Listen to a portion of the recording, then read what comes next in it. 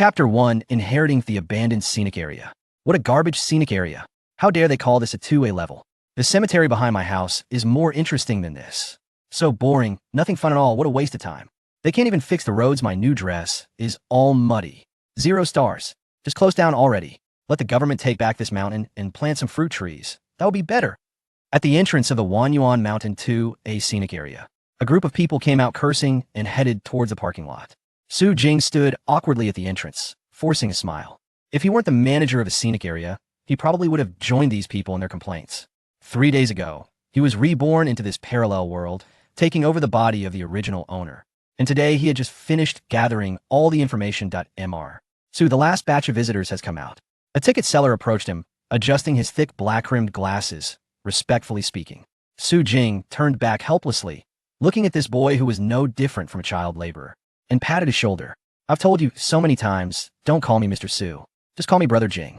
Since there are no more visitors, let's announce the closure and let everyone go home. He put on his coat and drove his father's old pickup truck home, feeling a headache. After a few minutes, the young man sat on his wooden bed, starting to think. The current situation is like this. He was in Qingshan County, a subordinate county of the fourth-tier city Yongyang. This land and scenic area were the inheritance left to the original owner by his parents. According to the memories he sorted through, over a decade ago, the government allocated funds to promote tourism, and Yongyang proposed that each county develop scenic areas to boost the economy. His parents had been doing business outside and had made quite a bit of money. Upon hearing about this project, they wanted to contribute to their hometown, so they liquidated all their assets to buy this mountainous area near their old home, intending to attract investment and develop a scenic area. Unfortunately, before they could even start construction for 6 months, the policies changed, and when the funding chain broke, the project immediately turned into a hot potato. The couple, in a state of desperation, could only seek investment everywhere, hoping to make one last effort.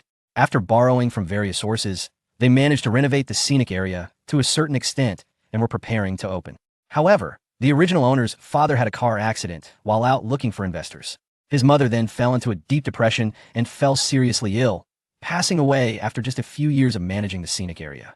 The only thing left was a dilapidated scenic area and a heavily indebted university graduate's son. Goodness, Su Jing clicked his tongue in amazement. Over 30 million in debt. He must be one of the most unfortunate transmigrators, right? But the most troublesome part wasn't the 30 million, it was the 1 million in private debt that needed to be repaid in 2 months. If he couldn't repay it, his scenic area would be forcibly mortgaged, and then he would truly have no options left. Now, Su Jing had 2 paths in front of him. First, sell the land and scenic area left by his parents. His business-savvy parents had chosen the best piece of land. Years have passed, and both the land and the scenic area have appreciated significantly. Selling it would not only clear the debts, but might also leave him with 100,000 or so, making his future life a bit easier. Second, don't sell, and see if there's any way to revive the scenic area in the next 2 months to earn enough to pay off the 1 million. After concluding his thoughts, Su Jing washed up and lay back on his bed, covering himself with a worn-out quilt to sleep. He had been recuperating and gathering information these days, and now that he was feeling better, he planned to go to the scenic area tomorrow for a thorough inspection. If there really was no room for recovery, then selling would be the only option. A night without dreams. The next morning, while the scenic area hadn't yet opened, Su Jing arrived at the entrance. Are all the staff here? They're here, Mr. Su. I'll call everyone out right now. The boy wearing black-rimmed glasses raised his hand to respond and ran toward the staff room. Soon, all the employees stood in front of Su Jing. Hello, Mr. Su? Su Jing was stunned. What a group of hidden talents. An old, thin man with a wrinkled face, a strong girl with braided hair, a long-haired woman resembling a ghost, and a hot-blooded guy in a tank top. The only one who looked somewhat normal was the ticket seller wearing black-rimmed glasses. These 5 people were his entire team. Zhao Dashue, is this all we have for the scenic area, old, sickly? He glanced again at the buzz-cut guy in a tank top, who looked out of place among the cotton-padded crowd. Well, being foolish is still a form of disability. Zhao Dashue was the boy with black-rimmed glasses. His father thought that a child who went to college would have a bright future, so he named his son University. Unfortunately, he dropped out of high school. Zhao Dashue adjusted his glasses and said meticulously, Su, Brother Jing, you forgot. A while ago, when there were difficulties in paying wages, you dismissed the troublemakers, and the others left as well. Then why didn't you leave? Su Jing was simply curious about what kind of bond could make these people stay with him so faithfully. Zhao Dashue answered honestly. Uncle Shui and Sister Yuan don't want money, they just want food in exchange for work. Tian Tian was rescued by the former Mr. Su, and her salary is low. As for Chungu, he just got out of prison, and we're the only scenic area willing to take him. Su Jing was once again shocked by his own team. And you? He turned to Zhao Dashue. Why didn't you leave? Although Zhao Dashue only finished high school, he was meticulous in his work, and even if he looked for a job in the county, he could find a decent one. The old principal said he wanted to make the scenic area good, so that people all over the country would know our hometown is a good place. Zhao Dashue scratched his head, his eyes filled with hope and trust. Now that you're back to take over, my dad said college students are smart. I trust you could do it too.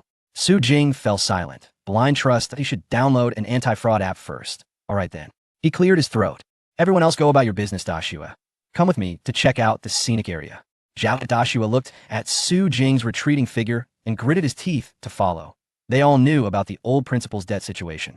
The young boss was still young, no matter what choice he made. They had no right to comment.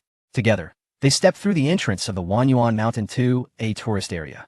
The old stone path had not even been walked for 10 minutes before it became muddy. Perhaps it had just rained lightly. The ground was dirty and slippery, greatly diminishing their enthusiasm. But clearly, there were more such roads than he had imagined. After the muddy road came the waterway, with Uncle Shui, a wrinkled old man, rowing the boat. Though it was stable, the boat was old and the dirty water splashed onto Su Jing's feet. He wanted to complain, but looking at the old man who seemed to have one foot in the grave stopped him. After more than 2 hours, the two returned to the scenic area entrance, where Zhao Dashue began preparing to welcome today's visitors. While Su Jing sat in the staff lounge, sighing, there's no saving it. Wanyuan Mountain Scenic Area is large, over 500 square kilometers, but it has no attractions at all. He calculated the sights he had seen. There were a total of 5 mountains, 2 rivers, and a small waterfall. Some mountains had a few old, dilapidated houses at their foot, and some had a viewing platform halfway up. But the problem is, where are the roads? 3 mountains here don't even have a safe path leading up to them. A few shabby wooden signs stand there, and any random name could qualify as a tourist attraction. What's there to see? Su Jing took a drag from a cigarette, not lighting it, and pondered with his feet propped up. Where did all this money go? Maybe I should just sell it. But just as the thought emerged, unfamiliar memories surged up. Scenes of his parents taking him into the mountains to pick mushrooms when he was young, sitting on the edge of a cliff. Learning to mimic bird calls his mother sitting on the lawn, watching his father play with him, and a little monkey. And finally, the two of them squatting in front of him, earnestly pointing at the vast mountains and speaking with conviction. Jing, Mom and Dad must make the scenic area better, to make our county more prosperous, to let more people go out, so that all the children can have a bright future. Go out. Su Jing scoffed that it's darker outside. He looked at the crude tourist map in his hand. He didn't want to sell it, but the meager savings painstakingly gathered by the original owner weren't enough to save this scenic area. Unless there was something.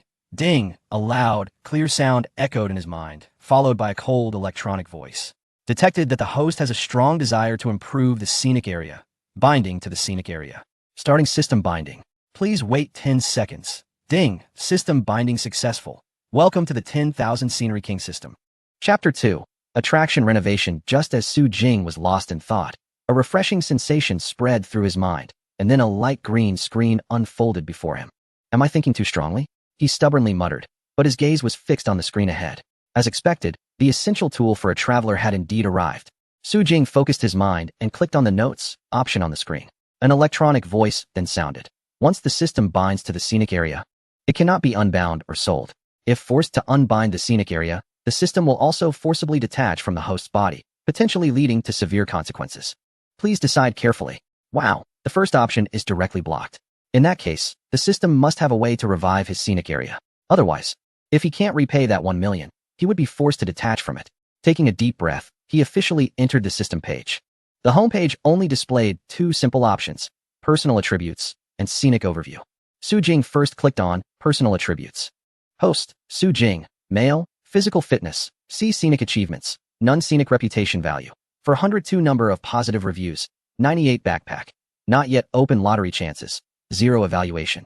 You are a failed scenic area manager. Not being pelted with rotten eggs on your way out is the luckiest thing in your life. Wow, the evaluation is quite sharp, Su Jing remarked, clicking on scenic overview. The list was evidently much more detailed. Before him lay an ink wash painting style map of mountains and rivers, depicting the overview of Wanyuan Mountain. It featured 5 mountains and 2 rivers. However, all the scenes currently emanated a dim, gloomy light. He tried clicking on one of the peaks, and information immediately appeared. Leftmost peak, unnamed, progress 5. Attraction, Ruin Village 1. Project, Ruin Village Tour, half star. Full-time employee, Tion, physical fitness A. Ability, great strength. Loyalty 100. Temporary employees, none. Service facilities, toilet 1. A toilet that one would rather avoid even if it means wetting their pants. Evaluation. This mountain has undergone poor development and has already endured thousands of spittings from tourists. It is a failure among failures. Subconsciously checking the soles of his shoes, Su Jing confirmed they were free of any sticky substances before continuing to look down. Second peak from the left. Unnamed, Progress 1. Left river. Unnamed, Progress 0. After taking a look around, Su Jing returned to the original page and roughly understood. Each area on the map encompasses 4 main items: attraction, project, employee, and service facilities.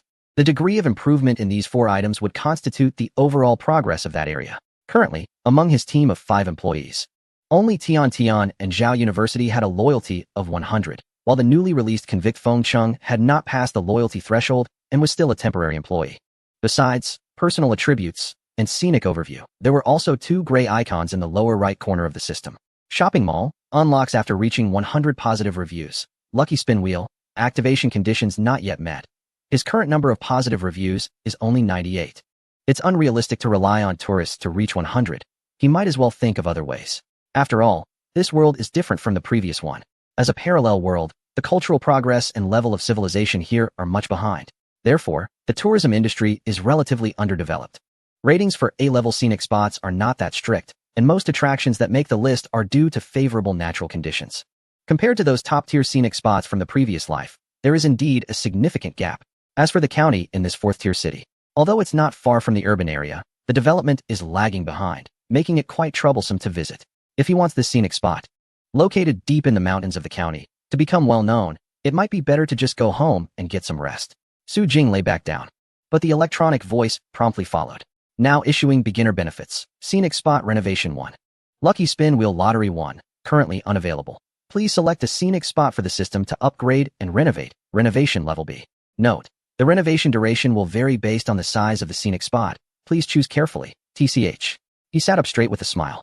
He knew something was missing. Beginner benefits. Moreover, it's an upgrade that can save the scenic spot from crisis. After a moment of thought, Su Jing quickly began to ask the system questions. Can any scenic spot be upgraded? Can I continue to choose the direction or appearance of the upgrade? Will I have to pay for the upgrade? Can the expected upgrade duration for each scenic spot be displayed? The system was well prepared for his inquiries. All scenic spots within the area can be upgraded. This beginner benefit can optimize the upgrade according to the host's desires. This time the cost is free. Subsequent renovations will require payment. The estimated upgrade duration can be displayed. Free. Su Jing felt completely relieved.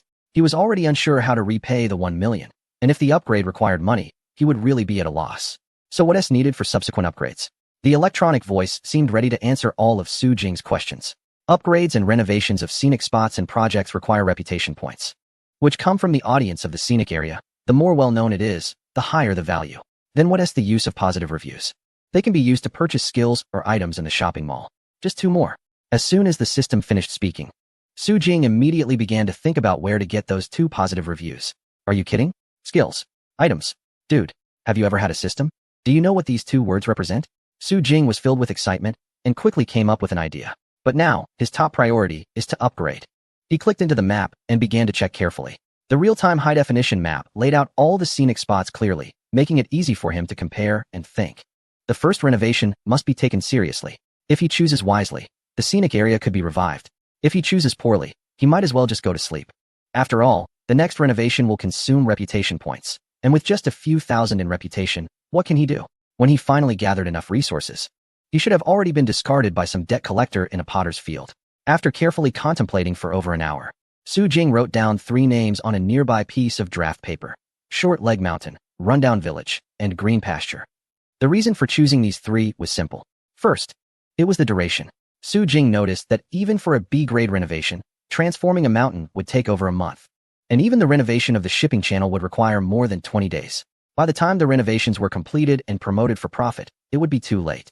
He could wait, but 1 million was not something he could afford to wait for.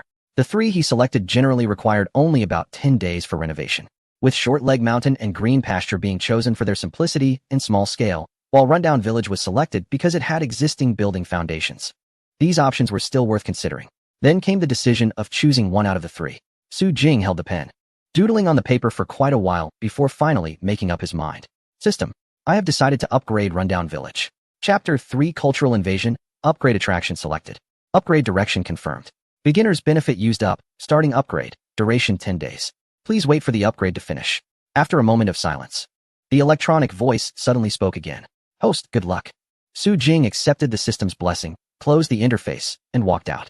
Zhao University sat upright at the ticket window, his expression serious.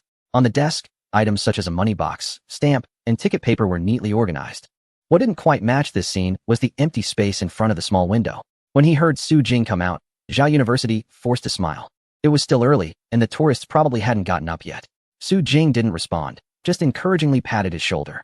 Everyone was doing their best in their respective roles, which was good. He strode into the scenic area. With the system helping him renovate the village attraction, he couldn't afford to be idle. With attractions ready, the routes also posed a problem. What he could do was to repair the transportation issues leading to the attractions as much as possible in the coming days. But before that, he needed to go inside and bring Tian Tian out. Uncle Shui, can you take me to Short Leg Mountain? Uncle Shui, leaning on a broken boat pole, looked puzzled. What for? What if tourists come later? Su Jing waved his hand. No one will come. Let's go, take me there. Uncle Shui hesitated, glancing at the gate before shaking his head and letting Su Jing hop on. The water rippled. Wanyuan Mountain Scenic Area had two waterways that flowed around the central peak. One waterway was where they were currently navigating, spacious and bright, with gentle water flow, but unfortunately, both sides were just bare rock walls, with only a few tough old weeds poking out occasionally, lacking any points of interest. The other waterway was different. It was narrow, and there was a stretch of turbulent waters in the middle. With Uncle Shui's mediocre skills and the leaky old boat, it wouldn't take much for disaster to strike. As for the destination of Short Leg Mountain, Cough, that was their nickname, because the mountain top was rounded, and behind it was a taller, rounder mountain. So the locals referred to them as Big and Small Short Leg Mountain. At the foot of Little Butt Mountain, there is an old village. While the development of Big Butt Mountain behind it has been insufficient, he only remembers that there were quite a few monkeys in that mountain, and his parents did not develop it much in order to protect the original environment. Tian Tian works in the dilapidated village at the foot of Little Butt Mountain. Now that the rundown village is starting a systematic upgrade, it is expected that there will be some changes there, and he needs to check if his 100 loyal employee is alright. Sure enough, when the boat docked, Su Jing saw the plain-dressed girl running over with a panicked expression. Little boss, I encountered a ghost. Su Jing caught Tian Tian. It's okay. This village has probably been around for years. Let's cordon this area off first. I'll find a construction team to rebuild it in the next few days. Tian Tian was a bit scared and did not think much about why her boss replied so smoothly, as if he had prepared the answer in advance. The small boat turned back, and Su Jing glanced back at the distant village. In the misty air, the shape of the village was somewhat blurred, likely due to the system upgrade. Frowning, Su Jing stood in the murky water, deep in thought. The scenic area cannot be opened for the time being. With such a large empty space, he could not find anything to block it. Plus, since he wanted to repair the waterways, the best solution was to temporarily close the park. A phone call from a local university gathered everyone back to the ticket office. They stood in a row, looking tense, unsure of what the boss was going to announce. Ahem, I have something to say. Su Jing began. You all don't have to come to work for the next few days.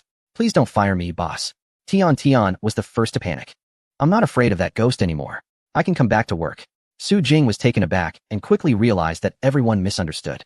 He was not going to fire anyone, and the scenic area would still operate, but it would be temporarily closed for a few days. He feigned a joyful expression. I've secured some investment over the past few days to help us renovate the old village at the foot of Little Butt Mountain. Since we are going to fix it, it won't be convenient for tourists to enter, so let South just close the park for a few days. Everyone can work together to repair the road at the entrance and Uncle Shui's boat. We will give the tourists a brand new look. Su Jing's words instantly excited everyone, especially Zhao University and Tian Tian, who had been worried just a moment ago, now had beaming smiles. Alright, securing investment is a huge deal. So what should we do next? We will follow the little boss's lead. Uncle Shui took the lead, slapping his ribs loudly. Feng Cheng was not very talkative, but he nodded and said, since the boss pays me a salary, I will do whatever you say. Su Jing scanned the crowd with a satisfied smile. Everyone was full of enthusiasm, and this was a good start. He thought for a moment. So today let us discuss what we need to prepare for the repairs. And tomorrow we will go to the market to stock up. Zhao University nodded excitedly, closing the ticket office window, rolling up his sleeves, and following everyone into the scenic area. The group made a clanging sound as they carefully inspected the area from the entrance to the dock before dispersing. As for Su Jing, he left work early to go home. Besides preparing a shopping list, he had something more important to do. The handsome young man sat at his desk, pen in hand, deep in thought. The first section of the scenic area requires basic repairs, but they can't afford a repairman. So they have to do it themselves. The dock also needs maintenance. Those broken wooden planks that make up the building have not caused any safety issues so far, which they consider lucky. As for Uncle Shue's leaky old boat, it can still be patched up and used. But such a dilapidated vessel combined with the dull scenery on both shores surely cannot provide a good experience for visitors. After all, he has lived on the vibrant blue planet for so many years and has seen countless scenic spots. Most importantly, in his previous life, he was an outdoor adventure expert. He has encountered numerous perilous ruins and sacred sites, and he knows what attracts people, what cannot be replicated, and what makes them linger. This was also why he wanted to give it a try even before having a system. Observing the current situation, he has identified the biggest problem with the Wanyuan Mountain Scenic Area. It lacks culture. The more beautiful the scenery, the more wonderful legends and stories it must have. However, Wanyuan Mountain is not particularly stunning, and without some mysterious tales, it is even less likely to attract visitors. Unfortunately, there is no ancient culture passed down here, and the memories that Su Jing brought over are not related to this world. Suddenly, Su Jing had an idea. Why can't he tell stories that are not of this world? As long as the storytelling is captivating and detailed enough, would visitors really care? After all, Tao Hua Yuan Ji was invented by Tao Yuan Ming, yet it made its way into school textbooks. So why can't he create a magnificent epic from another world within the unknown Wanyuan mountain range? Once the thought took shape, it grew larger in Su Jing's mind. The system would handle the difficult parts, and he would take care of the remaining culture and selling points. After the village renovations, there must be cultural programs. For the program to attract attention without costing much, countless intangible cultural heritage ideas from his previous life flashed through his mind, and he immediately had a choice. Chapter 4. Organizing the past. After figuring out what to do, Su Jing received a special phone call. The caller ID simply read Son. Su Jing couldn't help but chuckle, but since he had already absorbed all the memories of the original owner, in other words, he was the original owner. So, he directly answered the call, and a cheerful voice came through immediately. Adoptive father, why haven't you contacted me at all these days? You said you would be back after handling things at home, but it's been so long with no news. The caller was his best friend from university. Jiang Kong. Su Jing rubbed his temples, recalling the promise he made to him a while back. Hey Jiang Tsong, I need to tell you something, don't be mad. Go ahead. The voice on the other end tightened, a faint unease spreading. I came back to look at my parents' business, and things are quite tricky, so I probably can't leave. To Su Jing's surprise, Jiang Tsong didn't get angry. After a brief silence, Jiang Tsong's voice came through again. Have you made a decision? Yes, I have made a decision. You're not taking the offer from ADC design firm. Huh. Su Jing was taken aback. A wave of immense frustration surged in his heart. I passed the ADC design firm. The person on the other end of the line was both amused and incredulous, falling silent for a moment before speaking. Haven't you checked their official website? A notice was posted 3 days ago. You overcame numerous challenges and defeated over 200 applicants to secure the offer. Are you really going to give it up? Su Jing fell silent. He knew what was being referred to. The original owner studied environmental art design in college, and this company was considered one of the top design firms in the country. It was rare for them to recruit at his school, and nearly all the students in his department had submitted their resumes. He had made it to the final interview based on his rich experience and abilities.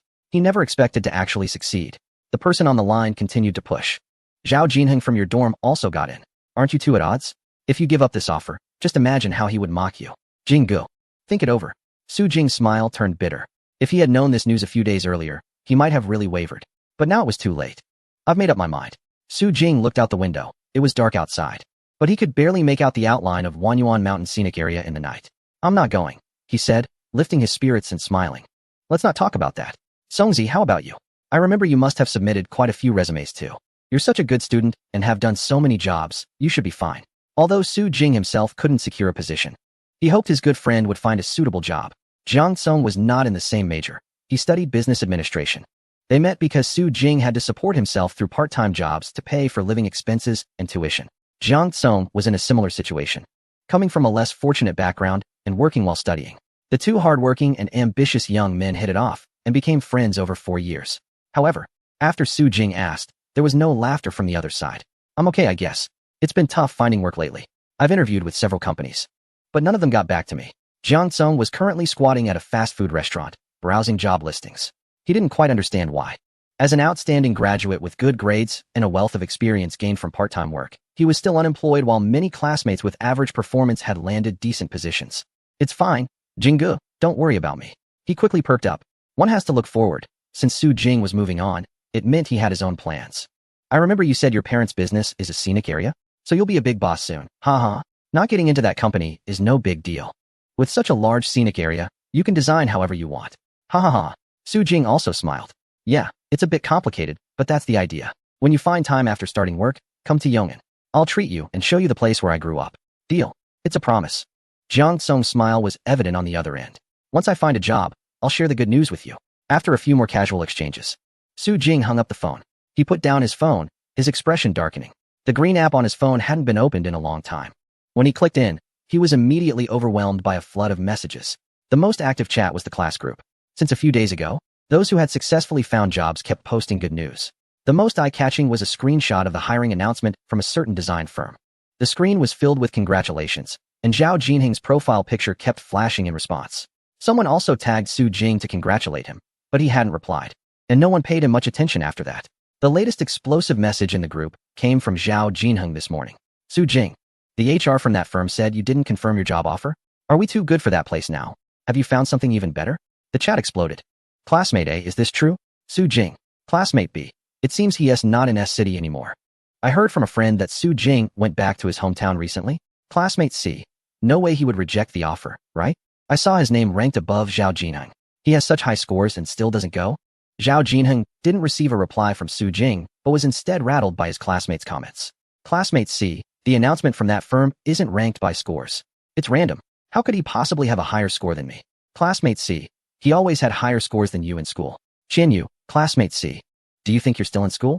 Get some perspective. Su Jing remained calm, continuing to scroll through the screen.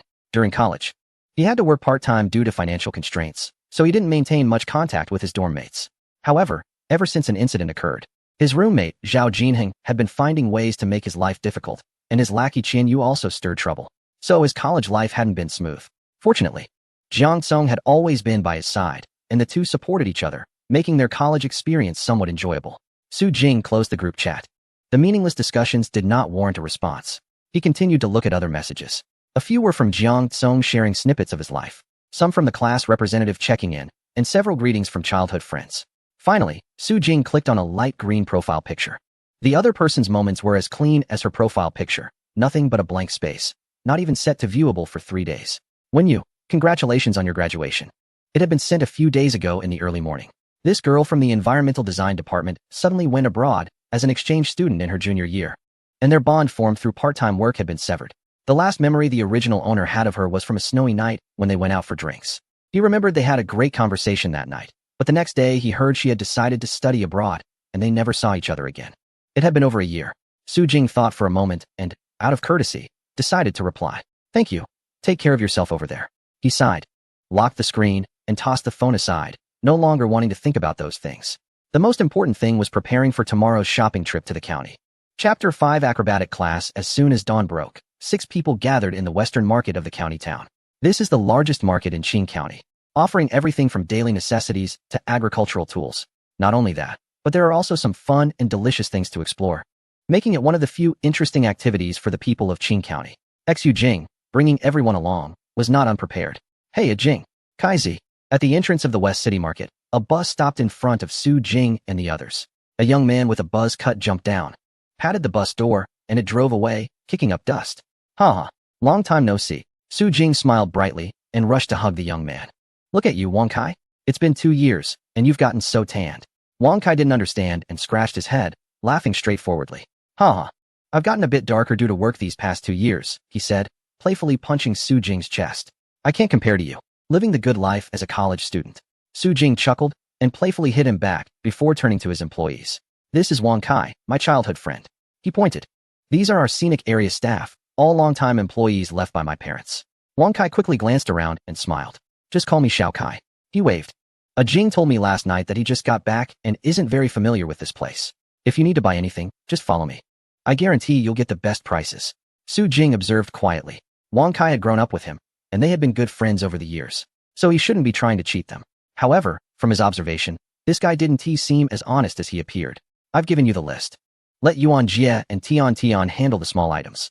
For the rest, tell Wang Kai, and he'll take you.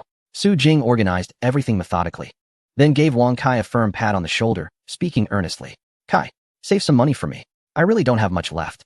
During college, he worked frantically and even helped others with their graduation projects. In total, he had saved just over 60,000 yuan for this newly established scenic area. Every penny was extremely precious. He waved his hand to dismiss everyone and set off on his own. Zhao Dashua asked curiously, Jingu, where are you going? Su Jing smiled mysteriously. I'm going to prepare the most important thing. He looked at Wang Kai, who was standing with his arms crossed. You take them first. Let us gather tonight. The seven dispersed, and Su Jing navigated through the street stalls and crowd, finally arriving at his first target. Wow! A flame shot out, and cheers erupted from the crowd. In the lively open space stood a strong man, shirtless, stuffing a burning stick into his mouth. Puff! Flames erupted from his mouth again, creating a wave of heat, and the surrounding crowd laughed and applauded. Immediately, someone approached with a cardboard box, looking for tips. Unfortunately, while it looked good, as soon as people saw they had to pay, they pretended not to notice. A little girl asking for tips was actually quite lively and beautiful, but her smile had stiffened after turning around without collecting much money. However, Su Jing took the initiative to step forward and tossed a 10 yuan bill into the mix. Thank you. The little girl's eyes lit up, and she immediately smiled brightly as she bowed to Su Jing, while the acrobatics troupe behind her also turned to look at him. The fire breather rubbed his hands together, preparing to showcase his skills up close for this spectator. However, Su Jing's intention was not to watch the acrobatics. He bypassed the crowd and proactively walked towards the backstage of the troupe. The most imposing-looking chubby uncle there was likely the troupe leader. Hello. The uncle was taken aback, not expecting this guest to initiate a conversation. Hello? He rubbed his hands nervously and stood up straight, while the other acrobats frowned and gathered around. There are all kinds of people in the market, but it's rare to find someone who can casually tip 10 yuan. Su Jing didn't mind their caution. Can we talk privately for a moment? The two stepped aside, and another juggling performance began amidst the crowd. Su Jing got straight to the point. How do you charge for performances? The uncle's eyes brightened. He anticipated it was a business inquiry. Well, that depends on the duration, he said, tentatively gesturing. 80 yuan. That doesn't include travel expenses. 80 yuan was quite cheap, Su Jing thought, having rarely felt the prices in a county town. However, he shook his head and extended one finger. It's not your regular performance. I have a specific program I want you to learn. He extended another finger. Also, I'm looking for a fixed partnership. Performing once a day, for about 12 hours. On weekends, there may be an additional performance. Third, we'll cover the travel expenses, and the performance must be under contract, not to be shared or performed elsewhere. Fourth, during the training period, I'll pay you 50 yuan per hour, and you can use your time outside of market days to learn from me. If you all perform well, we'll sign a long-term contract, and your pay will increase to 100 yuan per hour. What do you think? The chubby uncle was speechless. The terms were too good, not to mention anything else. Just the fact that they'd be paid to learn in their spare time was already tempting. It's important to note that the market is only bustling on weekends, and it's rare for anyone to hire them for performances during the week. After all, who would pay to see something that could be watched for free at the market on weekends? As for what they would learn, he didn't care. If they learned, they'd work afterward. If not, it would still be a way to earn money. Deal. I'm Lu Qingyun. What should I call you? My surname is Su. All right. Can you tell me about your troop members? Sure. There are 12 of us in total. The fire breather is called Wang Hao, and the girl who collects tips is called Miao Miao. The acrobatics performance continued, and Su Jing chatted with Lu Qingyun for quite a while before leaving his phone number and heading back. He was not surprised by the troupe's decision. After all, the price he could offer was not low in this area with such low living costs. Now that he knew their capabilities, he could go back and think about what kind of performance would be more suitable. The items at the market were easy to buy, and everyone quickly finished their shopping, driving Su Jing's pickup truck back to the scenic area to start working. Meanwhile, Su Jing stayed in the county town and found a small shop with Wang Kai. Hey, you know my brother has been feeling tense lately. Let's deal with it. Wang Kai waved his hand. What's the big deal? We used to share a skewer of lamb and lick it together when we were kids. Why care about this? All right. That's how hand, foot, and mouth disease comes about. Su Jing helped him open a beer and looked at him curiously, asking, So, you're really not leaving this time? Yeah, I'm not leaving, Su Jing nodded. But the other person's expression didn't seem particularly excited. You might not know since you don't live here, but I've heard from friends about the unpleasant comments made by the folks at the tourist spots left by uncle and aunt. Don't take it to heart. Wang Kai poured him a glass of wine and then downed his own cup in one go. The tourist business is poor, but the location is good. Many real estate bosses in the city are eyeing that piece of land. I heard your family owes quite a bit. What are your plans? Are you really going to keep running it? Su Jing also drank from his cup, feeling refreshed instantly. Yeah, I'll keep running it. Not selling? Continuing to operate is tough, especially if you're relying on the tourist area to pay off debts. I feel it's a stretch. I understand. Su Jing shrugged. No matter whether he wanted to sell or not, The reality was that selling wasn't an option now. I'll think of a way. I'll give it one last shot. After all, it's the last thing my parents left me. Wang Kai touched the small red string on his wrist, feeling a bit sentimental. That little golden pig was a birthday gift from Su Jing's mother years ago. 2 grams of real gold isn't cheap in this small county. He remembered the kindness of this family, so if Su Jing needed help, he would definitely lend a hand. We're brothers, no need to say more. Wang Kai winked. His buddy has been doing pretty well these past 2 years, not a big shot, but certainly knowledgeable in this county. If you need anything from me, just say the word. I'll think of a way. Su Jing smiled. He had been waiting for this sentence. His childhood friend, although not academically inclined, was very clever. He knew how to talk, read the room, and handle situations well. Since childhood, he had mingled with the tough crowd outside of school and got along great with the top students in class. Now that he was back and wanted to develop the tourist area, he would definitely need Wang Kai's help. As for compensation, if it was something really troublesome, even if Wang Kai didn't ask for it, he would make sure to give it. All right, I have things to do later. I'll definitely let you know. Su Jing laughed and clinked his glass with him. You also let me see how well you've been doing as a young gentleman. Sure thing. The two of them ate and drank until late before heading home. Wang Kai indeed had connections. Late at night, he managed to get him a van to ensure he got home safely. The next morning, Su Jing woke up with a hangover and didn't dare to waste any time. He immediately went to the tourist area. Today, besides repairing the site, he had something important to do. Chapter 6 Opening of the mall with one more person. There's more strength. Su Jing didn't shy away from work just because he was the boss. He worked alongside everyone from day until night. When they finally wrapped up, a few of them stood at the entrance of the tourist area to say their goodbyes, and Su Jing pulled Uncle Shui aside. Uncle Shui, I want to ask you something. Uncle Shui scratched his head, still with dirt on his hands. What is it, little boss? What do you think of our scenic area? The old man was taken aback for a moment, then rubbed his hands and mumbled, well, it's not bad. Not bad means it's actually not good. Su Jing planned to change his approach. As you can see, everyone is now full of enthusiasm and wants to improve the scenic area. I believe the future of the scenic area will be very promising. What do you think? This was indeed the truth, and Uncle Shui did not deny it this time, nodding his head. So, you need to have a positive mindset. This scenic area is not just mine. It belongs to everyone, including you. Think about all the hard work we've put in day and night. Is there anything lacking in this scenic area? Uncle Shui, who didn't even have a salary, stared wide-eyed and took a long time to finally nod vigorously. That's right. Who says this scenic area is lacking? It's fantastic. Ding.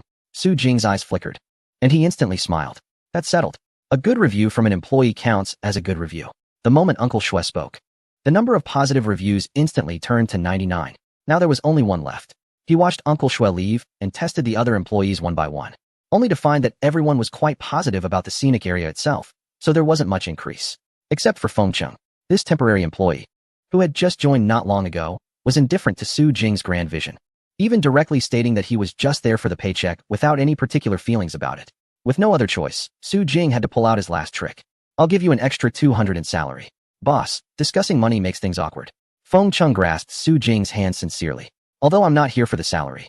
Since you trust me so much, I genuinely love our scenic area now. Then how about we don't raise it? Goodbye, boss. With a forced smile, Su Jing sent Feng Cheng off, finally showing excitement in his eyes as he quickly returned home. The number of positive reviews reached 100. The system's mall was unlocked. At the bottom of the teal page, the mall's small logo was lit up, shimmering with a peculiar glow. Su Jing clicked in and was immediately dazzled by the array of items. The mall had only 3 main categories: skills, items, and culture. He knew there were good cultural items. To improve the scenic area, how could one do it without cultural attributes?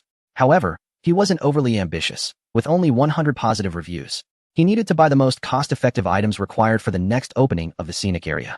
Even so, there were many products priced below 100 positive reviews. After selecting for a long time, Su Jing picked out 3 options.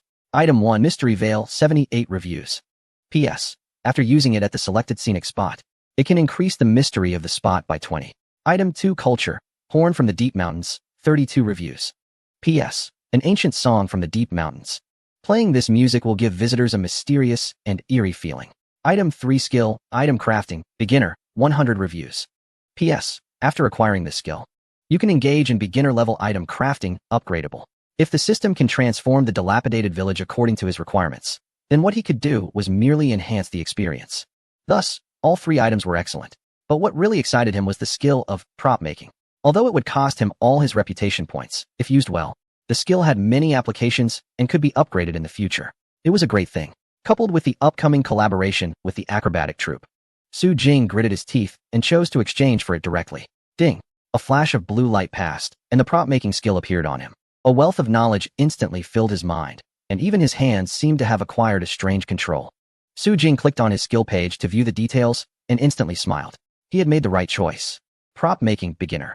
This skill can be applied to any official staff member at the scenic spot, including those outside the host. When upgraded to advanced level, it can provide an additional allocation of 3 lower-level skills, which the host can then assign. Note: if an official staff member becomes a temporary worker, they lose the eligibility to use the skill. Wow. This means not only can he use it himself, but he can also give it to others, and even propagate big skills into smaller ones. It's a great deal. Spending those 100 reputation points was worth it. With the skill learned and the scenic spot undergoing renovations, the tasks for each employee had already been assigned. Everything was ready, just waiting for the right moment. Su Jing went to bed calmly, quietly waiting for the arrival of the acrobatic troupe. Another peaceful night passed. The next day, the employees continued to repair the roads in an orderly manner, and Su Jing welcomed the weary members of the acrobatic troupe. Lu Qingyun led the group into the ticket hall, and the small room quickly filled up. Everyone can just sit or stand as you like. Lu Qingyun gestured, and everyone relaxed. Su Jing glanced over his performance team and had a rough idea in his mind. Brother Lu, I believe you've heard of our scenic spot. Due to poor management over the years, I want to add some interesting programs to attract visitors. I already have the content planned. I just need everyone to learn some dance moves, and then follow the process I give you. His expression became serious. What's crucial is that I need 2 people to take on special tasks. Lu Qingyun smiled. Special? That sounds great. Special means it's hard to replicate and can become a signature skill. What are your requirements? I need someone strong, brave, and willing to play with fire. The fire breather Wang Hao grinned. Wasn't he this just describing him? He stepped forward confidently. I can definitely do this. I'm the best at playing with fire. And I'm strong too. Lu Qingyun scanned the crowd and pointed to a muscular man with bronze skin. Asan, you're the other one. Asan's deep voice resonated, and his strong body didn't seem heavy at all as he stepped out of the crowd. If the boss says I can, then I can. Su Jing smiled. Then it's settled for now. If it doesn't go well, we can adjust. He raised an eyebrow and dropped a bombshell news. For these 2 with special tasks, for each successful performance, they will each receive a reward of 10 yuan. Wow. Now the atmosphere became lively, and Lu Qingyun had a wry smile on his face.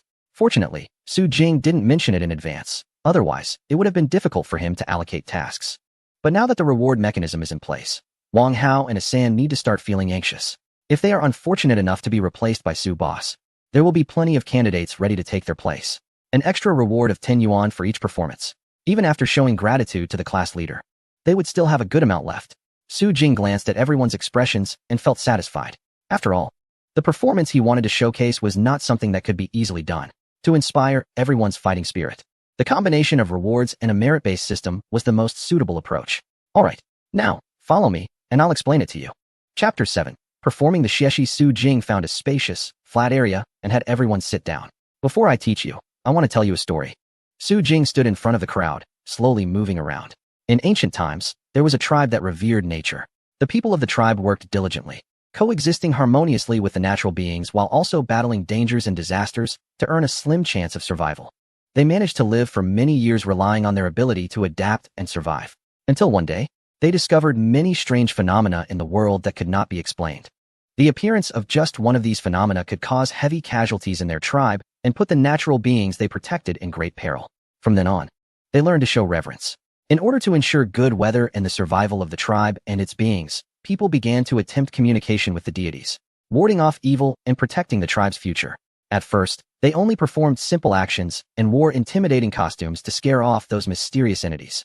However, over time, as history evolved, this became a cultural heritage of their era.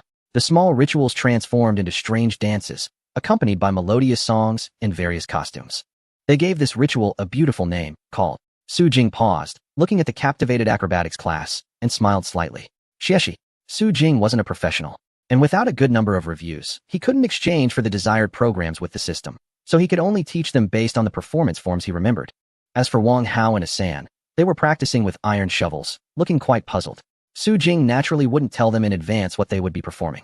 But first, it was crucial to practice the basics. If the fundamentals weren't solid, it would be pointless to jump straight into performance. As for him, he drove to the market again. Since they were going to perform Xieshi, he needed to prepare the props for it. Given the short preparation time, he only planned to showcase part of it to attract crowds. Therefore, he only needed to create the props for the first part of the xieshi. However, even the first part was not a small project, and the amount of materials required was still daunting. Su Jing spent a lot of money to transport all the materials back to the scenic area, leaving no way out. It was no joke. This was xieshi, a folk treasure that has been passed down through 5,000 years of civilization. Could he not keep this group interested? He would reel them in, back and forth, 800 times. With an idea in mind, Su Jing immediately began to take action. A pile of materials was laid out in sequence, including wooden boards, blocks, paints, fabrics, and some large oil paper. These were all prepared specifically for the scenic area renovation and the performance of the local drama. The repertoire of this drama is extensive and varied, but as it is a form of theater, the acrobatic troupe members do not sing. Therefore, he only planned to play music and express the performance through dance and instruments. To dance, he needed to prepare costumes and props. And the most challenging part was creating masks for everyone, as well as large objects resembling spirits for the performance. Currently, he was the only one capable of doing this.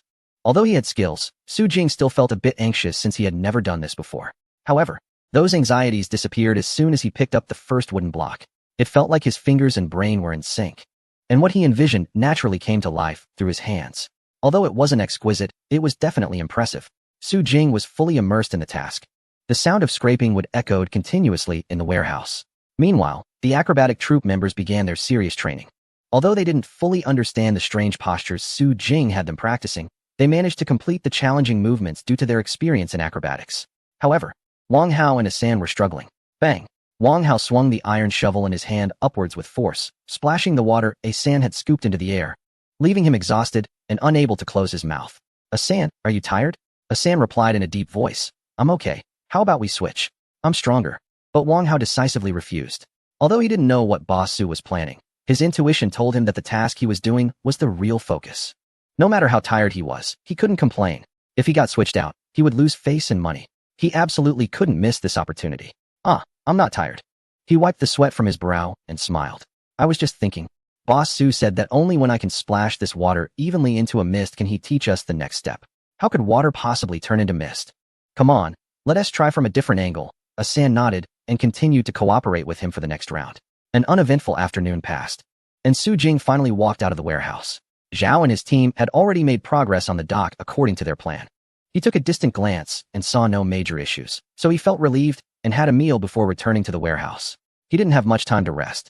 The landscape arrangement for the scenic spot, the design of each check-in point, the transformation of the old village's scenery, and the props and music devices for the performances all needed his personal creation and oversight. Everything was progressing in an orderly manner. In the blink of an eye, 5 days passed. The majority of the props were made, the front section of the scenic area was nearly repaired, and most importantly, the acrobatic performance had finally taken shape. Standing at the edge of the open space, Su Jing applauded as he waited for their performance to conclude. Although it wasn't as complete as he had imagined, they performed quite well given their physical foundation. On the other side, Wang Hao finally completed Su Jing's request, continuously creating a thick mist of water. Everyone did a great job. Su Jing gathered everyone together and finally unveiled the black cloth covering the cart beside them. Next, everyone needed to familiarize themselves with the props for their future performance. The acrobatics class was taken aback and rushed forward. Wow, what is this? Beautiful costumes. Is this a mask? Wow, that mask startled me. It looks so eerie. So many masks, of all sizes. Is this what Boss Su referred to as ghosts? Everyone eagerly pulled out the costumes and masks, starting to try them on according to the names listed. The movements they had practiced for so long finally merged with the costumes at this moment, becoming truly lifelike. As for Su Jing, he walked over to Wang Hao and Asan, whispering, "You two come with me." The others were too excited practicing to pay attention to what those three were doing. The three took a few turns and arrived at an open space outside the warehouse. It's finally happening. Wang Hao felt a surge of excitement. Finally, they were going to play with fire. Finally, he could show Boss Su his skills. What is this? Chapter 8. Transformation completed. Wang Hao looked at the sturdy barrel in front of him, glowing red inside. He could feel the intense heat even without getting close. This is what you need to prepare for the performance, Su Jing said, pointing to the barrel of molten iron, feeling a bit excited. Iron flour. After explaining the precautions to Wang Hao and Asan, he observed them trying a few times. The effect was better than he had imagined. Wang Hao was indeed bold and attentive. This profession wasn't difficult. He had the foundation, and as long as he controlled the force and angle well, the scalding molten iron would disperse, and only cool iron particles would remain, posing no harm to them. As for the two, they were already unable to contain their excitement, especially as the sky darkened. The molten iron looked even more stunning than fireworks. They couldn't imagine how many people would be shocked if this performance was showcased. Thinking back to how they had scoffed at this rundown scenic area, they wanted to slap themselves for their earlier attitude. With Boss Su's mention of the new opera Iron Flower, if this scenic area doesn't become popular, it would be unjust. With everything ready, in the following days, the acrobatics class only needed to come for simple rehearsals, fine-tuning their movements and expressions. Meanwhile, Wang Hao and Hassan practiced pouring molten iron every day. As Su Jing was really out of money, each batch of molten iron was not a small expense. On the other side, Zhao University led everyone to renovate the road from the scenic area's entrance to the rundown village as Su Jing instructed. By the end, they barely recognized the place they had worked in for several years. Su Jing then waved his hand, concluding this round of renovation work. Everyone gathered at the entrance of the scenic area, and Su Jing clapped his hands, smiling at his employees. Thank you all for your hard work. Tomorrow, everyone take a good rest at home, and the day after tomorrow, come back to the scenic area as we prepare to start promotion. He then looked at the acrobatic troupe led by Lu, who, after 10 days of training, now had a spark in their eyes, clearly in great shape. Lu, the master, has been working hard lately. After returning, I will trouble you to continue supervising everyone as practice, but be sure to avoid being seen by outsiders. As for Wang Hao and Hassan, you two can take a break for now. Everyone should rest and gather their strength over the next few days in preparation for the upcoming rehearsal at the new venue. New venue. Everyone gasped softly, their eyes sparkling. Su Jing nodded with a smile. The construction team has mostly been working at night lately, and the project is nearing completion. I will wrap things up in the next few days and handle the final preparations before operation. After assigning everyone their tasks, he waved for them to disperse and stepped into the scenic area. In 3 hours, the dilapidated village will be upgraded. And his final task now is to use the props he has been working on these days for the final decorations of the scenic area. The small cart moved slowly along the road as the sun gradually set. Once he finished the last part of the decorations, Su Jing rode his old fishing boat and stopped at the foot of Little Butt Mountain. Ding! The dilapidated village has been successfully transformed. Please check, host. In the fading sunlight, the old village in the distance disappeared, replaced by a massive and mysterious cluster of buildings. Within the sprawling wooden village with pointed roofs, dim yellow lights flickered. After calming himself down, Su Jing took a step forward. The transformation was finally complete. The system's B-level upgrade exceeded Su Jing's expectations in terms of power. He wandered through the newly designed ancient village, meticulously inspecting the buildings. Every street, road surface, street light, and the wooden flower beds and underground drainage in the ancient village were constructed perfectly. The layout and design of the buildings were also quite similar to what he had imagined, perhaps even better. The exteriors of all the buildings and viewing pavilions featured exquisite carvings that were clearly not newly made. But what surprised him the most was the interior of the buildings. They weren't just facades. There were partitions and basic renovations inside, and even plumbing and electrical wiring were all in place. If tables and chairs were added, along with gas and internet connections, this place could truly be lived in. Su Jing stroked his chin and suddenly asked the system, what effects can a higher-level upgrade achieve? The electronic voice quickly responded. An A-level upgrade will enhance the internal details of the attractions. For example, in Mingyue Village, all the furniture and decor inside will be perfected, and the decorations and sculptures on the outside streets will also be optimized. If it's an even higher S-level. The system paused for a moment, and Su Jing detected a subtle sense of pride in that cold electronic voice. It will become a true ancient village with a history of 1,000 years. The system's ambiguous statement left Su Jing a bit unclear, but in any case, it sounded impressive. He chuckled and opened the system interface. The scenic area overview page showed some subtle changes after the first upgrade. On the gray ink map, a corner faintly glowed. Su Jing clicked that spot on the map, and all the information immediately displayed. Leftmost peak. Unnamed, Progress 25. Attractions, Forest Pond 1. Millennium Mingyue Village 1, Mountaintop Pavilion 1. Project, Visiting the Millennium Bright Moon Village, 2 stars. Full-time employees, Tian, Physical Fitness A, Abilities, Resilience, Strength, Loyalty 100. Lu Yuan, Physical Fitness C, Abilities, Affinity, Loyalty 72. Temporary Employee, Qingyuan Acrobatic Troupe. Service Facilities, Toilet 1, a toilet that one would rather avoid at all costs. Evaluation. The mountain has undergone simple development, and the foot of the mountain has finally gained some scale. Although the recreational projects are not yet complete, there is significant room for improvement. Keep up the good work. Finally, he was satisfied. Although the service facilities require separate upgrades, resulting in the toilet remaining unchanged, at least the overall standards have improved. However, what Su Jing did not expect was that such a large ancient village had been built at the foot of the mountain. and it only increased the completion rate by 20. At this pace, how much development would this mountain need to reach 100? While he was pondering this, a new prompt popped up on the screen. After reading it carefully, Su Jing revealed a delighted smile. System reminder. The operating maintenance costs for the scenic project facilities upgraded by the system will be covered by the system, and the host does not need to maintain them. No further reminders will be given. What kind of amazing system is this? He walked around excitedly.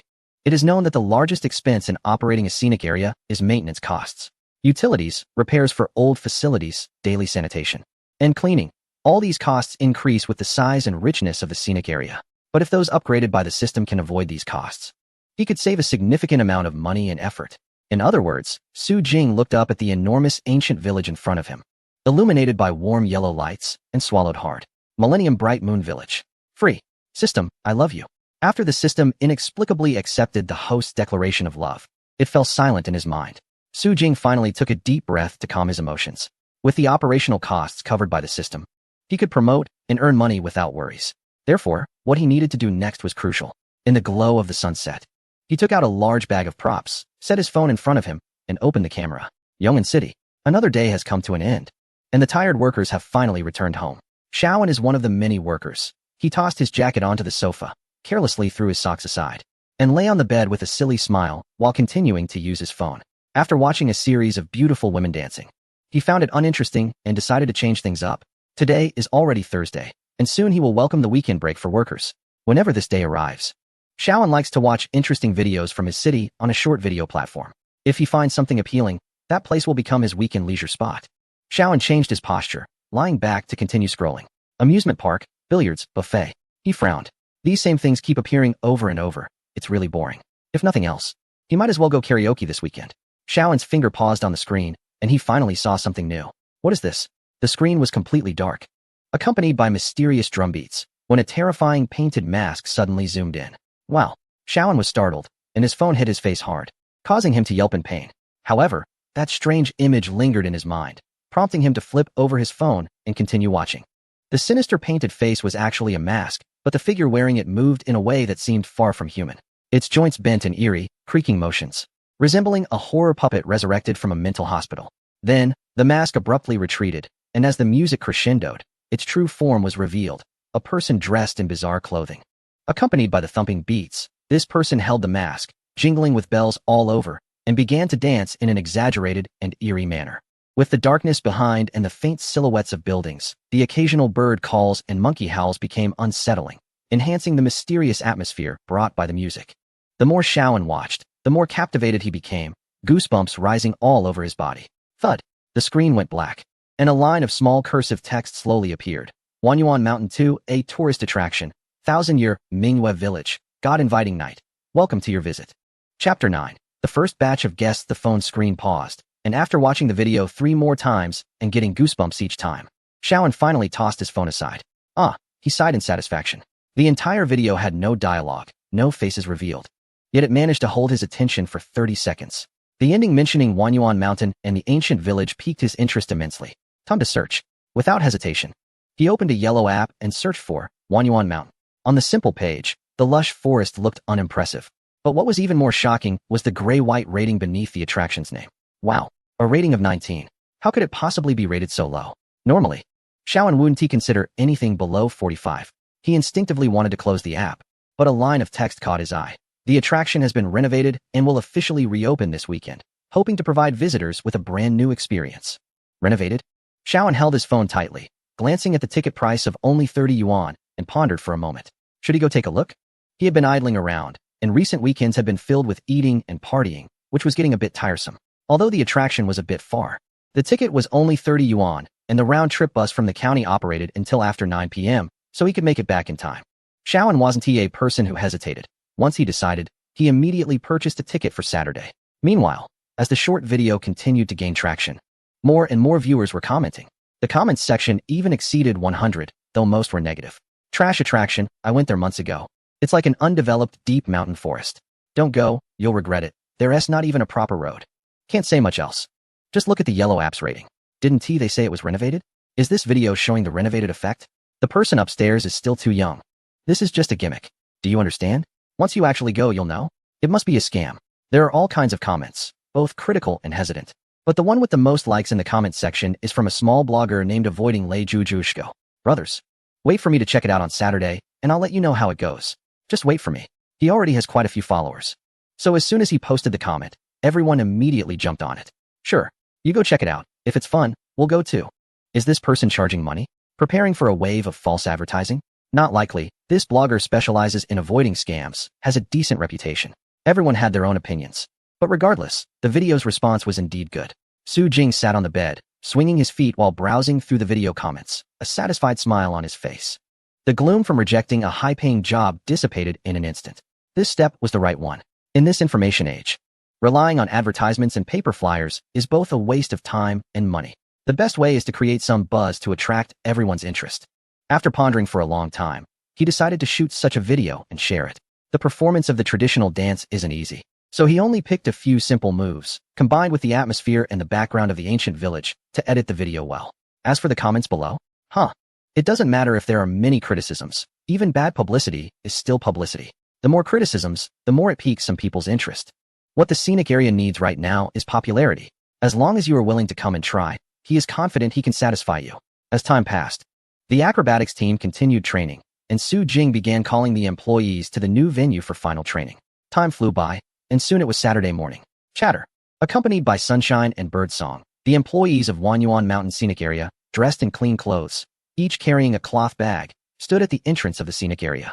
Su Jing scanned the area and, after confirming everything was in order, spoke loudly. Today is the first day of the scenic area's reopening. He reminded everyone, and believes they have memorized it. The official opening time of the scenic area starts at 11 o'clock, and everyone can now go to their respective posts. Hope our first battle can be fought beautifully. Partners, are you confident? Yes. Zhao Dashue and Tian Tian shouted the loudest, their little faces flushed with excitement. All right, then let us go. A group of people marched into the scenic area, except for Zhao Dashue, who was selling tickets at the entrance, and Uncle Shui, who was responsible for transporting tourists. Everyone, including the Qingyun acrobatics troupe, had only one job today: to act as NPCs in the ancient village. When the clock struck 11:15, the first figure finally appeared at the entrance of the scenic area. Is it really happening? Shaoan stood at the entrance looking around. In the desolate old mountainous area, there wasn't even a shadow at the entrance. The dilapidated little house in the distance should be their ticket booth. He angrily opened the app and typed in the comments. Where is everyone? Didn't they say they would come today? However, Shaoan didn't expect that the other party would respond quickly. Did you go too? Brother, wait for me. This place is too remote. I'll be there in about 10 minutes. The comments from the two quickly became lively. You really went. I actually wanted to go too. It looks more interesting the more I see it. Exactly. This music gives me goosebumps. Since I'm just idle anyway, should I join in the fun? Sure. Qing County isn't far from us. If you take the bus and then a taxi, you should arrive before 2 p.m. Wow, is anyone signing up? Should we go together? The online users flooded the comments, spurred by a single sentence from Xiao, and that ignited their desire to visit the scenic spot. As for Shaoan, he was satisfied and put away his phone, starting to wait. 10 minutes passed quickly, and a chubby guy in a black hoodie jogged over with a smile. Hello, have you been waiting long? You are in Ran, right? He extended his hand to shake with Shaoan, his face beaming with friendliness. I'm Zhuzhou. Just call me Zhuzhou. It was Shaoan's first time meeting an online streamer, and he felt a bit shy. He smiled and shook hands in return, casually glancing at the camera equipment on Zhuzhou's back. He heard that this person was there to shoot a video about avoiding bad spots, and was surprised by the comprehensive gear. Just call me Shaoan. The tickets are already bought. Let's go exchange them. After a brief exchange of pleasantries, they went straight to the ticket exchange hall. Zhao University sat in the ticket hall, displaying a simple and warm smile as he handed over 2 newly printed tickets, adding with a smile, currently, only one attraction at Wanyuan Mountain is open. You too can follow the map. The performance of Night in the ancient village starts promptly at 5:30 p.m. Please arrive at the ancient village square on time to avoid missing the wonderful show. He watched the two leave, a glimmer of excitement flashing in his eyes as he softly sent them off. Enjoy your visit. Chapter 10. The poet boatman. Wanyuan Mountain scenery was average, but the air quality was indeed good. As they walked into the park listening to the birds, Zhuzhou held a selfie stick, recording the whole time. He had a mission today. As a blogger helping everyone avoid pitfalls, he would strictly critique any subpar attractions and services. But when he prepared to criticize, he hesitated. This place, huh? Seems okay. Shaoan rushed ahead, pointing at the ground with raised eyebrows and a smile. This cobblestone path is quite cleverly laid out. Zhuzhou also looked up ahead. On the right side of the entrance, between 2 bushes, a winding cobblestone path stretched forward. Interestingly, the laid cobblestones were actually colorful. forming a rainbow pathway with shades of red, orange, yellow, green, cyan, and blue. Subtly, on that rainbow surface, one could see the three large characters Wanyuan Mountain made of white pebbles. Hey, this is interesting. Just entering the park, they were already presented with a completely different scene than the muddy roads described in online comments. But of course, Zhu Zhou and Xiaoan wouldn't be easily impressed by such minor scenery. They continued walking with their hands behind their backs and soon spotted a large river in the distance. By the gently flowing river, there was a small pier adorned with vibrant flowers, looking quite nice. Let us go check it out. For some reason, Xiaoan felt inexplicably excited and pulled Zhu Zhou forward quickly. The cobblestone path gradually turned into a muddy road, and then a faint wooden walkway appeared. The chubby boy had a slightly disdainful expression. Doesn't he look very sturdy? What if I fall? Oh, come on. How could that happen? Xiaoan stepped onto it and rushed forward. Behind them were green mountains and flowing waters, and ahead stood a massive flower wall. An ancient, crooked tree, which had likely lived for hundreds of years, stood quietly, with swings hanging from its branches swaying gently in the breeze. There are swings. Xiaoan was delighted. And Zhu Zhou became a bit interested too. The scenic spots he had visited before had piers that were just for receiving people, clean and simple, without any decorations. But this place was interesting, combining scenery with the pier, making an otherwise dull background look beautiful. However, he quickly noticed something else. What was that? A wooden sign stood on the walkway, painted blue with pure white lettering. I miss you very much in the river of time. TCH. Zhu Zhou scoffed. But Xiaoan was drawn to it. I miss you very much. Xiaoan pondered, and suddenly his eyes lit up. Zhu Zhou, can you take a picture of me? Zhu Zhou shrugged. As a professional vlogger, he took a couple of decent photos of Xiao and before dashing around the flower wall, ready to board a boat at the pier. Meanwhile, Xiaoan, still holding his phone, thought for a long time before sending the photo to a girl he really liked. Ahem, I visited a scenic spot today, and it's quite interesting. Never mind. He hoped she would see the words on that sign and understand his feelings. He put away his phone and rounded the flower wall, but immediately froze in place, just like Zhu Zhou. It wasn't because they were amazed by the scenery or the luxury of the boat, but because of the surprising figure on the boat. On the Emerald River, a small flatboat, with a cabin at one end, had a boatman standing at the bow, dressed in a long green robe, with a fluffy raincoat draped over his shoulders. His face was mostly hidden beneath a wide-brimmed hat. Had they stumbled into the territory of some hermit? Uncle Shui pressed his lips tightly and tilted his head slightly, managing to utter in a hoarse whisper, "Are you two here to take the boat?" Seeing the astonished expressions on their faces, Uncle Shui struggled to suppress his laughter. "Don't shout. This is what Master Su taught. The voice must be low. The pose must be cool. Not even a slight deviation in the angle of your head. He said so. This is the best. We in the tourism industry just need to look cool." The air felt a bit tense for a moment, and Xiaoan nudged the chubby boy beside him, whispering, "Is this still a scenic spot? Did we take a wrong turn?" Zhu Zhou was also uncertain. "I don't know. This guy standing there is too intimidating. Is this boat going to the ancient village?" Zhu Zhou, having some experience, took out the ticket and carefully examined the map on the back, tentatively asking. Uncle Shui gently nodded, adjusting the boat pole behind him, securing it at his waist, and waved his aged hand nonchalantly. "Steady. Get on the boat." The gentle waves rippled as the small boat slowly left the dock, gliding forward between the banks. Inside the cabin, Xiaoan looked around hesitantly. "Didn't they say the boats in this scenic area are old and leaky?" he whispered, unable to resist touching things. "I don't know." Zhu Zhou originally intended to help netizens avoid pitfalls and leave negative reviews, but once he sat down, he was taken aback. The bamboo interior of the cabin, the luxurious cushions, the small tea table, and a lantern painted with bamboo and vines swayed gently. The two of them felt as if they had become young masters of an ancient wealthy family out for a leisurely outing. How could they leave a bad review? As for the master at the bow, that hermit, in the quiet atmosphere, Zhu Zhou hesitated for a long time before finally gathering the courage to speak to him. "What do you do for a living?" The hermit paused his rowing, his green hat tilted slightly, and without saying a word, made Zhu Zhou's toes curl in apprehension. What the hell is he doing? But soon, he felt less awkward. As the boat traveled halfway, the speed slowed, and the boatman at the front looked up and softly spoke. "The guest road lies beyond the Green Mountains." "What?" Finally hearing the boatman speak. Both of them couldn't help but lean forward to listen closely. Sailing on the green waters ahead. Was he reciting poetry? Zhu Zhou immediately sensed a hot topic and quietly extended his selfie stick. In the phone's frame, amidst the green mountains on both sides, the blue sky reflected in the green waters, and the boatman appeared increasingly relaxed. When the tide is high, the banks are wide. He suddenly raised his hand, his voice booming, causing Xiaoan and Zhu Zhou to shudder. "The wind is right. One sail is suspended." Wow, amazing. Su Jing had put a lot of effort into teaching Uncle Shui poetry and gestures, and it truly served its purpose of impressing others. Uncle Shue forgot the words, lowered his head, and continued rowing. However, the two behind him instantly erupted. Wow, did you hear that? I totally heard it. Is he reciting poetry? They quickly exchanged excited words, Shaoan eagerly pointing at Zhu Shou's phone, mouthing, did you film it? Zhu Shou responded with a smile, I filmed it. Wow, the first little hot topic is here. The hermit old boatman reciting poetry on the spot. So exciting. Uncle Shuen noticed the complete silence behind him and revealed a smirk, quickly masking it to appear serious again. Xiao Su always said that a hermit must be impressive. He needed to hurry and get them to the ancient village to complete his task.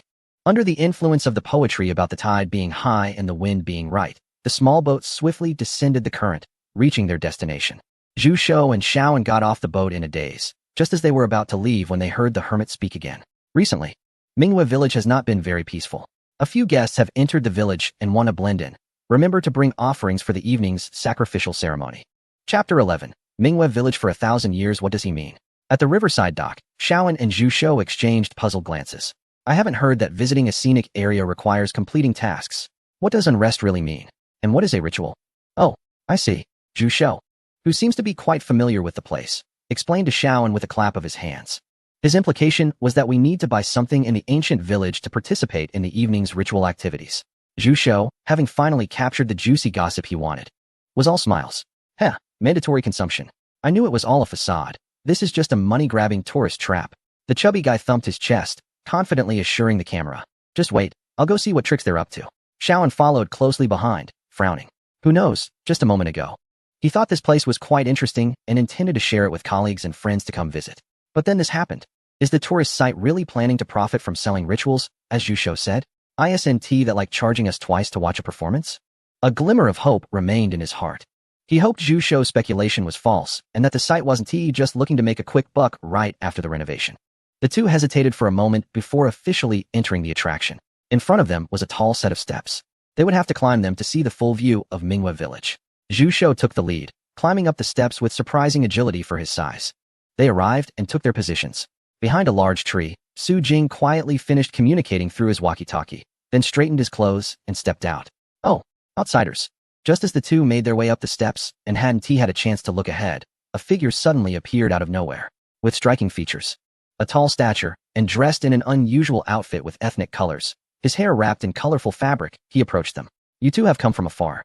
Hoping to participate in our ceremony tonight at Minghua village? Su Jing shook his head, talking to himself. The village hasn't been peaceful lately, and everyone is reluctant to go out. Since you've come all this way, you can explore around in the afternoon, and just head to the village square at 5 p.m. The ceremony starts promptly at 5:30. Their attention was fixed on him as he pulled 2 cards from his pocket and handed them over, leaning in with a mysterious look. The people of our village are very friendly and welcoming, and we hope you get along well with the tourists. Oh, right. Su Jing turned to leave, but raised a finger. If you see anything strange, just don't mind it. I mentioned, the village hasn't been very peaceful lately. He quickly turned and left, disappearing into the village after a few twists and turns. The two were left bewildered, looking at the simple map of Minghua village on the cards in their hands, before finally raising their heads to take in the ancient village before them. But this sight was quite extraordinary. Wow, the two gasped in astonishment. The massive, intricately stacked ancient buildings with sloped roofs, sprawling up to the ridge of the mountain, were indeed the 1,000-year-old village mentioned in the brochures. They really thought it was just a rundown village. No, this is for real.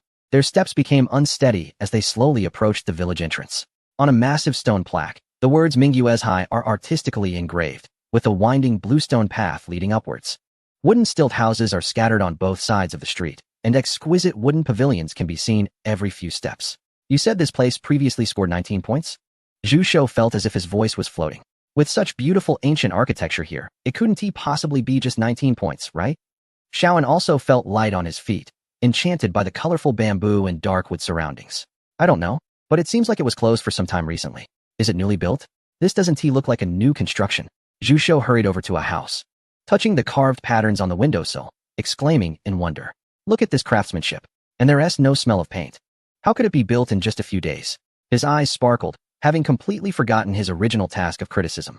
I think this scenic area has truly discovered an ancient architectural complex. The two walked along the quiet and elegant alley, the vibrant eaves shimmering with mysterious light in the sunlight, leaving them in awe. The creaking sound of a wooden door opening interrupted their admiration. Ahead, a beautifully dressed woman emerged, frowning and carrying a bamboo winnowing basket. Oh, The woman's furrowed brows relaxed instantly upon seeing the two. Oh, I've heard that 2 distant guests have arrived today, and it must be you. She chuckled lightly, then approached with small steps, looking earnest. Dear kind guests, I have some grains that need to be dried, but I still have to prepare for tonight's sacrificial ceremony. Could you help me dry them? Just put them under this windowsill.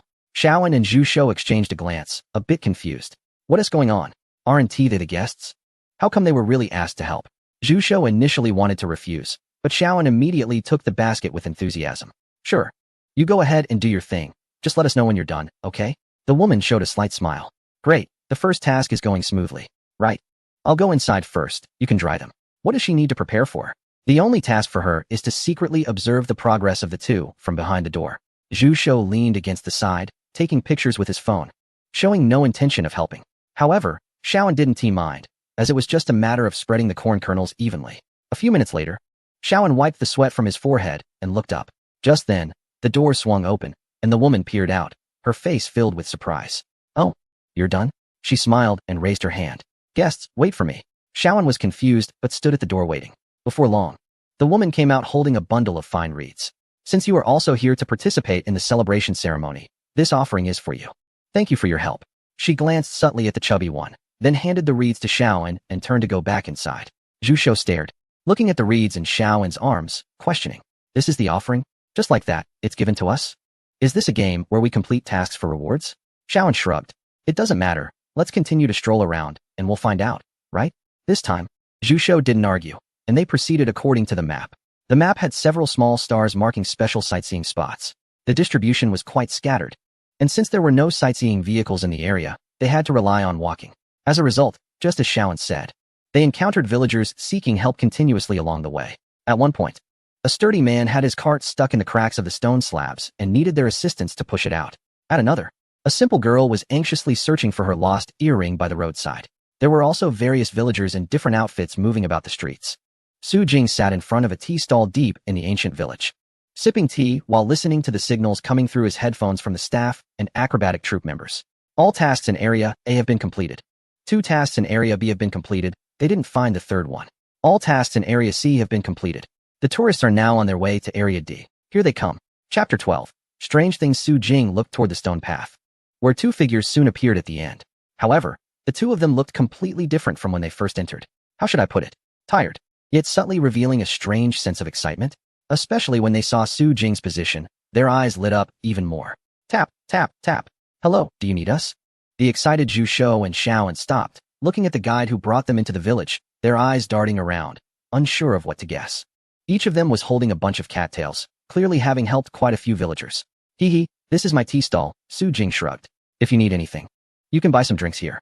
His reminder made them realize how parched they were. All right, let's take a break. In the afternoon, the 2 had walked almost the entire village under the sun. Besides admiring the beautiful village civilization nestled on the hillside, they were also afraid of missing any NPCs. Su Jing smiled and gestured for them to sit down, then pointed to the QR code on the table. Scan the code to order. Wow. His words finally woke them up a bit. Right, they were in a scenic area, not really visiting an ancient village family. Zhu Shou chuckled and pulled out his phone to scan the code. After 2 hours of exploring, he had long lost any prejudice against this scenic spot. Not to mention, just the act of helping NPCs obtain offerings truly made them feel engaged in the activities. Moreover, there were no hidden charges, and they had no idea who the NPCs were that would provide them with offering items. It was possible that after helping others with their tasks, they might receive a piece of mochi or a drink in return. Yet, it was this simple and primitive hospitality that left both of them feeling satisfied. So now, even if the scenic area charged 30 for a cup of tea, he would be willing to pay. Huh, so cheap? The page that popped up on his phone was a very basic mini-program, clearly a rough menu made temporarily. Handmade lemon tea 15, jasmine green tea 13, passion fruit grape iced tea 16, incredibly delicious QQ 99 Maple tea 21st. Let's exclude the last one. Zhu Shou raised an eyebrow. Is this a tourist area? How can the drinks be so cheap? A bottle of ice water can sell for 8 yuan in tourist areas. But this cup of tea is only a little over 10 yuan? Then let's each have a cup of lemon tea. Xiaoan had no objections. He was busy counting the asparagus in his hands. Su Jing received an order from the back end and immediately went into the back room to start making the drinks. Mingyue village has water and electricity. He only needs to buy some basic tools to make and sell tea, which is very simple. After some clinking sounds, Su Jing came out with 2 cups of lemon tea. Enjoy, he said as he set down the tea and turned to go back inside, leaving the two to chat. Just as he squatted down to eavesdrop, he saw Tian peek out from the back door, followed by Sister Yuan and Feng Cheng. "What are you doing here?" he whispered. Sister Yuan, still dressed in her previous woman-s attire, replied softly, "We just finished hosting the third group of tourists. They're currently in Area B, with the Qingyun acrobatic troupe in charge." Tian nodded as well. "We want to hear the feedback from the first group of tourists since they explored the most. We'll see if there are any areas we can improve for the future." "Wow, look at this awareness." Su Jing nodded in satisfaction. "Just watch for a bit, and then hurry back. There might be more people coming." Sister Yuan and Tian nodded, and the group huddled together behind the door to listen. The voices outside gradually became clearer. "So, the two of us only got a total of 15 offerings? Isn't that too little? There's nothing we can do. I feel like all the NPC tasks have been completed, and this is the maximum amount." Sigh. "If I had known I should have worked on that first grain threshing task, we could have gotten a bit more. But with all this effort collecting, we still don't know what this stuff is actually for." Haha, who cares? This is my first time participating in such an event. It feels so interesting. This tourist area is worth the trip. Haha, that is true. This is also the first time I've seen a way to obtain items through tasks. It's quite innovative. I wonder who came up with the idea for the tourist area. After discussing, they finally began talking about the village. "But do you think this ancient village is real?" "To be honest, I don't know. Just looking at the exterior of the buildings and those sculptures, it really has a sense of age." Zhu Shou took a sip of lemon tea. "If only we could go inside and see the decor and layout. We could tell when it was built." Shaoan actually didn't care that much. After all, this ancient village looks really nice. Any random shot is like a painting. The best part is the plants and flowers hanging down from the second floor of the stilted buildings on both sides. They look amazing. Although the restroom is a bit shabby, I can understand it in this ancient village. Indeed, the scenery here is beautiful. I feel like I've never seen such a pretty ancient village before. I didn't expect our county's small tourist area could be this grand. If it weren't for coming here to drink tea and scan the QR code to order, I would have forgotten this is a tourist area. Me too. After 2 hours of action, Zhu Shou and Xiao had developed a brotherly friendship. At this moment, they happily sipped tea and began to relax and chat. Behind the house, Su Jing glanced at the time and smiled, softly speaking into the intercom. "Ghost Tiger can make an appearance now." The intercom didn't respond. But Su Jing knew they were ready. Since they were putting on a show, they had to do it thoroughly. Suddenly, the voices of the two outside stopped, and Xiaoan's uncertain voice broke the silence. "Did you just see something rush by?"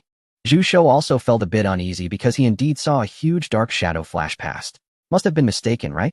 At this moment, the sun was already setting, and after a moment of hesitation, they suddenly recalled the strange things Su Jing had mentioned when they entered the camp. Plus, the skilled boatman had also said that this place was not very peaceful. "Damn, it feels a bit creepy." Yeah, I checked the time. And it's almost 5 o'clock. Should we get ready to head to the central square?" Zhu Shou glanced around at the corners where people could be hiding, slowly getting up to leave. But the next second, they heard a distant scream. What the hell?" The two jumped up instantly. "Did you hear that? What was that sound? Damn it, don't scare me. Isn't this a tourist area? Is this part of the show? Let us go." At the same time, screams echoed from different directions around them, and they panicked, quickly getting ready to run. "Let us first go." The two froze in place, their pupils dilating, their gaze fixated on a dim alley in the distance, instantly feeling a chill run down their spines. There, a dark and menacing face lurked in the shadows, staring intently at them. Chapter 13. The sacrifice begins after a cacophony of screams. Xiaoan and Zhu Shou finally found the source of the other screams. Goodness. As they saw each other, their nerves slowly calmed down. It turned out they weren't the only ones who had come in. A group of tourists gathered together, looking at each other in their shiny modern outfits. Zhu Shou was the first to speak. "So, are we all tourists here?" A girl across from them, panting, responded, "Of course. We came in around 2 o'clock. "Oh, we came in around 1 o'clock. Xiaoan checked his watch. "Then we're the earliest. We came in around 11:30. Everyone's gaze shifted instantly to the large bundles of reed they were holding. "Wow." The girl spoke again. "How did you get so many offerings?" "Well, we've been here longer and have pretty much explored the place," Zhu Shou explained, suddenly realizing. "So you guys are also collecting offerings?" They exchanged smiles, and the atmosphere finally lightened up. This tourist area's activities are pretty fun. It has us tourists running around in circles. Who would have thought? We originally wanted to enjoy the scenery, but as soon as we came in, we started harvesting corn, pushing carts, and looking for earrings. I've done those tasks too, but I've never done the task of finding earrings." Everyone was chatting excitedly, and the atmosphere was getting more and more lively, almost like sharing experiences after completing a game. "Wait a minute." Xiaoan helplessly interrupted the conversation. "Everyone, don't forget about those things that scared us earlier. Didn't the ferryman say that things haven't been peaceful in the village lately? Since everyone finds this interesting, we also need to follow the rules of the game. Xiaoan pointed to the watch on his wrist. Those things appeared at the same time earlier. I guess this is reminding us to get ready for the ritual at the central square. He was being cryptic. Who knows what we might encounter if we're late? Everyone recalled the strange things they had seen earlier and couldn't help but shiver. The sun was gradually setting, and everyone exchanged glances, quickly clutching the reeds they held and heading towards the central square.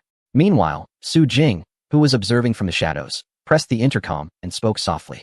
The guests have gathered and are heading to the square. All staff members, take your positions. The first act is about to begin. This ritual not only involved guests. The visitors were trailing behind, seeing people from various households streaming out.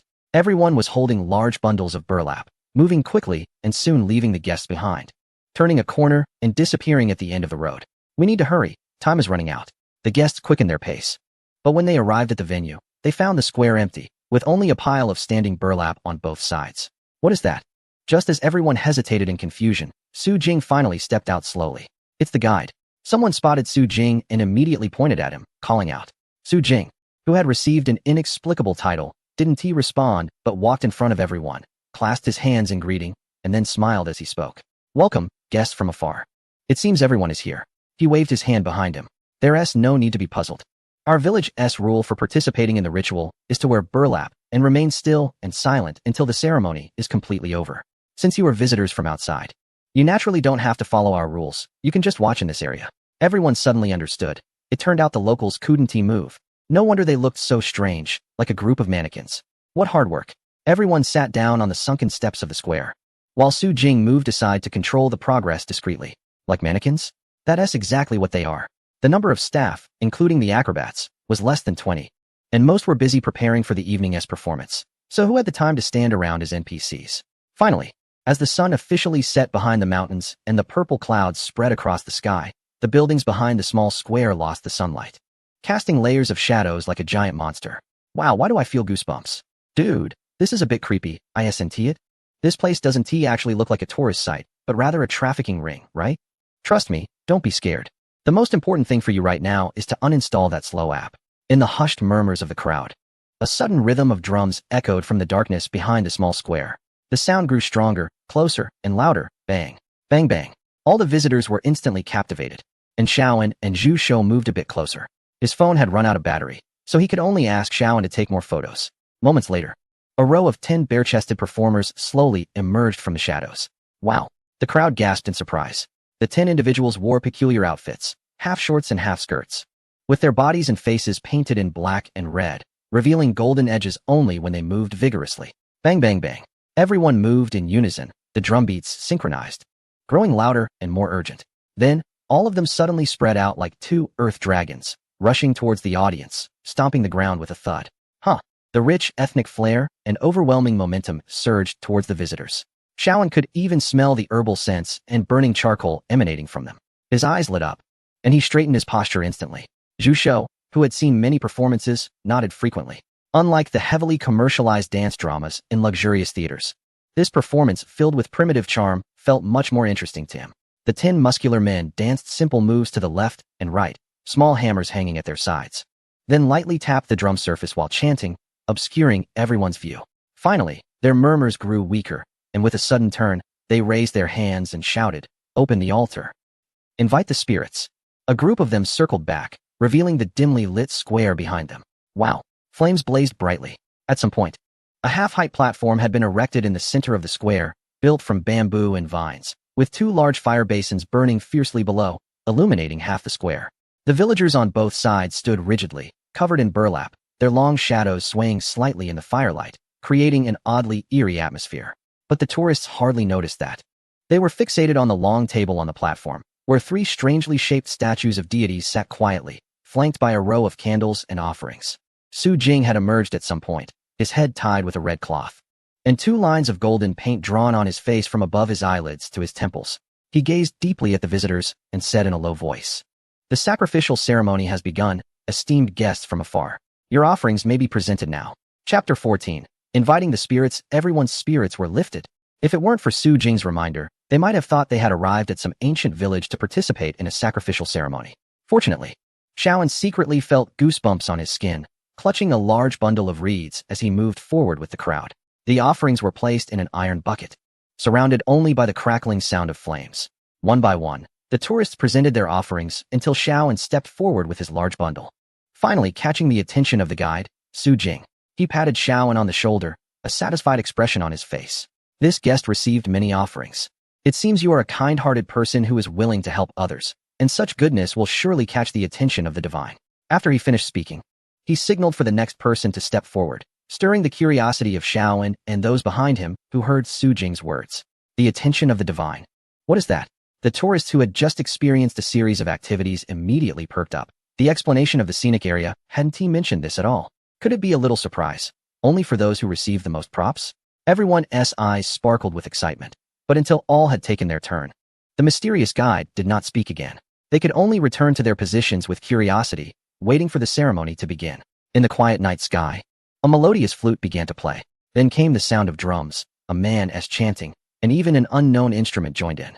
In the darkness on either side of the high platform, white mist spread, quickly enveloping the offering table, making it impossible to see. Behind the dense rows of dummies, Sister Yuan leaned closer to Su Jing, suppressing her excitement as she whispered, "Little boss, where did all this come from? Did we hire a performance troupe?" Su Jing looked puzzled. "Sister, we are in a scenic area after all. It's normal to have dry ice machines, speakers, and sound systems, right? As for the music, this is the internet age. Isn't there music everywhere online? Just pick a few suitable tracks and edit them together." Seeing him not say anything further, Sister Yuan assumed it was a business secret and stopped asking. There had been too many strange occurrences surrounding the little boss lately. The massive ancient village built in just over 10 days, the beautiful decorative props scattered throughout the scenic area, and the endless stream of ideas. If outsiders might not think much of it, she had been working in the scenic area for nearly 10 years.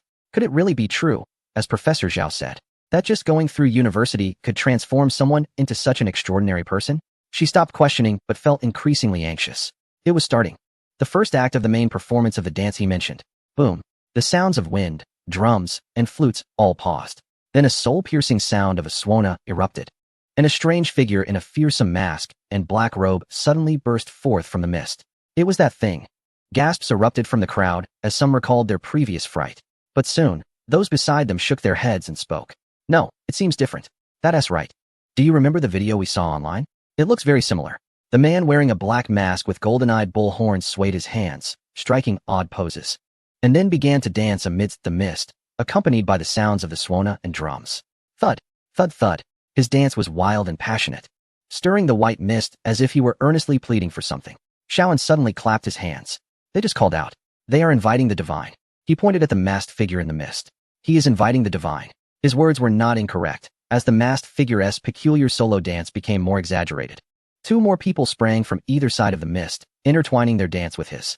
At an unknown time, the iron barrel filled with reed stalks was pushed out, partially shrouded in white mist. Thump! The drum beats grew louder and gradually overpowered the swana, culminating in a final explosive drumbeat. Wow! Hundreds of bundles of reed stalks in the barrel ignited in an instant, sending flames soaring into the sky, dispersing the mist and illuminating the faces of all the spectators.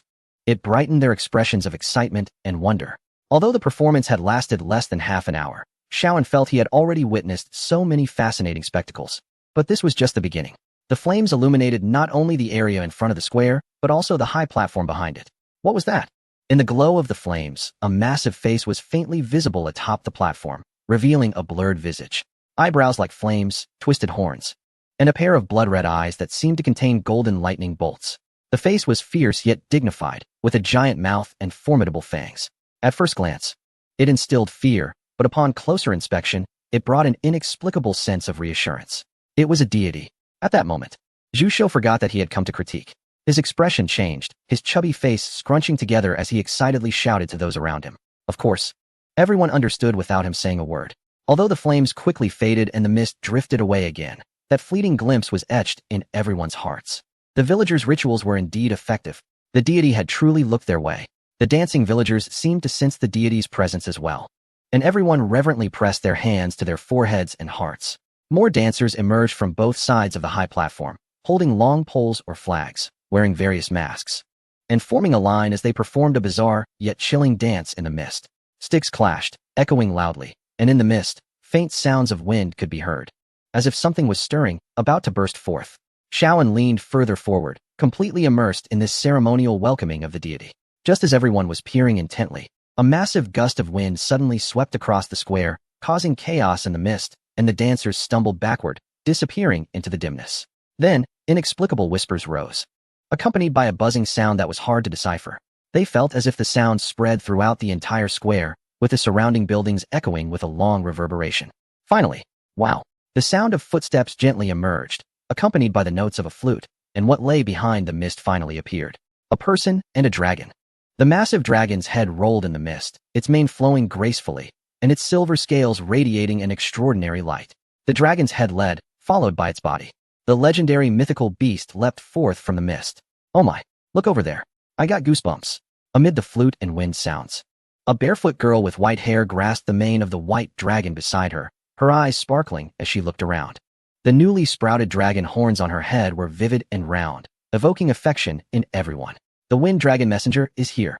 Chapter 15. The dance of the masked spirits. A deep chant resonated, and suddenly, the white dragon shook violently, its fur bristling as it leaped out of the mist. Oh my goodness! This is unbelievable! Amidst the crowd's gasps, the white dragon soared through the fog, circling around the dragon maiden. It was at this moment that the tourists caught sight of the faintly visible legs supporting the massive body of the white dragon.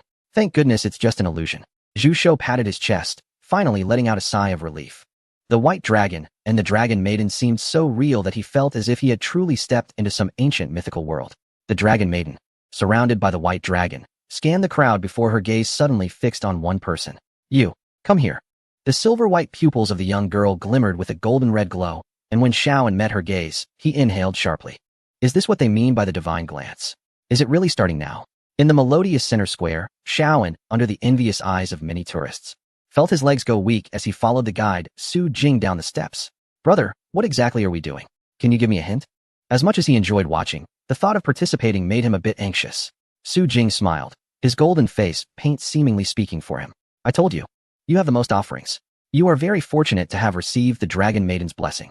For the upcoming ritual, just relax, stand still, and quietly accept the blessing and purification. With a mix of excitement and trepidation, Shaoan walked forward, only to find that several intersecting bamboo rings had appeared on the ground in the center of the square. Su Jing led him into one of the bamboo rings, advising once more, no matter what happens, do not move. The divine will protect you. Everything will be fine. Taking a deep breath, Shaoan let his hands drop and looked ahead. The men who had been drumming and dancing earlier suddenly reappeared, beating drums and singing as they danced around the bamboo rings. The giant dragon led the way, soaring gracefully, while the men followed in rhythm. Shaoan held his breath, focused, until he spotted a flicker of flame in his peripheral vision, sensing movement among the tourists across from him. What is that? Huh? Just as he turned to look, he was startled by the collective shout of the men, and he glanced over the burly figures to see the dragon maiden smiling elegantly beside him. She waved her hand gently, her silver robe drawing a graceful arc in the night sky, reflecting her ethereal and mysterious smile. A gust of wind suddenly swept in, shaking the sleeves of her robe. Exorcism. A fierce wind arose from nowhere, howling through the air. In an instant, Shaoan saw the flames in his peripheral vision leap up, igniting the bamboo rings on the ground. One by one, the fiery rings surged upward, spreading rapidly like a line of dominoes towards Shaoan. The speed was so fast that he barely had time to react as the flames ignited the bamboo circle beneath him amidst the screams of the tourists. The flames shot up into the sky. In an instant, they completely enveloped Shaoan. Oh no! Zhu Shou's eyes widened in shock, his pupils constricting. Surely, the good brother he had just met wouldn't come to harm, right? But in the next moment, all the tourists watched in astonishment as the flames disappeared, revealing a completely unharmed and even joyful Shaoan inside. Wow! Wow! Shaoan didn't know what to say, especially with the dragon lady beside him. He could only express his shock with exclamations. Just a moment ago, his vision was filled with scorching red, but suddenly, a green light floated up around him, which was not hot at all, but rather refreshing. The green light collided with the sparks, creating a dazzling display of flickering golden stars amidst the brilliant red flames. It was a breathtaking show that only he could witness. Everyone was stunned. The sparks quickly dissipated, and the night sky reappeared, with Shaoan's gaze landing on the dragon lady's pure eyes and the smiling face of the guide. Let's go back. Su Jing pushed Shaoan gently, and he returned to the group in a daze. After such a shocking experience, when Zhu Shou saw Shaoan, he was still a bit bewildered. How was it, brother? Wow, that scared me to death. Dude, did you get burned? What was it like? Was that the surprise we talked about? Was it good? Scary? Do we have to pay for it? Shaoan waved his hand, sitting down with unfocused pupils, as if golden stars were still flickering before his eyes. You guys wouldn't know unless you saw it yourself. This caused the crowd to erupt with curiosity. What could have made this guy change so dramatically? Could it be that he was really under some spell? A spell? Of course, it was a spell. Su Jing chuckled softly as he watched the tourists whispering among themselves. When he patted Shaoan's shoulder during the offering, was that just a casual gesture? Shrugging, he withdrew his gaze and spoke softly into the intercom. The performance of the Nua opera had ended, and Wang Hao and Asan were preparing for the final act. As he spoke, he took a step forward with a mysterious yet regretful smile. The white mist behind him slowly dissipated, and all the performers vanished, leaving only the lonely high platform. Someone noticed something and called out softly. The deity is gone. Everyone turned to look, only to find that the magnificent visage of the deity they had glimpsed earlier had now disappeared. The tourists felt a bit disappointed, but they still looked towards their guide to see what he would say next. What a pity. Su Jing slightly bowed. Due to insufficient offerings, our ceremony can only proceed thus far. However, the deity has heard our prayers and has prepared a special blessing fireworks ceremony for us. Now, please come to the marked circle in the square. Initially, when they heard the performance was over, all the tourists showed expressions of regret and disappointment. But in the next moment, when they heard about the fireworks ceremony, everyone became excited again. They hadn't expected there would be a grand finale. Everyone hurriedly stood up, following the guide's instructions to gather near the high platform, forming a half circle with eager eyes. Su Jing continued to explain. The fireworks ceremony is a blessing bestowed upon us by the deity, capable of cleansing our impurities and invigorating our spirits, allowing us to better resist the evil forces from the outside world. Now, the ceremony is about to begin. As soon as he finished speaking, several bare-chested strong men wearing masks raised torches and quickly ran around the high platform. The rising smoke obscured everyone's view. At the same moment, Wang Hao and Asan exchanged a glance in the darkness. Don't let our efforts go to waste. Let's go. Whoosh. The two quickly ran into the high platform with their iron furnace and shovel, holding their breath and focusing, waiting for their companion's song. Above the vast night sky of Mingyue village, a high-pitched chant, indistinguishable between male and female, suddenly pierced the night, echoing through the clouds. First offering. Drive away evil. Chapter 16. The fireworks of Mingyue village like a sudden chime in a daze. The tourists outside the smoke of the high platform instantly tensed up. Inside the smoke, Wang Hao and Asan smiled at each other, their muscles swelling. The time has come. The performance begins. The molten iron was scorching hot, and before its true form could be revealed, it was violently sent flying by Wang Hao's shovel, shooting rapidly into the night sky. Bang! Whoosh! A stick of molten iron soared into the sky, and countless stars fell from above. Wow! Countless golden-red meteors burst in midair, exploding upwards and then cascading down like a waterfall, instantly eliciting screams from all the tourists. Oh, what is that? Oh my god! The shouts echoed throughout the square, and all the tourists were stunned by the dazzling fireworks. But this was just the beginning. As some people fumbled to take out their phones to film, a second high chant rang out. Second offering. Avoid filth. Whoosh. Bang.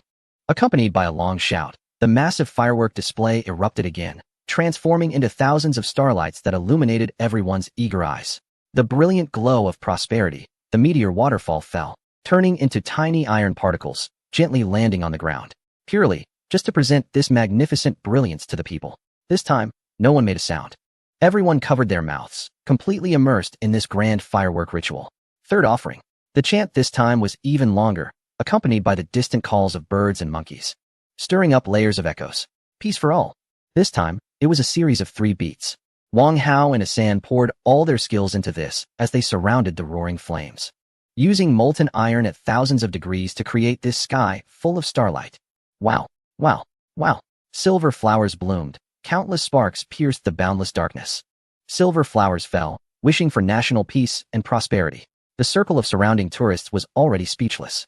They gazed at the sky full of stars, watching this unprecedented grand display of fireworks, sinking into deep self-doubt. Wait a minute. Is this something that costs 30 yuan to see? What had they spent hundreds on before? Shaoan stood there in a daze, while Zhu Shou beside him couldn't even muster a word of critique. Avoid lightning? Don't joke. Zhu Shou covered his pounding heart, gasping for air. It seemed that a small scenic spot in their county was about to become a hit. On this side, Mingyue village had not yet found peace, and surely the tourists had also noticed those strange things.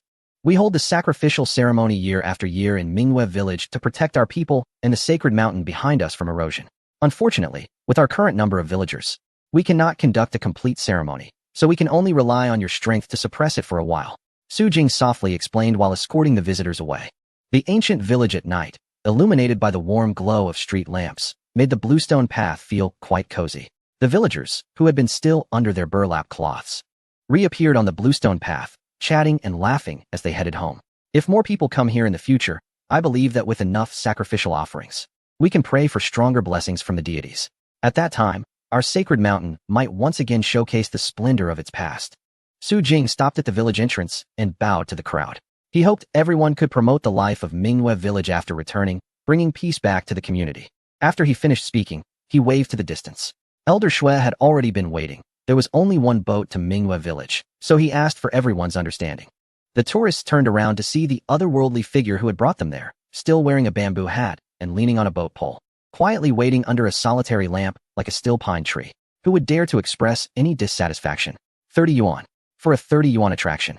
What kind of experience do you expect? There were NPCs giving quests, food and sacrificial offerings being provided, fire performances, and an extravagant fireworks show at the end. For 30 yuan, how could you possibly break even? Everyone quietly and orderly boarded the boat in batches. This time, Shaoan and the others didn't have to worry about awkwardly chatting with the boatman on the way back, because their entire boat had exploded. Regardless of whether the tourists knew each other, everyone squeezed together, excitedly discussing and chatting. The biggest topic was the fireworks show that had just happened. Damn, that was amazing. Really, I've been to several cities, but I've never seen a performance like today. And that prerequisite task. Who would have thought that we could get sacrificial items just by helping with the task, and then we had to submit them? The completion of the performance was even related to the number of offerings we submitted. This story was interconnected throughout. It turns out we were the real protagonists. Didn't he say that it was because our sacrificial offerings were few that the performance couldn't be completed to the end? So, there are many more performances hidden away. It's already been almost 30 minutes of performance, and it's not over yet? How exciting must the rest be? Forget about that. Didn't you hear the hint from the guide? The sacred mountain. Dude, there's still the sacred mountain to come. Yes, I heard that too. What is the sacred mountain? Is it for the next event? Damn, I can't wait. When will it start? Of course, most people were still focused on this performance. No, doesn't anyone think that the deity that appeared for just a moment was super shocking? I can't. My fear of giants is acting up. Me too. But I still love the white dragon and the dragon maiden that appeared later. So beautiful. Wow. The prop production. The makeup. Incredible. I thought a cosplayer had come out. Haha. I took pictures. That little dragon maiden was so pretty. When she waved her hand to summon the wind. Wow. That soaring flame was incredible. Everyone was chattering excitedly. But in the next moment, silence fell. All eyes turned to the one person at the scene who received a special surprise. Divine gaze. Shaoan. Come on. Tell us. What was it like? Yeah. If I had known, I would have come earlier to explore. Maybe I could have gotten that surprise too. Incredible. Lucky audience member. How many offerings did you collect? Shaoan awkwardly smiled. I feel like I didn't collect them all. I only got 9. What? So many. I worked hard and only got 7. I only have 3. I'm really useless. Do you think everyone's limit is 10 or 20? So what was it like inside? Was it hot? Did it burn you? Shaoan pursed his lips, thought seriously for a moment, and sighed. He realized that with his knowledge, he couldn't describe it to everyone.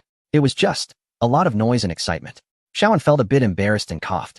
Well, if there's another chance, you can just go in and see for yourselves. I can only say it's totally worth it. Just that experience alone is worth an extra 50 yuan. Wow. That was about as informative as saying nothing at all, which only made everyone more curious.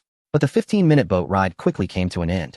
This time, the mysterious figure didn't recite poetry. He simply handed a lamp to Shaoan, who was at the front, and said softly, "Just leave it at the entrance when you leave. I'll come to get it." The tourists chattered as they filed out, and Uncle Shui paddled back towards Mingyue village. But once they left the shore, Uncle Shui's straight posture instantly slumped. "On my back. This is really not a job for an old man." He pounded his waist, grumbling, but after a while, he suddenly burst out laughing. Ha ha. His laughter grew louder, even startling the birds and monkeys on both sides of the mountain. Ha ha. Uncle Shui sighed deeply, chuckling softly. It's really lively and wonderful. Chapter 17. Fermentation begins in Mingyue village. Su Jing, who was reviewing with the employees, suddenly looked up. Just now, in his mind's system employee list, Uncle Shui's loyalty score had unexpectedly jumped from 89 to 100. What happened to this old man? Did he really enjoy the customer service? Su Jing was puzzled, scratching his head as he continued the meeting. Overall, the work today was quite good. And the event model didn't have any issues. It was just that the tasks could be varied a bit more, otherwise, it would seem dull and boring. As for how he came up with this event, having watched too many variety shows in his past life, he just copied and optimized a bit. The biggest problem now was the shortage of staff. Especially after the ritual began, there were hardly any people left in Mingwe village except in the square. It was fine with fewer people now. But if there were more tourists in the future and they couldn't arrive at the square on time or wanted to explore other places, Mingwe village would become a ghost town. So, before things really take off, he needs to quickly look for some cheap staff or professional actors. He quietly contemplated. And the earlier discussion finally reached a conclusion. Zhao University stood up, straightened his clothing, adjusted his glasses, and said meticulously, Jinggo. Today's revenue comes from ticket sales and internal consumption, totaling 846 yuan. After deducting our costs and the salary for the Qinyan acrobatic troupe, we're left with 346 yuan. TSK, Su Jing ground his teeth. Although the utilities at Mingwe village are free, the dry ice and molten iron certainly cost money. Everyone fell silent after hearing the numbers. Today's performance was fantastic, and it was the first time in years that they saw genuine smiles from visitors inside the scenic area. However, this rare experience only earned them a little over 300 yuan, and that doesn't even account for the staff salaries, if those are taken out. Wouldn't they be losing money? Jinggo. Su Jing looked at the serious expressions on everyone's faces and suddenly burst into laughter. Don't just focus on today. Think long-term. Look at the visitors today. See those little gadgets in their hands? That's called a smartphone.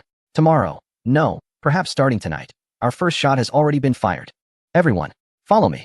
The lamb I ordered should have arrived. Let us go have some hot pot and celebrate tonight. As for tomorrow, the journey of our scenic area becoming famous is just beginning. Indeed, as Su Jing said, the buzz around Wanyuan Mountain tourist area began to spread even before all the visitors reached home, even in the dead of night. Some people had already started posting videos or photos on various online platforms. Who says there are no good scenic spots in the county? Fire trees and silver flowers. Stars falling. All things thriving. An absolutely stunning visual feast. Who understands? I spent a whole day in the scenic area. I laughed so hard. This is the first time I've encountered such an activity format. An amazing scenic spot. If you don't come, you'll definitely regret it for life. There's more to come from this scenic area. The more people, the better. All kinds of eye-catching titles quickly emerged from different accounts. The content varied slightly, but the themes were generally consistent. Local netizens who were scrolling through immediately noticed these interesting videos. However, with only about 30 visitors, everyone only saw a part of it. The real spread about Wanyuan Mountain began with an ultra-long gameplay video from Avoiding Thunder Piggy Hand. In the video, Zhu Shou greeted everyone, taking a shabby county bus to the rundown entrance of the scenic area, where he exchanged for a tattered ticket in the dilapidated ticket hall. Only by this point did the audience start to jokingly tease him about how he found such a poor quality attraction. But as the edited video reached 1 minute and 30 seconds, the audience could no longer laugh. The barrage of comments started filling with question marks. What is up with that boatman? Whoa, this dock view is not bad. I really want to see you in the long river of time. It's a bit interesting. Got tricked by the boatman. He is really handsome. Not only handsome, but also can recite poetry. How ridiculous. Is this poem original? I've never heard it before. As time went on, the questions in the comments section increased. Are they here to play games and complete tasks? Looking for earrings? Pushing carts? Harvesting corn? This seems a bit familiar. Is this really a scenic area? Why did he give out rice balls instead of offerings? I want offerings. Wow, it's that same guide again. He even sells tea. Who would believe it? Drinks at the scenic area only cost 15 per cup. Wow, I saw that thing. I got a screenshot. Damn, that scared me. Guys, are we still watching a video about a scenic area?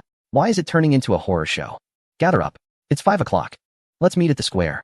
After the unrelenting efforts of the characters in the video, the audience watched as they battled monsters and overcame challenges, finally arriving at the final boss.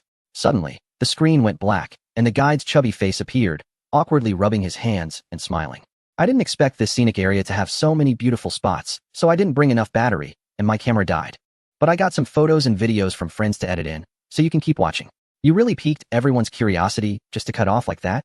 The rest of the video was no different from others. Strange yet magnificent dance performances, dragons and dragon maidens emerging from the mist, burning fire rings, and grand fireworks shows.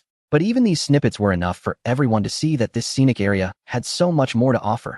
One after another, the views on the guide's video skyrocketed. Sitting in front of the computer, he watched the comments and likes climb, wearing a knowing expression. It's no wonder he was excited. This scenic area was incredibly novel. Poets reciting on-site, NPCs giving quests to find items, mysterious tribal rituals, and endless unique performances. All things they had never seen before. Especially the unclear footage from later, which only heightened people's curiosity. I want to go. Blogger, share the location. Where is this? Am I the only one who thinks this ancient village is really beautiful? I've seen so many ancient villages, but none are as exquisite as this one. If you didn't say it, I would have thought you went to some primitive tribe. Is this scenic area just this one place? I saw your boat passing by many peaks. Are other places just as interesting? Please share the scenic area address. In any case, the guide's video went viral. Many other videos and articles tagged with Wanyuan Mountain Scenic Area also gained popularity, with a few even climbing to the local trending list.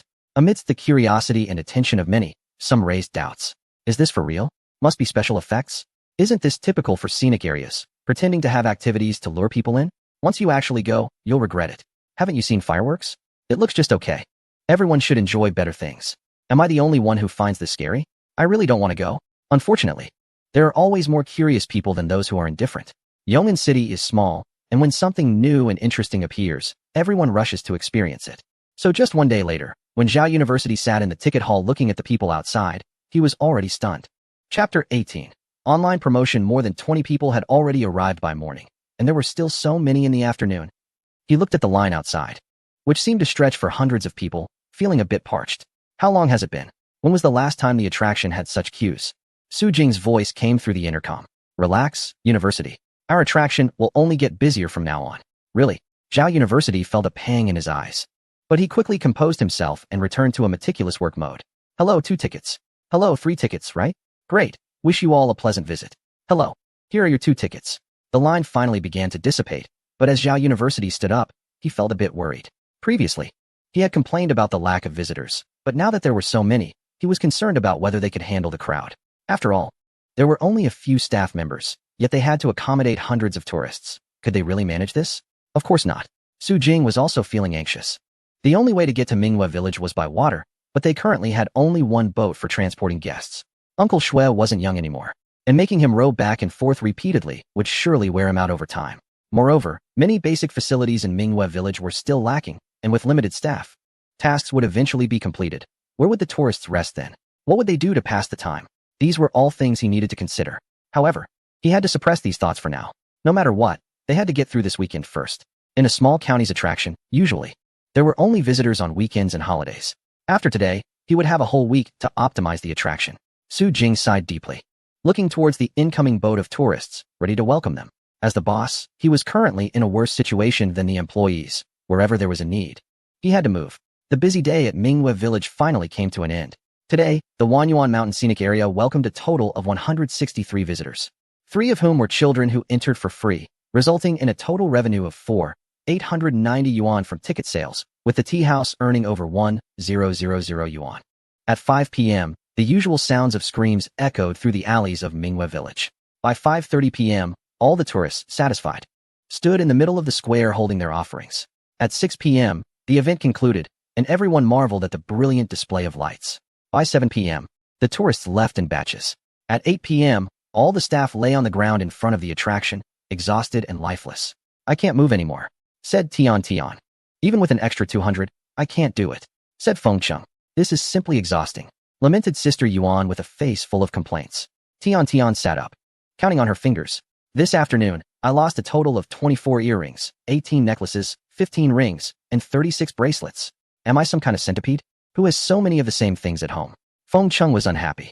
He rubbed his sore arms and pounded his chest. You just lost a few things. Do you understand me, your brother? That cart weighing 100 or 200 pounds, I had to move it back and forth on the road. Later, everyone rushed over to help, lifting both the cart and me. Pushing the cart? Sister Yuan also laughed. The ground in front of my place is covered with corn. These people only care about drying it, not collecting it. I did all of that myself. Finally, everyone looked at Uncle Shui. The old man leaned against a large rock, holding his waist, his face like dried tree bark, unable to say a word except for a sigh. Sighing, Su Jing touched his nose, feeling ashamed. Although he was also tired, he knew that the workload was indeed too much. Everyone should rest well today. Tomorrow is Monday. We will close the park for a day of rest. After settling the employees, he looked over at the acrobatic troupe led by Lu Qingyun and smiled. What? Aren't you all tired? In contrast to his own employees, Wang Hao and the others nearby had bright eyes. Tired? Are you kidding? What do you think we do? We are built for physical labor. In the past, we could only rely on acrobatics to make a living, to put it bluntly. We had to beg for tips, sometimes barely making 100 in a day. But since we came to Su Jing's scenic area, not only is the work fulfilling and the pay better, but we've also learned many interesting new skills, like the Nuo dance, iron flower performance, and synchronized drumming. We can even scare people. You know, We used to be the ones getting played by others. How could we dare to entertain tourists like we have these past few days, making them laugh so hard? Lu Qingyun's eyes were also smiling. To be honest, he even wanted to ask Su Jing if he wouldn't mind them staying longer with the acrobatic troupe. As for why just for a while. Ha. Lu Qingyun had lived long enough to see a lot. From his understanding of the Wanyuan Mountain scenic area, to put it simply, people were currently coming here for something new, but there was only this one attraction. If nothing new appeared later, people would eventually get tired of it. Within a month, Wanyuan Mountain would return to its previous state. By then, even if Lu Qingyun wanted to stay, Su Boss might not want him anymore. Su Jing maintained his smile, chatted briefly, and then let everyone go back to rest. After finishing his meal and returning home, he received a call from a familiar person. Hello? Kaizi. The voice on the other end was loud, and then Wang Kai's booming voice immediately followed. Ah Jing, you're not being fair. What happened? Su Jing didn't even wait to ask back before the voice continued. You haven't said a word recently, and you've pulled off something so big. Wang Kai, smoking in the street, smiled and motioned for people nearby to step back, his face full of excitement. I saw the video. Wanyuan Mountain is on fire. Those shows. And that ancient village. How did you pull this off? It's amazing. He spoke rapidly like a machine gun, making Su Jing smile as well. Truly a know-it-all. My scenic area has only been operational for 2 days, and you already know the news. What do you think? Is there potential? Wang Kai's voice was filled with excitement. Absolutely. There's so much potential.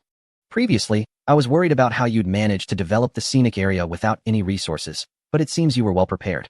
What about that ancient village? Is it real? When did you set it up? Must have cost quite a bit, right? Su Jing recounted his prepared explanation to Wang Kai again, and Wang Kai believed him without question. That's what a good buddy is for. Your mind works differently. Although he didn't know how Su Jing had secured the investment, it seemed very successful. Wang Kai's eyes twinkled as he lowered his voice. Su Jing, do you trust me? Su Jing raised an eyebrow. Go ahead. I mentioned that I have some connections in the county, right? You also know that there are some tour groups from a certain area that pass through our region, but their previous routes only went to the local parks or other scenic spots. If you're confident, I can help you contact those tour groups and suggest they add a stop at Wanyuan Mountain. Chapter 19. The Lucky Wheel. That sounds great. Su Jing became serious. What do I need to do? Wang Kai thought for a moment. You might not be aware, but the tour groups from that area usually have long-term partnerships with certain scenic spots, and they receive quite a commission. Does your scenic area have any high-consumption activities or souvenir shops? They typically rely on those for commissions. Su Jing narrowed his eyes. Wang Kai's words reminded him of something. A souvenir shop. However, since his scenic area is not yet fully developed, it wouldn't be very useful right now.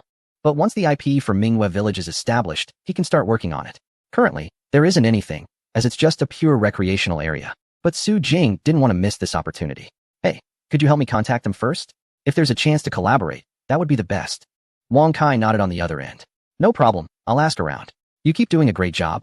And one day I'll come visit to see how you've developed Wanyuan Mountain. Haha, sure. When you come, I'll take you around. By the way, I have one more thing I need your help with. What is it? After hanging up the phone, Su Jing felt he had new directions and quickly noted down his ideas on paper. He was an adventure expert, but he didn't know much about operating and managing a scenic area, so he would listen to any suggestions that could benefit it. Should I consider hiring someone knowledgeable in management soon? He sighed deeply, burrowed under the covers, and stretched. The staff were tired, but he was even more exhausted. Yet, it was precisely because of this exhaustion that he finally achieved the desired results. Sitting up excitedly, Su Jing opened the system interface with a beaming face. The latest notification information prominently appeared on the screen. Reputation has exceeded 1,000. Reward, Lucky Wheel 1. Reputation has exceeded 1,000. Unlocking Lucky Wheel. He dismissed the notification. After 2 days of management, the changes were clearly visible. Host, Su Jing. Male, physical quality. See Scenic Area Achievements. None Scenic Area Reputation. 2335 Scenic Area Positive Reviews. 188 Backpack. Not yet open lottery chances. 2 Evaluation. Although you have made a small achievement, it is still quite a failure for a scenic area manager. Cherish your brief success, as you may lose it soon. The previous positive reviews have been exhausted. The number of visitors these days has almost contributed to the same amount of positive reviews. Su Jing was very satisfied with this result. And as for the system's harsh evaluation, he chuckled and thought, so what? He couldn't be bothered to pay attention to it. He clicked on the small icon he had long coveted, Lucky Spin, with great enthusiasm. This feature had been available since the beginner's benefits, but it had never been activated, as it required a reputation of over 1,000 to unlock. Su Jing clicked to open it, and a huge, colorful wheel appeared before him. The wheel did not display the names of the prizes, only a few large categories. 10-4, Transformation, 34 Skills, and 64 Items. Simple and unadorned. But this was exactly what Su Jing wanted. After bathing and changing, he finally attempted his first lottery. The giant wool burst with a flash of brilliance and then spun rapidly.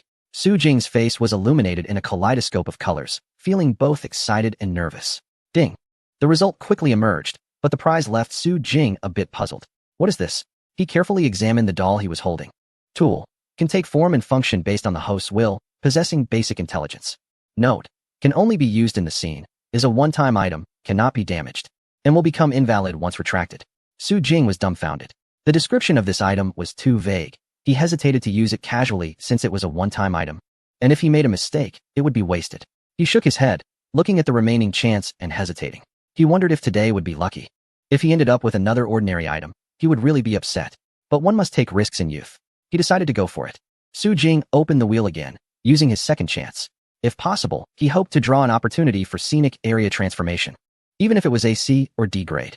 The wheel spun again and eventually stopped. This time, the item that appeared finally made Su Jing smile. Although it wasn't what he wanted, it was quite impressive. A brief entry quietly floated on the screen. Beast Whisperer, rare, can communicate with animals. The higher the intelligence of the other party, the better the communication. Can only be used on a single individual at a time. Cannot be purchased, upgraded, or transferred.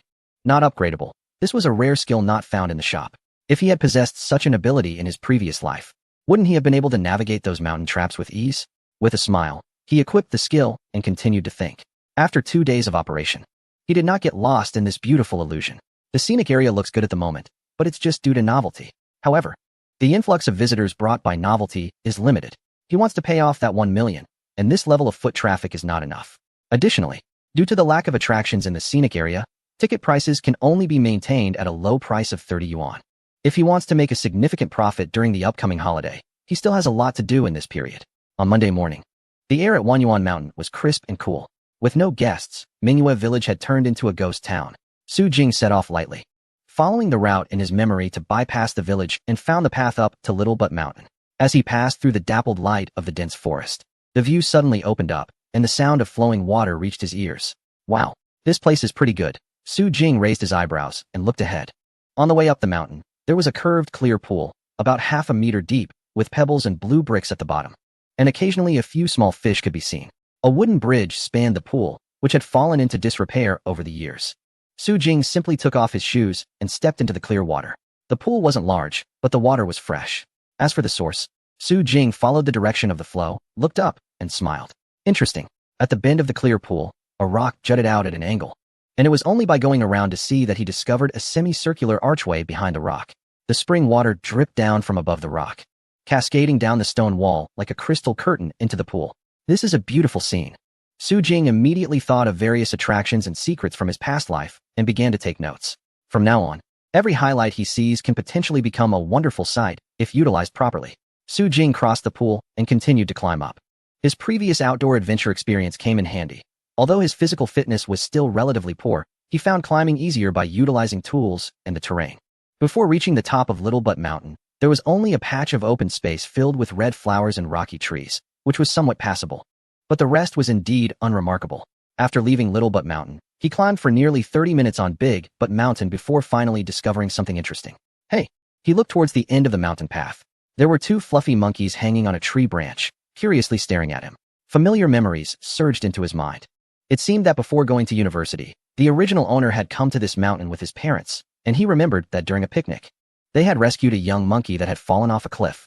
Later, he often took care of that little monkey until its injuries healed, and he went to a far province for university, never seeing it again. For years had passed, and he wondered if that little monkey was still around. Suddenly, Su Jing thought of his newly acquired beast language skill, and he shivered with excitement. Hello? He suddenly shouted, startling the monkeys on the opposite side, who squeaked and ran away. Su Jing's eyes widened, and the voices in his ears were vividly clear. What the heck? It's really a human. Run. Chapter 20. The concept of the sacred mountain too young. Panicked voices came from afar, interspersed with a few squeaky sounds.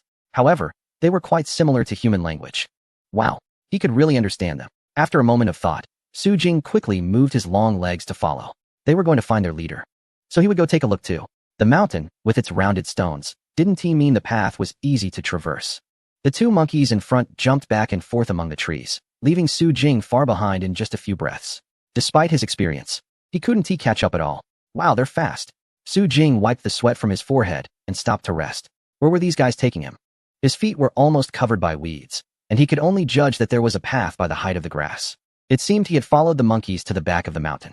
There was no sunlight here, with towering trees on both sides, and the occasional sound of rustling vines made Su Jing cautious. This was truly a wild forest, and it would be normal to encounter snakes or wild boars. But having lost his way in pursuit of the monkeys, he wasn't one to turn back without reaching his goal. Gritting his teeth and clenching his fists, Su Jing chose to continue climbing. The dirt path was rugged, and he broke off a branch to pull himself up slowly along the vines, until finally, light appeared at the end of his line of sight. There was sunlight. Faint squeaks echoed, and the gentle sounds of wind and birds seemed to beckon him to move forward quickly. With a sudden burst of energy, he leaped onto a rock, only to immediately grab the stone wall and stop, breaking into a cold sweat. Whoa! Pebbles rolled down, and below him was a lush forest and a rushing river. The end of this path was actually a cliff. Feeling the sunlight so close and hearing the squeaks behind him, he turned around suddenly. He remembered where this was. A strong mountain wind blew, swirling around the gap between the boulders, revealing a large cliff platform behind. On the platform, wildflowers bloomed everywhere under the warm sunlight, and 7 or 8 little monkeys were playing on an old tree. At the edge of the cliff, a majestic macaque sat facing the wind, draped in golden light. With a solemn expression, gazing ahead. That was the Monkey King. Squeak! Intruders! It's that human! The sharp cries interrupted Su Jing's appreciation, and the 2 monkeys who had spotted him earlier called out. Then, several monkeys leaped down from above, landing in front of him, their tails erect and expressions alert. Su Jing understood them, but he didn't respond rashly.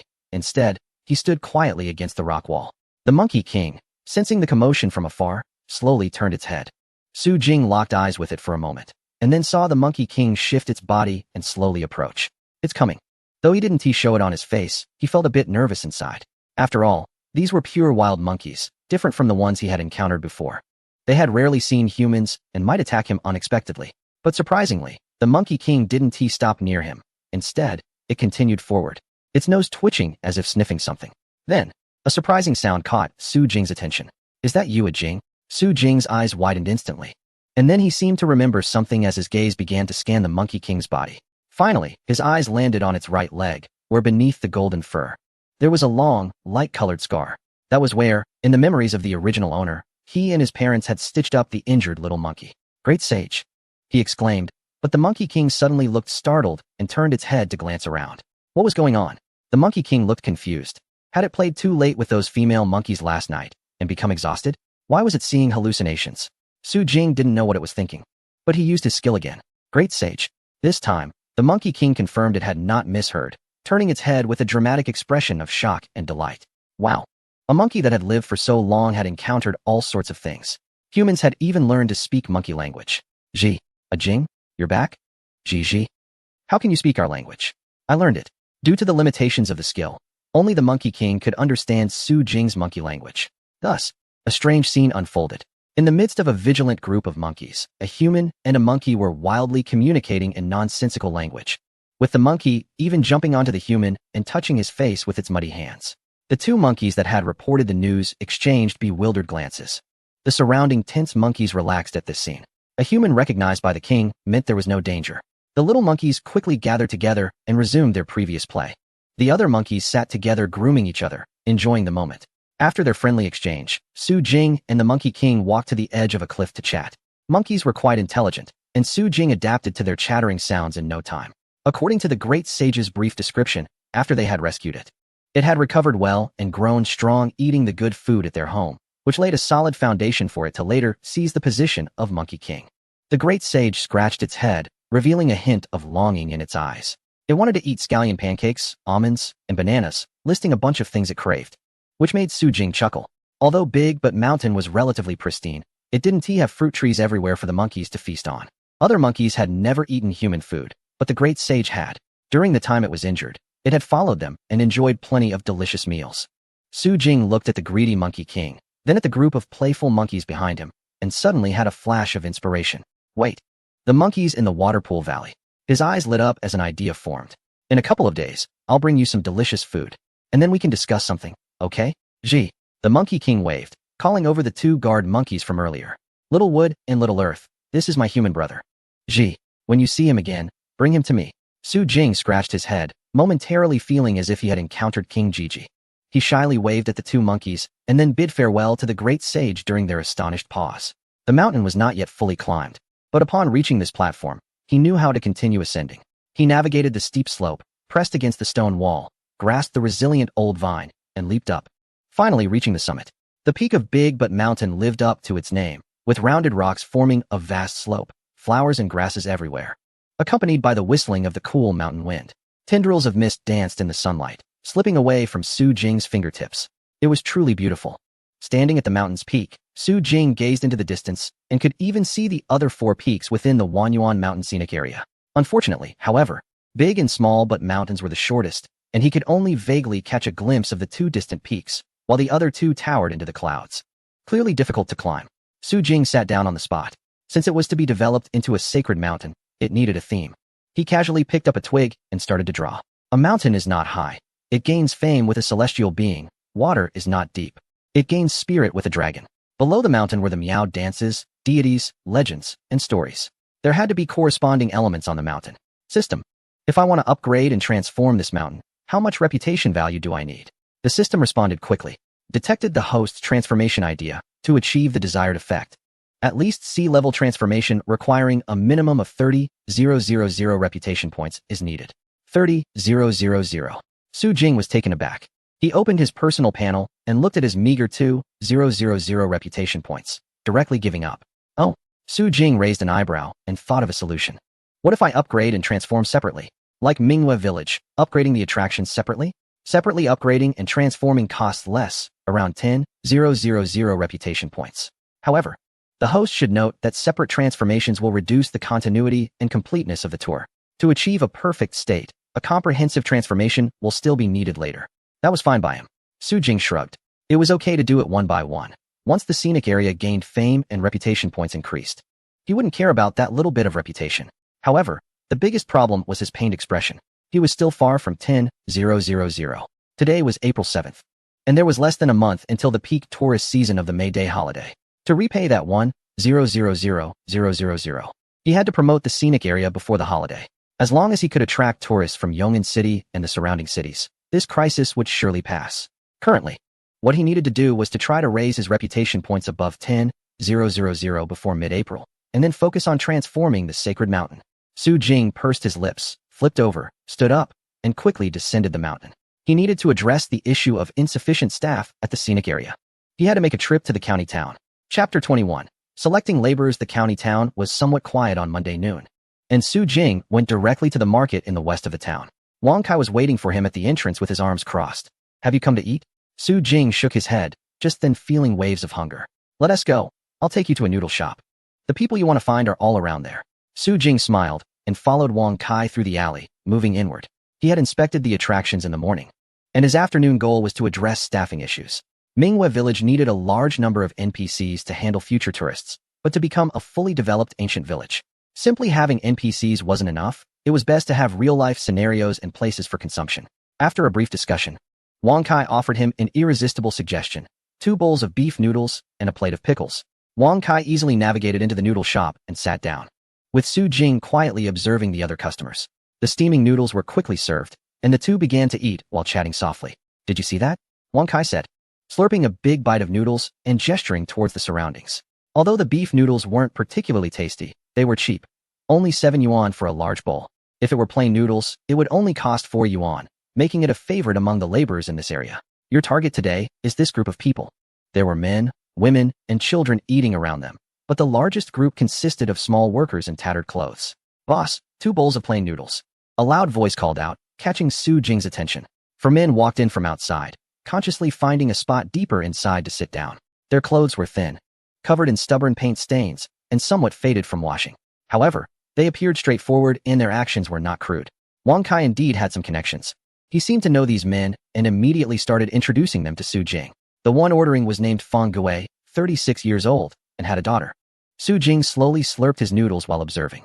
His wife left him for being poor, and his daughter is sick. He once went to jail because of his daughter's illness. But he is a man who hasn't given up.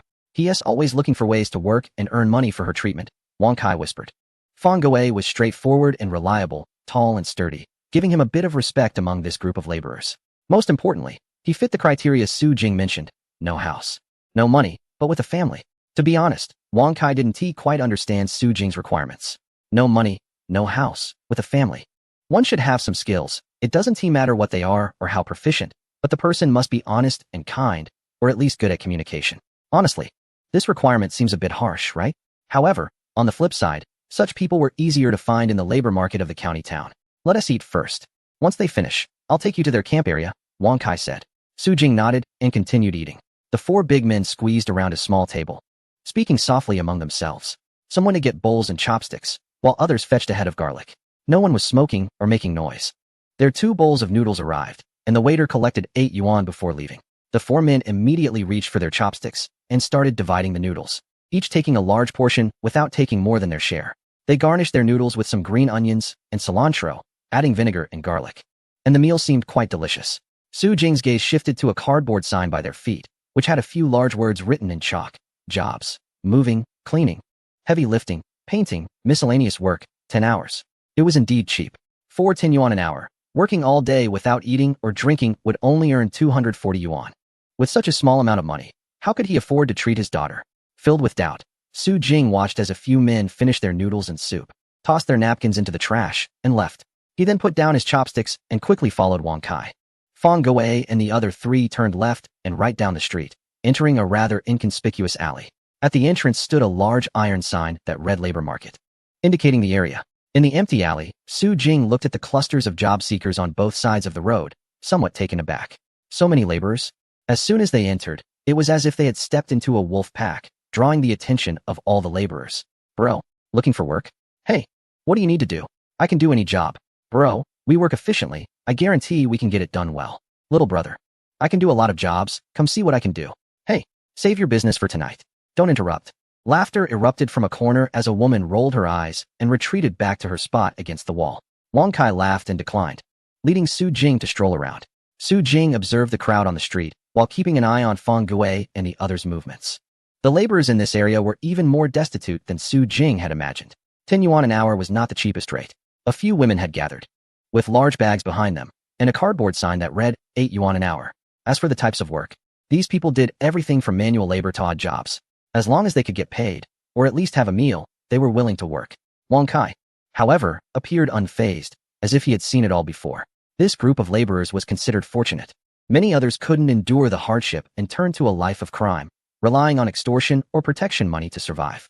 Su Jing was taken aback. Are there still criminals around? In his previous life, the crackdown on crime had been so effective that he hadn't encountered real gangs for many years. Ha ha ha, Jing. This is a county town, Wang Kai chuckled. Even in Yong'an City, which is a 4th-tier city, things aren't that strict. You need to know a bit about all sorts of people to get by in society. Su Jing nodded and decided not to waste any more time. He changed direction and walked straight up to them. Hello. The group of men had already noticed Su Jing and Wang Kai. They pretended to chat while closely watching their movements. So when Su Jing approached, they immediately came over. Boss, what kind of work do you want? Fang Guo, who had taken their order earlier at the noodle shop, spoke first. Labor work, moving, cleaning, or any odd jobs. I can do anything that requires a hand. Su Jing looked around.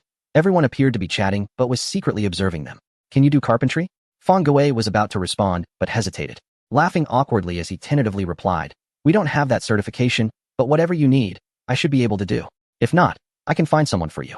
We have skilled carpenters here. Su Jing didn't respond immediately. He thought for a moment before asking another question. Moving things up the mountain, do you have the strength? The mountain? Fang Guo looked at his companions, pondering something. Are we moving it by hand? Su Jing nodded. For the initial phase, yes. The man laughed.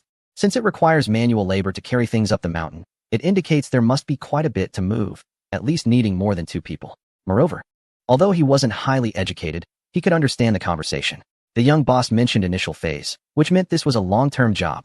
No problem. As you can see, we are all strong and capable, the best at hard labor. Su Jing nodded and handed him a flyer.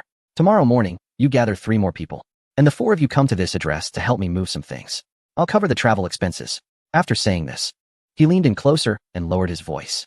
Find a few reliable and practical ones. If you do well, we can negotiate a good deal later. Su Jing signaled to Wang Kai, and the 2 quickly left without lingering. Behind them, Fang Guo's eyes widened in excitement. Brother Fang, what happened? What did he say? Brother Fang, is it a good job? Why are you so happy? Fang Guo lowered his voice and smiled mysteriously at them. A job has come. And not too many. Just 4 spots.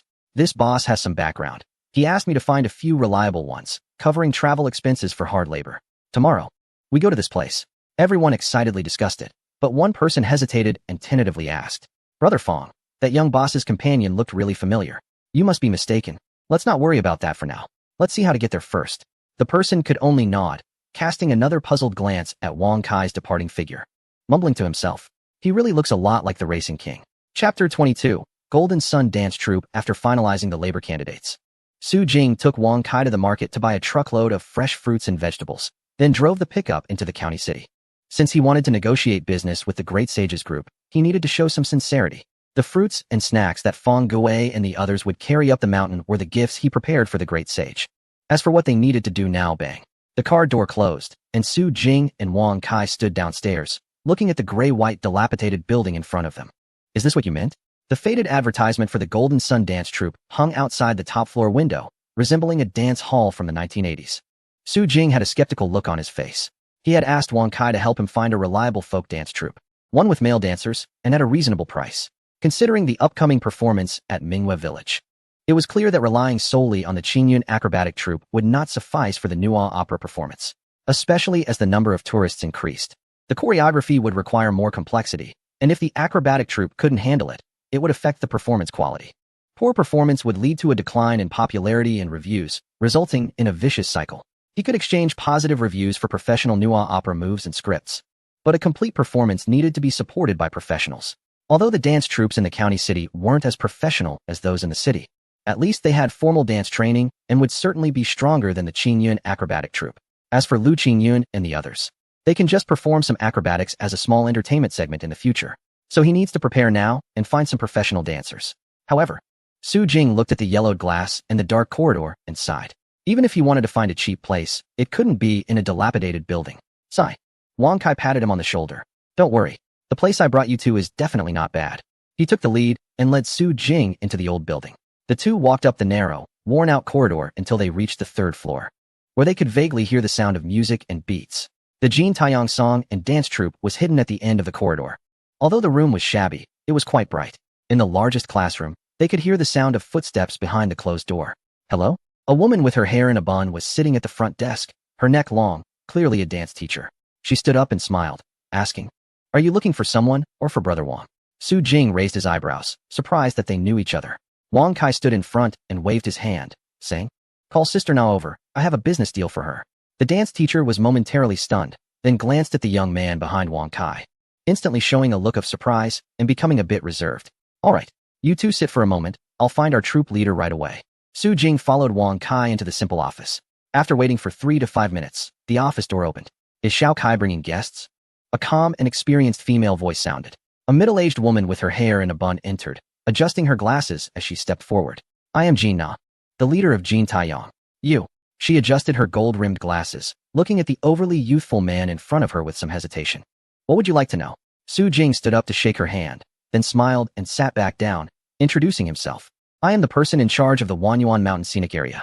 Oh, Jin Na immediately recalled the mountain near the county town. This young man. Is he the person in charge? She glanced at Wang Kai, who nodded to reassure her, so she continued to listen to Su Jing. Our scenic area is currently working on a project, part of which involves song and dance performances. Our staff does reasonably well, but I hope to achieve better results. So I wanted to see if there are any professionals available. Su Jing pointed to the Jin Taiyang performance poster on the wall, which was a photo from their performance at the Yong'an Grand Theater 3 years ago. I noticed that your troupe mainly focuses on ethnic dance, which aligns perfectly with my needs. Jin Na listened quietly. I will provide the venue, costumes, and music. We will have 2 performances every weekend, lasting about half an hour each, with a payment of 200 yuan per performance. As Su Jing finished his statement, even the serious Jin Na couldn't help but smile. 200 yuan per performance. That is a very generous compensation for a county-level song and dance troupe. Moreover, since the venue's songs and costumes are all provided by the other party, it means they only need to focus on singing and dancing well. With this price, other song and dance troupes would probably be fighting to get in. It seems Wang Kai put in quite a bit of effort in this. What about the dance? What do you want us to perform? Good conditions come with certain demands. Jin Na maintained her composure and asked earnestly.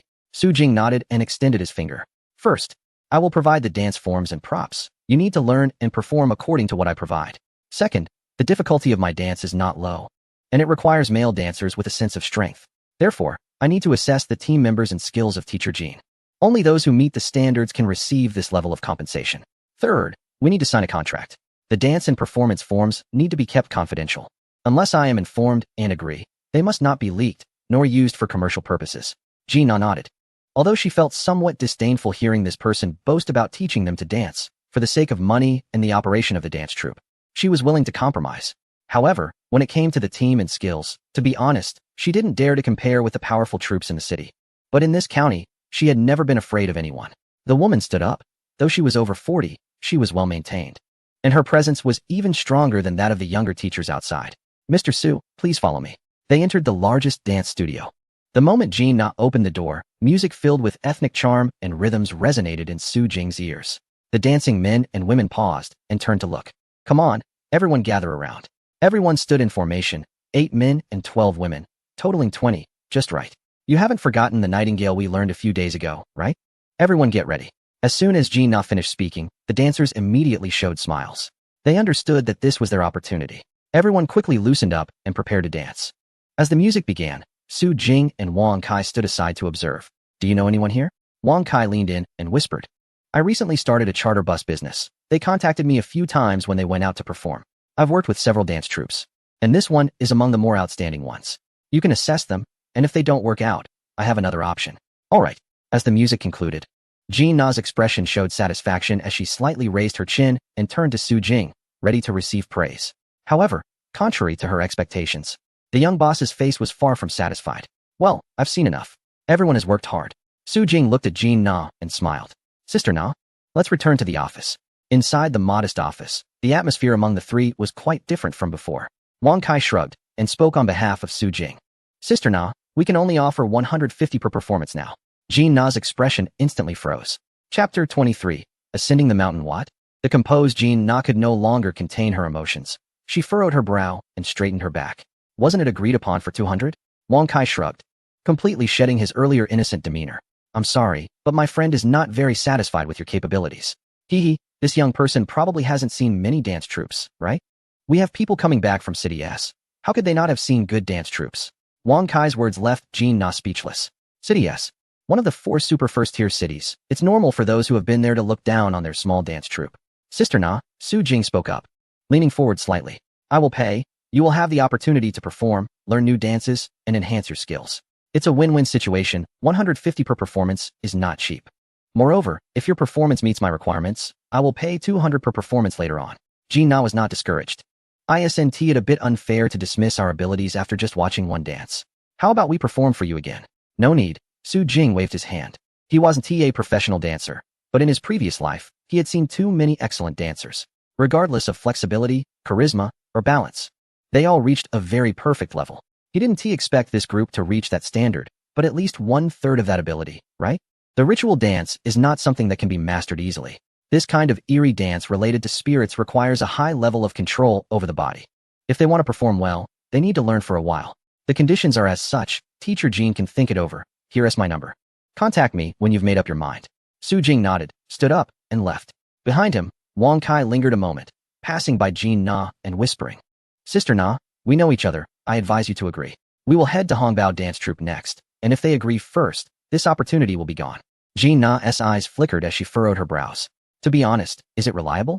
My childhood friend, long-term business, absolutely reliable. Su Jing was not able to leave smoothly, as Wang Kai called him back, informing him that Jean Na had agreed. According to what he said before, both dance troupes were of similar levels, so Su Jing didn't plan to waste time and directly confirmed the contract. After discussing a meeting time with Jean Na, he drove back to Wanyuan Mountain while it was still light out. A night without dreams. After a day of closure for rest. When the employees returned to work at the scenic area, their expressions were much better. Everyone wait for me a moment. I'll take a few people over. Su Jing called everyone to go to the dock first, while he went to the entrance to greet Feng Gui and the others who were already prepared. Why are you all here so early? Feng Gui laughed heartily, stretching his limbs. Boss Su didn't specify a time. So we thought we'd come early to finish up sooner. Thank you all for your hard work. Let us go. His boat full of fruits and snacks had been transported to the foot of Little But Mountain right after he returned last night. Today, they only needed to bring those 4 over. Once everyone was on the boat, Uncle Shui shook the oars, and the small boat drifted downstream towards Big and Little But Mountain. Boss Su, This place of yours is quite nice. On the small boat, Fong Gui and the others were careful not to dirty the luxurious-looking cushions, sitting at the edge and peering out over the boat, marveling.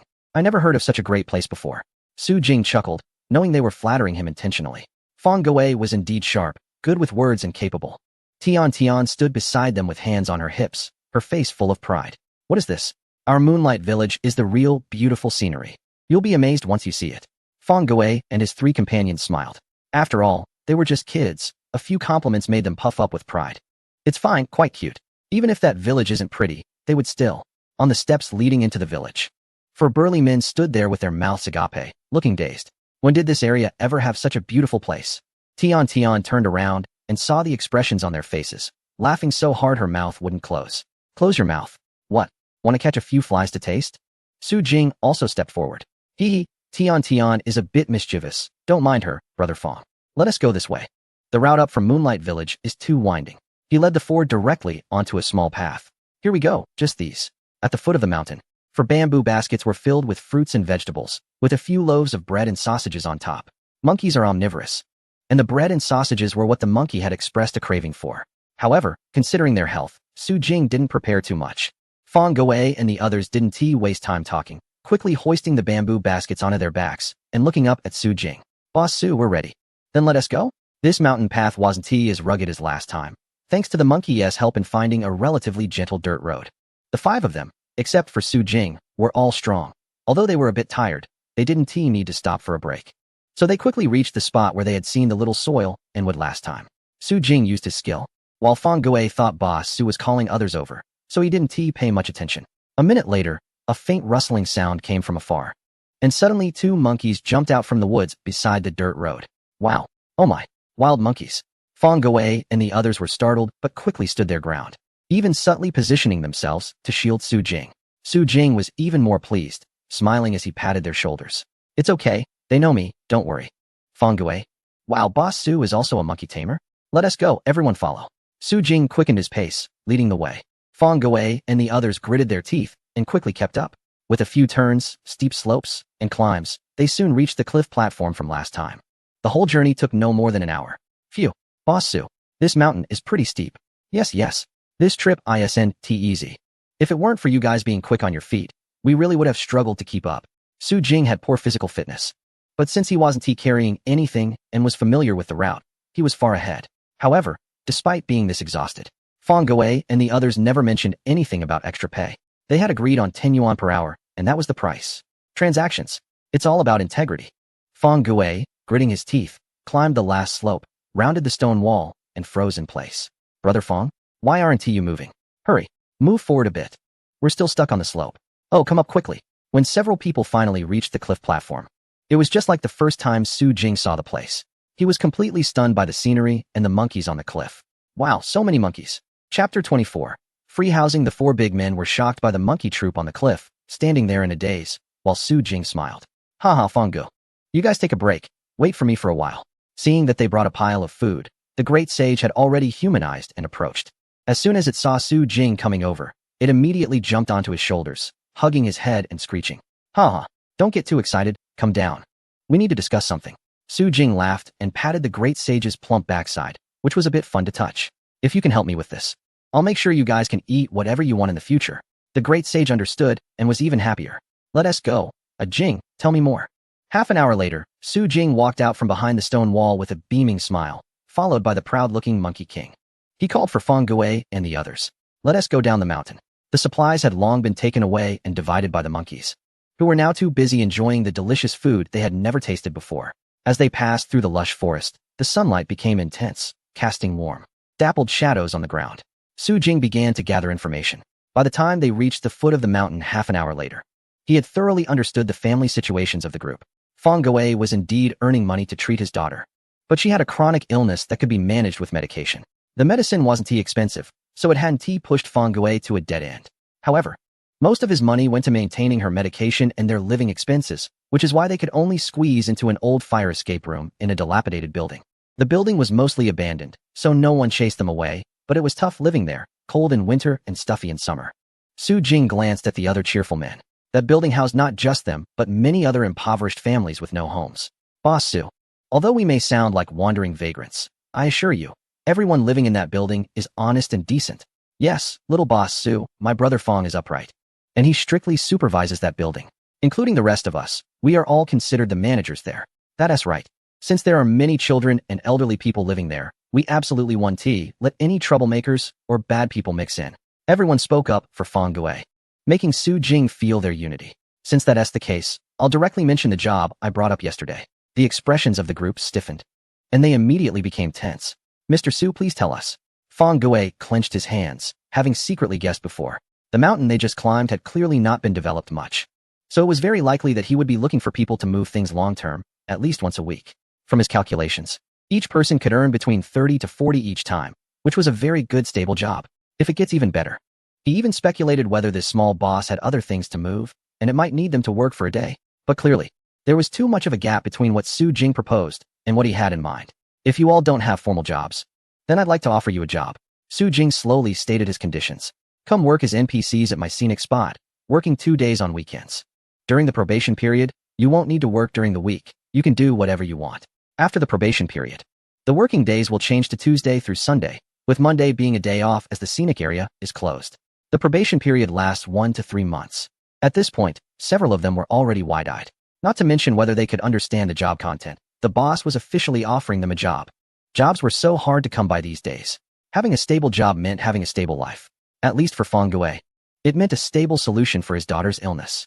The guy's eyes sparkled, and they began to nervously wait for little boss Su's offer. Even if the salary was low, they could consider it. After all, most of the time, they didn't have work. Their total income for a month might not even reach 1,000 yuan. As for the salary, Su Jing paused, scanned the crowd, and slowly spoke. The salary during the probation period is 200 yuan a month, and after becoming a regular employee, it will be 600 yuan a month. If the scenic area is managed well, the salary will increase. Fong Gui's smile froze. The other three nearly couldn't hold their expressions either. Was this a joke? 200 yuan a month? Even if the probation period only required 8 days of work. That meant 25 yuan a day, which was outrageous. Did this young man think of them as beggars? Haha, little boss Su, we might have to. Let me finish. Fong Gui's hand paused for a moment before he had to let it drop. What was there to say? Even if the job was easy, they wouldn't do it. They weren't afraid of hard work. They were afraid of being broke. What if it was tough? Even getting hurt was fine. Not having money was the scariest. Su Jing knew what they were thinking. He just smiled and spoke. The salary I mentioned earlier is the commission. Now let's talk about the base salary. Everyone became interested again. Although the commission was so low, the base salary probably wouldn't be much higher, but Su Jing's next sentence stunned them. The base salary is that employees can receive a free apartment within the scenic area during their working period. You will need to arrange your own furniture.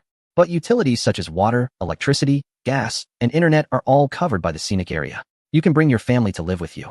With a limit of 4 people. This time, everyone understood. But they had never heard of such conditions before. It wasn't the 1980s anymore, was it? How could they still encounter such a generous offer for housing? Were they dreaming? And the utilities were included? This was a huge expense. Did little boss Su realize that? I can't believe it. 3 strong men were still in a daze when Fong Gui was the first to raise his hand, his voice loud and his face flushed. His neck muscles bulging as he shouted, Boss Su, I'll do it. I can start working tomorrow. Fong Gui may not have much education, but he wasn't foolish. How many workplaces provide housing? Although it was a house within a scenic area, at least it was a proper residence. With Boss Su being so generous, once they became formal employees, how could their income not increase? How long had his daughter not slept in a proper bed? Boss Su, what do you need from us? Just say it. The other men finally snapped out of their shock. With free utilities and family housing. Anyone who didn't agree would be a fool. They were extremely grateful to have chosen Fong Gui. Without him, how could they have gotten such an opportunity? I'll do it too. Me too. They all raised their hands, afraid their voices wouldn't be loud enough to be noticed. Su Jing nodded in satisfaction. Since that's the case, let us go take a look at Minghua Village first. Chapter 25. Competing for spots on the clean stone path. Su Jing led a few people to tour the entire Minghua Village. We have temporarily divided Minghua Village into 4 areas. A, B, C, and D. You are the first group to stay here, so you can choose your houses first. Su Jing casually picked a small building and opened the door. All the houses currently only have partition walls built. You'll need to prepare your own furniture. There is a plot of land behind Minghua Village that will be cleared. You can chop down trees there to use for making beds or furniture, whatever you can manage, and we won't charge you for it. The few people following behind praised the layout of the small building. The houses range from over 100 square meters to more than 60 square meters. But the best part was that almost every household had a small yard or a second-floor terrace. The lively atmosphere made them imagine how comfortable it would be to live there in the future. The reason for the low wages was that, considering you are the first batch of residents, I have another piece of information for you. You are NPCs, which means you will have close interactions with tourists. So if the number of tourists increases later on, you can use your own houses to start a small business. We will oversee this.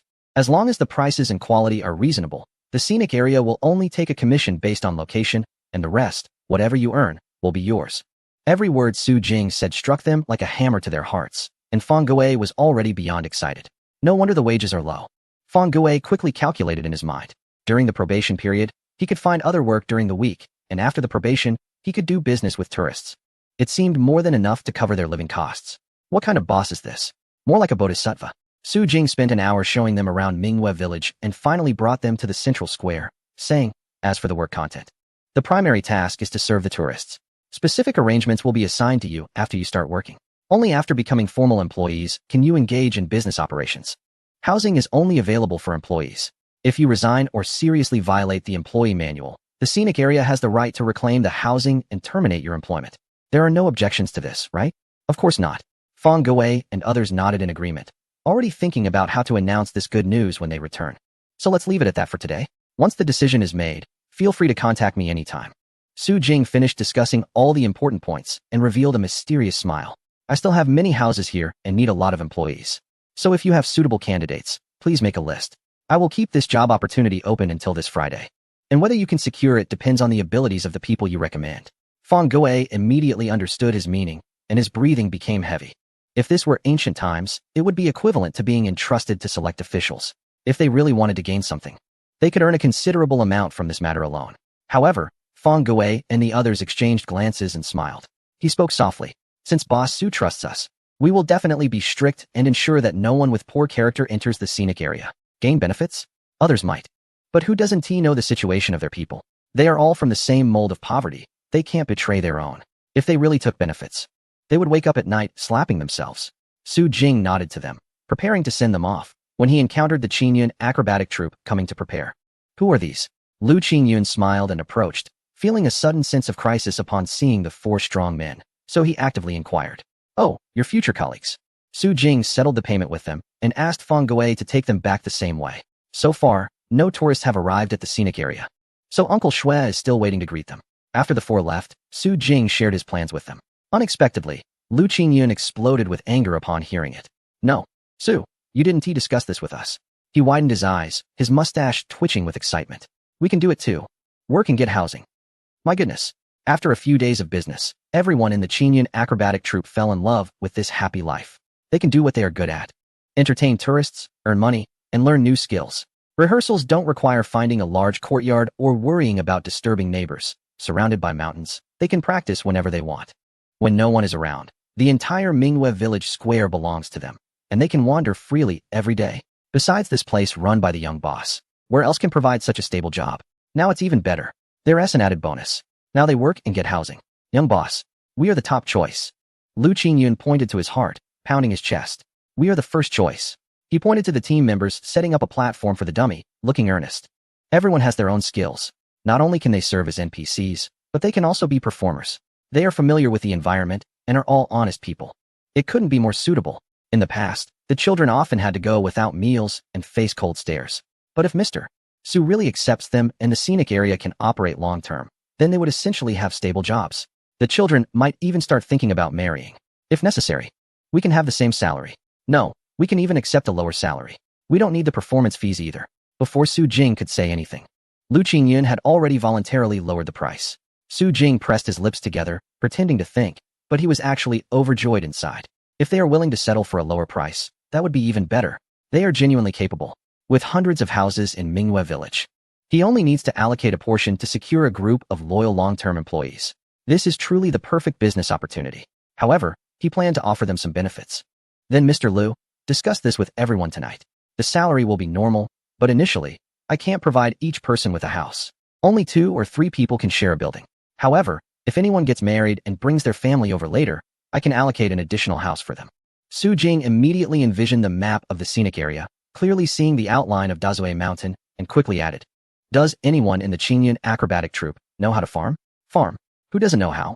Seeing his expression, Su Jing awkwardly scratched his head. Realizing he had forgotten that this wasn't TS City, this was Qingshan County.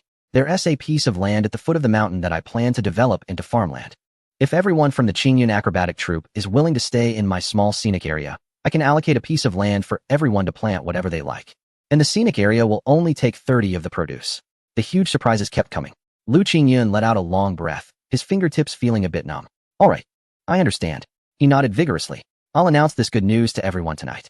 Mr. Su, you must reserve spots for us. From now on, we live and die for this scenic area. That's really not necessary. After handling the trivial matters, Su Jing returned home first. The scenic area was almost empty during the week. Instead of wandering around, he might as well check the system's store to see what he could buy. However, before he got home, he received an unexpected phone call. Jiang Song. The voice on the other end made Su Jing frown. Are you crying? Chapter 26, Unexpected Visitor. The other side of the call was very noisy, like a bustling street food stall. I'm not sick anymore. Jiang Song's voice sounded muffled, drowned out by the lively street atmosphere. But Su Jing heard him clearly. Not only are you crying, but you're also drinking alone. He put his keys away, closed the door, and sat on a stool, listening attentively to his friend's troubles. Go ahead, it's only been a few days since we last talked. What happened? After a moment of silence, Jiang Song's anxiety and frustration prompted him to speak. I feel like I've lost confidence in finding a job. If the original owner were here, they would surely not understand why. Jiang Song has good grades and rich experience, so it should be easy for him to enter a big company. If he lacks confidence, then what about the other classmates? But the current Su Jing is different. With decades of experience, he understands why. City S is too large. As a top-tier city, having a degree is not enough to secure a foothold in a big company there, especially for a management position. What they need more is the background of the employees. The gap between a child from an ordinary family and a local with many resources or a child of officials is almost like heaven and earth. Jiang Song is ambitious. Sure, he could enter those small, mediocre companies, but would he be content with that? How many companies have you applied to? Jiang Song paused, realizing Su Jing had guessed his situation. I've tried 26 private and foreign enterprises, but none worked out. I ended up joining a small company where the boss is an idiot, knows nothing, and just tries to mimic big companies without having their resources or working conditions. Jiang Song's complaints lasted nearly 20 minutes.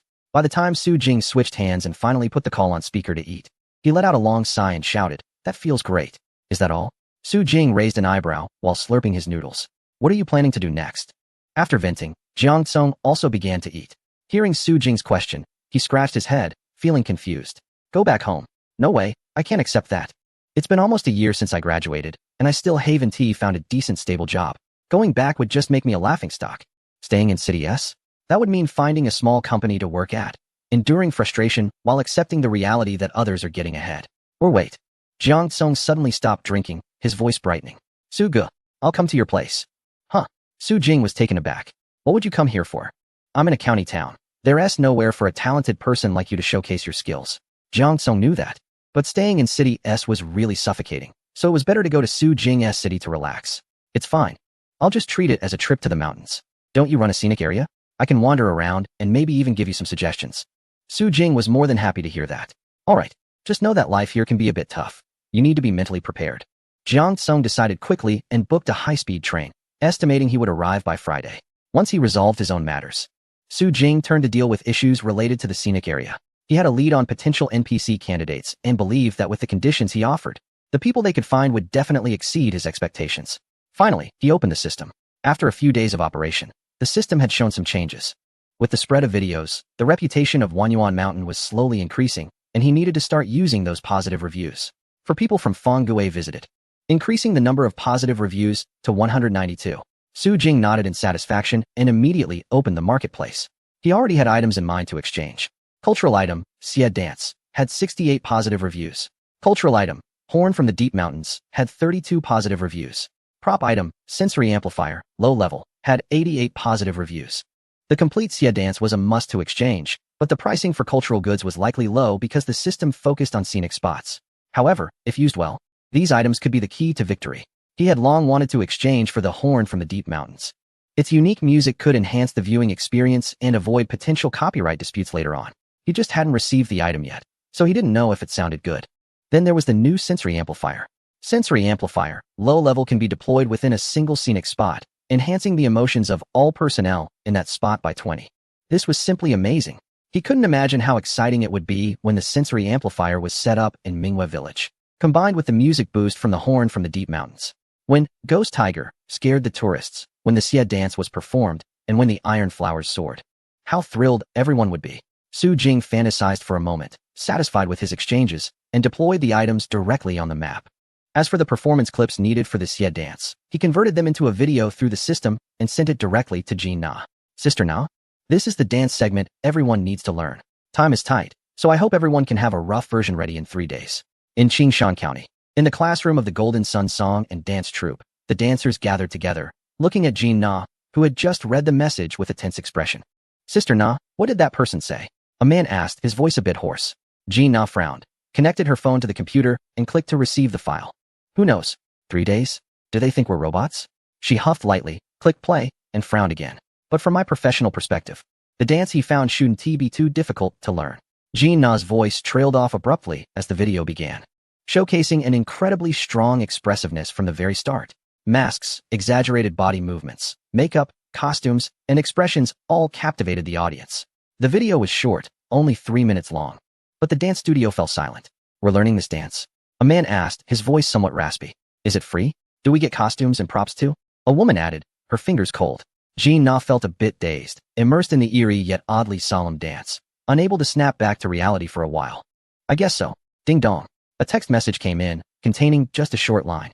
Su Jing. Sister Na, did you watch the video? Is there a problem? There was a problem. A big problem. They were the biggest problem. Jean Na was now afraid that her dance troupe would mess up the dance. Everyone. For the first time, her voice floated as she looked around, only to find everyone staring at her with bright eyes. Got it. Jean Na instantly understood. They all wanted to dance. And it was the kind of determination that they would rather not sleep than not get the dance right. The sternness on her face disappeared, and she smiled while shaking her head. Get ready, don't sleep these days. Turning her head, Jinna typed rapidly on her phone. Mr. Su is absolutely fine. Chapter 27 Preparation works starting from Wednesday. A large group of ragged laborers arrived at Wanyuan Mountain. The youngest was only 14 years old, while the oldest could use the youngest as a walking stick. Brother Fong, Yufeng Gue waved his hand. Boss Su, this kid. He pulled over a short and thin boy. He draws very well. I've seen the scenic map of Mingwe village he did. It's quite good. If you don't mind, let this child give it a try. He can draw in a way that is both interesting and clear. Oh, Su Jing became interested. What did he do before? Feng Gue awkwardly lowered his head, finding it hard to speak. But the little boy's eyes were bright, and his voice was loud. I'm a pickpocket. How did he detect a hint of pride in his tone? But I've turned over a new leaf for a long time. Now I'm helping Uncle Fong scout the area. That still sounded a bit unorthodox. Feng Gue quickly stepped in to explain. Jobs aren't easy to find right now. So Xiaoji helps everyone look for customers in the market, bringing them over or leading us to chance encounters. This child doesn't need a separate house. He is living with us. Feng Gue patted Xiaoji's head, smiling with satisfaction. He doesn't want to stay for free. So he actively wants to do some work. Oh, Su Jing understood. He waved his hand. Approved. Feng Gue continued to bring over an elderly woman. Aunt Lu Yun. She is older, but the rice cakes she makes are exceptionally clean and delicious. She can contribute to the revenue of the scenic area. Uncle too, skilled with his hands, is good at weaving little trinkets. Whatever you want him to make, he can learn in a couple of days. And Granny Qian, she can play the arrow. She might not have much to offer, heh, but it livens things up when she plays at the door. Most of the people Feng Gue brought were quite good. Despite the large mix of ages and genders, most had some skills. Moreover, most of them came with family, so although Su Jing only selected a little over 10 people, they ended up bringing nearly 30 in total. To balance the population in Mingwe village, Su Jing directly assigned them to 2 adjacent areas, A and B. As for the Qingyun acrobatic troupe, they had been clamoring for their signed contract last night, gaining special privileges for the elderly, and had already gone to the village to choose houses early. He gave Qingyun the option to choose the entire C area, which is close to the square, convenient for their training and performances. As for the D area, which is near the foot of the mountain and quieter in terms of scenery and location, Su Jing temporarily reserved this area, allowing only Uncle Shui and Tian Tian to move in. Indeed, news of the housing distribution could not be kept secret for long and quickly reached the ears of the employees. Uncle Shui and Tian Tian had already found the daily commute troublesome, and with such good treatment now, they immediately applied for it. Only the others had some lingering concerns, so they hadn't responded yet. However, Su Jing assured them that he would reserve their rights, and if they needed it, they could come to him anytime. Thus, the preparations continued. A few dozen households moved directly into Mingwe village, instantly bringing life to the entire settlement. As soon as everything settled down, the staff immediately began moving and training for their work, filled with enthusiasm. As for Su Jing, he went to the station. Jiang Tsong. He looked towards the exit, where a handsome male college student was walking out with a backpack.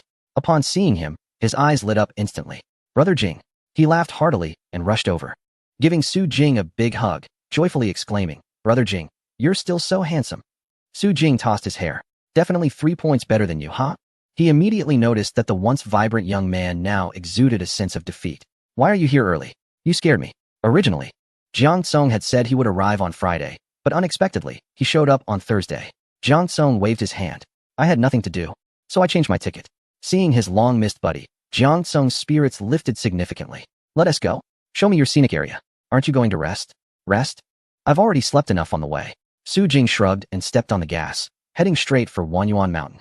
He wanted to see, so they strolled around. After all, the scenic area was only partially open, and walking wouldn't tire him out.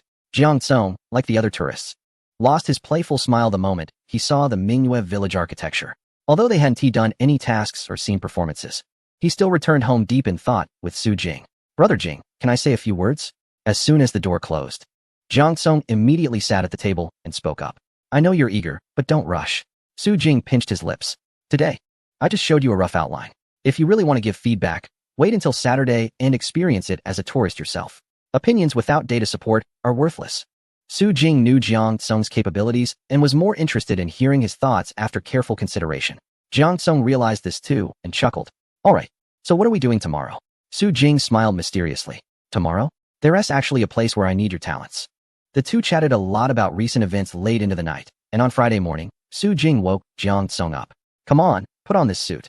Style your hair a bit, and accompany me to meet a client today. Su Jing stood in front of the mirror, fussing over his appearance with a cigarette in his mouth. Jiang Tsong raised an eyebrow at the unlit cigarette at the corner of his mouth. You haven't changed this habit, huh? What? Seeing Su Jing's puzzled expression, Jiang Tsong pointed at the cigarette. You've been like this since you met when you. Now that she has gone abroad, you're still like this? Su Jing took the cigarette down and realized this was a subconscious habit of the body. However, he rarely smoked himself, so he shrugged, not wanting to discuss the topic. Sigh, I'm used to it. Hurry up and get ready, Wang Kai is coming. He stopped talking, and Jiang Tsong also fell silent. However, before coming to Wanyuan Mountain, he had heard from acquaintances that when you was finishing her studies and work over there, and seemed to have intentions of returning. Brother Jing should know, right? It wouldn't matter if he didn't say anything, would it? As soon as the two finished packing and stepped outside, they saw a business vehicle parked at the entrance. Such cars were not common in a small county town.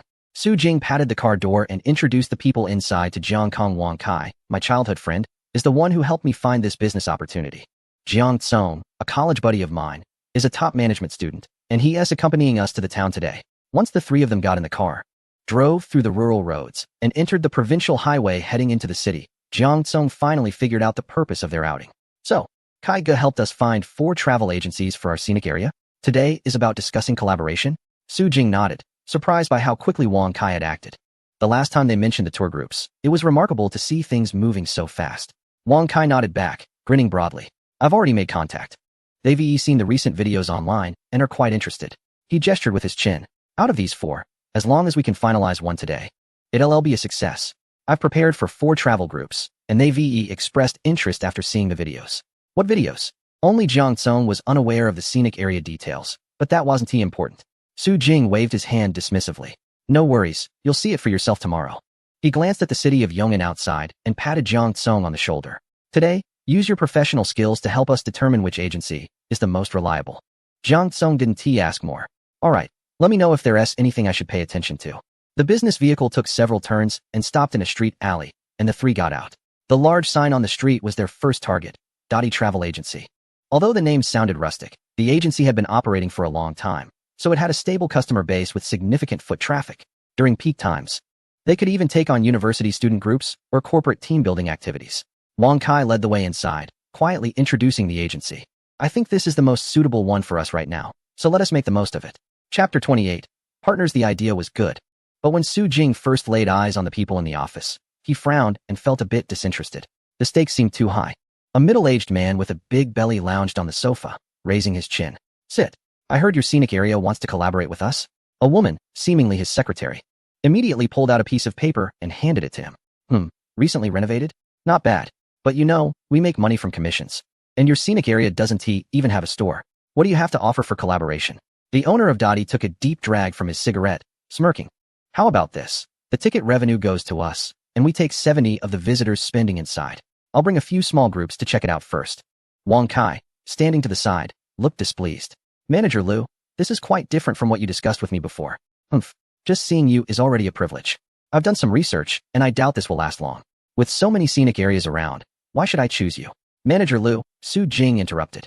He exchanged a glance with Jiang Tsong and Wang Kai before turning back. What did you just say? Manager Liu paused for a moment.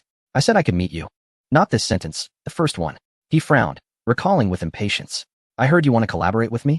Su Jing stood up with a smile. You heard wrong. That's not the case. He spoke while walking out. I heard those fellow business owners gossiping about you before, and I didn't believe it. I didn't expect you to be this kind of person. Liu, sitting on the sofa, looked bewildered.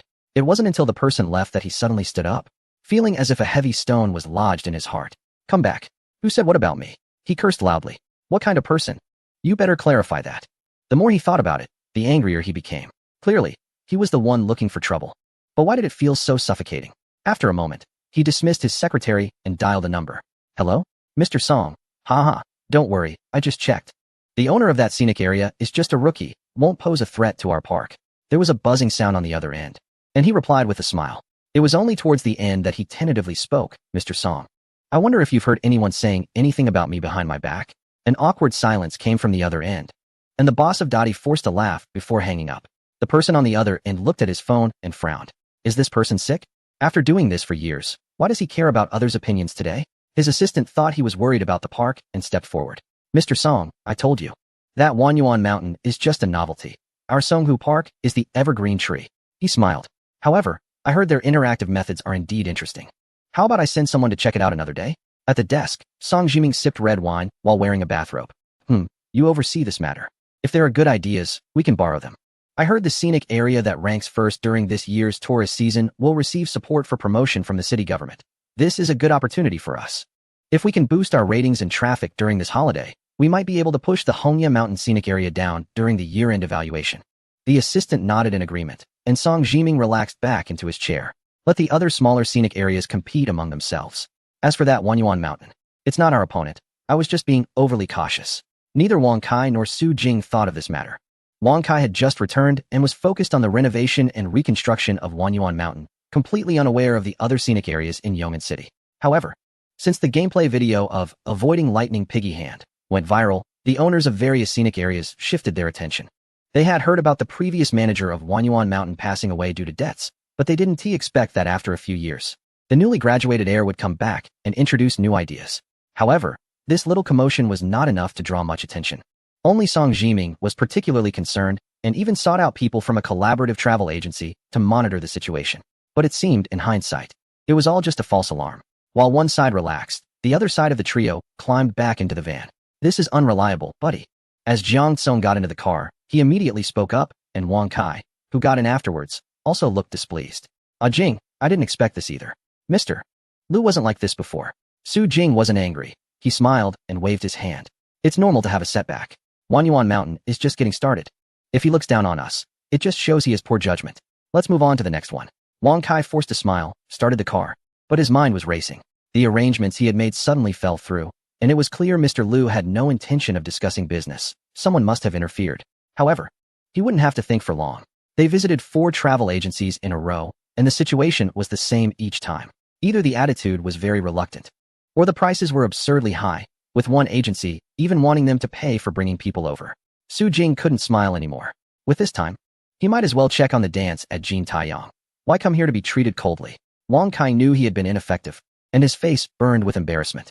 Although Su Jing hadn't paid him, after so many years of friendship, it was frustrating to help someone only to achieve such disappointing results. It felt like a slap in the face. All right. Wang Kai exhaled heavily. Jing, let's go to one last place. This one will definitely work.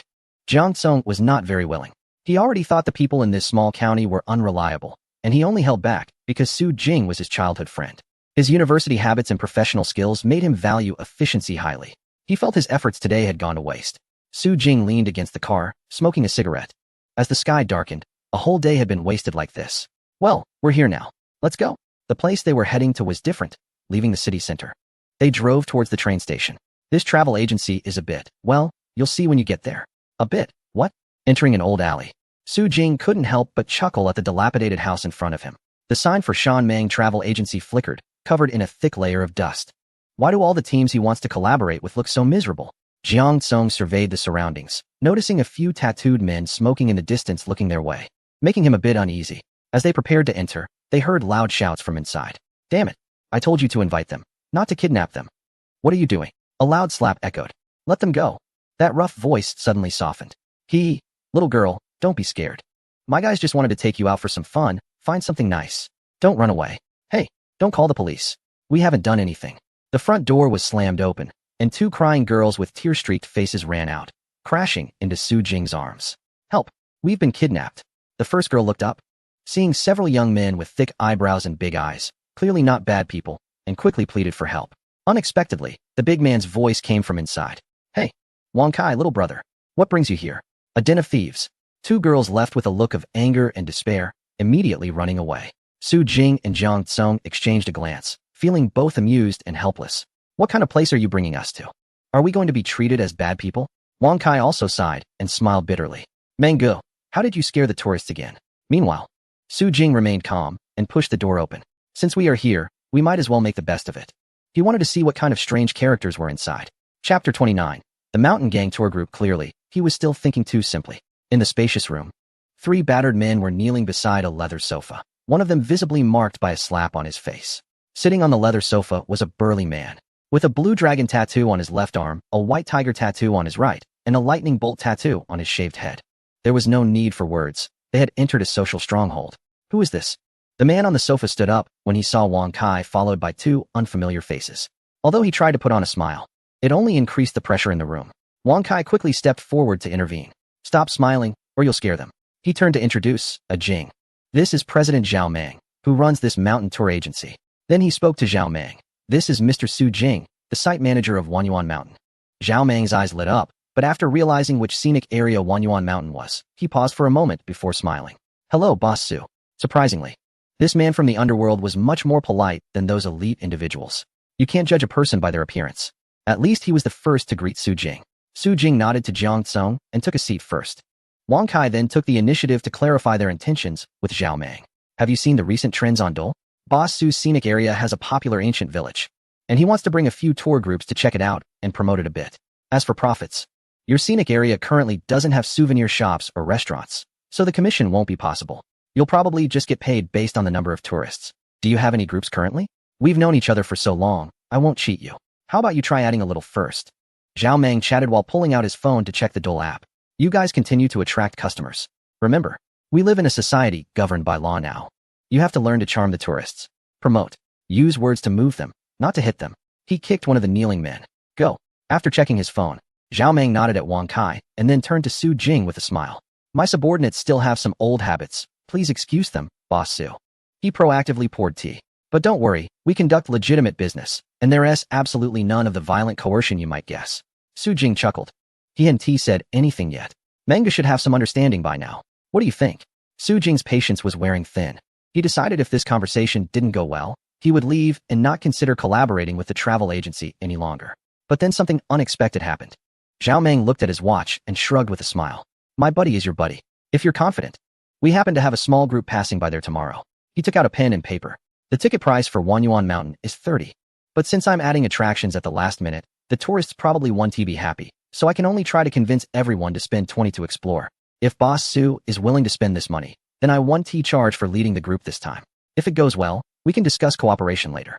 Su Jing didn't expect him to agree so easily, without asking for anything in return. Sure, but he also had a request.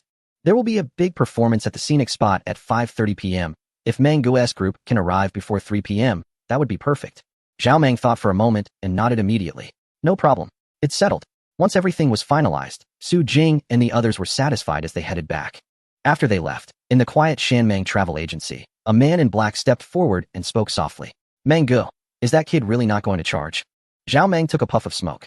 Although my brain isn't the sharpest, I have a good instinct for people. Otherwise, I wouldn't have come this far. But things aren't going too well right now.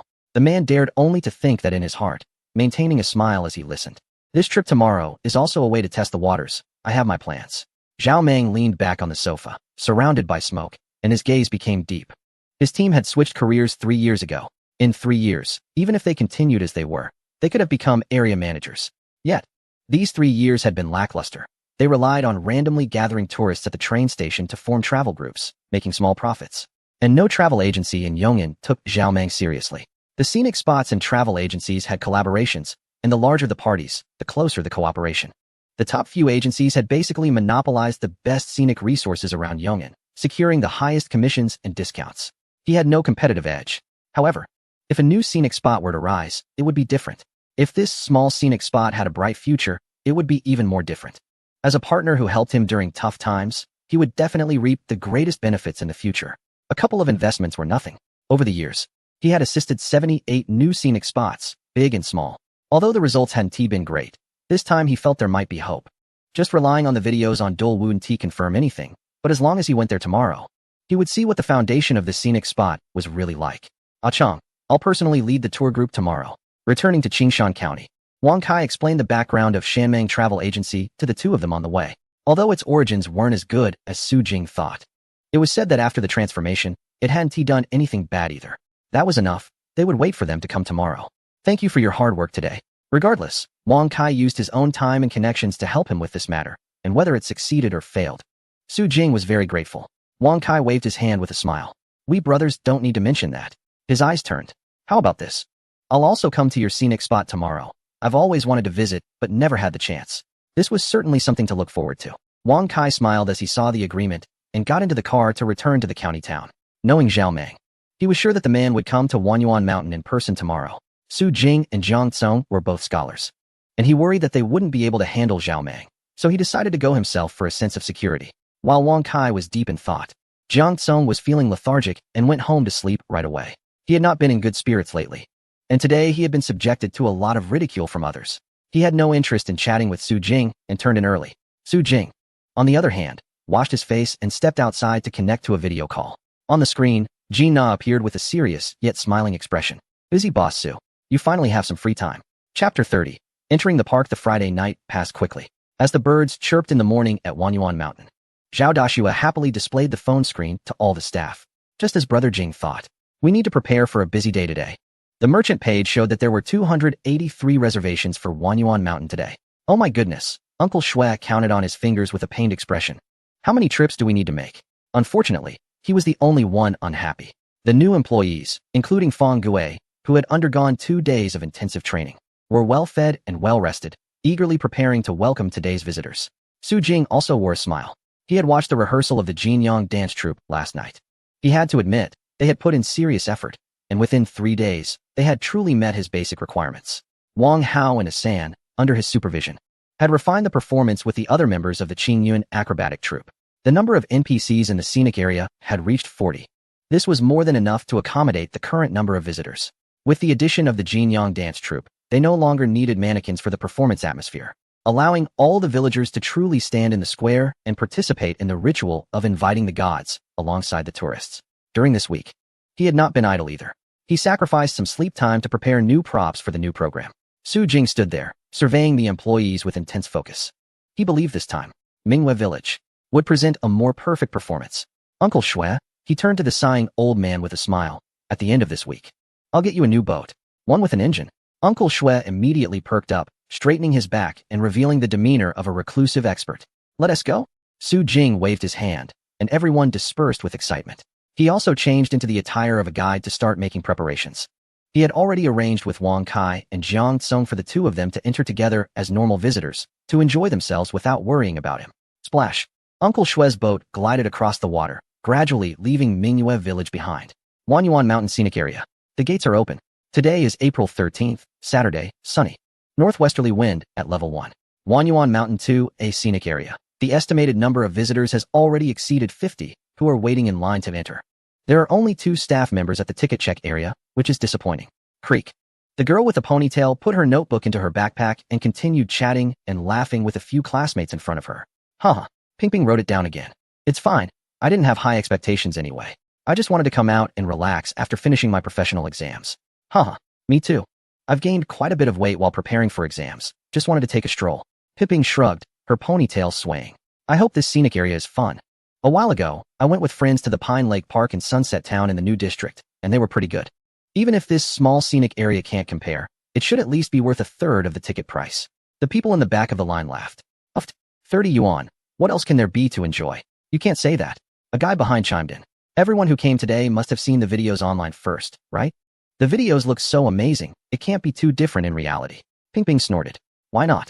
It's not like we haven't seen internet-famous photos. Those people will do anything for views. The two guys fell silent. No way. It's not easy to get a day off. Don't waste it in a county town. But they didn't have to worry for too long, as the line moved quickly. Even with just Zhao University managing it, he kept everything organized.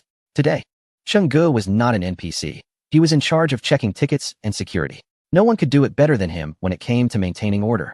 For instance, when someone waiting impatiently wanted to shout, as soon as Feng Cheng turned his head and shot a glare, the person fell silent.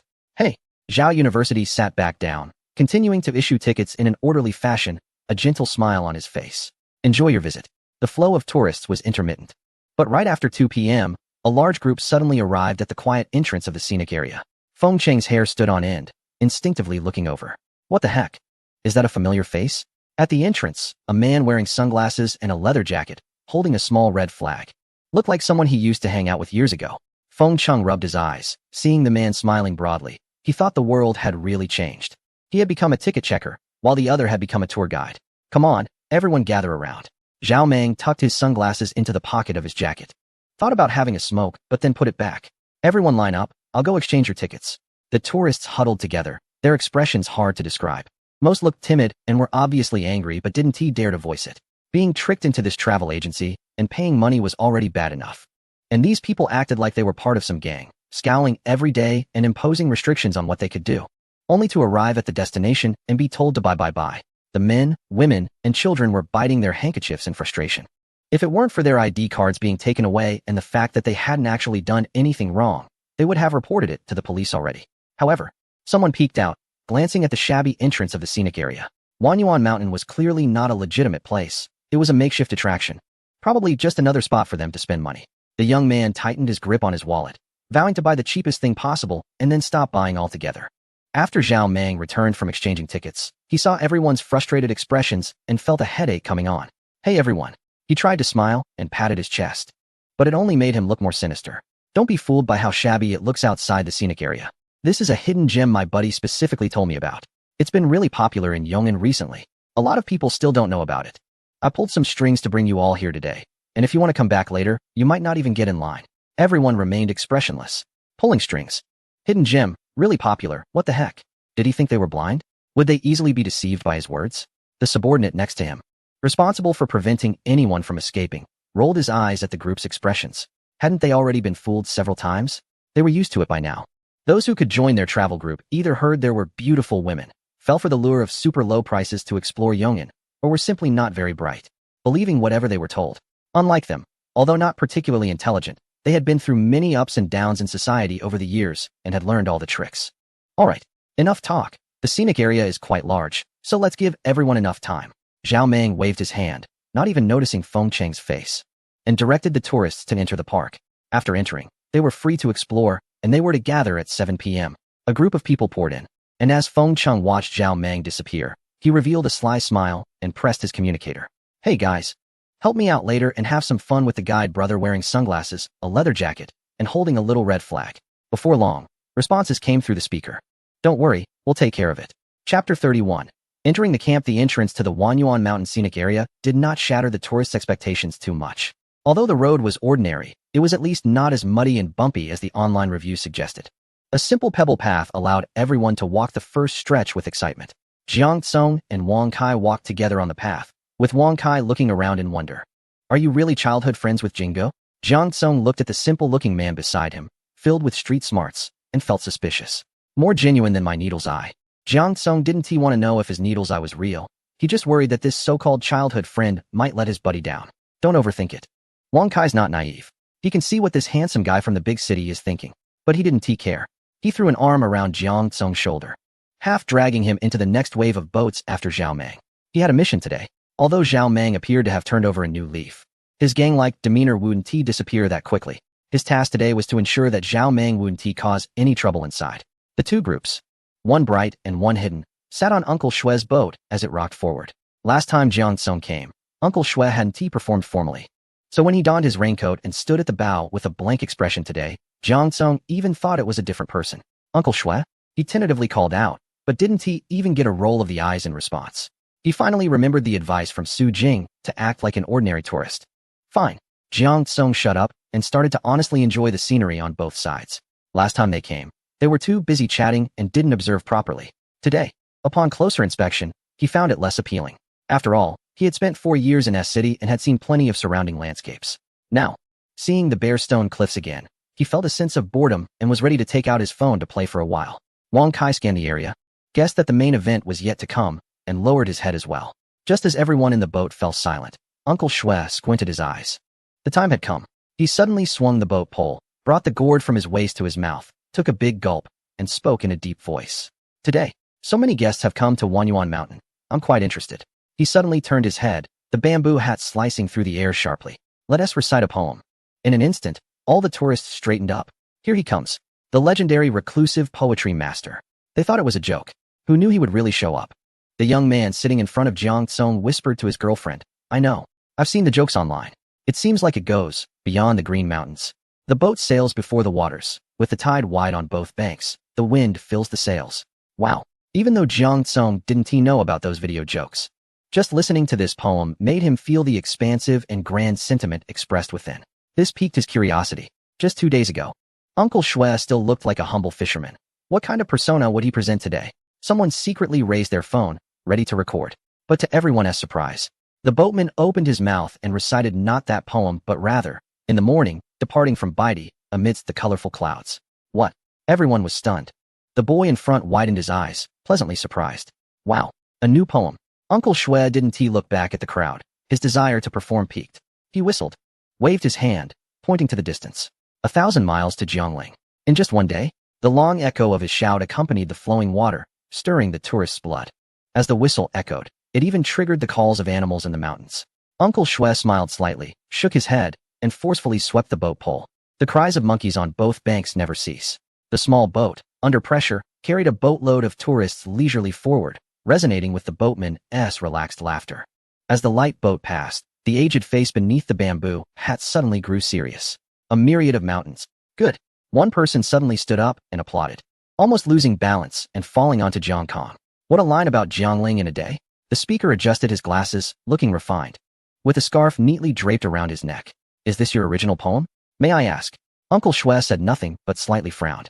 With a flick of the boat pole, the momentum automatically made that person shut up. Don't ask. If you ask, he wouldn't know either. Uncle Shue's eyes shone brightly beneath the bamboo hat, his mouth filled with the sweetness of orange juice. He only cared about showing off while rowing the boat. As for how the young boss came up with those poems and how impressive they were, he didn't care at all. Let those silly boys guess for themselves. The man sat down and smiled apologetically at Jiang Kong. I'm a teacher from Yong'an 3rd Middle School. I've heard about Mr. Boatman's previous poem, and it was truly wonderful. I didn't expect that just a week later, he would come up with an even better poem. He shook his head, still pondering over the earlier poem. The White Emperor's colorful clouds over Jiangling, Wang Kai reminded him from the side. The best part is the sound of the apes. Yes, the ape sounds are even better. The teacher's eyes widened, and he became all excited. Not just him, Jiang Tsung was also a bit thrilled at this moment. Without a doubt, this poem must have been taught by Su Jing. However, who would have thought that Jing Ge had such skills hidden away? It really surprised him. The best part was the poem that followed right after the ape sounds. It was amazing. Simply amazing. Better than the best snacks. Everyone was recording frantically. And after listening to this poem, they looked up at the mountains and rivers on both sides. Bald. That's called a cliff. Ordinary scenery? That's called layers upon layers of green mountains. This is not just a tourist spot. It's like coming to a paradise. Everyone excitedly whispered to each other. Uncle Shue completed his task, happily took a sip of orange juice, and quietly continued rowing. The passengers on this boat were much more civilized than those who got on before. The previous group had a guy wearing sunglasses who kept howling and even tried to snatch his orange juice. TSK, really lacking in manners. But the reactions of the fellow passengers were even more interesting. At first, everyone looked like they were dragged here against their will, but after the performance was over, they seemed much more relaxed and started joking around. TSK, I hope they have a good time when they reach Minghua village. Good? That's great. Bang. Zhao Meng led the way, jumped off the small boat with a thud, stood on the shore with his hands on his hips, and laughed heartily. This boatman is quite interesting. He waved his hand. Restless. No problem. Brother, I've seen all kinds of storms. I'm not afraid of anything. Bring it on. Zhao Meng waved a small red flag, leading everyone up the steps, only to bump into the smiling Su Jing. I heard this gentleman is very courageous, Su Jing said with his eyes narrowed in a smile. Then the villagers of Mingyue village can rest assured. This gentleman will definitely help them get through this crisis. Chapter 32 Gathering at the Central Square. No, don't come over here. In the intersecting alleys, under the shelter of layers of eaves, amidst the continuous screams, a burly man in a leather jacket was howling and running away in a frenzy. Damn it, my sunglasses. The man suddenly stopped, wanting to turn back to pick up his glasses on the ground, but when he looked up, he met the gaze of a red-eyed, black-faced monster at the alley entrance, and once again, he screamed and ran off. Two tourists sitting at the street corner drinking tea swallowed their tea and exchanged curious glances. Hey, wasn't he that our guy Zhao just now? It looks a bit like him, but it shouldn't he be, right? Didn't he say he was very brave? Well, he has been in the streets, so maybe I misjudged. The two tourists stood up and looked at the hand-drawn scenic route map in their hands. Let us go? It's 5 o'clock. Let us head to the central square. In the vast Mingyue village, it's impossible for everyone to be scared. However, Zhao Meng, who was specifically instructed by Su Jing and Feng Cheng to take good care of, ended up fleeing in panic all the way to the main road. Scared by the NPCs, don't chase. After leaving the unknown alley, there were finally more people around, and Zhao Meng slowed down, secretly wiping his sweat. Damn, this place is really eerie. Fortunately, he wasn't the only one in a state of panic. Blending into the crowd helped him finally relax. Initially, when he entered Mingyue village, he eagerly joined a mini-game to find props, praising the scenic area run by Su Jing the whole time. During this, he encountered tourists from a travel group, all smiling and even greeting him enthusiastically. Used to the cold faces of clients, Zhao Meng felt elated to receive such warm responses. Laughing and chatting, he walked ahead with a large bundle of reeds. Just when he thought of taking a break with a cup of tea, he got startled by something unsettling. What the hell? Why did he feel like others only encountered 1 or 2 strange things, while he had met 4 or 5 monsters along the way? Could it really be because he had done too many bad things in the past, attracting all the bad stuff to him? Damn it. Touching the jade Buddha pendant around his neck, Zhao Meng immediately decided to do more good deeds when he got back. Among the crowd, Jiang Tsong and Wang Kai chuckled at his retreating figure. Who would believe it? The former social boss was actually so afraid of ghosts. Both of them weren't scared of ghosts, but they had also been startled by the sudden appearance of those things. After managing to suppress their panic, they realized it was just an NPC from the park. Although puzzled about why they were scared, the interactions throughout the afternoon had made them more familiar with each other. So when they finally spotted Zhao Meng, they immediately dropped their doubts and followed him. TSK. They didn't expect to witness such a spectacle. Haha. Let us send the photos to a Jing later. Ha ha ha, exactly. Jiang Tsong laughed as he thought further ahead. When they negotiate business later, they could use these photos to bargain. Oh, they exchanged glances, their thoughts aligning. Alright, this kid is also a bit mischievous. Wang Kai felt relieved. Jiang Tsong wasn't the naive sweet type or a rich kid as he had imagined. He should be helpful to Su Jing. The two of them walked shoulder to shoulder towards the square. As the sun gradually set, the scattered tourists in Mingyue village began to gather into a dense crowd, flowing together with the solemn villagers towards the circular square at the end. Su Jing, lagging behind, nodded in satisfaction. Although it hadn't officially started yet, this sensory amplifier should already be working its magic. Just now, he had unintentionally seen Feng Gue dressed as Ghost Tiger, looking massive and bizarre with strange fur, hiding in the shadow under a tree, which had startled him. He had personally crafted those props, after all. To think they could even scare him. He chuckled to himself, feeling pleased as he pressed the intercom. Mingyue village in Wanyuan Mountain, preparing for its first complete appearance. Alright, everyone, it's your turn next. Unlike last week's ceremony, after everyone took their seats, Su Jing, dressed neatly, had a golden armband wrapped around his right arm. The armband was adorned with various patterns of birds and beasts, and if someone observed closely, they would notice a faint white dragon hidden within those designs. Esteemed guests who have traveled from afar, Su Jing stood firm and spoke loudly. Thanks to your active preparations for the ceremony, the villagers of Mingyue village have received your blessings and can finally stand on this square to participate in the ceremony with you all. I want to express my gratitude for your efforts. He gave a slight bow, his face appearing solemn and sacred in the glow of the setting sun. Therefore, today, Mingyue village has prepared a grander ritual to invite the spirits. We hope to drive away evil and restore peace to our land. With that, he slowly retreated, disappearing behind the villagers. Among the group of tourists, Ping Ping took out her camera and began snapping photos of Su Jing excitedly.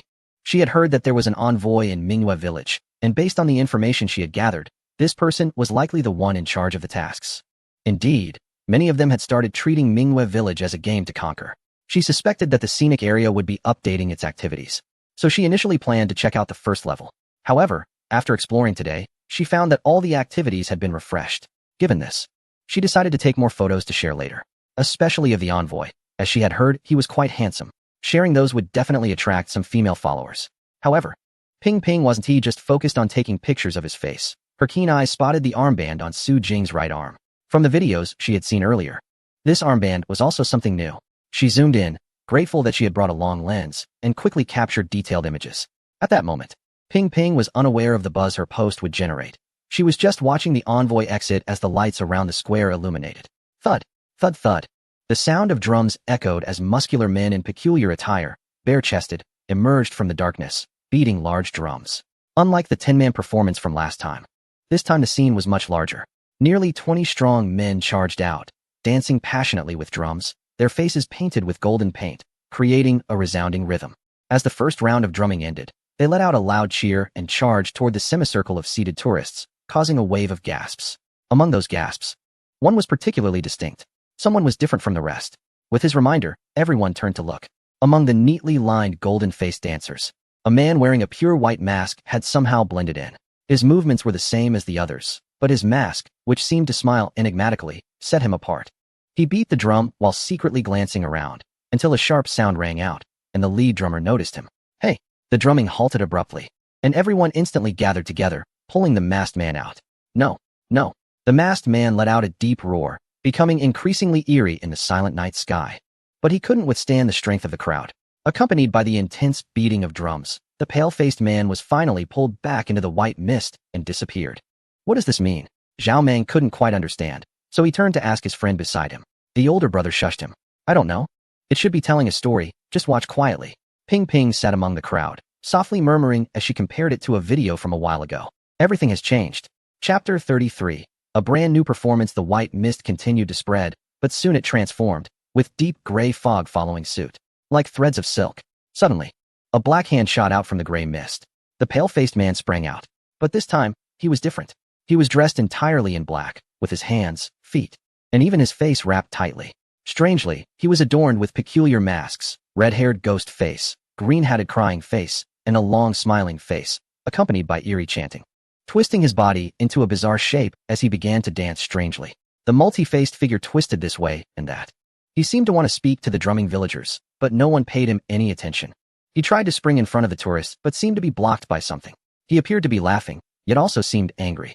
However, beneath that pale face, even the most exaggerated performance seemed powerless. As he danced, the wind howled, and the sharp chanting echoed. The pale-faced man bent at a 90-degree angle, looking towards the distant mountains, laughing wildly, then twisting his body and disappearing into the gray mist. A sharp, high-pitched chant arose, and in the gray mist, a row of figures appeared indistinctly. Tap, tap. Almost imperceptible footsteps sounded, and the tourists widened their eyes, gazing into the depths of the gray-white mist. It seemed something was about to emerge. In the next moment, before the figures moved, the shadows came first. A row of silk threads shot up, disappearing into the mist. Following the tap-tap of footsteps, a line of figures walked out. Oh no, how eerie. What emerged could be called people, but also not. Delicate and graceful women, dressed in splendid attire, with expressionless faces and makeup resembling paper dolls. Their wrists were connected by gray-white silk threads, performing stiff movements in unison.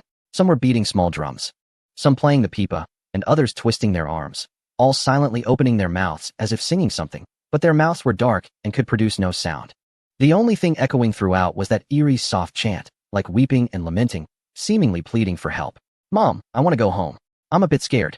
What's going on? Is this still the story from before? I'm getting goosebumps. Zhao Meng was most afraid of these eerie things, and at that moment, he kept leaning towards the older brother beside him, but his eyes remained fixed on those marionettes. Eerie yet breathtaking. It was hard to look away. The chant grew louder. And finally, after a loud drumbeat, a man painted in gold burst out holding a torch. The flames soared, illuminating the darkness shrouded in gray mist. Scatter. Someone saw the figure in the mist reveal its face, only to quickly retreat back into the fog. At the same time, as the string was pulled, all the puppets swiftly disappeared into the mist. He drove those things away. Wow, my heart was racing. It's the first time I felt so scared watching a silent performance. The audience was in an uproar, Ping Ping was taking pictures like crazy, and Jiang Tsong and Wang Kai looked bewildered. Is this what Jingu usually tinkers with? I had no idea. Wang Kai remembered having seen some videos online before, but it seemed different from today's performance. Let's take another look. Jiang Tsong's eyes sparkled. Although he didn't know what would happen next, from what he had seen so far, the level of the scenic area combined with these unique performances was definitely beyond a simple 2A rating. Such a situation as yesterday shouldn't occur here, right? With doubts, he continued to watch the performance.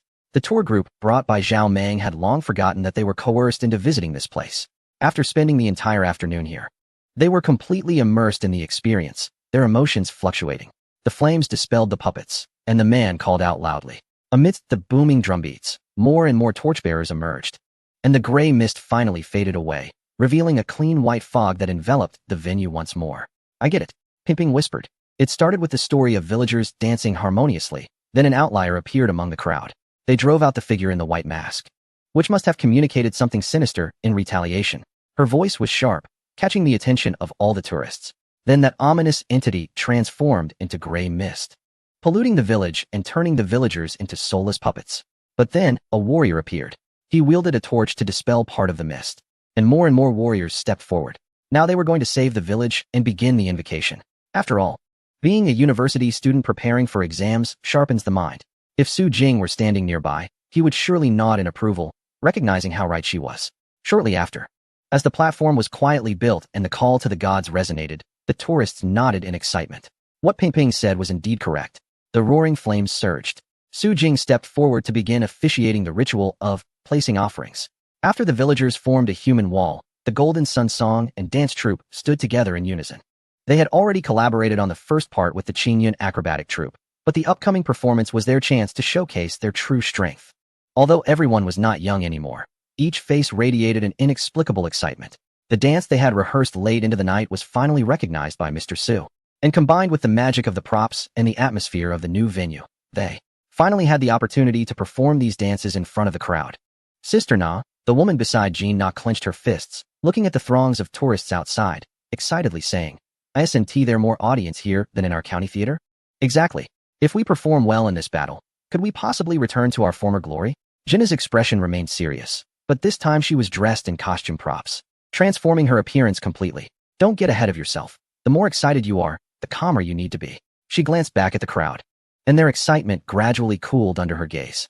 Let us adjust our state. This performance is sure to impress Boss Su. As the tourists placed their offerings into the barrels, the 3 barrels were filled to the brim. Boom!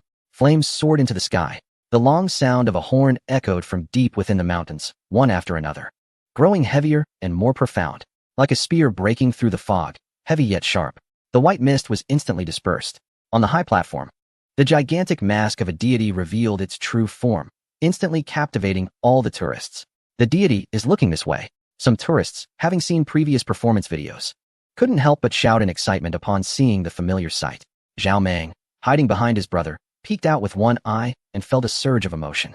Yet this time, he wasn't as panicked. He wasn't sure if it was the tourist's mention of the deity that calmed him or the solemnity of the horn's sound. But he sensed a hint of divinity amidst the terrifying visage.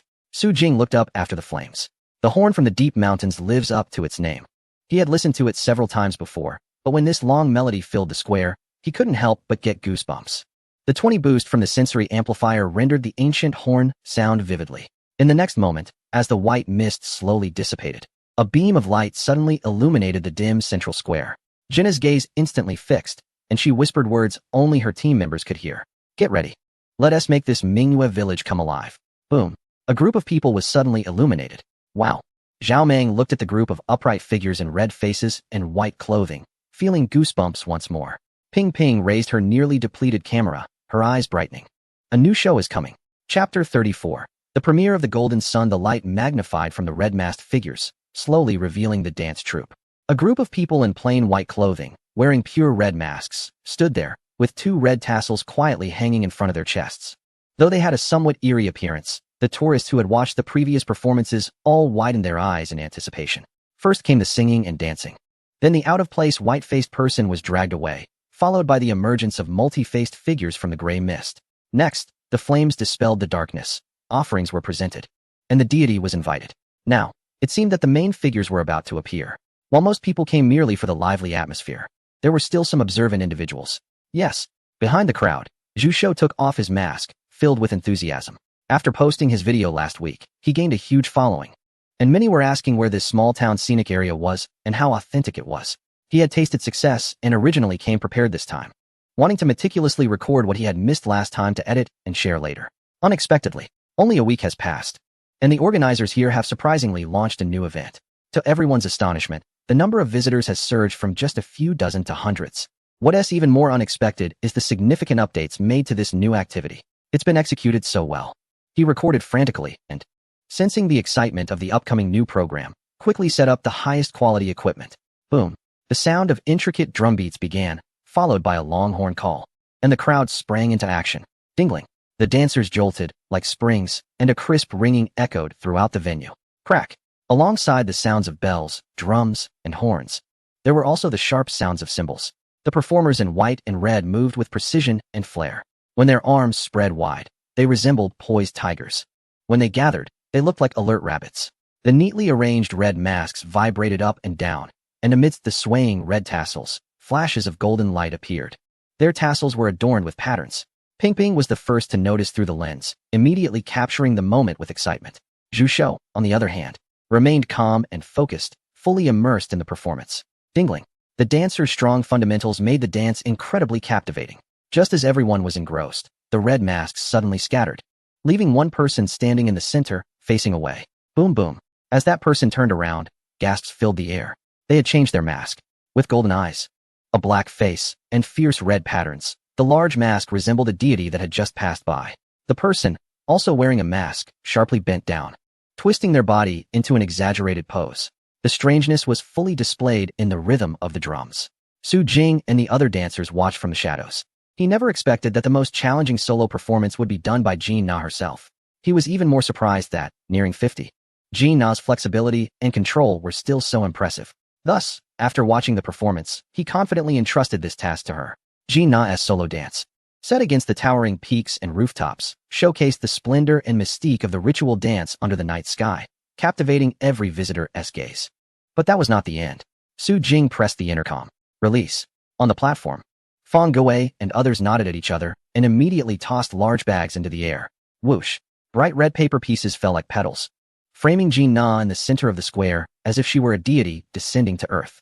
In the next moment, the rest of the performers surged out from the red rain, enveloping the central figure, and once again they all turned in unison. A sea of red masks and white attire. The bamboo flute began to play. They once again danced in perfect harmony. As their garments fluttered, the red paper on the ground surged like waves towards the surrounding visitors, stirring their thoughts into a frenzy. The lights suddenly turned red, and the excitement of the red-masked, white-clothed performers escalated, even leading to a chaotic dance. A white mist spread once more, accompanied by a soul-stirring sound of the swana. The red-masked, white-clothed performers scattered. Whoosh. It's over. All 21 members of the Golden Sun Dance Troupe are panting heavily after their performance on the high platform. Everyone takes off their masks, and their skin shines with sweat illuminated by the firelight. But besides the sweat, there are also a group of people with sparkling eyes and broad smiles. Sister Na, we did it. So many audience members. Oh my gosh. Will they like us? I'm so tired. But I had so much fun dancing. It was amazing. Sister Na, do you think Boss Su will be satisfied? Jean Na also removes her mask, and her usually furrowed brows are relaxed today. Upon hearing this, she and everyone else look towards Su Jing in the crowd. That young but stern man smiles warmly at them through the firelight and sea of people, giving them a thumbs up. You did great. Yay. Everyone instantly laughs and hugs each other, finally feeling relieved. Their task is done, and now everyone turns to look at the performers preparing in front of the high platform. Let's see how they do. The mist swirls. Amidst the applause from the tourists, a loud chant can be heard. Wind Dragon Envoy. The crowd erupts in a long-awaited cheer. It's finally here. Zhu Shouxin looks at the equipment battery level with concern, wanting to curse but holding back. Damn Minghua Village. Why do they have to come up with so many new performances? They went ahead and did it anyway. And it's so impressive. Damn it. He didn't bring enough batteries. He laughs and scolds himself, about to put away his expensive camera. But then he turns his head and his eyes widen, pulling his hand away from the off button. Damn. The Wind Dragon Envoy has changed performers too. Wow. So cool. Is the NPC from Minghua Village this handsome? I can't believe it. I'm in love, no? Wait. Last time it was the Dragon Girl. Bring back the Dragon Girl. Riding the white dragon, walking through the mist, it has suddenly transformed into a strong, snow-white-skinned dragon prince. This must be a good person. Ping Ping puts down her camera and murmurs to herself. Oh, her sister next to her tries to distract herself and responds. What do you mean? Because good men don't have mistresses. Her best friend turns to look at the muscular, bare-chested dragon prince with silver hair and silver eyes, swallowing hard. I think you're right. The two come to a consensus and continue to enjoy the sight of the white dragon soaring in front of countless tourists. But this time, the white dragon is even more realistic and luxurious than the last appearance. With the help of the Golden Sundance Troupe, the members of the Qingyun acrobatic troupe dive into the dragon's body. They wear cloud-themed props specially made by Su Jing, lifting the dragon's body and making the white dragon soar through the clouds. Wow, is this the kind of performance that can be showcased in a county town? Dude, stop, wow ing. This isn't even the kind of props a county town could produce. What's wrong with our county town? Can't we have impressive tourist attractions? To a scenic area? Just listen. You've seen the performance. Can this really be called 2A? Chapter 35. Is this really called 2A? That's right. Is this really called a 2A scenic area? The ones they specifically went out of town to see are not much different from this. They even rated it as 4. 5A, costing them thousands. But what about 1 yuan mountain? 30 yuan, no tricks, and it guarantees you a thrilling experience. Where can you find such a great weekend getaway? A few older brothers and sisters are excited, their faces flushed. Zhao Mang is sitting there, cursing in excitement. He is just about to stand up to take a photo when a strong force hits his shoulder. He frowns and turns around, ready to scold someone. Only to be taken aback. Is that you, Wang Kai? What are you doing here? Wang Kai is smiling genuinely. We just decided to come and take a look. And I saw someone running around in Mingyue village. Didn't he expect it to be you? Running around? Before Zhao Mang could react, his shoulder was slapped again. Is that you, Xiaolu? His fierce face broke into a grin, revealing a full set of 8 big teeth to the tourists next to Wang Kai. Hee. My surname is Wu. The tourist cleared his throat awkwardly, looking at the ruffian with newfound respect. I didn't expect that the guy Zhao didn't deceive us. This is indeed a rare, good scenic spot. The 20 yuan was worth it. Absolutely. Exactly. Ha ha. I've worked up a good sweat today. It's really exhilarating. Zhao Mang didn't expect that a row of his own group members was sitting behind him. He squinted at the honest-looking Wang Kai, feeling that this kid was intentionally following him. Hey, everyone is just joking. I've said it before, we're a proper tour group. We definitely won't let your money go to waste. Everyone exchanged knowing smiles. Proper? It's certainly not that straightforward. This scenic spot is probably something Zhao Mang stumbled upon by accident. After all, such a great scenic area wouldn't be accessible to a small travel agency like Shan Mang Travel, would it? TSK. Wang Kai forcefully turned his head back. Watch the performance properly. Zhao Mang was reminded and immediately forgot about the slap, obediently returning to watch the show. Feng Long and Long Zi wandered around, and the lucky one stepped forward to receive blessings, floating back down. Just like Xiaoan last week, he felt lightheaded, with dazzling lights in front of him. So exhilarating that he couldn't speak. Zhu was watching closely from behind, filled with resentment. He had come early and worked hard all day, so why wasn't he in first place? Who was the first place? Jiang Song. Wang Kai knew. It was the male teacher sitting in the same boat with them. Unexpectedly, that person was so meticulous, he only arrived in the afternoon and still managed to receive the most offerings. Envy was useless. The venue was quickly tidied up, and Su Jing stepped forward. Last week, guests from afar sincerely sought help from the outside world, allowing Mingyue village to welcome so many guests today and bring so many offerings. This has greatly contributed to our ceremony. Su Jing slightly bowed, his golden patterns around his eyes shimmering with an eerie glow. So today, under the blessing of the deities, we can perform more prayer ceremonies and dance more beautiful Nuwa dances. Now, it's time for all our guests to come forward and receive the blessings of the deities. Fireworks ceremony. Yes, Zhu was excited, clenching his fist, looking at the camera with just 1 bar of battery left, full of confidence. Last time, he missed part of the flow because he neglected to bring enough batteries. But this time, he will definitely capture the most complete spark ceremony to show all his fans. He prepared his equipment and quickly moved forward with the crowd. Accompanied by a long and melodious chant, the fireworks exploded in the sky above the Mingyue village. Like falling stars, the visitors of Mingyue village were left speechless, except for the occasional wow and whoa. Except for that teacher. The golden red light illuminated the moon, and the music and dance resonated with his heart. What a great poem. Zhao Mang beside him was unsure if he heard it clearly, but he just clapped along with the scholars. He closed his eyes. His 10 years of social experience and 3 years of being a boss told him that choosing to collaborate with Su Jing this time was definitely the right decision. From entering the park, the skilled boatman, the grand ancient village, the fascinating NPC interaction games, to the endless amazing performances, he felt it should be wrapping up soon. Well, a 30 yuan ticket is not like a 300 yuan one. It was about enough. Yet, he ended up putting on such a grand show. His tourists were having a blast. He estimated that after this journey, there shouldn't be any inspectors coming to check on them. Maybe he could even get a small flag as a reward. Zhao Meng happily raised his head to watch the spark ceremony, while taking out his latest smartphone to take pictures. Come on, great poet. Help me see how to take a good shot. Once the photo is taken well, he can hang it in the Shan Meng Travel Agency's office to attract customers. The great poet was initially a bit displeased to be interrupted, but he felt pleased to have received such a title. After the spark ceremony concluded, Su Jing finally stepped out to deliver the final speech as the host. He thanked everyone for their participation, announcing that today's deity invitation ceremony in Mingyue village had officially concluded. Mingyue village had originally been isolated, so the villagers were still unfamiliar with the lifestyles of the outside world. However, thanks to the guest assistants, they were willing to learn and improve to make the experience more comfortable for everyone. At the same time, they believed that in the near future, with more enthusiastic guests, they could create a more complete ceremony. At that time, Su Jing turned to look at the distant mountains behind him, his tone filled with longing and nostalgia. Our sacred mountain can also regain the prosperity of the past. When the mountain of the Holy Spirit returns to the world, we hope Mingyue village will be fortunate enough to invite all tourists to visit together. The deity invitation ceremony in Mingyue village officially concluded. Everyone filed out, and Feng Gue and the others packed up, happily heading home. How wonderful. After work, just a 10-minute walk home. Once the tourists leave, they can return to the square for a meeting and enjoy the warm meal prepared by Boss Su. This kind of life is simply paradise. Zhao Meng waved a small red flag, gathering the tourists together. Haha, how was today? In the past, at this time, he only encountered a group of silent, cold faces. But today, he could finally express himself. Haha, Director Zhao, you're amazing. How did you discover such a scenic spot? My goodness. I sent the photos to my colleagues, and they all loved them, asking me for the address. Some were fiddling with their phones while looking up and asking, Director Zhao, is this scenic spot part of your tour group's regular itinerary? Can I give my colleagues your contact information? Yes.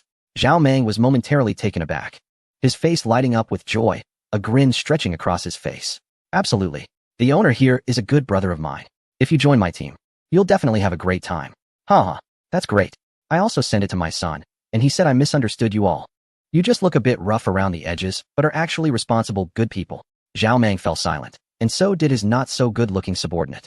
Director Zhao has an eye for finding such scenic spots. When we go back, we'll promote you. Zhao Meng had never received such praise and immediately forgot about the comments on appearances. After a series of compliments, he felt elated, almost floating, wishing he could set off a firework display right there. He gleefully clapped his hands. Come on, everyone, make sure you gather your things. We're getting ready to board the boat. Bang! Another heavy slap landed on his shoulder. Do you think not getting angry means you can treat people like fools? He was genuinely angry now. Zhao Meng turned around with a fierce expression but froze again, forcing a smile. I missed you so much, dear guide. With a cheerful smile, Su Jing stood in front of him, hands behind his back, wondering how such a small frame could deliver such a powerful force. Hee, Mr. Zhao, did you have a good time today? Su Jing blinked. Behind him, Wang Kai and Jiang Tsong wore mischievous smiles. Since you had fun, we'll see you later. Chapter 36 Cooperation Fire. Whether there was a fire at Wanyuan Mountain is unknown, but Mingyue village is booming. For 2 consecutive days, the visitor flow remained above 300 people per day. Su Jing was just grateful that he had prepared well last week, bringing in Feng Gue and others, and providing basic training for everyone. This allowed the staff to handle the influx of guests perfectly. The performances of Jin Yang and Qin Yun exceeded his expectations, perhaps because they participated in the show, and since Jin Yang effectively replaced Qin Yun. The acrobats were all energized, determined to perform their parts to perfection.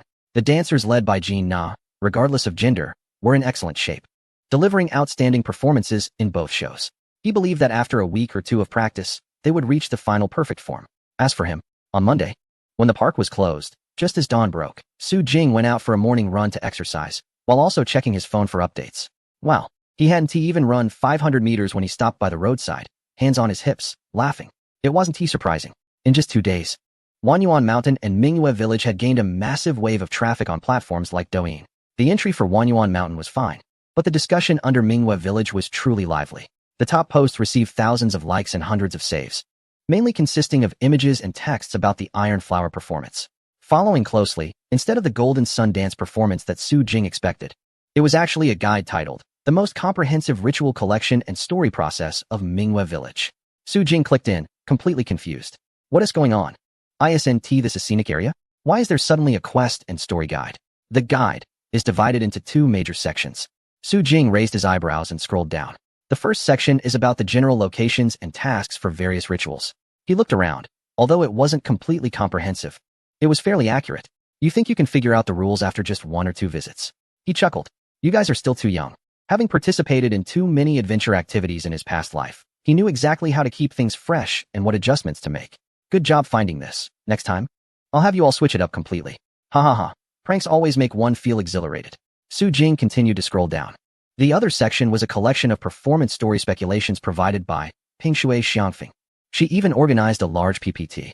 Pingshui Xiangfeng. The story structure of the performance should start from a harmonious life in the past, then be disrupted, followed by an invasion by an evil deity, and then the villagers communicate with the gods for power. Pingshui Xiangfeng. The unrest in the village should be the manifestation of the evil left behind by the invasion of the evil deity. Pingshui. The goal of Mingyue village is to attract enough tourists, offer sufficient rituals, and complete enough ceremonies to thoroughly drive away the evil. Pingshui. Have you seen the Dragon Child and Dragon Maiden? And those dancers in red and white? I suspect more messengers will appear later. Up until this point, Su Jing didn't feel much, but as he continued to read, he was stunned. Pingshui, I've observed carefully. That guide should be a figure similar to the village chief or high priest. In this ceremony, he wore an armband with many animal pattern designs on it, which I speculate is a preview of the next activity. Pingshui, and those dancers, they are also wearing armbands. Although the pictures weren't clear, I suspect the patterns on their armbands match the designs on the guide's armband. Pingshui, lastly, the guide has mentioned the Holy Mountain multiple times. I predict that it will be the next area to open, likely a continuation of the story of Mingyue Village or its glorious past. This commentary quickly attracted the attention of many young people. The real-world game quests and NPC interaction modes sparked great interest in many.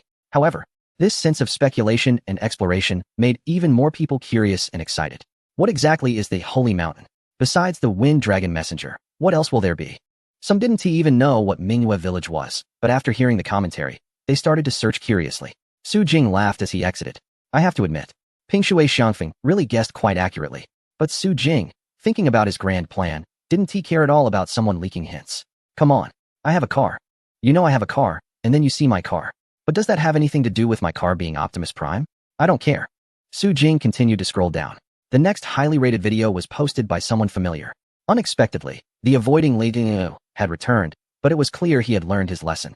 To attract the most traffic, he had sent out the full versions of different highlight programs separately and then edited a highlight compilation. Su Jing clicked on that compilation and watched for a long time, clicking his tongue in amazement. This video must have been professionally made. There was no other reason. It was too exquisite. It looked just like an official promotional video, and he even wanted to take it for his own use. So far, this highlight compilation, Wanyuan Mountain Mingyue Village pseudo-official promotional video, had received the most likes. The comments and messages were everywhere beneath the video. Wanting to be the Pirate King. It's all fake. I didn't eat shit upside down. Baga is not Baka. Which scenic spot is this? I've never heard of it. Soft as water. Sigh. Today's young people will do anything for traffic. Lin Junjio. This is a scam, right? Is this a scenic spot? Where is it? Turkey-flavored guava. Checked it. It's a scenic spot in a county under Yong'an City. Rated 2.5. Need I say more? It must be fake. Nigh by snow. Dude, do you believe it? This scenic spot was rated 1.9 a week ago. Oil. So it has increased by 0.6 points in a week? Su Jing raised an eyebrow upon seeing this. The ticketing and promotional work for the scenic spot were handled by Zhao University. And he really hadn't noticed the rating of Wanyuan Mountain had gone up. He guessed it was likely due to most of the recent ticket buyers giving 5-star reviews. The town that never sets. No need to be curious. I'm from Yong'an City. That place has been abandoned for many years. It's impossible for it to be like in the video. Underground worker, exactly.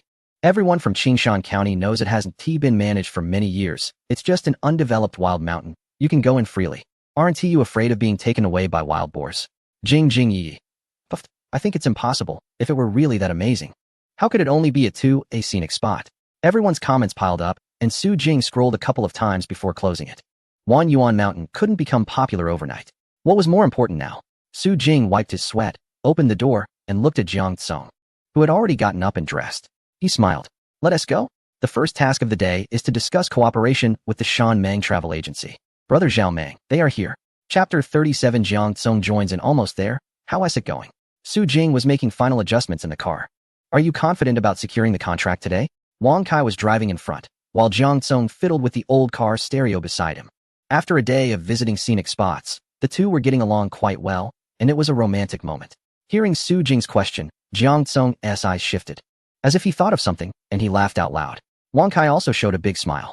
Of course, we have a good piece of information that will definitely please Brother Zhao Meng. In the still quiet hall of the Shan Meng travel agency, the two groups sat across from each other, all looking serious. Zhao Meng was the first to break the silence.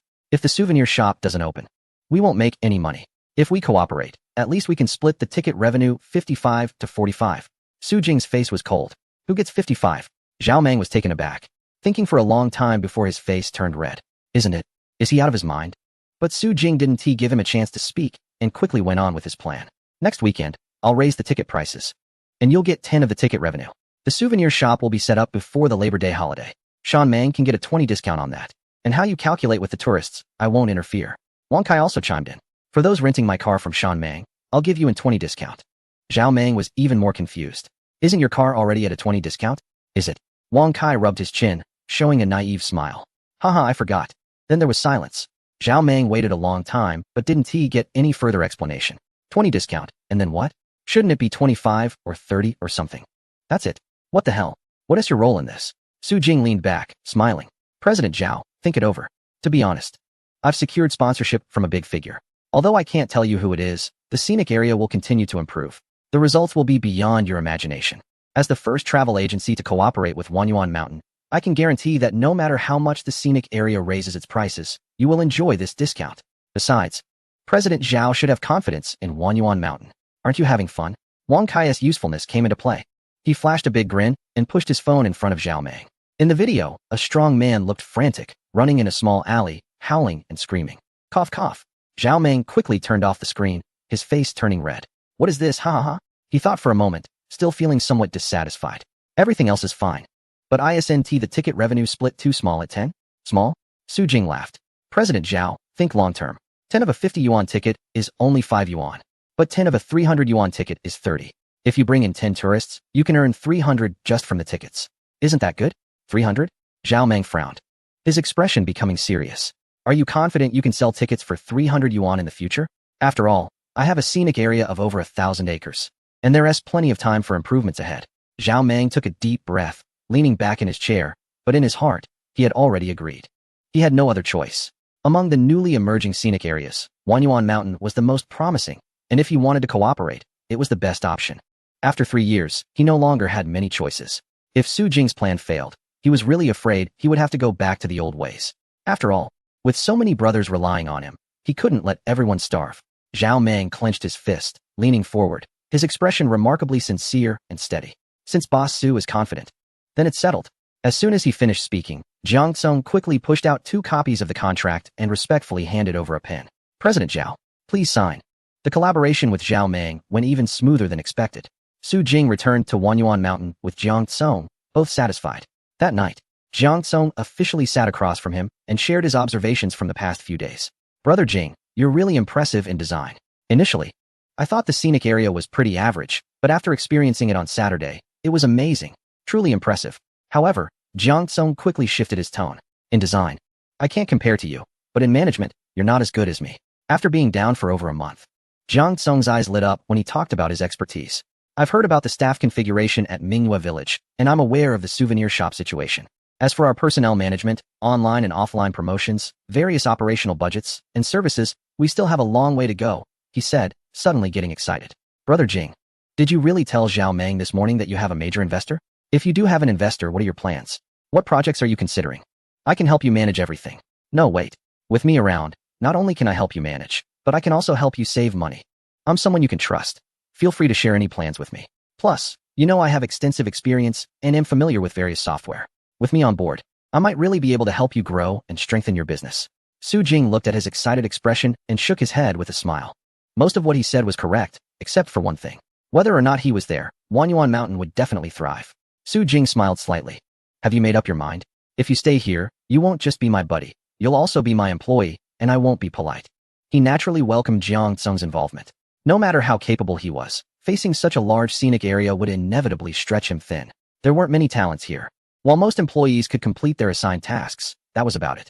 It was still too difficult for them to provide suggestions for improving the scenic area. Absolutely no problem. Jiang Tsung laughed heartily and excitedly. So, Boss Su, how much do you plan to pay me? Oh, Su Jing's expression stiffened. You didn't seriously think I wouldn't pay you, did you? Ha ha ha.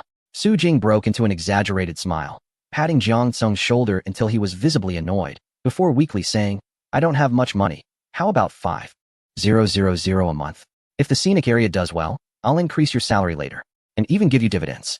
That was quite a promise. Jiang Tsung had had enough of empty promises in S-City. Now he felt that a salary of 5,000 yuan was solid and reliable. Fine, 5,000 it is. Let us go back to the scenic area this afternoon, and you can give me a thorough rundown of the situation there. I'll start working tomorrow and help you build a team. Su Jing smiled, finally feeling a bit more relaxed. All right. Chapter 38. Undercurrents. As soon as he returned home, he rushed to his desk to start organizing. Meanwhile, Su Jing was busy repairing and maintaining the props, and didn't return home to sleep until late.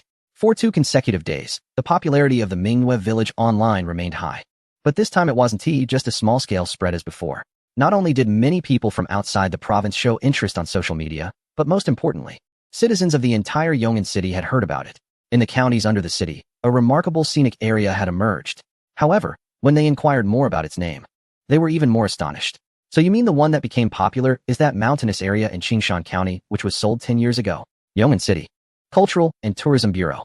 In the quiet and serious office, Shen Zhuang put down his large teacup, looking curious. I remember that couple wasn't doing well. They borrowed a lot of money and were almost on the verge of bankruptcy. The secretary rolled her eyes. It was still due to our previous policies being inconsistent and not being properly implemented, which forced them to invest a significant amount.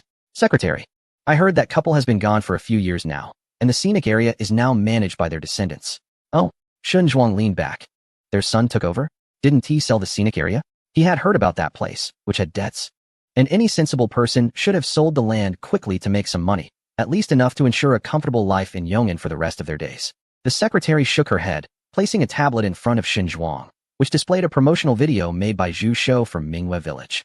They not only didn't sell it, but judging by these videos online, they did a pretty good job.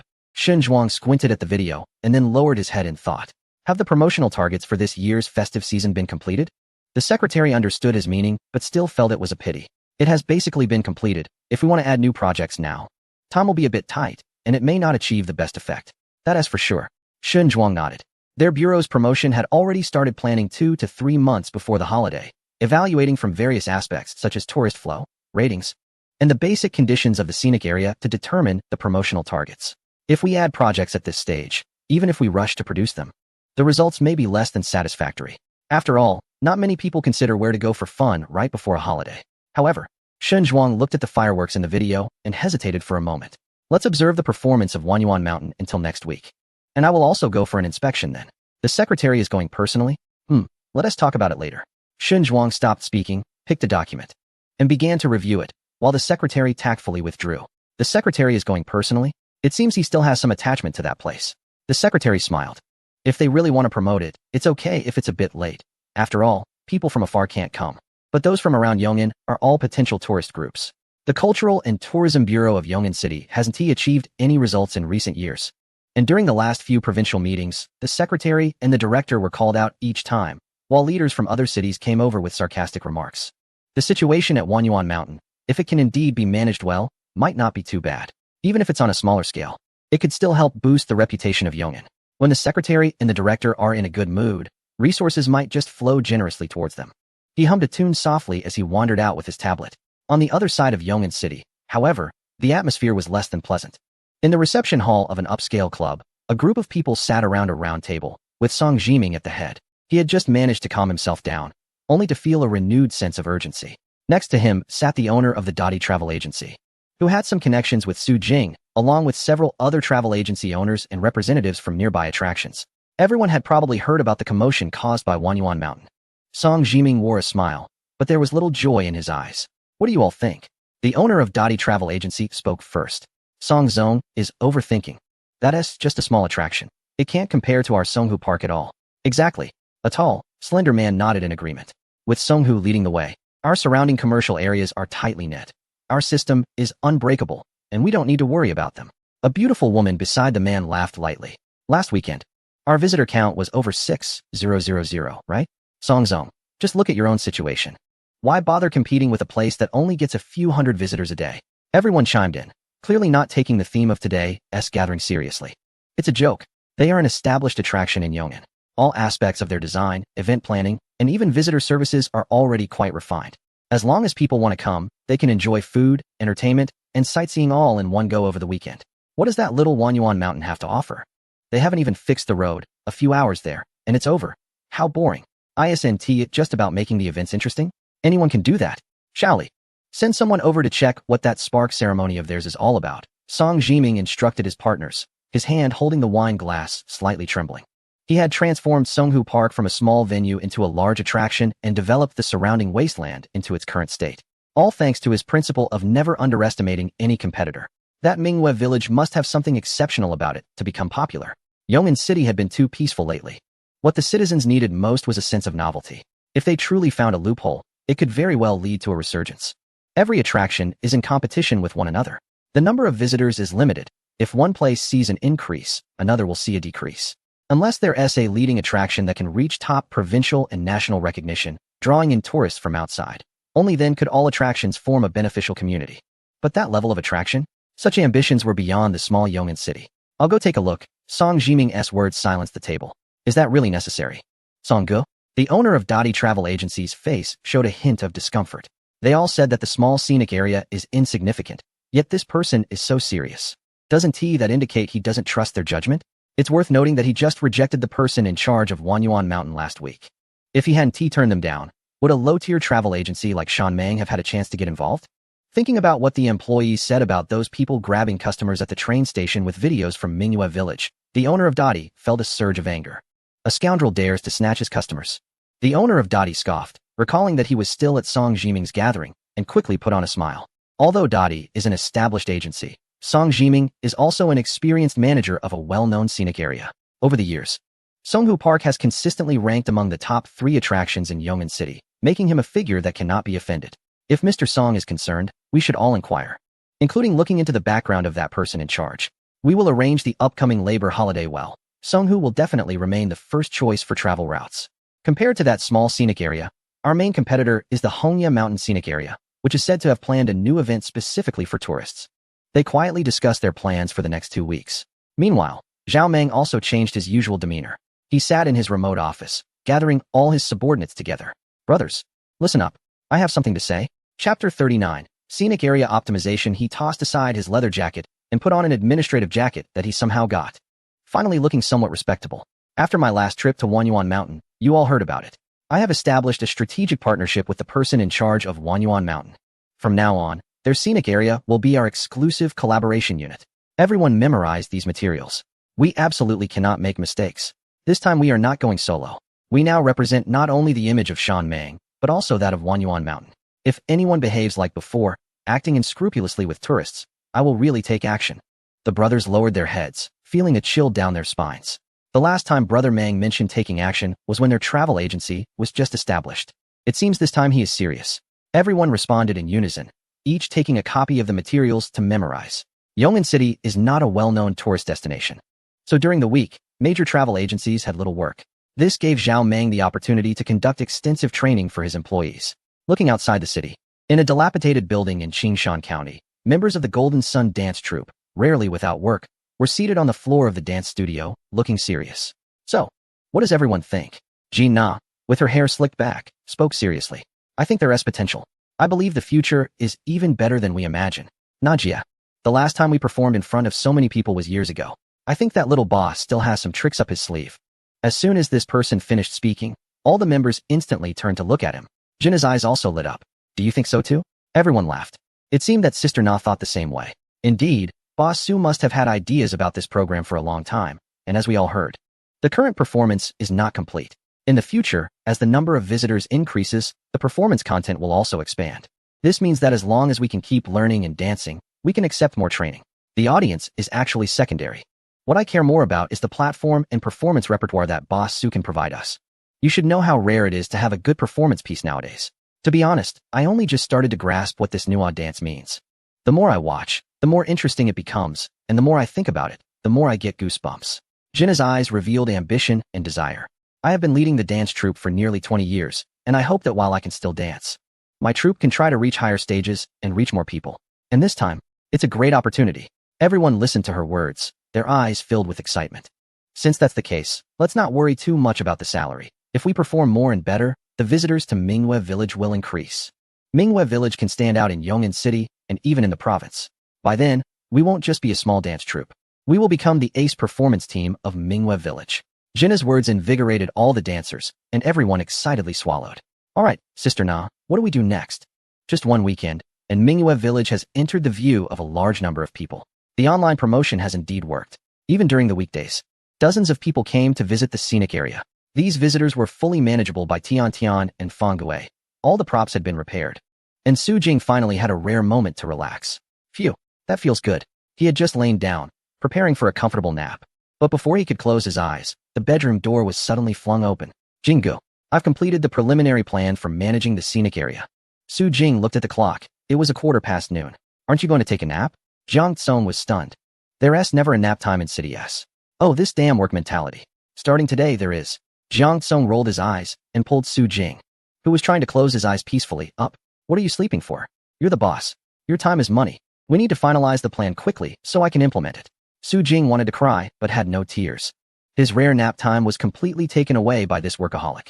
Jiang Tsong didn't make him wait long. He immediately opened his computer and presented the PPT in front of him. Su Zong, he said with a serious expression, no longer joking with Su Jing. The aura of an excellent graduate and provincial competition gold medalist emerged. After discussing with the staff, I've integrated the current situation of Wanyuan Mountain Scenic Area. And now I will report the preliminary plan. He clicked the mouse, and the table immediately appeared. Currently, only the Mingwe Village attraction is open in the entire Wanyuan Mountain Scenic Area. Therefore, we will focus on this attraction, which consists of transportation, supporting services, play points, and staff configuration. Although management is a broad discipline, there are significant differences between financial management and tourism management. Recently, Jiang Tsong has been working late nights to quickly shift his thinking, and it seems he has earned those dark circles under his eyes. According to statistics from University Zhao, during this period, our online and offline operations have made a total profit of 28,800 yuan after deducting basic operational costs. First, we need to address the transportation issue. Uncle Shue's boat is too small, with a capacity of only about 15 passengers per trip. Given the large flow of visitors at the scenic area, relying solely on Uncle Shue is simply not feasible. My suggestion is to add a small boat. Uncle Shue's image serves a special promotional purpose, so we can have the other boat's crew maintain a similar style and stagger passenger loads. Additionally, both boats should be equipped with engines to reduce manual labor. Jiang Tsong continued to click to the next page. As for supporting services, we are lacking the most in this area, not to mention guide signs, toilets, and trash bins. Currently, the most important things are fire safety facilities and medical emergency equipment, Jiang Tsong said seriously. I glanced at Mingwe Village and our other areas. These essentials are nearly non-existent. If someone reports us, we would definitely face consequences. Therefore, we need to prioritize acquiring these items. Su Jing's demeanor shifted from casual to serious. The uninformed person began to sweat nervously.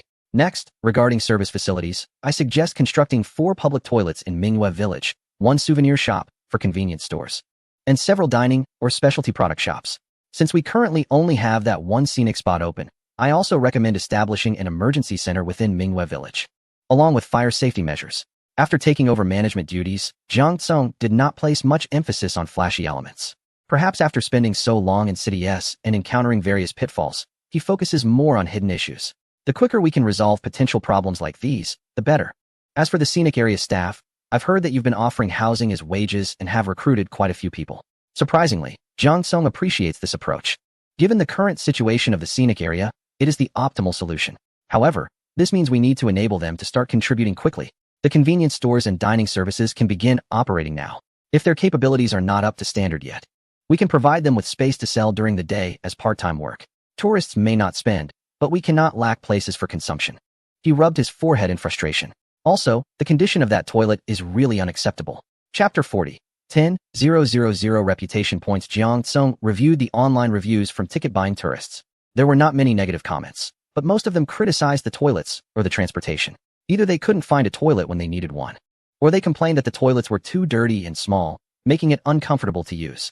Others expressed frustration over long wait times for the boats. Although these may seem like minor issues, they significantly affect the overall experience. In terms of attractions, we currently only have 2 activities, searching for the ceremony and inviting the deities. I would like to know if you have any other development plans for attractions in the future. Lastly, regarding promotion and operations, Aside from the ticketing system on a certain website, we do not have any official accounts operating on other platforms, and we need such talents. Su Jing looked closely and slowly at Jiang Tsung's spreadsheet, as expected of a professional. Although it was quite a leap for Jiang Tsung to switch fields, he still did very well. In fact, he raised many thoughtful questions from the perspective of a visitor. I think it's great. How much would it cost to do these? He still had 30,000 in emergency funds left, and with the 20,000 earned from the scenic area in the past few days, the money he had to work with was not much. They wouldn't start everything at once. Jiang Tsung had already planned it out. First, address the safety issues. Then focus on transportation and basic services. Su Jing had a thought. You don't need to worry about basic services for now. You are responsible for fire safety and transportation. Jiang Tsung left, satisfied with the appointment letter, ready to quickly recruit outstanding talents. Su Jing returned to the table. He had a lot of things to deal with every day, and he hadn't had the chance to check the system's data changes. The moment he opened the system, a loud electronic sound resonated in his mind. Congratulations, host's reputation value has surpassed 10,000. Reward, lucky spin 1. He turned to check the date. What the heck? The personal attributes page jumped up. Host, Su Jing, male, physical fitness, B, scenic area achievements, non-scenic area reputation value, 12. 801 scenic area positive reviews, 895 backpack, not yet unlocked lottery chances, 1 evaluation. It seems you have tasted the benefits of a well-managed scenic area? But making a scenic area successful is not that simple. Keep it up. Wow, I'm getting rich. From Saturday the 13th to today the 17th, in just 4 days. Wanyuan Mountain 2, a scenic area, actually gained 10,000 reputation points. Su Jing was stunned. How could it be so fast? He knew there were quite a few likes online, but he didn't expect it to be this many. 10,000 in 4 days. And there are still 2 weekends until the Labor Day holiday. If nothing unexpected happens, he could easily accumulate the reputation needed to transform the entire mountain. If he could complete the new scenic area before Labor Day and have Jiang Tsung find someone to promote the brand new Wanyuan Mountain, they would likely see a small influx of visitors during the holiday. As long as they could handle it, there was a chance of paying off that 2 million debt. His future wasn't a dream. Su Jing clicked on the scenic area attributes again. In a splash ink landscape painting, the large and small Buttock Mountains shone brightly. Left peak. Unnamed. Progress, 25. The base of the mountain was already lit up, while the rest remained dim.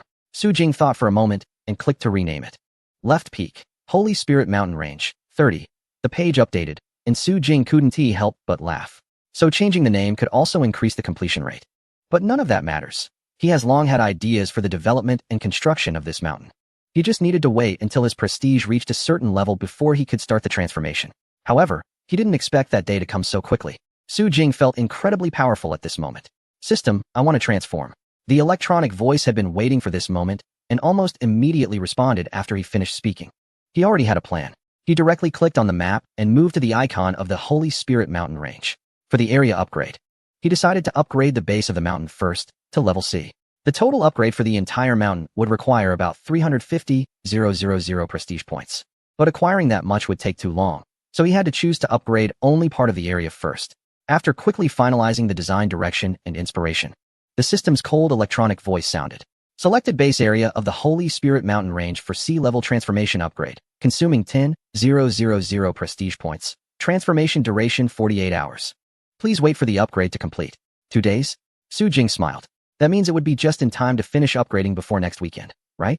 If the results are good by then, wouldn't he be able to open it for visits directly? He nodded in satisfaction and then turned to open the system mall. Another sound echoed.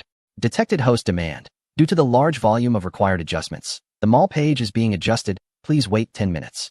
Demand? Su Jing quickly realized. The infrastructure he discussed with Jiang Tsung earlier was deemed too complicated by the system, so it was placed directly in the mall for him to choose from. How thoughtful. So considerate. The mall adjustment finished quickly. Su Jing reopened the page, and a new list, buildings, appeared next to the previous categories of skills, items, and culture. All the products in the building list could be exchanged for prestige points. Su Jing scrolled through and clicked his tongue. The prices were not cheap. Standardized toilets at 2,000 points. Standardized first aid centers at 3,000 points. Standardized guide signs at 50 points, and ticket offices at 1,500 points. In addition, there were other more expensive buildings. For example, the Visitor Management Center required a full 5,000 prestige points, and that was just the standardized version. With that many prestige points, it was better to exchange for a souvenir shop, which also cost 5. 000, but had a special note that made Su Jing's eyes light up. Souvenir shop. The souvenir shop will consolidate all IP attributes within this area for product output. One product, one prestige point. System, is this product output random, or how does it work? The electronic voice immediately responded. You select the type of IP and then choose the quantity. The system will automatically produce them. The quality and style of the system's output are not a concern for the host. What? That means, with this batch of products, he buys in with prestige and sells for money, making a profit in between with no cost. It's a huge profit, although the required prestige points are a lot. The mall also noted that if there were building carriers, the unit price could be discounted by 20. That means, if he could fit all these buildings into the existing structures of Minghua Village, he wouldn't need to spend so many prestige points. Su Jing looked at the restroom and the souvenir shop, feeling a bit troubled. However, he didn't hesitate for too long. In comparison, the restroom was more important. He still needed places to gain reputation points, and the transformation of the Holy Spirit Mountain was not yet complete. The group of the Great Sage was still waiting halfway up the mountain for him to feed them. He couldn't just eat without working.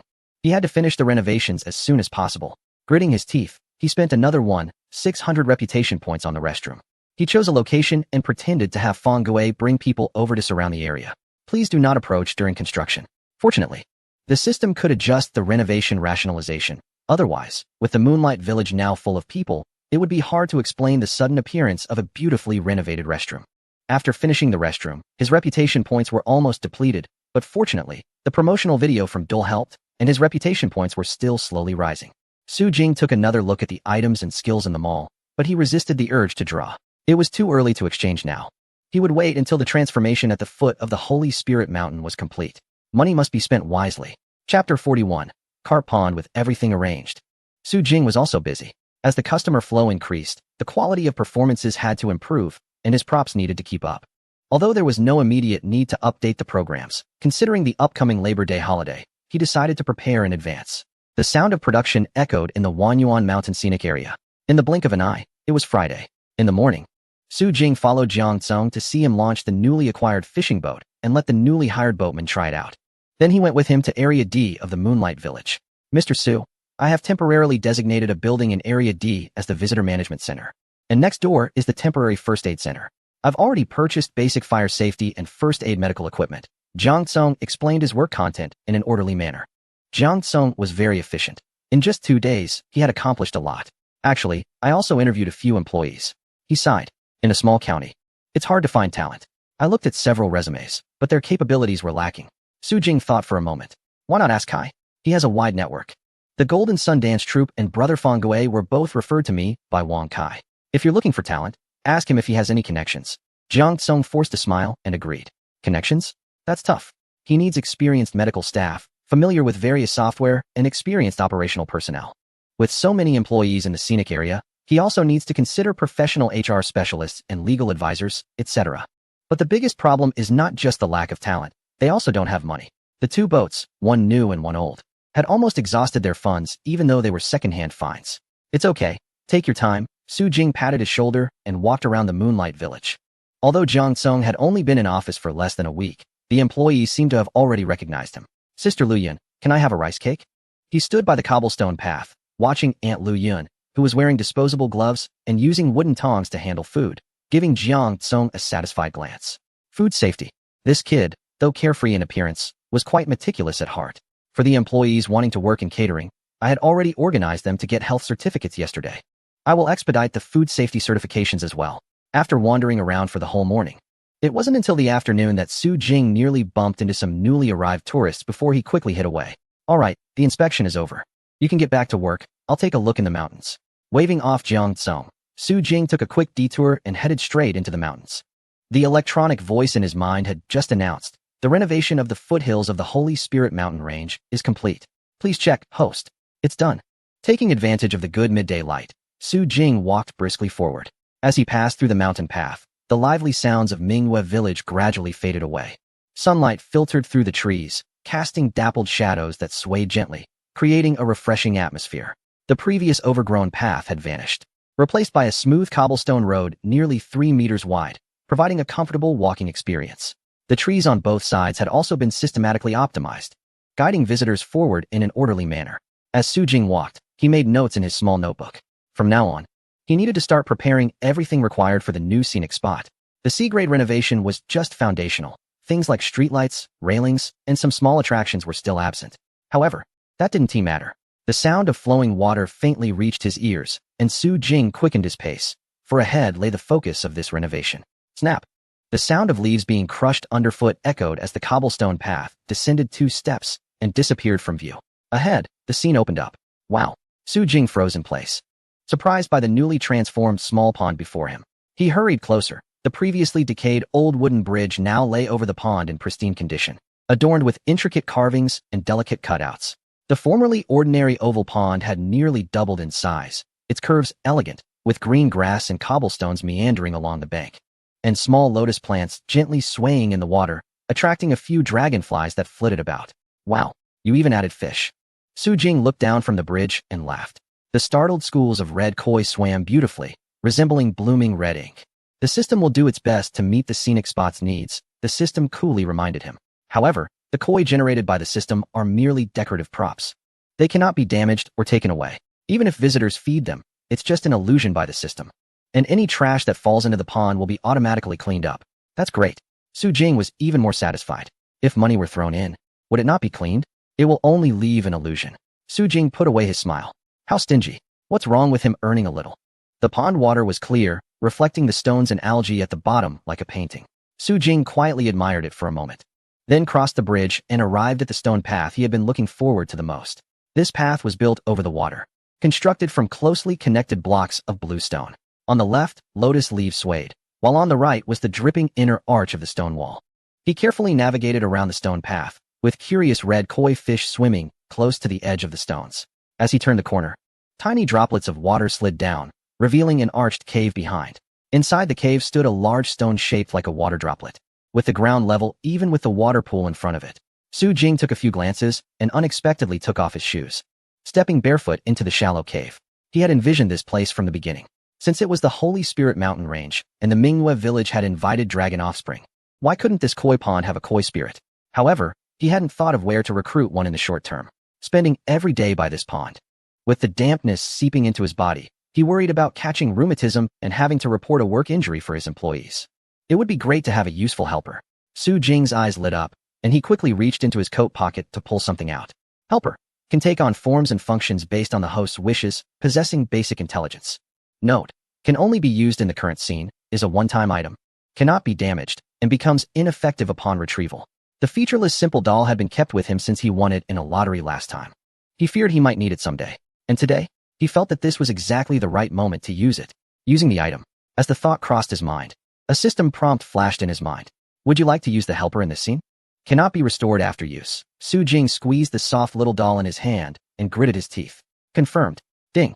A refreshing sound echoed in his mind. And then a figure appeared alongside an electronic voice on the inkwash interface in his mind. Selected scene, koi pond. Based on the host's concept. The system provides an image that closely aligns with the idea. The host should make further adjustments. Su Jing stared at the figure in his mind, dumbfounded. The system really was impressive. Like a character from a card game, a lively girl with short hair swishing a silver-red koi tail floated in the air. Her playful and lively eyes, every smile and frown, seemed as if she had stepped out of a painting.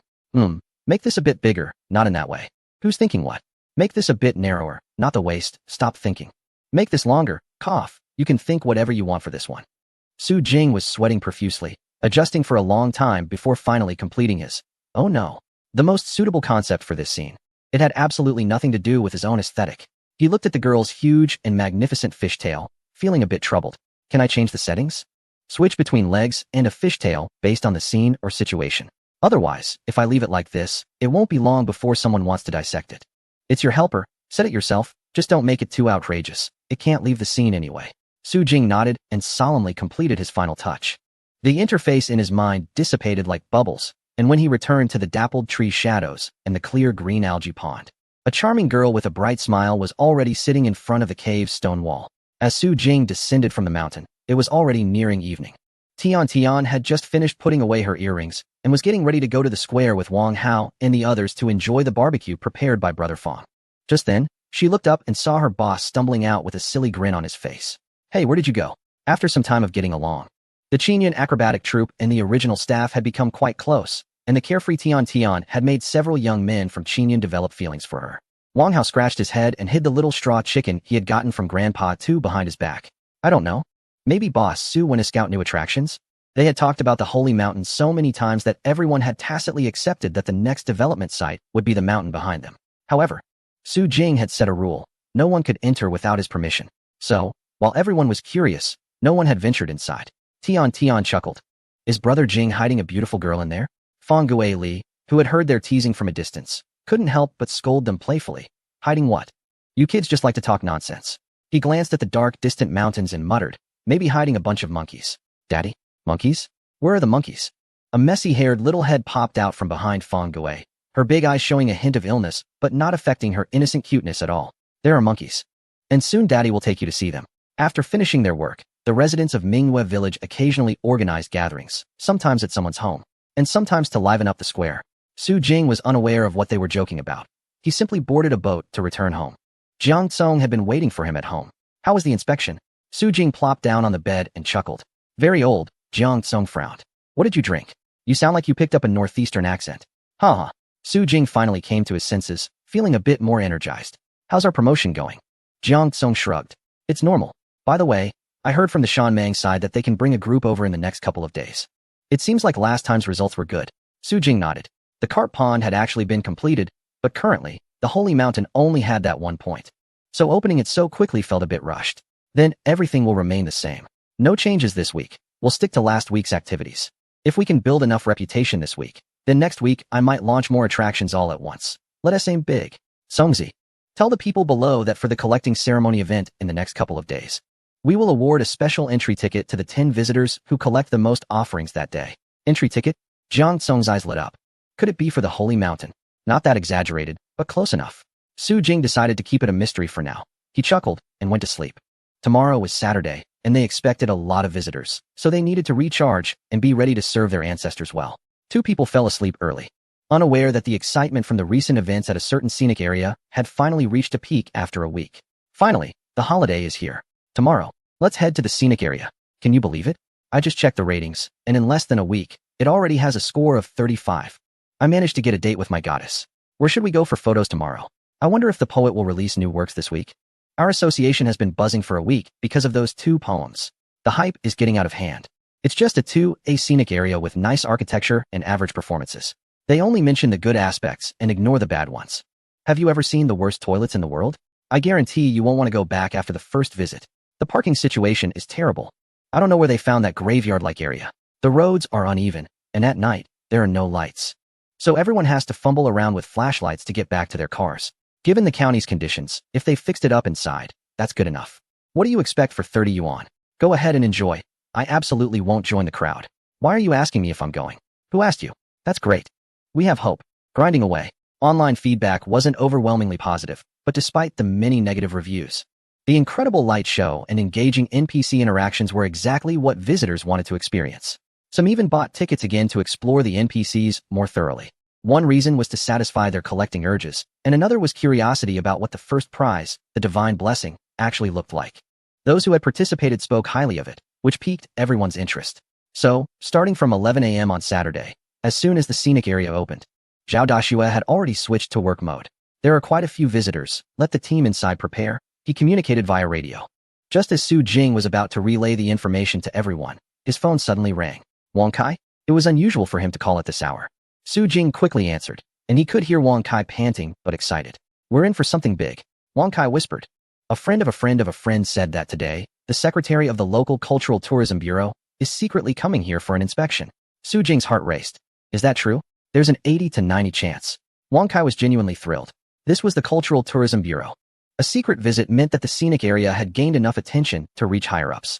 If they performed well, it could be a golden opportunity for exposure. If the Cultural Tourism Bureau helped them with a promotional page, the scenic area would truly take off. What do you think? Do you want me to go over and keep an eye on things? We can secretly follow them and try to give them the perfect experience. No need. Su Jing thought for a moment and declined the suggestion. Since they were visiting incognito, they should just let him explore on his own. He was confident in his attractions and performances. As long as they got to see the most authentic Mingyue village, if they liked it, they would naturally spread the word. Didn't the local Cultural Tourism Bureau have indicators? Of course, they did. If the local cultural tourism was well done, it would reflect well on the authorities, and there would be rewards from higher-ups, which could also elevate their status, as long as they had the capability and real offerings. He wasn't worried about a lack of promotion. Let's get started. Chapter 43. The Unexpected Visitor Pass. Shaoli. The roads in Qingshan County are still quite eco-friendly.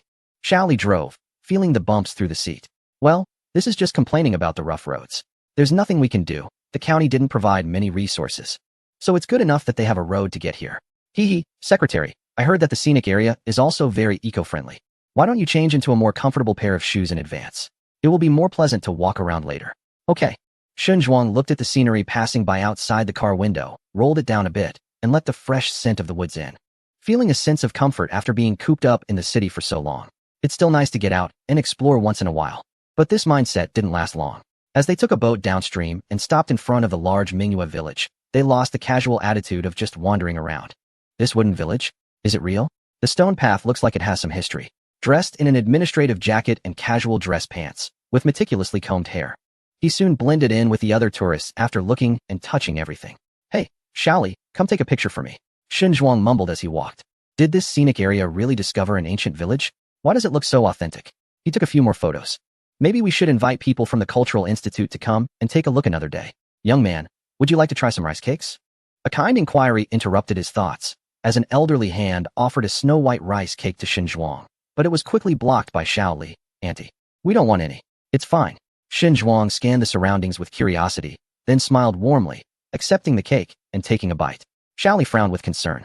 As the secretary's assistant, he was supposed to ensure the secretary didn't eat anything indiscriminately while out. Hey, Shun Zhuang's eyes lit up. Shaoli, you should try this too. The rice cake is really delicious. It tastes just like the ones I had when I was a kid. Shaoli was skeptical, but the elderly woman immediately offered him a new piece. The two stood there smiling, their mouths sticky with food, satisfied and ready to leave. Wait. The elderly hand stopped them, her face full of disbelief. 6 pieces. She pointed at the sign by her feet. You two aren't trying to dine and dash. Are you? The secretary and his assistant, who almost took advantage of the situation, quickly pulled out their money. Shun Zhuang felt a bit embarrassed. But after walking out for a while, he had no time to think about the free meal anymore. The continuous tasks piqued his interest. He finally remembered that he was just a big boy under 50. Shun Zhuang, with a serious yet excited expression, pulled his secretary around to complete tasks, and the bundle of reeds in his arms kept growing. Years of work experience had made him meticulous and observant, allowing him to stay far ahead in the quest for offerings. As a result, Su Jing was astonished during the evening's offering ceremony. How did this uncle gather so many? Although Wang Kai had sent Shun Zhuang's photo earlier that afternoon, Su Jing almost failed to recognize him when he saw him at the ceremony. Sir, you have collected a lot of offerings. Although it seems scripted, Su Jing was reluctant to award the title of first place to Shun Zhuang. Yet, Shun Zhuang truly deserved it. Su Jing already imagined that if they met again in the future, this person's thoughts would surely lead to further contemplation. But facts are facts. He invited Shun Zhuang into the fire circle, and, after bringing him out with an excited expression, he finally relaxed and continued with the ceremony. All the visitors were excitedly watching until, after participating in the spark offering, Su Jing reappeared, but this time, he did not directly announce the end. During the offering process, I should have given certain guests something special. Suddenly, someone stood up, excitedly waving a glowing wristband. It's me. I got it. Me too. I'm here. In the dense crowd of visitors, more and more people stood up. Now, I invite these guests to come forward. Su Jing smiled, his voice echoing in everyone's ears through the speakers. With the help of all our guests, our summoning ceremony has finally completed its first small phase. The mist of the holy mountain has cleared significantly, and our warriors have gone to explore, finally finding a small path that opens up part of the area. To thank the guests who helped Mingyue Village, we have prepared 10 spots, inviting these guest representatives to join us next weekend. Into the holy mountain. As the visitors dispersed, on the return boat, Shun Zhuang was surrounded by the excited discussions of the tourists. Besides talking about today's activities and performances, the most discussed topic was the opening of the holy mountain next week. Wow, so fast. Damn. I feel like I have to come every week for the next few weeks. Exactly. There are new activities every week. If you miss one, you'll fall behind. 2 boys looked pained, but the most distressed was the chubby boy behind them. Zhu Shou, why hasn't Shou made it into the top 10 after coming 3 weeks in a row? He really wants to go. The first-hand experience of the holy mountain. The first-hand heat. You know, now there are already 800 people following him because of Mingyue Village. If he can dig up the first-hand news from the holy mountain, who can compete with his traffic next week? Several university students on the boat were also excitedly discussing. I didn't expect you to find so much. If I had known, I would have joined you. Oh my gosh. How many did you get? 14 offerings. How did you find so many? The girl who found 14 offerings seemed a bit shy, twirling her hair and speaking softly. By chance, I stumbled upon an NPC who issued 2 different tasks. Perhaps everyone thought one person wouldn't issue tasks twice, which is why I managed to pick up this oversight. What? Zhu Shou stumbled to his feet, nearly capsizing the boat. Uncle Shui, who was rocking the boat, pointed his pole at Zhu Shou's feet, finally making him realize what was happening. Hey, sorry, that beautiful lady you mentioned? You just said an NPC issued tasks twice? He looked at the girl across from him and nodded, feeling like he had discovered something new. This was important information, but that wasn't his ultimate goal. Zhu Shou glanced at the woven round piece in her hand, his eyes squinting with a smile. Miss, are you willing to sell that qualification? Huh. The girl was confused. I want to take it for free. Can I offer 100? Wow, it can be done like this. As soon as he finished speaking, the people nearby couldn't sit still. Who doesn't have 100 bucks? This was one of the few chances to be among the first to enter the new scene. It could be considered a precious VIP ticket. I'll offer 200. 300. Zhu Shou was nearly tongue-tied. 500. Deal. The girl didn't want to drive up the price, and the others hesitated a bit, especially since Zhu Shou was the first to ask. She immediately agreed. She had come to play with classmates and didn't want to make another trip to Wanyuan Mountain alone next week just for this early access ticket. It was a perfect opportunity to make a little profit. They quickly completed the transaction, while Shen Zhuang and Xiaoli sat nearby, dumbfounded. Are we witnessing an auction here? Xiaoli chuckled, but he didn't say anything else. After observing today, it was clear that this scenic spot was indeed worthy of all the buzz. Not only Secretary Shun, but even someone as calculating as him showed some emotion today. He glanced at the round piece Zhu Shou kept flipping over, and then at the identical item in Secretary Shun's hand. Secretary, he said softly. Should we also sell this? After all, holding on to it, sell it. I'm going next week too. His tone carried a hint of excitement. If that so-called holy mountain is really good, I could get special approval directly. Just put my name down. Promote it well before the holiday. Chapter 44. Building momentum after a week of build-up. Wanyuan Mountain welcomed a large number of visitors again during the weekend holiday. In just 2 days, nearly 800 tourists flocked to the scenic area. The former serfs are singing. Su Jing watched his wallet swell with a grin. But what was even more satisfying were the tourists who witnessed the distribution process of the visiting tickets. They helped Su Jing create momentum, allowing netizens who had been following Wanyuan Mountain to learn about this explosive news once again. 1 week later, Mingyue Village opens the Holy Mountain. Who exactly got the early access quota? A post rose to prominence, even making it onto the city's trending search list. Now, everyone, whether paying attention or not, saw this baffling post. Turtle's black head. What is the Holy Mountain? Playing games again. Is it a new game? How come I don't know? Obsessed with learning. Is it fun? Can someone who knows share? I am the landlord. Country bumpkin. Clearly a shut-in. Don't you know Wanyuan Mountain? It's the recently popular scenic spot in Yong'an City. Shut-in 001. Magical Girl Snape. The person above. Wanyuan Mountain is a new scenic area in Yong'an City. They are talking about a specific attraction inside, which is super fun. I heard a new area is opening. So everyone is curious. If you don't understand, I suggest searching for the entry on Mingyue Village to learn more. It's worth it. Lighting up the night. This really isn't a loss. Game enthusiasts should definitely give it a try. Little Mimi, a warm suggestion, handle your personal needs well. And try not to use the restroom in the scenic area, don't ask why. Thunderstorm, I love Luo. I just want to know if I go again this week. And if the number of offerings meets the standard, can I still get a priority ticket? Waterstorm, I love Luo. Wow. I was thinking the same thing. I'm planning to take leave to check it out. Explosive, I love Luo. Buddy, our boss is also watching the comments. Everyone was chatting wildly in the comment section, turning the scenic area promotion post into a game discussion group. In 2 days, the guide only issued 20 tickets. Those who needed to buy them did so. The highest ticket reportedly sold for 2,000, bought by a rich kid, though it's hard to say if that's true. But others were panicking. No way. The May Day holiday is just around the corner. I know you want to promote and build anticipation, playing it mysterious. But you can't really only let 20 people in, right? There are so many people wanting to see it. If you don't let them in, it could cause a riot. In front of the flickering screen, Zhu Shou smiled. It was finally time for him to make his appearance. He clicked the upload button, and his latest video was instantly uploaded. In the video, a chubby boy shook a bamboo woven disc in his hand, which faintly had a crescent moon symbol engraved on it. Brothers and sisters, look at this. I'll give you a sneak peek of next week's Holy Mountain trip. I will definitely upload it as fast as I can, so friends who are interested can hit that 3-way follow and subscribe. Looking forward to the Holy Mountain trip. As Zhu Zhu's video was posted, it immediately gained a lot of attention. The momentum was building. The travel agency, often labeled as a scam group or fraudulent travel agency, had a chance to turn things around. It became the only agency that could take people into Wanyuan Mountain at a discounted price on platforms like Duel, Slow Foot, and Xiao and Shu. Although many online were frantically exposing that the agency's employees were former local thugs and con artists, the young people today had a different mindset. Some even felt that this made it safer. At least they didn't have to worry about locals bullying their tour group. Su Jing could only express his regret. Is everyone's expectation already this low? But jokes aside, he seriously stated to Zhao Meng that since they were using Wanyuan Mountain as their selling point, there would absolutely be no tolerance for fraud or coercive behavior. Zhao Meng naturally agreed wholeheartedly. What a joke. The income from the past 2 days has made him certain that, at least for this period, collaborating with the mountain area is definitely a profitable deal. As for what comes next, if the mountain area can't sustain itself, it would be a failure. At that point, whether there will still be cooperation won't be up to Boss Su to decide. Contentedly, Zhao Meng continues to release information about group activities. Meanwhile, the previously complacent owner of the travel agency and others are starting to feel a bit anxious. Mr. Song, should we send someone to take a look? Song Jiming, sitting on the sofa swirling his red wine, sneered. Wait for you. By then, it will be too late. He snorted coldly. I've already arranged for someone to go if we decide to. They can't just go to check, they need to take notes as well.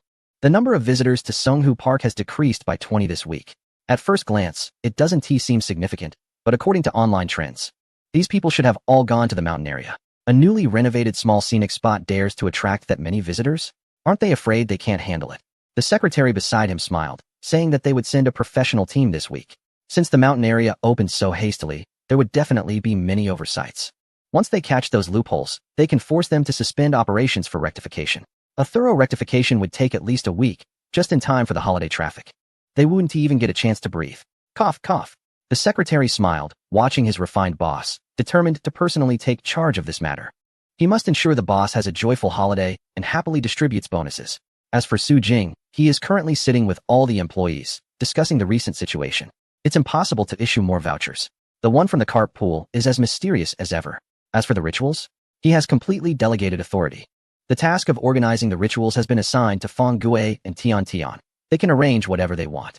Right now, he just needs to go have some fun, but he probably won't even be able to gather the necessary items for the rituals. As for the others, Uncle Shui has Uncle Chao, who is now on a rotating schedule with the engine. They are working together vigorously and no longer complain about being tired. Su Jing sits at the front, quietly listening to Zhao University report on the current revenue. By Wednesday, the mountain area has made a profit of 68,858 yuan. So fast, Jiang Tsong is astonished.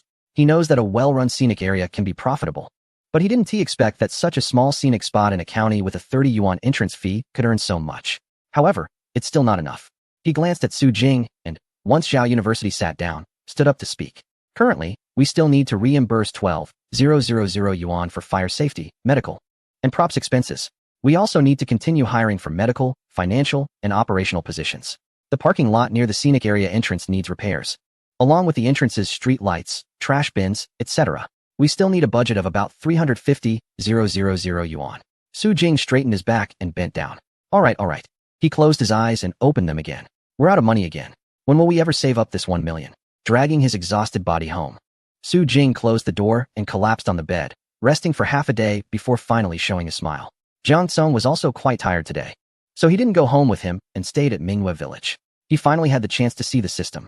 Chapter 45, Transformation Again, Personal Attributes, Host, Su Jing, Male, Physical Quality, B, Scenic Area Achievement, None Scenic Area Reputation Points, 26, 704 Scenic Area Positive Reviews, 1, 712 Backpack, None, 05, Lottery Chances, 1 Evaluation. It seems you've tasted the sweetness of a well-managed scenic area, but managing a scenic area is not that simple. Keep it up.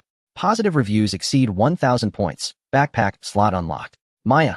He looked at his backpack, entry, and cautiously grasped a chair. Retrieve. Backpack. Worn out chair 115. Wow. Personal space. He had underestimated the system. The system's voice carried a hint of arrogance.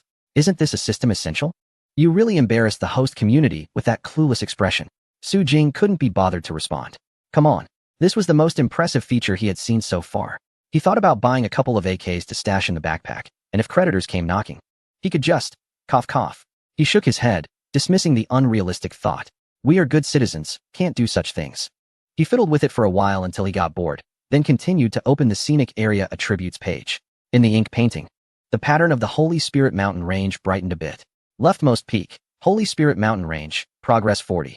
Attractions, Millennium Bright Moon Village 1, Carpool 1. Attraction props, Sensory Amplifier, low level, 1. Project, visit Millennium Bright Moon Village, 2 stars. Permanent staff, Qingyun Acrobatic Troupe, Lu Qingyun, Wang Hao, Tian, physical quality A. Abilities, Resilience, Super Strength, Loyalty 100. Lu Yuan, physical quality C. Abilities, Affinity, Loyalty 80, resident of Bright Moon Village, Fangguei. Sun Ming, temporary staff, Golden Sun Song and Dance Troupe. Service facilities, standardized toilet 1, latrine 1, visitor management office, temporary. First aid center, temporary. Evaluation. This mountain has undergone simple development. The foot of the mountain has finally gained some scale. Although the play projects are not yet perfect, there is significant room for improvement. Please keep it up. 40. Su Jing's eyes widened. Just one carpool increased the progress by 10. So fast. He twitched wildly on the bed for a while before finally sitting up, breathing heavily. If not now, when should he draw a lottery? System. Lottery. The colorful screen of the lucky spin unfolded before him. The wheel spun wildly, and the pointer slowly stopped. A burst of silver light erupted. Item. Thunderstorm Magnetic Field. High-tech usable when the attraction completion reaches 70. What is this? Su Jing looked at the little lightning quietly lying in his backpack. After confirming that he couldn't use this thing, he smacked his lips and directly opened the shop. Little lightning requires the completion rate of the scenic area to be 70. But he knows well the tricks of large-scale reductions. Although a fish pond has helped him achieve 40 progress, he understands that it will become increasingly difficult to improve this rate, and it might double in difficulty beyond 60. He certainly won't waste his reputation points. How many restrooms are needed? Su Jing clicked frantically on the mall interface, inexplicably feeling a thrill akin to the anticipation of Double 11. He purchased 3 standardized restrooms, 1 standardized first aid center, and 20 standardized guide signs. After discounts, it cost a total of 8,200. He had less than 20,000 reputation points left. System. Continue the renovations. Please select the renovation area and set the renovation direction. Su Jing moved the map, looking at the previously chosen empty land filled with rocky slopes and red flower clusters, and made a decisive choice. After thinking for a moment, he spoke loudly. This area. Detected the host's design idea, the system optimized and adjusted it, and integrated the results. The area will be upgraded to Butterfly Valley, sea-level renovation, requiring 120,000 reputation points, taking 48 hours. Note, the section between the fish pond and Butterfly Valley has not undergone renovation and optimization, which will reduce the continuity of the experience. Unified renovation is recommended. Su Jing frowned. The remaining 8,000 reputation points were originally intended for the souvenir shop. However, what the system mentioned was also quite important. He thought about the broken road on the barren mountain, fearing that even inexperienced hikers wouldn't understand it, let alone the group of tourists who are not used to exercising. Plus, he personally issued the visiting tickets to the director of the Cultural Tourism Bureau. If that old fellow actually came and fell, they couldn't bear that responsibility at Wanyuan Mountain. Renovate. How much will it cost? Su Jing's voice was filled with pain. The system's voice was full of excitement. Not much, 500 is enough. A flash of light passed. Su Jing and over 40 employees had worked hard for a long time, and their reputation points plummeted back to single digits. Only a pitiful 4 remained. Don't stop. He forced himself to open the mall again. I still have good reviews. The system's sea-level renovation did not improve the scene to the extent Su Jing needed. The experience at Mingwe Village could be enhanced further, and the fish pond could also add some interesting check-in points. He had over 700 good reviews. Enough to buy many items. Su Jing scanned the item bar in the mall. Mingwe Village already had a sensory amplifier, and he planned to exchange for that mysterious veil. But not to place it in Mingwe Village. Instead, he would put it in the fish pond. With the cascading water in the fish pond and favorable geographical conditions, he could buy some other items as well. Purchase. 1 mysterious veil, 1 fish luring stone, 1 balance stabilizer, 1 firefly light. However, those items were not too expensive. Su Jing looked down at the bottle in his hand. Mist Domain. Intermediate fantasy item. The area covered by the formation stone in the bottle is called the Mist Domain. Entering individuals will be trapped by the mist and lose their direction. P.S. Single-use duration is 3 hours, can be used once daily, and only within the scenic area. The system is really impressive, especially with intermediate-level items in the fantasy category. But honestly, the description makes it sound quite mysterious. If there were no restrictions, it would be amazing to take it out to the outside world. Su Jing felt that this system should belong to a master descending from the mountain. What a waste. Such a waste. In places where Su Jing felt it, the system occasionally initiated a conversation. Should I leave? Hee hee. Su Jing smiled. Whose charming little system is this? Is it lacking in reputation? Let me help you earn some. Don't get too anxious. The system seemed to be disgusted and did not respond for a long time. Su Jing stopped talking and turned to look at the row of items on the table, carefully putting them away. This should be enough. Even if it's not enough. He couldn't buy more. Su Jing looked at his dwindling reputation points and decided to save some for later use. One misty domain costs 500 reputation points. And if it weren't for his newfound wealth and the need for such an item in his plan, a frugal person like him would never buy it. After all, if the sacred mountain really opens up, he still needs to improve many performances. Chapter 46. The pioneers gather as time passed, even during the week. Nearly 100 people visited Wanyuan Mountain each day. In less than a month, Su Jing transformed this long-abandoned mountain scenic area into one of the new hot spots in Yong'an City. If other newly opened scenic area owners could achieve such a level, they would be unable to hold back their laughter. But Su Jing, burdened with 30 million in debt, couldn't smile at all. Everyone had worked hard during this time. He looked at the group of employees gathered in the square. There were people of all ages, with the Qingyun acrobatic troupe and the Golden Sun dance troupe sitting on one side, looking lively. In the middle were Feng Gui and other veteran employees like Tian Tian. The Labor Day holiday was approaching, and although Wanyuan Mountain had a lot of buzz, its foundation was still unstable. Conversely, there would definitely be jealous people looking to cause trouble. Jiang Tsong nodded from the side. This weekend is the last weekend before our holiday, and it's also the first wave of visits to the sacred mountain. Among them, there will certainly be some with ulterior motives. Feng Gui nodded seriously. Having been in the marketplace for a long time, he naturally knew some dirty tricks in business. The surveillance cameras have already been purchased, and everyone set them up according to their designated spots last night. Jiang Tsong continued. We have also processed the necessary documents. As long as everyone stays alert. If there is anything unusual, immediately contact me and Jiang Kong. We absolutely cannot let Minghua Village have any problems. He turned to look at the employees. The sacred mountain is opening, and since everyone hasn't been inside yet, I will lead the team into the site tomorrow. There are 10 spots available to join me. Who wants to go? Feng Gui raised his hand first. I have experience going up the mountain, and I'm strong, so if any tourists have an emergency, I can maintain order. Tian Tian also raised her hand. I'm strong. I can help carry anything that needs to be moved. Me too. I want to see it. Suzong, can I bring Xiaoji? Everyone has been curious for a long time. Jin Na hesitated for a moment before speaking up. Although Jin Taiyang is not officially an employee of Wanyuan Mountain yet, we are all genuinely curious and looking forward to it. Can Mr. Su give us 3 spots? Everyone has witnessed the efforts of this group of dancers over the past 2 weeks, so when Jin Na asked for the spots, no one opposed. Soon, all 10 spots were confirmed, 8 adults and 2 children, including the former pickpocket Xiaoji and the dragon girl Miao Miao. That's settled then. Everyone, get ready. We will head into the mountain tomorrow. As Wanyuan Mountain enters a peaceful night, the situation in Yong'an City is far from calm. Mr. Song, our people are ready. Tomorrow we will go to Wanyuan Mountain, and everyone will find ways to capture any loopholes, the secretary respectfully said. At the same time, if possible, we will find a way to enter the holy mountain. After all, once the mystery is revealed, it won't be as exciting. Song Jiming nodded, clasped his hands, and let out a long breath. Once this investigation is complete, I think I can meet that new little boss. Meanwhile, inside the municipal building at 9 p.m., the office lights were still on. Secretary, aren't you off work yet? Shaoli brought another cup of tea and glanced at Shun Zhuang's computer desktop. Damn it. He couldn't help but grumble. This uncle is so serious. He thought he was grading work. Turns out, he is just browsing travel guides for Wanyuan Mountain. Damn it. He can't even leave work. Tomorrow, I'm going to put laxatives in his tea. Shin Zhuang took a sip of hot tea, smiling as he clicked on another post about the holy mountain predictions. He really couldn't sit still, as his mind was filled with thoughts of tomorrow's trip to the holy mountain. 20 rare spots. Luckily he got one. Wanyuan Mountain, Minghua Village. It's not an ordinary scenic area. Everything he has seen so far is quite novel. Who knows if tomorrow's visit to the holy mountain will be even more interesting. That's enough for now. Tomorrow, pack up, and let us go together. Shaoli was taken aback for a moment, then showed a delighted expression. I can go too. Yeah, you come with me. I'll go in, and you wait outside the holy mountain. The secretary, thinking his boss had helped him secure an advance ticket, smiled and nodded respectfully. You old fool, just wait for your laxative tea. In Yong'an City, the noise gradually faded away. As the first rays of sunlight broke through, life on Earth revitalized once again. A new day had arrived. All 20 tourists who received the holy mountain visiting tickets were present today. Haha. Once I post this on social media, those guys will definitely be envious. A young student entered the scenic area. Boom. The roar of an engine echoed as a powerful SUV pulled into the dilapidated parking lot, and a flashy second-generation rich kid jumped out in style. He casually snapped a photo and posted it in the group. Yong'an's second-class noble, Pippi Dad, the young master has arrived. Time to take a look. Hermit, you really went? We thought you were just joking. Crazy dog.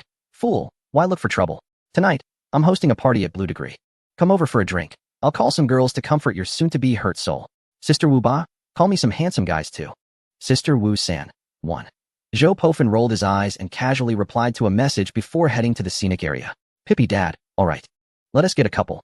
He wasn't really interested. He was just bored and saw the tickets were being sold at such a high price online. So he pressed send. He didn't expect this thing would actually end up in his hands. Joking aside, with his family's wealth, what good scenic area hasn't he seen? They go on overseas vacations at least twice a year. If it weren't for the encouragement from those comments and his genuine boredom, he wouldn't have bothered coming to this rundown scenic area. The rich second-generation heir quickly entered the scenic area. The next moment, Zhu Shou, riding a motorcycle, also pulled up at the entrance with his camera gear. Little scenic area. I brought my big camera. You just wait for me to go in. Haha. Zhu Shou fiddled with his camera, ensuring it was fully charged. He had to capture the best shots. The chubby guy confidently slipped into the park with his expensive equipment. Shortly after, a low-key black car stopped at a distance. Shun Zhuang and Secretary Li had changed into casual sports outfits and brought portable water bottles, ready to explore the holy mountain. Of course, only Secretary Shun was really exploring. Xiaoli was just there to keep an eye on him. Secretary, please be careful when you go into the mountains. Contact me if anything happens. Xiaoli stuffed a walkie-talkie into Shun Zhuang's backpack. I'll find a way to get in and look for you. Shun Zhuang replied. Buddy, I'm going for fun, not to the battlefield.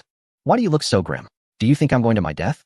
Alright, let us go. The two of them disappeared through the entrance of the scenic area.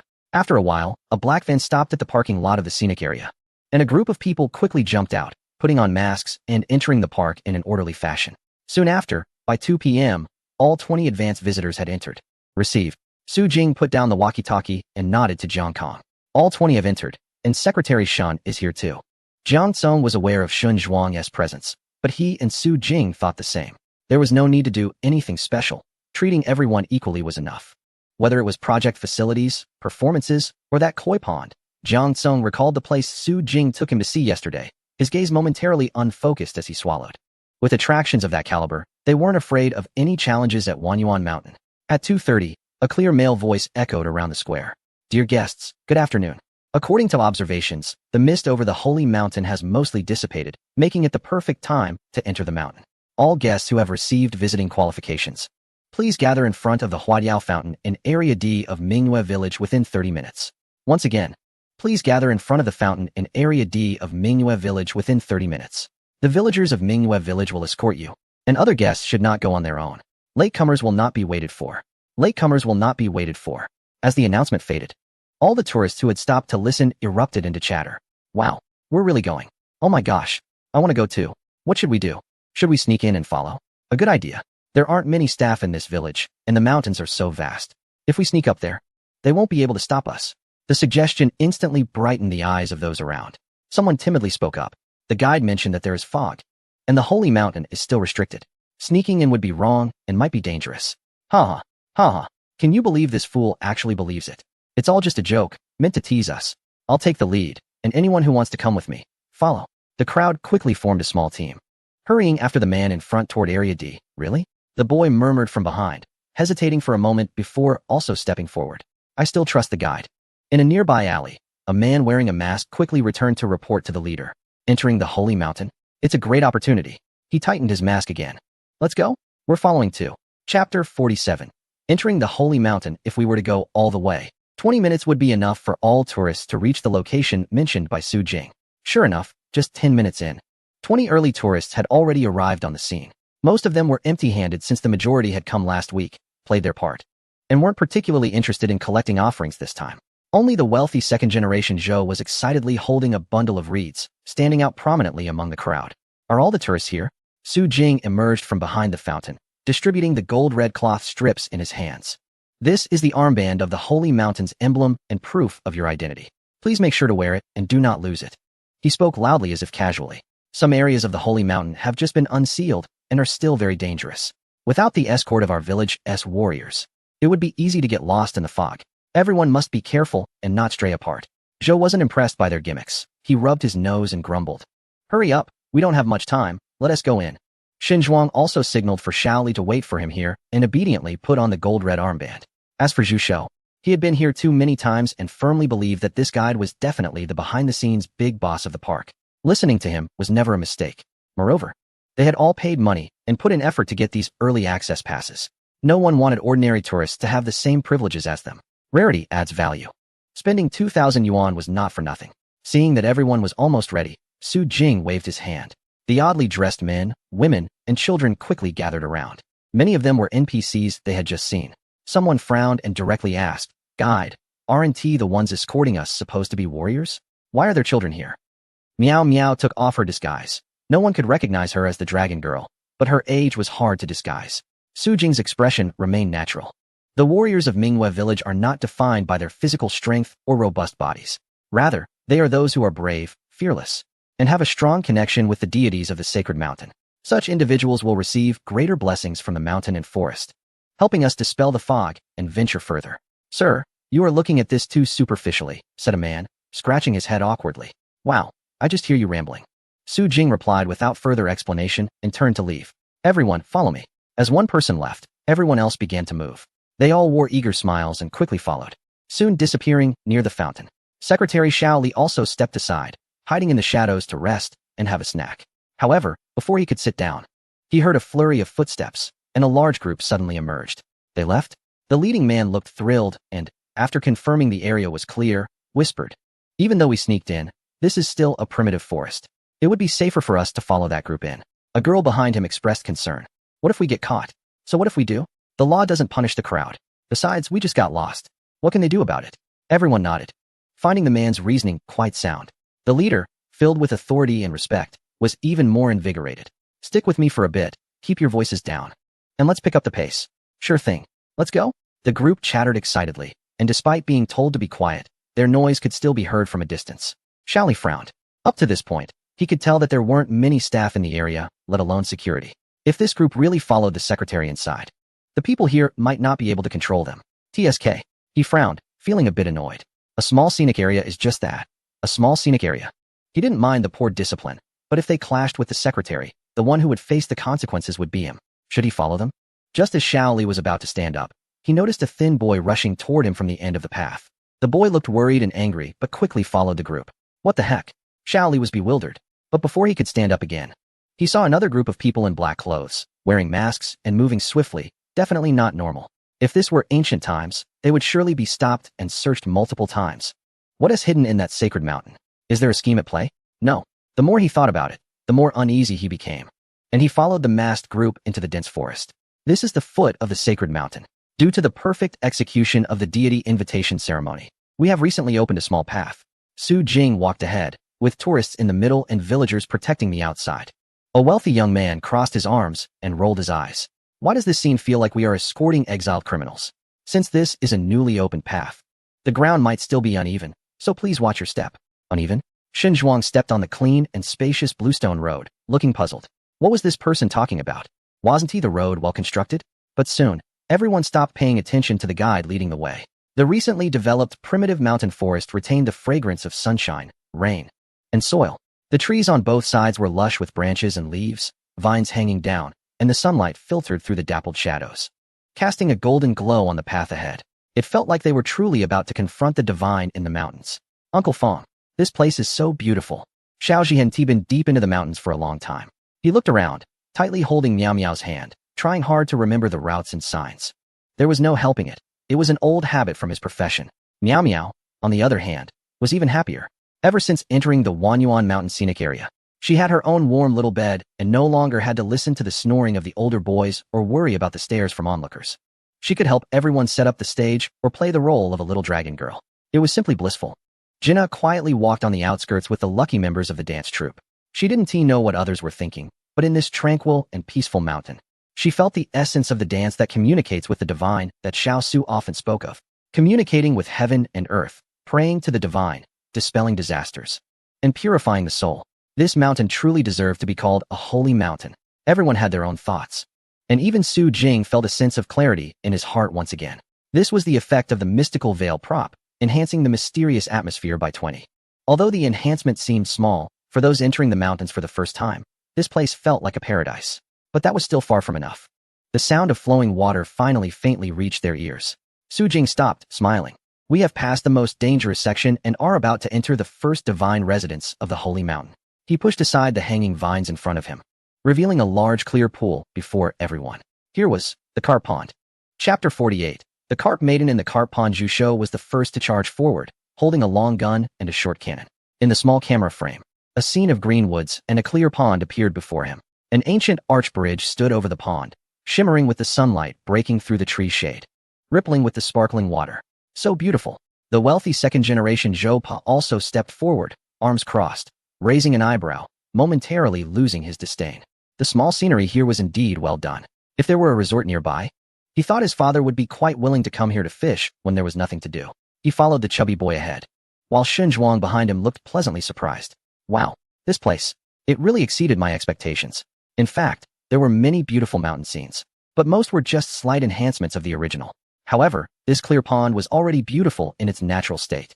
If it were further enhanced by some human efforts, he felt it would be no less stunning than the most beautiful scenic area in the provincial capital. As everyone passed through the vines and entered the area of the carp pool, the guards escorting the warriors, including Fang Gui, momentarily forgot their identities, wide-eyed and gazing around as if they had never seen the world. Ahem. Su Jing, noticing their lack of composure, decided to introduce the place himself. Since you all have entered the sacred mountain, let me share the origins of this site. The deities that bless Mingyue village and the surrounding sacred spirit mountain range reside in this peak, making it a sacred mountain that we have revered and protected for generations. At the foot of the mountain is where the carp deity lives. This carp pool has existed for hundreds of years, and we built these paths and bridges to conveniently offer tributes to the carp deity. Zhou Pa abruptly interrupted Su Jing. Mr. Guide, can carp really become deities? A chuckle came from behind, and Xiaoji immediately turned to glare, causing the person to quickly compose themselves. Hee. Su Jing maintained a solemn and calm expression, seemingly unfazed by the disrespect. In ancient times, there was a saying about fish leaping over the dragon gate. Dragons are spiritual beings. Why can't carp be spiritual too? He waved his sleeve and moved closer to the water's edge, encouraging everyone to look down.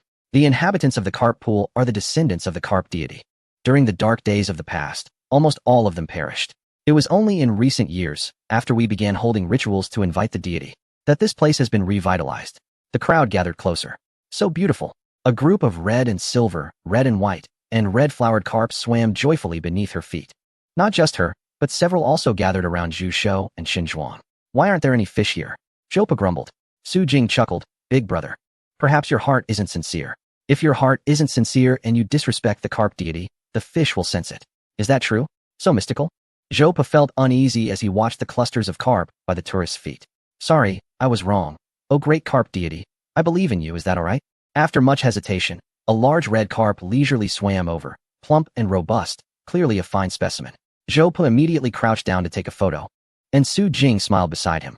Looks like the carp deity has forgiven you. Oh, is that the carp deity? Zhou Pa pointed at the big fat fish, startling it into a quick dash away. Su Jing was speechless. So, all the people of Mingyue village had been worshipping for hundreds of years just for this gluttonous fish? Mr. Zhou, these fish are just ordinary koi.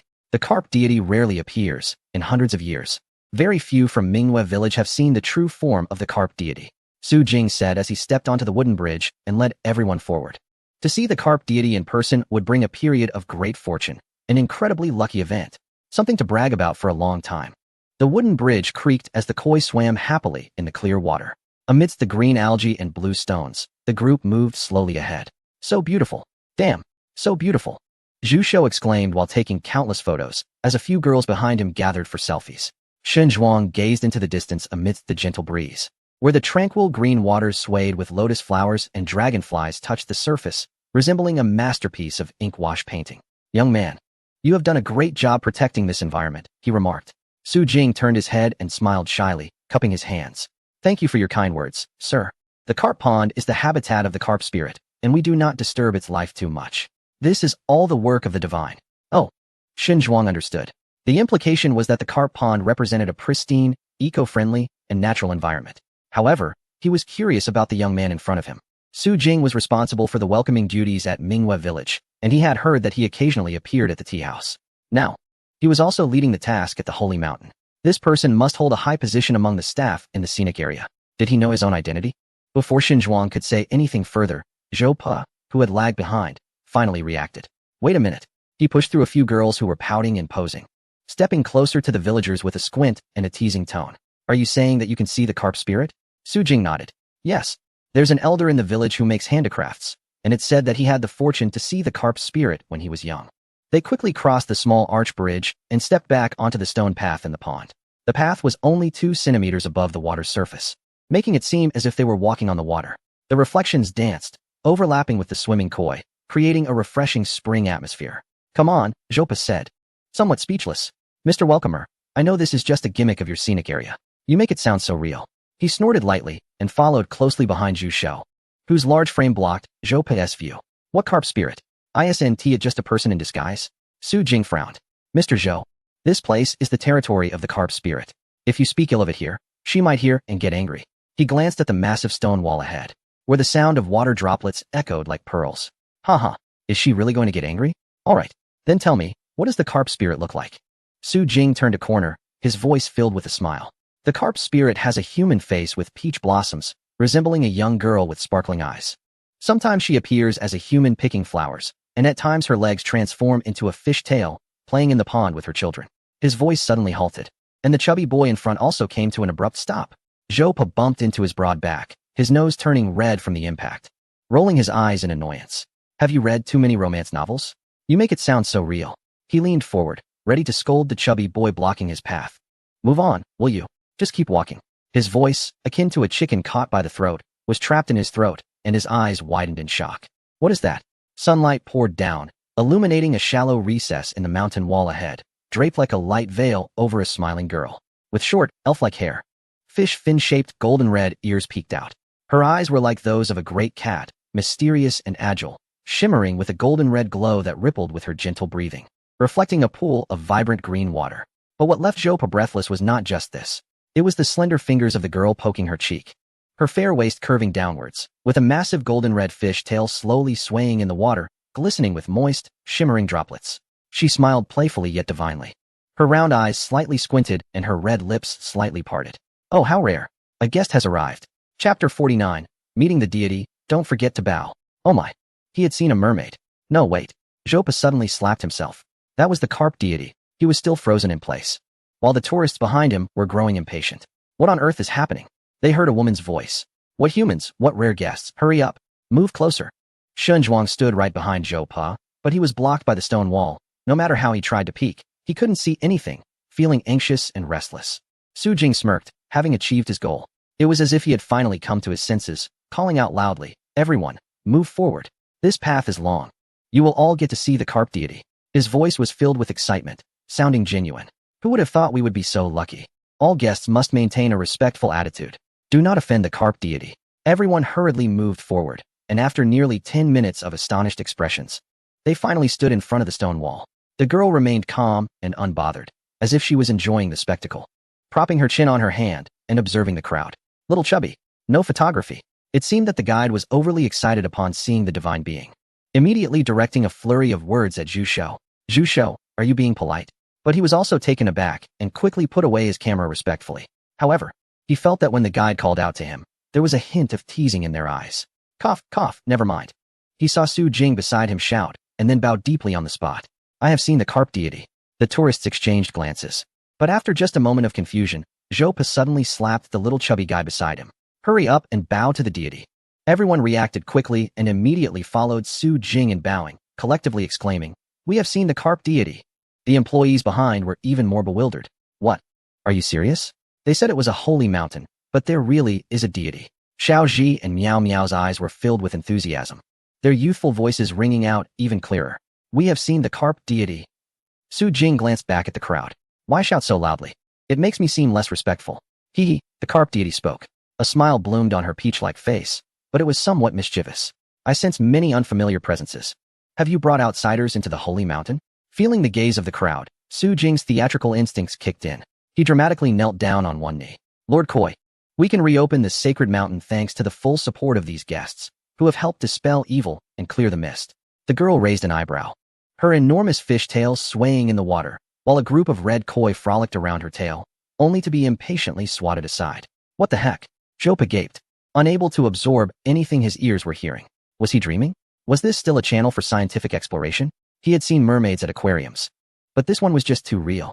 The silver-red scales spreading from her snow-white waist, the rounded and full fish tail, the elastic muscles and shiny, sharp scales. And that enormous, agile tail fin swaying like a tassel, occasionally flicking to poke at the little koi nearby. What the heck? If this were fake, then what could possibly be real? He was stunned, and behind him, Shunzhuang looked even more bewildered. If it weren't for the koi god's gaze lingering on him, he would have really wanted to take a picture. He thought about checking with the Biological Research Center to see if this tourist spot had discovered some new species and was secretly raising it without reporting it to the authorities. He wasn't old and blind.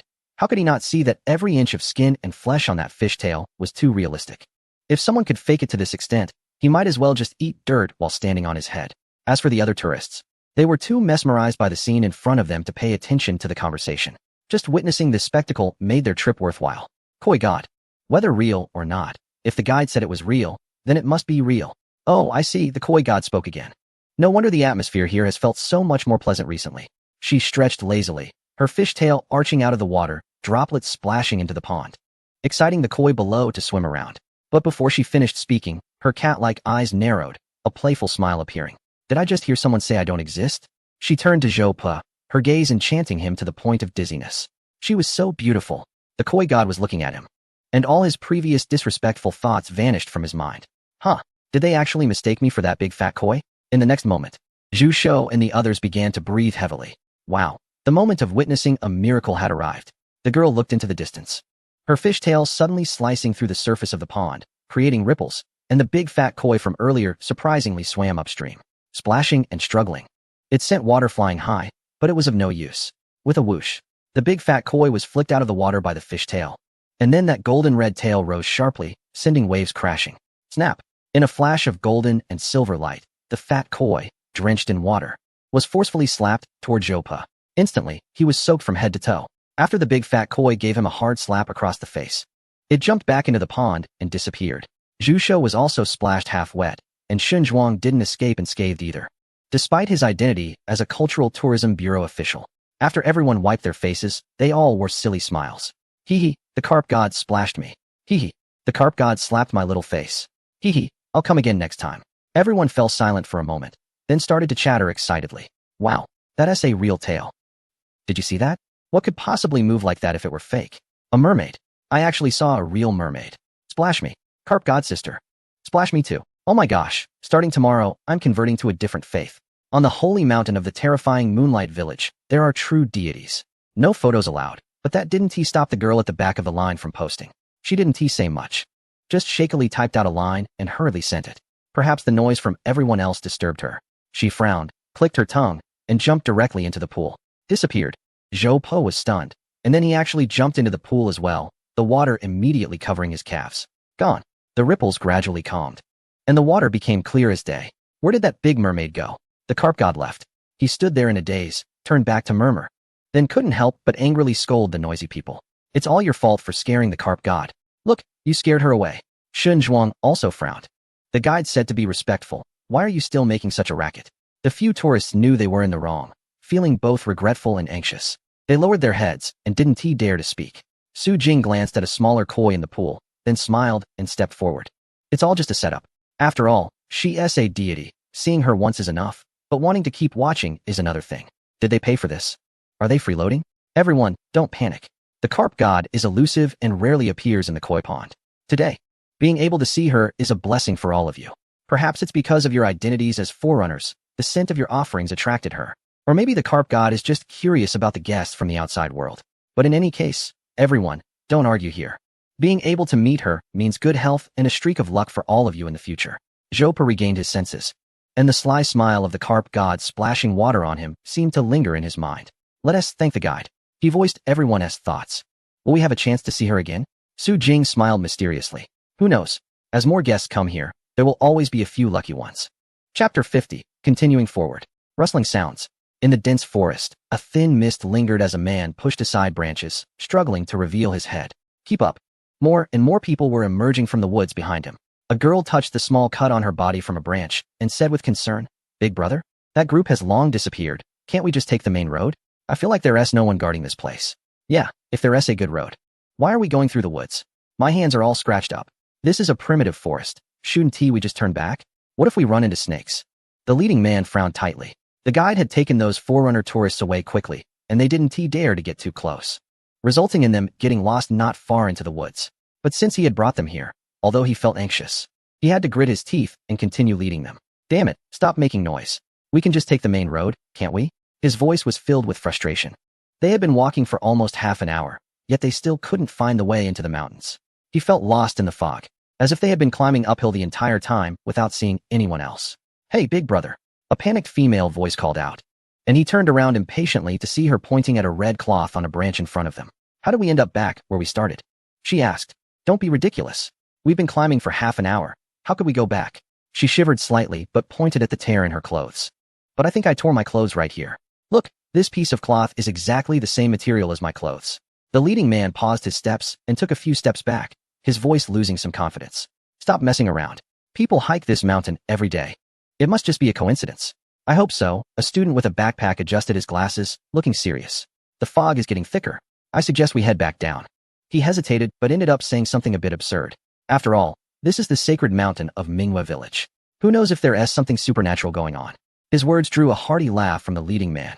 Haha, you actually believe that? It's just an event to attract tourists. You guys are taking it too seriously. His laughter gradually faded, and no one else smiled. Everyone looked somewhat alarmed. All right, then let's go down. A bunch of cowards. Afraid of this, and that while trying to climb the mountain. He pretended to be fierce, but inside he was relieved. To be honest, he was also a bit scared. The sunlight had dwindled significantly, and soon it would be dark, making it even harder to find their way down. Let us go. Let us try that way. What the heck? We've been there too? What about that side? Also been there? No way. Half an hour later, everyone stopped in their tracks. The gray fog had thickened to a tangible form. The sunlight was gone, and visibility in the forest was down to less than 50 meters. Oh no. The leading man was truly panicking now, and the group of men and women behind him were even more frightened. Wah, are we lost? It's all your fault. Where have you led us? Wah, the tour guide said. The fog hasn't completely cleared. We shouldn't have come. You insisted on bringing us. Is this a ghost wall? I want to go home. Wah, my phone has no signal. I can't make a call. The leading man was both anxious and flustered. Slapping a tree. Shut up. It's your choice to come. I didn't force anyone to enter the mountains with me. His expression was somewhat fierce. I've been exhausted looking for a way out, and Haven T complained. Now you indecisive, greedy followers are blaming me? How shameless. His words were harsh. The group fell silent, and soft sobs started to emerge among them. After a while, a girl timidly spoke up. Big brother, what should we do? The man glanced around. The park keeps a record of the number of visitors. Since we're still here, the staff will definitely come looking for us. The most important thing right now is that everyone must stay together and not get separated. There is strength in numbers. The evening program starts at 5:30, and they will come down by 5 at the latest. If we can't get out in a bit, we should start shouting for help around 4.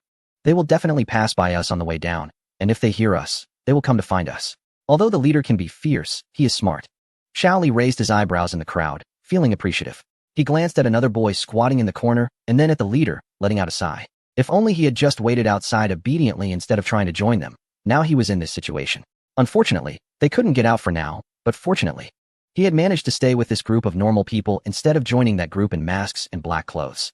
Who knows what they were up to? Let's just wait. Ghost walls. He didn't believe in that. As someone who had been a materialist for over 30 years, he quickly came to a conclusion. The magnetic field was changing, disrupting their sense of direction, which was why they couldn't get out during this time. Once the magnetic disturbance passed, they would naturally be able to go down the mountain. He decided to sit down and rest. He took out some provisions he had prepared for the secretary and started eating. In times of crisis, the most important thing is to ensure personal safety, so one can deal with problems more calmly. The fog continued to spread, and the occasional strange bird calls made everyone huddle closer together. As for that group in masks, damn, are we being haunted because we've done bad things? It was already the 4th round. We really can't get out. I'm so anxious. Did we fall into some trap? I heard there are formations that can trap people. Wait, I'll uninstall your novel app as soon as I turn around. Keep moving. I refuse to believe we can't get out. Protect the photos and materials. That's why we came here. Don't lose them. On the other side. Su Jing glanced at his watch and looked down the mountain, smiling. All right. Everyone has seen the carp spirit. Today has been fulfilling enough. But our journey is not over yet. After resting, let us continue. Not over yet. The 20 pioneers resting on the grass looked up in shock. What do you mean? Brother, what you've done is already enough. Just the sudden disappearance of that elusive carp spirit is enough for them to ponder for a lifetime. Is there more? What more? Zhopa had already become the #1 fan of Minghua village, blinking excitedly as he stood up. What more? Let us go. We're continuing. Zhuzhou also picked up the equipment again, filled with excitement. He had only taken a blurry photo of the carp spirit, but he was sure that even though it was blurry, you could definitely see the magnificent golden-red carp tail. Zhuzhou remained silent, pretending to be frustrated as if he hadn't captured anything, fearing the guide would notice and make him delete it. He didn't expect there was still more to come. Is there more, dear guide? Zhuzhou's chubby little face was full of anticipation. Can we take pictures on the way ahead? Su Jing had a smile that was neither here nor there. Of course, feel free to take more beautiful photos. This little chubby guy has been here so many times that he has memorized it. An unofficial promotional ambassador. The current popularity of Wanyuan Mountain owes a lot to him. Shall we continue walking? Everyone scrambled to their feet, excitedly following along. Fang Gui and Jin Na lagged behind, while Tian went to greet the two kids. And the others continued acting as brave escorts. Brother Fang, have you been to this place before? A smile lit up Jin Na's usually serious face. It's so beautiful, so incredible. She didn't expect to enjoy such benefits as an employee of Boss Su. Fang Gui looked at the beautiful face approaching and felt a bit shy. Ahem. We haven't seen it either. Apart from the boss, I believe this is the first time for all of us to visit this sacred mountain. He regretted not bringing his daughter along. He had heard that deities could ward off disasters. So could the koi deity help his daughter regain her health? He looked up, knowing that his thoughts were a bit far-fetched. But to be honest, was anything Boss Su showed them normal? It might actually be possible.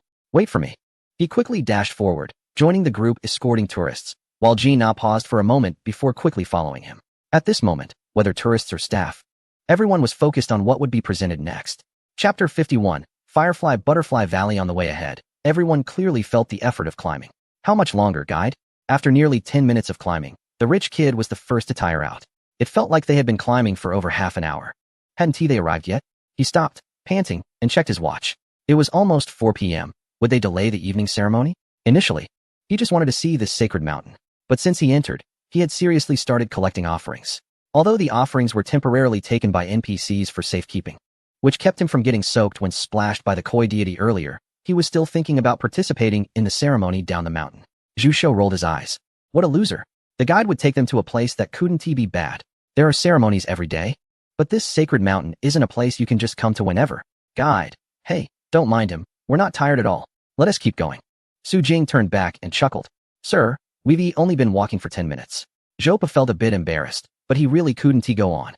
Normally, he only exercised a lot when partying or chasing girls. Where had he walked this long before? It's okay, we're almost there. Su Jing didn't keep them in suspense. He pointed ahead, where the sun was setting, casting a golden glow in the distance. Ahead is the end of the route we've explored. Zhuzhou's camera followed Su Jing's finger, and the man's gentle voice rang in his ear. Butterfly Valley. 2 clusters of wisteria hung down, and as they walked through the floral curtain, the tourists instantly entered a flourishing sea of flowers. Oh my, so beautiful. The rocks jut out at an angle, and the stone walls are covered with various patterns and textures. Below the stone walls, there is green grass, red trees, and yellow flowers. But what surprises people the most are the clusters of butterflies hovering above the flower beds. With each breath, their delicate wings flutter softly, and the sunlight casts a slanting glow, making even the tiny hairs on the butterfly wings visible. Are there divine beings here too? Zhoupa, usually fearless, couldn't help but lower his voice, afraid to disturb some beautiful presence. You have a kind heart. Su Jing's praise acknowledged Zhoupa, making him blush a bit. Guests can wander freely. The butterfly fairy loves crowds, and since there aren't many people today, she won't appear. Really? I'm just asking. Zhoupa widened his eyes again. Are you saying that if there are more visitors, the butterfly fairy will come? Su Jing nodded, then shook his head. Perhaps, but it's not certain. We cannot speculate on the will of the divine.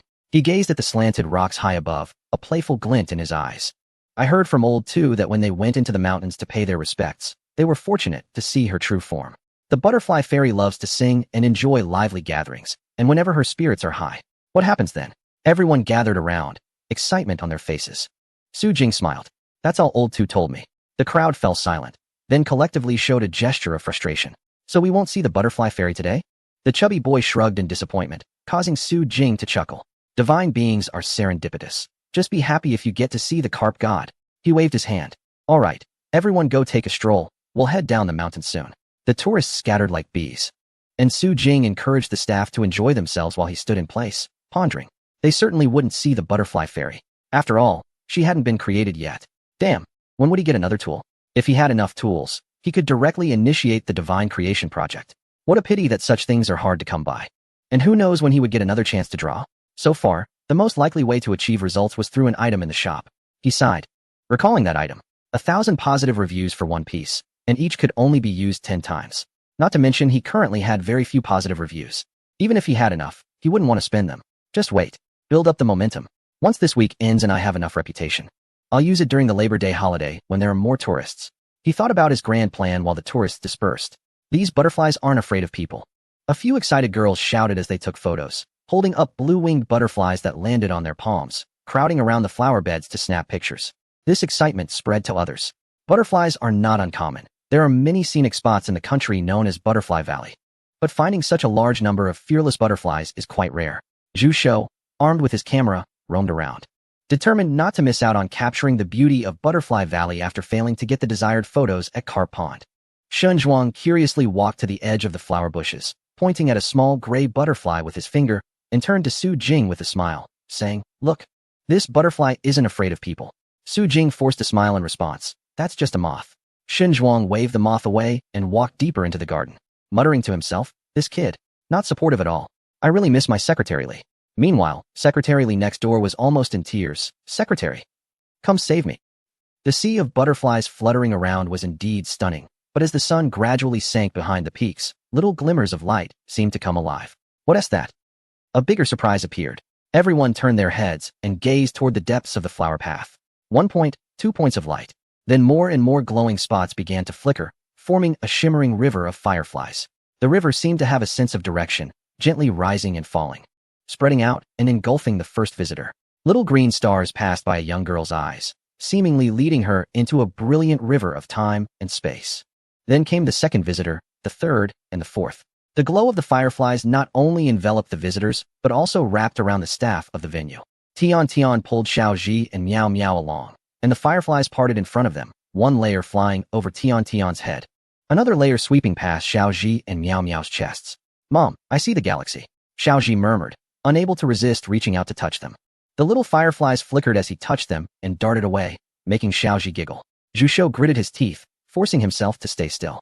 His camera, like a cannon fixed in a battlefield, was as steady as a rock. The river of light flowed right before his lens, dispersing like fireworks bursting in front of him, like golden sparks erupting from a punch, like the vast galaxy seen in dreams high above the clouds. How beautiful!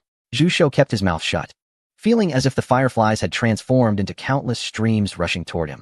It's going to be a hit. As for Zhou, he couldn't remember anything about divine appearances at that moment. He only felt that the firefly forest he had seen abroad was simply pathetic in comparison. "Do you have many fireflies? Can yours fly like this? Like this? Then that way? Can they fly like this?" "Garbage." He shivered and sent a message to the group. "Pippy Dad, sons, if you don't join me today, you will regret it for life." Chapter 52. The trapped trespassers. As the river of fireflies passed, Butterfly Valley darkened again, and Su Jing led the visitors down the mountain. Zhou was so excited he could hardly contain himself, gathering around Su Jing with the others. "Guide, is there more to the story of the Butterfly Fairy? Does she really like crowds? Is the Butterfly Fairy male or female? If we have enough people, is it possible for the Butterfly Fairy to appear? What does the Butterfly Fairy look like? Does the Butterfly Fairy have something like a tail, just like the Carp God?" Su Jing turned around, looking bewildered. "How could the Butterfly Fairy have a tail? Don't play dumb with me. Are they suggesting that the Butterfly Fairy has a unique appearance too?" Su Jing smiled and walked briskly down the mountain path. Behind him, 20 tourists chattered excitedly, jumping from butterflies on the ground to glowing rivers, and from unseen butterfly fairies to the disappearing koi deity. Everything seen on this sacred mountain had already surpassed their understanding. Gods, who would have believed that before? The tourists knew this was a story, an event, a gimmick. Shen Zhuang, as the secretary of the local Cultural and Tourism Bureau, was well aware of the tricks behind all this. But after today, they had essentially transformed into materialists treading a path of idealism. If this were fake, could it be that this too, a scenic area in a small county, had grasped some cutting-edge technology to make that fishtail look so real? Even if that could be explained, how could one explain the fact that a living girl disappeared right before their eyes? Could there be some kind of spatial portal? Shen Zhuang glanced at the young guide strolling ahead, and the excited discussions among the tourists and adventurers, quietly left the group and quickly walked to Su Jing's side. "Young man, tell me the truth." His eyes carried a hint of temptation. "Are these things real?" Su Jing smiled. "Sir, if you believe, then this is a sacred mountain blessed by the gods. If you don't believe, it's just a scenic area, right?" Shen Zhuang raised an eyebrow. Good lad. Playing coy with him. But since he said that, it indicated that these were merely techniques employed by their scenic area. Thinking of this, he felt relieved. If nothing else. If the koi deity were real, the country would have to send someone to take it away tomorrow. But then, a huge surprise surged in his heart. If all this were just the scenic area's methods, then the potential of this place was simply unimaginable. He looked up at the towering peaks behind him. They had walked for half an hour and had only seen 2 spots on this side of the low mountain. If they waited until the interior renovations were completed and the sacred mountain officially opened, what would this scenic area become? Incredible. Absolutely incredible. He immediately made up his mind to return and push for special approval. Hurry up with the promotion. Although there was less than a week left, they had to make the effort to attract as many tourists as possible. After the May Day holiday, there was still the 11 golden days. If this scenic area developed well, he could support it a bit more, and perhaps this year, the cultural and tourism development of Yong'an City could even rank in the top 5 in the province. Maybe even the top 3 wasn't out of the question. He had to meet the person in charge of this scenic area. A meeting had to be arranged for tomorrow. Su Jing glanced at the quiet old man behind him and smiled. The tourists who needed to see this sacred mountain had finished. And now he needed to find those little mice who wanted to sneak in. He wondered how effective the misty domain was and whether it had trapped them well. A group quickly returned to the foot of the mountain, and Fang Guo and Jin Na immediately left to prepare for the evening performance. As everyone stepped back onto the flat stone path and was about to disperse to the square for the ceremony, they saw the guide frowning. Wait a minute. He pretended to listen attentively, but a hint of anger appeared on his face. I've said it before. Without our guidance, you absolutely cannot recklessly enter the mountains. Zhu Zhou noticed the sudden situation and was the first to raise his camera, aiming it towards Su Jing. He looked at the lens, then curiously peeked towards the foot of the mountain. When they entered the mountain, that area was still lush with greenery. When did a layer of gray mist start to spread out? Guide, what's that? Zhou Pe, who was frantically catching up on the rumors of Minghua village, immediately thought of the key point. Su Jing turned back and said in a deep voice, outsiders want to sneak into the sacred mountain and get lost in the sinister gray mist. Zhu Zhou's face showed panic, but he was secretly delighted. New plot. New hot topic. This is hilarious. The story is becoming even more interconnected. This damn sacred mountain. How can it have such a miraculous story? So thrilling. The ticket bought for 500 was totally worth it. Everyone, don't be afraid. Su Jing sighed and turned to reassure them. Although the behavior of these guests was not welcomed by Minghua village, they were trapped, and he still had to rescue them. Hilarious. Who was afraid? Zhou Pe crossed his arms and watched the show. He was eager to see what would happen next. Meanwhile, Xin Zhuang was sizing things up while making a call to his secretary. He had been out for a while, and he still hadn't seen Shaoli. Climbing the mountain had made him hungry, and he could hardly wait to enjoy the little bread in his backpack. Zhu Zhou remained silent, wiping the lens again, aiming at Su Jing and the gray mist behind him. Su Jing glanced at the indifferent crowd, sighed about the declining morals of society, and then pretended to take out a small horn. This is our ancestral horn of exorcism, and only the bravest warriors can wield it. Su Jing continued his lines, his toes already digging into the ground as if carving out a castle. Everyone step back. I'm going to disperse the mist now. Chapter 53. Let professionals handle professional matters. He stood at the edge of the bushes, seemingly accidentally kicking a green stone. Woo! The guide's eyes sparkled as he took a deep breath again. Woo woo! The sound of the horn echoed 3 times consecutively, and Zhou Pe covered his ears. Was the horn of exorcism always this unpleasant? It sounded like his grandfather's broken voice. But the next second, he widened his eyes in excitement. The mist really began to disperse. There was no wind and no one was waving it away, but the spreading gray mist visibly thinned out. Behind the layers of tree shadows, a faint cry for help finally reached them. Help! Help! The leading man, nearly hoarse from shouting, showed a look of wild joy. The mist was thinning. Someone was coming to rescue them. The others stumbled to sit up, their clothes tattered from being scratched by branches. And some had smeared makeup from crying. A few women led the way, running towards Su Jing and the others while crying. Woo woo! You finally came. We encountered a wall of ghosts. Woo woo! This mountain is so high. We've been climbing for 2 hours and still can't find the way out. We can't get out. It's so terrifying. I want to complain. Your safety measures are too poor. Everyone was in tears and snot, looking around, but frozen in place. Hee. Are you going to complain? Su Jing said with a concerned expression, as if he hadn't heard clearly. TSK. The misty domain is surprisingly useful. No wonder it's a mid-level item. The girl who was shouting had a flushed face. What the heck? They were less than 20 meters from the foot of the mountain. They could just roll down. How could they get lost? It's impossible. They clearly walked up and down for a long way without finding the way. She was both embarrassed and confused. Meanwhile, Xin Zhuang took a quick step forward, looking at the man slowly emerging from the bushes with disappointment. Shaoli, why are you messing around with everyone? You've completely embarrassed yourself. Is there any food left in the bag? Hurry and get me 2 French breads. I'm starving.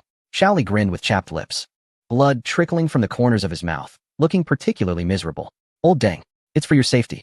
I'm scared to death in the woods. And you're still thinking about your little bread. Shen Zhuang eagerly unzipped his backpack, only to find it filled with packaging. The two exchanged glances. Shen Zhuang filled with grief and anger. My little bread. Su Jing was speechless, retracting his gaze from the two fighting over the bread. Turning to look at the other side of the bushes. A group of people in black clothes and masks were shivering over there, tightly hugging their backpacks. Got them.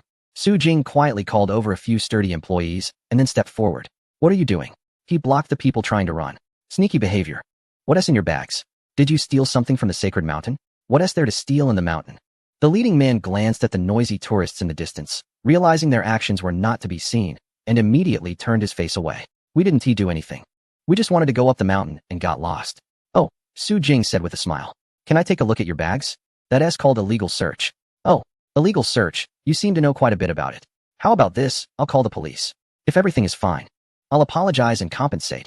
If there's a problem, I'm sorry, but I'll have to get to the bottom of it and file a lawsuit. Su Jing lowered his voice, no longer pretending to be the guide of Mingyue village, but directly issuing an ultimatum. Call the police? The man's eyes darted around, and the masked people behind him exchanged glances, suddenly running to the side. Bang! Bang bang! The man collided with a wall of flesh and fell to the ground. In front of him, a few burly men were looking at them with cold expressions. Damn it! The black-clad man spat. This must be done secretly, if discovered. It's useless. Don't make too much noise. I don't want the stuff anymore. We need to leave now. Su Jing raised his chin, watching as the group threw down their backpacks, then took a step back and smiled again. Please. The people ran into the alleys and quickly disappeared from sight. Su Jing stood with his hands behind his back, gently pressing the intercom. Is Zhao Mang in the scenic area? He needed him to help with something. Although he wasn't sure what this group of people was up to, Su Jing had his suspicions. He instructed Feng Guo and the others to carry the backpacks and lead the tourists back to the central square. Professional matters should be handled by professionals. Perhaps Zhao and those individuals knew each other. A few streets away, Zhao Mang was sitting in a tea house, sipping tea. After wandering around with a group of young tourists for the entire afternoon, his old body was feeling a bit worn out. Although he was tired, he was also quite happy. The Shanmang travel group was experiencing its first spring due to the popularity of the Wanyuan Mountain Scenic Area. A small group of 20 could be easily formed, and even on weekends, they could bring in 2 groups at once. Although ticket prices hadn't increased yet, and the commission was barely enough to pay his brothers, Zhao Mang had a broader perspective. He understood the principle of fishing for big catches with long lines. So, during this period, he just needed to maintain good relationships with clients and build a good reputation. After finishing a cup of tea, he hung up a call with Jiang Tsong, making a clicking sound with his teeth. Without a doubt, it was other travel agency owners or different scenic spots pulling tricks. It's all part of the business war. For the sake of tourist flow, no holds barred. But if it landed on his head, he wouldn't just sit back and wait. Wanyuan Mountain, Su Jing, these were his cash cows. They could make a move, but messing with Wanyuan Mountain at such a critical time was absolutely out of the question. Brothers, gather at the dock immediately. Follow a few people out of the scenic area and find a quiet place to take them away.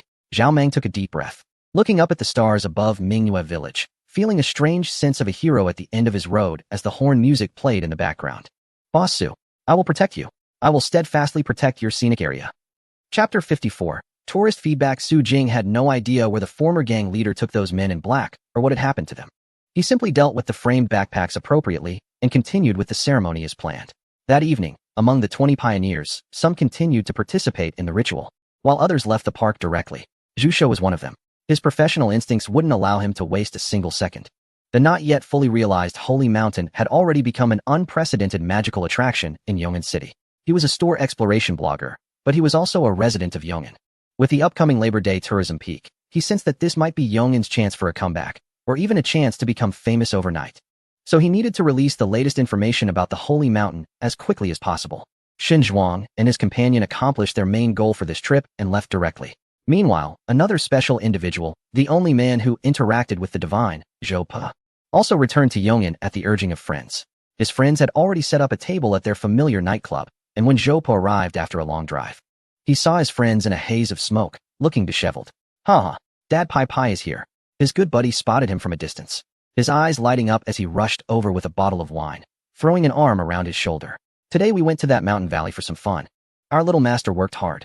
Ha! I feel for you, buddy. He made a playful expression. The ladies are all ready for you. They're all your type.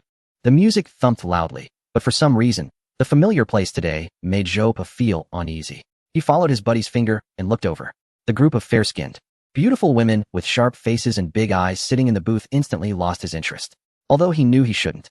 A golden red fishtail kept swirling in front of him, making the surgically enhanced faces before him seem utterly dull. Forget it, I'll just have a drink. He waved his hand and strolled over to sit on the side. The 4 or 5 men and women in the booth all turned to him with concerned greetings.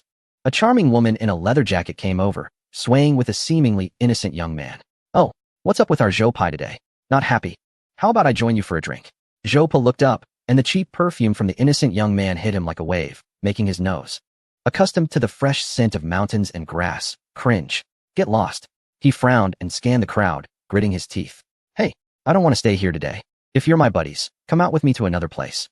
Jopa turned and walked straight out. After a couple of steps, he turned back, casting a disdainful look at the group in the booth. No bringing anyone else. The group, having grown up together, exchanged glances as they realized he was serious, and all got up. The man who organized the outing casually tossed down 20,000. "Sorry, ladies. You can keep the money for a late-night snack. My buddy has something to do. I'm leaving first." A group of rich second-generation individuals left, and within a minute, the lobby manager rushed over, panic on his face. "Where is everyone? Where are young Master Wang and the others? What about Miss Zhao?" The seemingly innocent young man looked anything but innocent now, sulking on the sofa while counting the cash in his hands. "I don't know. Young Master Zhou seems to be in a bad mood today and called everyone away." "What?" The lobby manager shot a glare at the group of companions. "It must be because you didn't entertain them well. Damn it, they just got here, and it's not even time for proper spending yet. Hurry and call to see if you can get them back." The young masters could easily spend close to 1 million in a night. They left before midnight, and the boss would definitely want to talk to him about it. Unfortunately, the young masters had all set their phones to do not disturb. "Young Master Zhou, what is going on?" In a serene tea room, the bamboo door opened, and the fragrance of grass and silk bamboo wafted in from the courtyard, blending with the tea aroma, filling the room with a delightful scent. Jopa finally found himself in a comfortable environment. He brewed a pot of tea, and as the cup slid down the water platform, Zhao Yinran caught it and took a sip, smacking her lips in satisfaction. "I didn't expect you, Pai, to have kept your tea-making skills sharp after all this time. Of course, his skills are among the best in the circle of wealthy ladies. I thought after your uncle and aunt divorced, you would forget how to make tea. TSK, why bring that up?" Jopo's friend rolled his eyes and chuckled. Daddy Pai wouldn't get angry with anyone, right? He leaned in, his expression serious, and asked the question everyone was curious about. "So what happened to you today? Are you in a bad mood?" Instantly, the room full of young people sitting or lying down turned to look at him in silence. Jopa pursed his lips, feeling that if he spoke up, he'd definitely be laughed at. But what he saw today was too astonishing, and he couldn't hold it in. "I'm telling you, you can't laugh at me." Chapter 55. Heading to the Cultural and Tourism Bureau. "So, you saw a mermaid in that holy mountain? The kind that is half human and half fish? Long hair? Great figure. What kind of fish? A carp? Ha ha ha." Everyone burst out laughing. Jopa stretched his neck. "What are you laughing at? Didn't I say not to laugh?" He knew it was a mistake to share with this group. "Ha ha ha. No, we just remembered something funny." He tried to smooth things over, but others were not so forgiving. "Ha ha ha ha. You're killing me." Zhao Yinran wiped her tears from laughing. "Coming out with you was the right choice. Isn't this more interesting than drinking?" The pile of sunflower seed shells and nut shells in front of everyone was thick, crumbs everywhere, and they were laughing until their eyes were squinted. Pai, if you ever fall on hard times, with your storytelling skills, you won't starve." "Ha ha ha. Yes, I was completely captivated by Pai's story. Wow, this Mingwe village, with its multifaceted people, gods, and spirits, and the poetic saint, the carp god, and the butterfly fairy, it all sounded so real. It really is real." Jopa widened his eyes. All right. It is real, Jopa. It's just that the feelings have faded, and you all are being so perfunctory with him." Sigh. "Anyway, I didn't manage to take any photos today, and just talking to you all won't convince you." Jopa squinted, scanning the crowd, and suddenly had an idea. "I have an idea." Before he could speak, a sharp ringtone pierced the air. His friend raised his hand, and everyone quieted down. It seemed to be an important call. The raid caught everyone, saying they found drugs in the store. A vague voice came through the phone, and Xiao Sa hung up, his face instantly paling. The blue area was checked, and when they found that stuff during the search, everyone inside was arrested. As his voice trailed off, everyone froze, and then turned to look at Jopa, although they didn't touch that stuff. If it got out that they had been in the bar where it was found, their parents' jobs and careers would be greatly affected. Luckily, Jopa insisted on having tea, which got them out of there. "Daddy Pai, did you get the news in advance?" Jopo's face also turned pale as he held his teacup, his heart racing. The tea trade was in motion. That huge golden-red fishtail flashed before his eyes again, and his lips trembled. The legend of the carp god is real. Let me say something. His eyes lit up with excitement. Do you all have plans for May Day? Save me a day. I'll take you to see the carp god and the butterfly fairy. Zhao Yinran also calmed down, downing her tea in one gulp and then patting the table. Seriously, are you for real? Are we really going? The nearby men turned away from the bar topic and laughed along. But as they laughed, the laughter gradually faded. Are you serious? Zhou Pa nodded, his eyes devoid of humor. I've seen the carp god, who can control water. Today, I accidentally wanted to drink tea, so we managed to avoid this incident. Since you don't believe me, I'll take you to see it.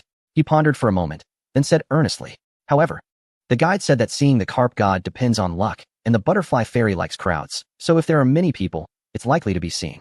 But even if we don't see those two deities, I can assure you, this scenic area is definitely worth the trip. If I'm lying, I'll go work for my dad as company for a month. Wow, that is a huge bet.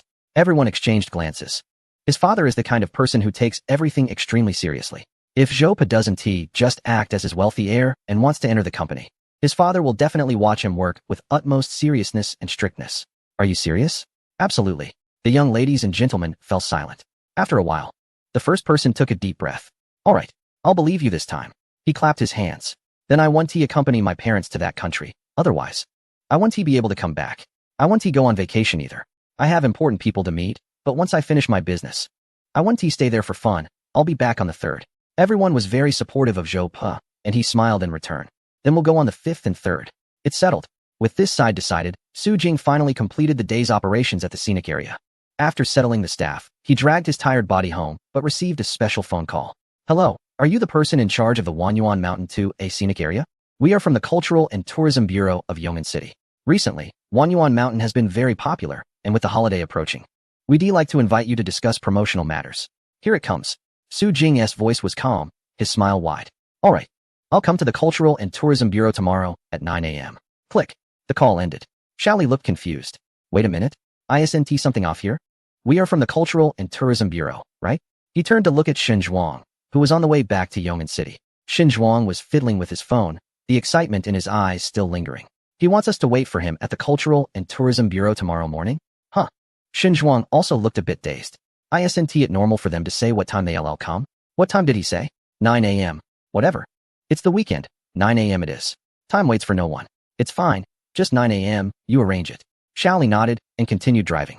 Feeling a bit strange, he felt that the voice on the phone just now sounded somewhat familiar. It was normal for him not to recognize it. After all, he hadn't spent much time with Su Jing. If the call had been answered by Shen Zhuang, he would have quickly realized that the person on the other end, the person in charge of the Wanyuan Mountain scenic area, was actually the tour guide who had accompanied them throughout their visit. The car continued towards Yong'an City, while Shen Zhuang listened to Secretary Li talking about getting lost, but he kept the majestic sights of the holy mountain to himself. For some reason, he didn't particularly want to share such precious memories with others. Early the next morning, the administrative office of the Yong'an City Cultural and Tourism Bureau welcomed an unexpected gentleman. The tour guide, Shen Zhuang, while preparing tea, froze in place, and Xiaoli stood at the door with a confused expression. Only Su Jing, dressed in a clean and simple shirt, walked into the office with ease and took the initiative to shake Shen Zhuang's hand, looking more like a secretary than Secretary Shen himself. Hello, Secretary Shen. I am Su Jing, the person in charge of the Wanyuan Mountain 2A scenic area. Chapter 56. Promotion plan. The fragrance of tea wafted through the white porcelain cup, casting a touch of green. The two sat facing each other, with Xiaoli standing behind them, hands clasped. Perhaps due to their shared experience from the previous day, Shen Zhuang's initial amusement was replaced by a strong interest. I always felt that the tour guide had a significant background. I didn't expect he was actually the person in charge of the scenic area. He laughed heartily. As a boss, it's commendable that you're not afraid of the hard work involved in community engagement. Oh, such bureaucratic language. Su Jing chuckled, rubbing his brow. Secretary Shen, you flatter me. I got involved purely because the scenic area was short on staff. Haha, that's still quite impressive. Shen Zhuang wasn't annoyed by the straightforwardness. He found the young man quite interesting. He had heard that Su Jing was a university student returning to inherit the family business, and that the scenic area seemed to be in significant debt and had almost fallen into disrepair. How long has it been? Less than a month. And you've managed to run the scenic area like this? And created so many interesting things. There must be someone exceptional behind you. Shen Zhuang leaned forward. Can you finally give me some insights now? He smiled, still thinking about the magical scene he had witnessed yesterday. What was that carp spirit all about? Xiaoli, standing by, smiled even more enthusiastically. Old dang, have you forgotten what today's main business is? The carp spirit. You were talking about it all night long. Asking so many questions. I'll give you some laxatives at lunch today. If the lower mouth is loosened, the upper mouth should be closed. Su Jing was taken aback. Is today's purpose really just to ask about the authenticity of the scenic area as NPCs? He joked, Secretary. You really care about the project operations of the scenic area, don't you? It's all about running the scenic area, didn't I tell you before? If you believe, then it's a holy mountain. If you don't believe, it's just a scenic area.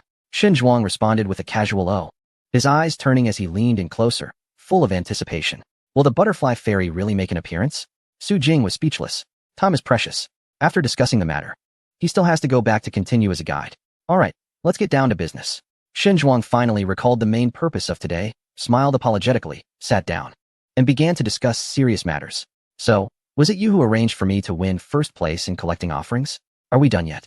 Seeing Su Jing's expression darken, Shen Zhuang finally became a bit more serious. Ahem, I know you wouldn't arrange it on purpose. So I'll be straightforward. The main reason I called you here today is to discuss the cultural tourism promotion before the labor holiday. Time is tight, and the task is heavy. Wanyuan Mountain wants to do a good promotion in the short term, and everything must be in place. Your official website, ticketing system, promotional videos, posters, etc. all need to be ready. I believe Wanyuan Mountain has great potential. Shen Zhuang's expression became completely serious. Give me the inside scoop. Seriously, do you have investors or a design planning team behind you? Su Jing's heart skipped a beat. This was what Shen Zhuang truly cared about. With the holiday approaching, he wanted to help promote Wanyuan Mountain, surely through special channels. He was looking for reassurance. Good insight, Secretary Shun. Su Jing gave a thumbs up, which made Shen Zhuang feel relieved. How much stock do you have left? Whatever you need, we have. Oh, Shen Zhuang raised an eyebrow. Is it at the level of yesterday's holy mountain? Who can guarantee that? But with the knife now at his throat, Su Jing could only grit his teeth and smile. It will only get better. My goodness. Little Li, standing behind, watched the two men boast and brag. His face almost frozen with a smile. Damn it, you two just keep talking. If the scenic area doesn't do well later, just wait and see how this smiling fox Shen Zhuang deals with you. Still happy here? Doesn't he realize that Shen Zhuang is betting on your Wanyuan Mountain? If the provincial cultural tourism meeting in the first quarter was criticized, if the second and third quarters, and even the year-end review, still look like this, Shen Zhuang will definitely take it out on you. Su Jing shook hands with the old fox opposite him, but his heart was always tense. How could he not know? Money has been invested, resources have been allocated. If it doesn't go well, it won't just be Wanyuan Mountain that loses face, but the entire cultural tourism reputation of Yong'an City. However, he didn't really care about what the scenic area would turn out like. With the system and him in place, things would only get better. But what Shen Zhuang mentioned about web promotions and videos really needs to be done quickly. They had given him an ultimatum. By Tuesday at the latest, everything must be in place, and the processes must run simultaneously. Once everything is ready, the promotion will be launched immediately. A figure appeared in Su Jing's mind. Time is urgent. Perhaps they could try reaching out to that person. After sipping some tea, Su Jing remembered the group of men in black masks from yesterday and decided to be straightforward with Shen Zhuang. Secretary Shun, do you remember the other group of people who got lost on the mountain yesterday? I feel something is off with them. Perhaps it's because of Chapter 57 and the help from Zhu Shou. Although the meeting lasted only 2 hours, many people have experienced changes after Su Jing and Shen Zhuang's encounter. Under the luster of the chandelier, a middle-aged man in a suit stood by the window, answering a phone call, while his assistant remained silent beside him. Secretary Li, take a break. As the call ended, the man suddenly looked up, his cold gaze directed at the assistant. Is this what you've accomplished? Song Jiming clenched his fists. He wondered why they couldn't reach those troublemakers. Had they really been caught? And had the issue escalated to the Culture and Tourism Bureau? It seemed that Wanyuan Mountain had established connections with the Bureau. Damn it. The usually composed boss let out a curse, causing the assistant to lower his head even more, afraid to speak. What the hell? I don't understand what is going on. Logically, with so many tourists at a scenic spot, as long as there wasn't too much commotion, they shouldn't be discovered. How could they have been caught? The phone calls were unanswered, and nothing was sent back. Where could they have gone? Mr. Song, should we just stay put? Song Jiming returned to his desk. Songhu Park was a perennial favorite for annual promotional targets, and their promotional plan had been in place for over a week. As a stable partner, Secretary Li Shunti have personally called to warn him, but he did, which indicated that in the eyes of that leader, whatever nonsense Wanyuan Mountain had was more promising than their Songhu Park. How could that be possible? Had those people been found? What was the situation with Wanyuan Mountain? The rumors and videos online weren't reliable. Only professionals knew the intricacies involved. But the assistant, blushing, finally managed to stammer out. Not found yet. Damn it. Are the people from Wanyuan Mountain holding them hostage? Call the police. Damn it. They gain an advantage and then play coy. Calling me, what else can I do? Shouldn't they hurry up and release their people? Dozens of kilometers away, Su Jing was sitting in a popular cafe in Yong'an City, sneezing. Who was cursing him? Was it out of jealousy for his good looks? Su Jing smiled, completely unaware that Zhao Meng had not yet released anyone. What a joke. That was a big brother of society. No questions asked. The big brother had his own plans. He turned to look at the chubby guy across from him. Avoiding disaster, right?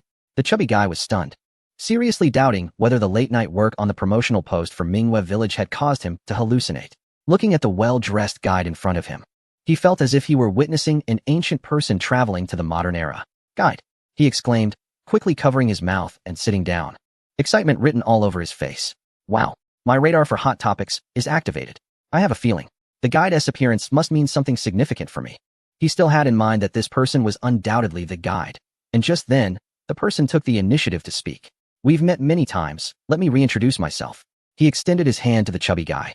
I am Su Jing, the person in charge of Wanyuan Mountain Scenic Area. What? Zhu Shou's mind was racing, and his eyes widened. Oh my, has your Minghua village taken control of this scenic area? Have you gone crazy with the activities? Do you need to check what you're saying?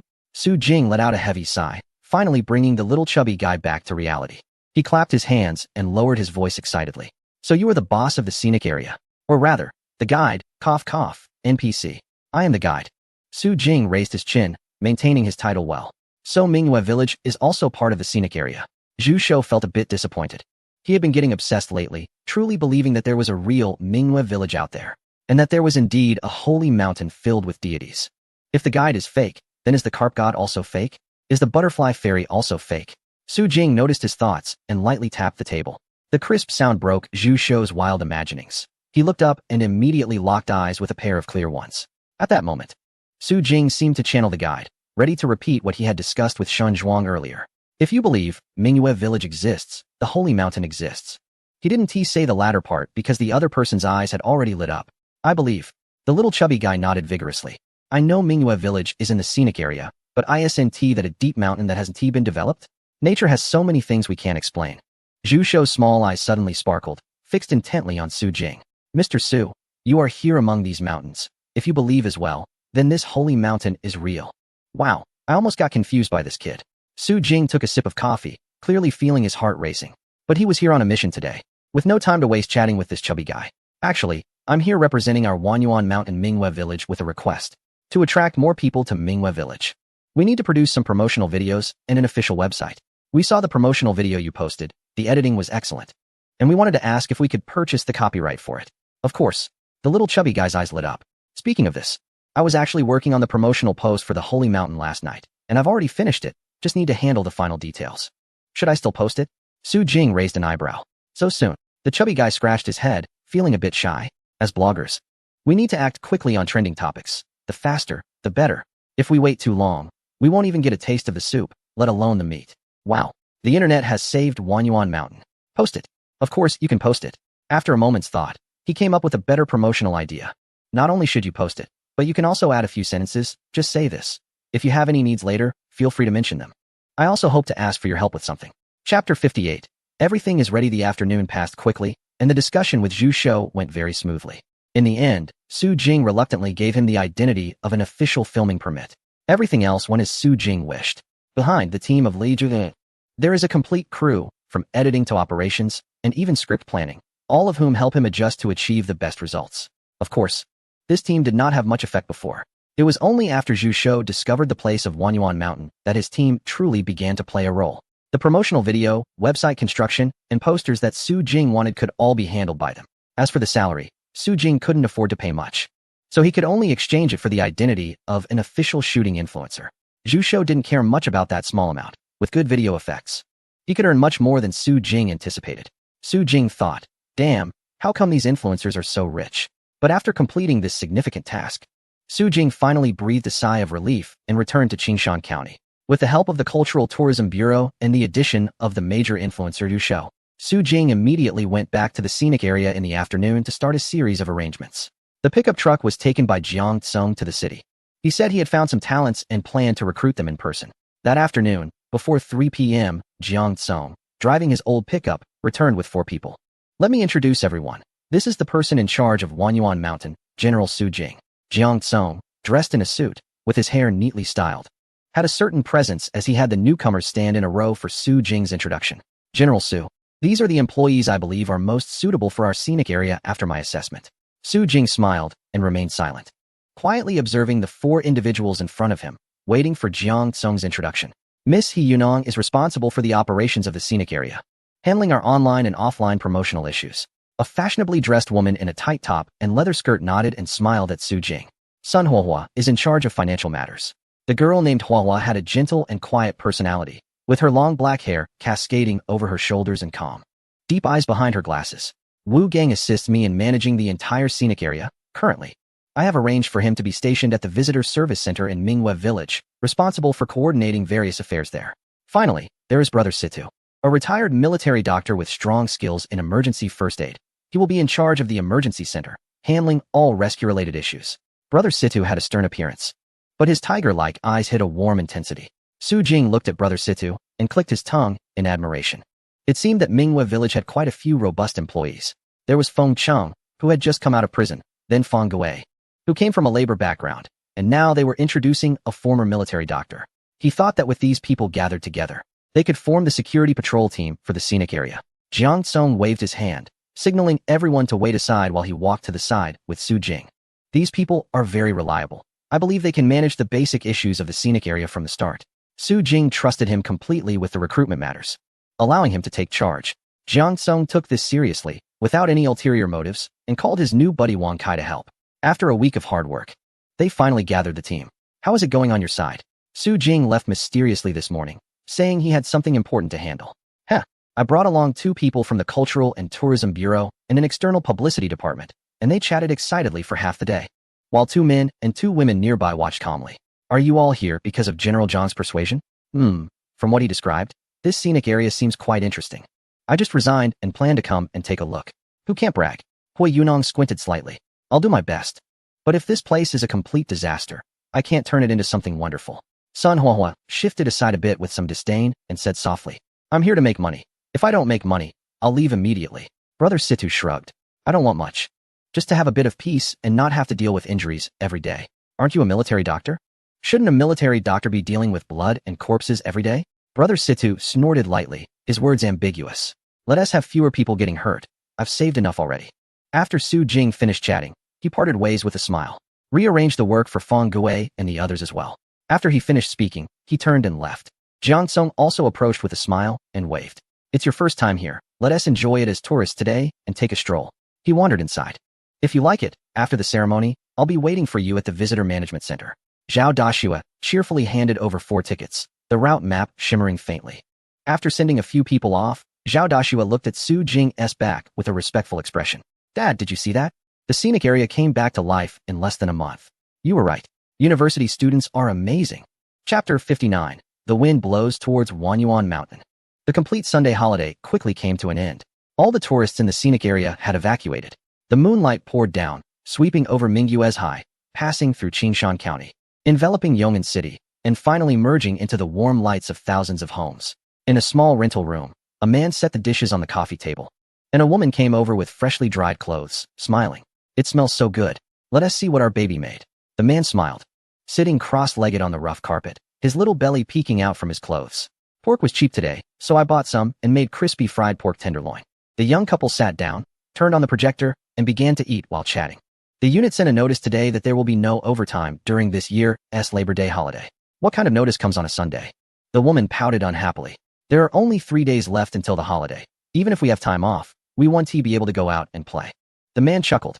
Indeed, I didn't plan anything. Sorry, babe. Seeing her boyfriend's pitiful look, the woman sighed and smiled again. But since we have a holiday, let us go out for a walk. We may not be able to go far, but we can explore the surroundings. Yes, as long as we're not at home. We'll be happy wherever we go. The man took a sip of soda, feeling excited. Let us find a place nearby with beautiful scenery, somewhere serene and refreshing. To relax. Great. I'll check what's nearby tomorrow. The man waved his hand. Now, baby is always making plans, and this time I'm looking at them with you. The two exchanged smiles and immediately took out their phones to search. I've been there. Misleading advertising. This one is too expensive. Just looking at the scenery seems a bit inappropriate. Baby, what do you think about this one? It's said to be a 4A scenic area. The woman glanced at it and shook her head. Forget it. You can't take photos and don't like taking them either. Let us find a fun place to stroll around. I don't want to be angry while traveling with you." The man chuckled awkwardly and continued scrolling. But the next moment, his finger suddenly stopped. On the screen, a group of ancient buildings with pointed rooftops caught his attention. "Baby, look at this." A group of friends nearby was also chattering excitedly. The school just announced a holiday, and all the tickets to anywhere are sold out. So annoying. They wouldn't even let us take leave. Otherwise, how could we have gone? Now, all the popular spots are full. Where are we going to play during the holiday? How about looking for a less popular spot? It might be fun. Do you understand what a niche spot is? It's a place that's not famous but still expensive, where no one goes, and they end up hyping it up. Reliable, honest, and straightforward. So where else can we go? We can't just stay at school during the holiday, right? Sigh. A while ago, I watched a video from a blogger about a new scenic area that seemed pretty good. Let me find it. You all take a look too. Wow, it seems alright. It's only an hour and a half by high-speed train. That's the one. Where to stay? Stay in the county. Before the Tourism Bureau's promotional posters and videos were released, just the various apps driving traffic made Wanyuan Mountain quickly come into the public eye. Especially under the latest post from Avoiding Leijujushu, it sparked a fierce debate. Today we're not watching Closer to Science. Today we're diving into myths. Mingyue Village's resurgence on the Holy Mountain. The post was short, but the origin of Mingyue Village contained a massive amount of information. Especially the mention of the Holy Mountain inhabited by many deities was met with harsh criticism for being a gimmick and fraudulent. However, the introduction to this holy mountain was still too bland compared to what followed, because the descriptions of the carp pool and the Firefly River in Butterfly Valley, along with the lively butterfly fairy that had not been encountered, as well as other deities speculated by the blogger, left many netizens speechless. Some finished reading and were silent for a long time before typing a line. The blogger has been diagnosed with a mental illness. It's advised to seek medical attention soon. The blogger has become obsessed with gaming. Everyone can leave now. If you're sick, go take medicine. Are you crazy? Dude, after the nation was founded, there can't be any spirits. Are you trying to overturn materialism? But occasionally, there were also some different comments that got upvoted. Yeah, I've been there. What they said is true. They're just deceiving people. Wuchang Street Barbecue King. The carp god has really made my barbecue shop packed every night. The guide said he saw the carp god controlling the water transport. And it's actually true. Ching ching goa fu cheng wow? Me too. A couple of days ago, it rained, and I found a gold ring in a puddle by the roadside. The ring is mine. Someone upstairs. Get lost. Some people came out to testify, but more took the opportunity to recommend the Wanyuan Mountain Scenic Area to outsiders. If you come, you'll definitely profit. The scenic area is very genuine, and there's no overcharging at all. It's really super fun inside. You won't get tired after playing all day. The ticket prices are incredibly cheap. You can also see the beautiful dragon girl or the big-breasted dragon son. Just seeing them is a profit. I just want to say, if there are archaeologists, come and take a look. I suspect this scenic area has really discovered a 1,000-year-old ancient village. It looks amazing. Don't look at the ratings. Don't look at the promotions. This place is definitely more than a 2A. Compared to the 4A and 5A areas I've been to, it's not inferior at all. I just want to ask, is the Sacred Mountain open during the Labor Day holiday? The slots for Pioneers are too few. I really want to go see it. Recently, that Pioneer slot that was hot online, the one you all paid a high price for, I sent it for this place. You guessed it right. I've already bought the tickets and plan to visit Yong'an City this holiday, mainly to check out this Mingyue village. The post's popularity keeps rising. In a small studio in Yong'an City, Zhu Xiao's is anxiously rubbing his hands. Have the promotional video and poster been completed? He turns around. In the studio, 4 or 5 men and women have pale faces from staying up late, but are still energetic. Just finished. Zhu Xiao nods excitedly. Should we send it to the guide, or should I send it? He copies it and sends it to Su Jing. As soon as Su Jing receives the file, he forwards it to Shun Zhuang's office. Secretary, the materials have arrived. Secretary Li suddenly sits up straight and rushes over to Shun Zhuang's desk with a tablet. Shun Zhuang's eyes shine as he slams the table. Immediately push forward the promotional plan for Wanyuan Mountain. Chapter 60. The holiday begins. Click. Just after midnight on the third to last day, major advertising businesses, traffic department's publicity department, as well as Yong'an's radio stations and TV channels, received the promotional proposal from the Cultural and Tourism Bureau. Faced with this special approval plan, no one dared to be negligent, and they quickly updated the promotional pages. Advertisements for places like Songhu Park, Sunset Town, and Red Leaf Mountain Scenic Area were taken down. Amidst this major move, news media finally reacted. In the late-night media editorial department, a girl with green hair raised her right hand, calling to her colleagues. Team leader, come look at this post, it seems interesting. Let us insert a line into tomorrow's press release. The same considerations played out in various entertainment media companies. It seems to have some value. Our city's new scenic area? I think I've heard of it, but isn't it a bit late for promotion now? Following the Cultural and Tourism Bureau is definitely a safe bet. Let us write up a draft immediately. Don't write about any gods or ghosts.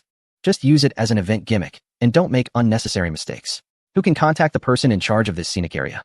Moreover, some brands have noticed the business opportunity. How come I didn't know we had such a big scenic area in our county? What kind of business are you all involved in? Go get me their contact information. Let's insert our tractor advertisement in there. Boss, is the tractor a bit too rigid? Some small travel agencies have also discovered new sources of income, but there's a mountain range blocking the way. Before those people could find Su Jing, they were already stopped. 1 hour, 2 hours. Many people were still awake late at night. The official promotion of Wanyuan Mountain started simultaneously and before dawn. It had already topped the city's trending search list. With the video made by Zhu Shou and the support of the Cultural and Tourism Bureau, more and more people began to feel curious. However, most people felt it was a pity. This promotion is too late. We've already booked our tickets for a trip. It's fine, that scenic spot is too small. You can finish it in a day. We can go on a weekend later. After all, it's only a 2A, but I want to go to the recently popular Putong Mountain. It can't be compared at all. It doesn't matter. I suggest everyone not to come because the scenic spot is too small, and our city's people all want to go. We're actually worried about the lines. The online discussions were heated, but in reality, Su Jing was overwhelmed with tasks. Boss Su, the dance you prepared for us the day before yesterday is ready. Come take a look. Boss Su, some of the props are damaged. You might need to fix them. Su, this is the latest small commercial consumption point we've put together with 6 restaurants, 2 craft shops, and a convenience store. The man was so busy he wished he could clone himself. But among all these issues, the one he cared about the most was a question raised by Jiang Kong. Although it was sudden, should we consider setting up a hotel or a guest house in Minghua Village? Jiang Tsung looked at the sacred mountain behind him. If they planned to continue developing the sacred mountain, one day wouldn't be enough to visit both scenic spots. The deity worship ceremony performance starts at 5 o'clock, and the ghost tiger will appear in the streets, so at that time, tourists should ideally be in Minghua Village. If they want to go up the mountain, it can only be done in the morning. Jiang Tsung glanced at the time and shrugged. If we don't stay overnight, we need to open the park earlier. But since this is in the county and the transportation is so poor, even if we open at 8 or 9, very few people will be able to make it. Moreover, Jiang Tsung leaned closer to Su Jing and whispered, hotels and goose houses will increase the revenue of the scenic area. Aren't you still in debt? After 2 weeks of work, he had heard about Su Jing's parents and knew that the scenic area, despite its glamorous appearance, had bigger issues behind the scenes. As a good friend of Jinggo, he was naturally worried about his situation. Su Jing smiled. That's a good suggestion. I'll think about what to do. He quietly noted all the issues and pretended to leave. Wait, Jiang Tsung frowned. What have you been busy with these days? Running up the mountain every day? Brother Fang Gui has sent fruits to the mountain several times, but every time he asks, you don't say anything. And about Jin Yang-sun, I heard from Sister Jin Na that you took away their best singer, Teacher Xiao Sun. Why does this sound so strange? It makes it seem like you're trafficking people or enticing good girls. Brother has his own tricks. I have a lot on my plate, so please handle it well. Su Jing patted his capable assistant on the shoulder again. You take care of the management issues, and I'll handle the effects for the scenic area. There's only 1 day left until the official holiday. Just wait and see. The night before the May Day holiday is bound to be restless. All the staff at Wanyuan Mountain went to bed early to prepare for the holiday that was officially arriving the next day. Jiang Tsung was checking the final details with several key personnel. Meanwhile, the lights in Su Jing's room didn't go out until late into the night. As night passed and the brilliant sunlight shone down, the transportation systems across the country officially entered a super state. The long-awaited Labor Day holiday for the working people has finally arrived. That morning, before the scenic area opened for business, Su Jing received a call from the Cultural Tourism Bureau. Shen Zhuang's voice carried a hint of excitement. How is it going? Are all the activities for this holiday ready? Do you have confidence? Su Jing smiled, recalling the last rehearsal from yesterday, and nodded emphatically. I'm looking forward to it as well. After hanging up, Shen Zhuang pondered for a moment, then got out of bed to call Secretary Li. Keep an eye on the news from Wanyuan Mountain. This scenic area, which had received special promotional opportunities, needed to attract the attention of the public and help Yong'an City shine. It all depended on this holiday. From a higher perspective, overlooking the city, a spiderweb-like map showed thousands of red dots of people flowing towards this obscure small county. The county mayor of Qingshan was called back from a breakfast stall by his subordinates. What? The traffic is paralyzed? The mayor, in his 50s and in office for over 10 years, was hearing about such a strange occurrence for the first time. Is it due to highway construction? That was the only possibility he could think of, but his subordinate shook his head, wide-eyed and in disbelief, saying, those cars seem to be heading towards our county's scenic area. What? He tried to recall the few mountain areas in the county and suddenly perked up. Could it be the area that Lao Su has taken on? Exactly. His subordinate nodded. It seems they are all heading to the Wanyuan Mountain scenic area. The mayor was stunned. He had been so focused on politics that he hadn't really paid attention to any cultural tourism matters. This had been declared a failure many years ago, and they had lost the promising youth of their county. Who would have thought that place would suddenly come to life? All right, first manage and clear the traffic issue. Once that's handled, go investigate what's really happening at Wanyuan Mountain. Not only did he learn about this, but Song Jiming was also in his office, sulking while drinking tea. General Manager, are we just going to ignore Wanyuan Mountain? How can we manage it? Who's going to take care of it? He glared fiercely at his secretary. You useless person. On the night of the incident, before the police could even respond, the people he sent were safely returned, and he heard that they hadn't resorted to violence. They just made them work from day to night. In 2 days, they cooked over 60 dishes and washed more than 200 pieces of clothing by hand. Damn it. Besides, Secretary Shin has already contacted me. What else can I do? Song Jiming put down his teacup and sighed. Since we can't do it in secret, let's face it openly. The activities we've been researching these past few days must be executed well. If we can't even compete with such a small scenic spot, what face do we have to compete with the Red Leaf Mountain? Yes, I will supervise the entire process. The major scenic spots in Yong'an City began to ramp up their efforts, while Zhao Dashua anxiously waited in the ticket hall. What should we do, Jingu? It's been less than 100 people since we announced our extended hours. Did we release the news too late? He was increasingly worried as he thought about it. Or perhaps not many people actually want to visit our scenic area during the holiday. Su Jing patted him on the shoulder to stop his overthinking and turned to Feng Cheng. It's almost time. You should head to the parking lot. Make sure to maintain order and get all the visitors parked quickly, letting them in batches. Feng Cheng nodded and left with 2 employees. Su Jing turned back and looked towards the end of the main road in the scenic area, where dust was faintly rising. The main group is coming. Not even 10 minutes after he spoke, the sound of continuous horns echoed from the end of the road. Amidst the noisy symphony, dusty vehicles bounced along the bumpy dirt road like musical notes, approaching. They're here.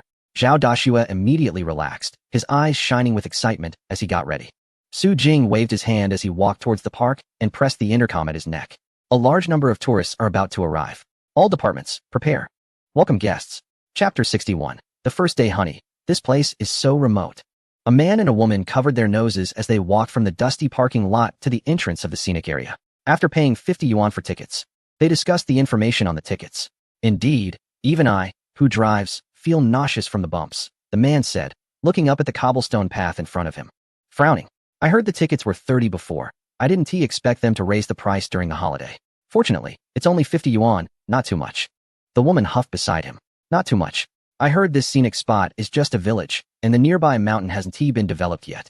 50 yuan is already not cheap. But the man disagreed, shaking the ticket in his hand. No, look.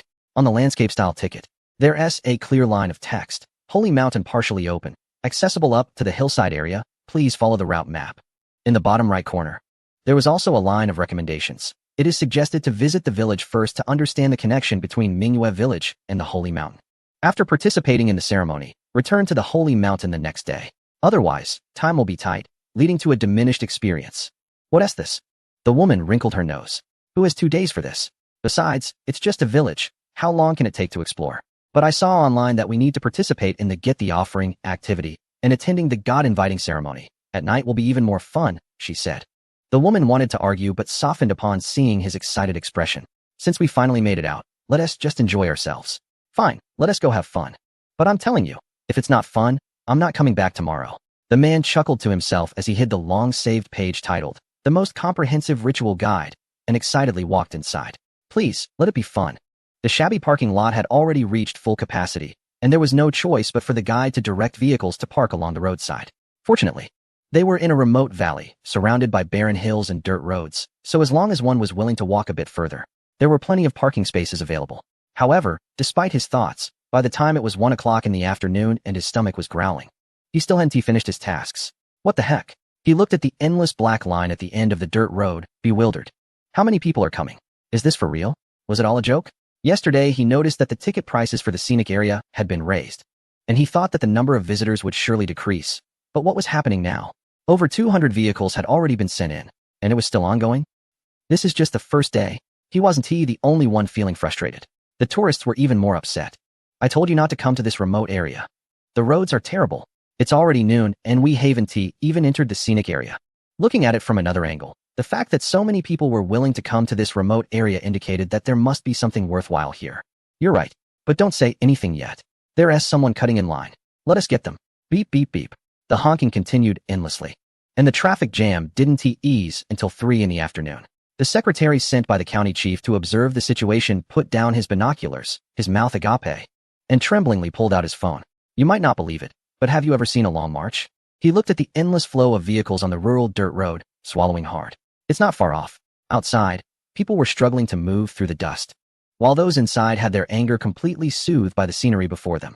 Wow. A man wearing sunglasses pulled out his phone when he entered. He had complained about the ticket price hike, but now, who would dare say a word about it being expensive? This expensive? Where's the expense? Before him, the eaves of the buildings were layered, and the flagstone path wound upwards with the bustling charm of the small town. Villagers in simple clothing strolled through the streets, smiling and chatting warmly with tourists. Even if someone was surrounded, they showed no signs of impatience. Occasionally, a group of strong men would emerge from smaller alleys, carrying short sticks with serious expressions. However, if someone timidly asked for directions, they would instantly break into kind smiles. Suddenly, a woman carrying a large bouquet of flowers rushed out of a doorway. Her steps hurried as if she were on a mission, but she stumbled and dropped the flowers everywhere. Oh no, these are the flowers meant for the sacred mountain, and now they're all scattered. It's almost time. What should I do? Her bright, yet worried voice instantly attracted a crowd of tourists. The man looked at the guide in his hand, recalled what she had vaguely mentioned about the sacred mountain, and immediately rushed over. I'll help you.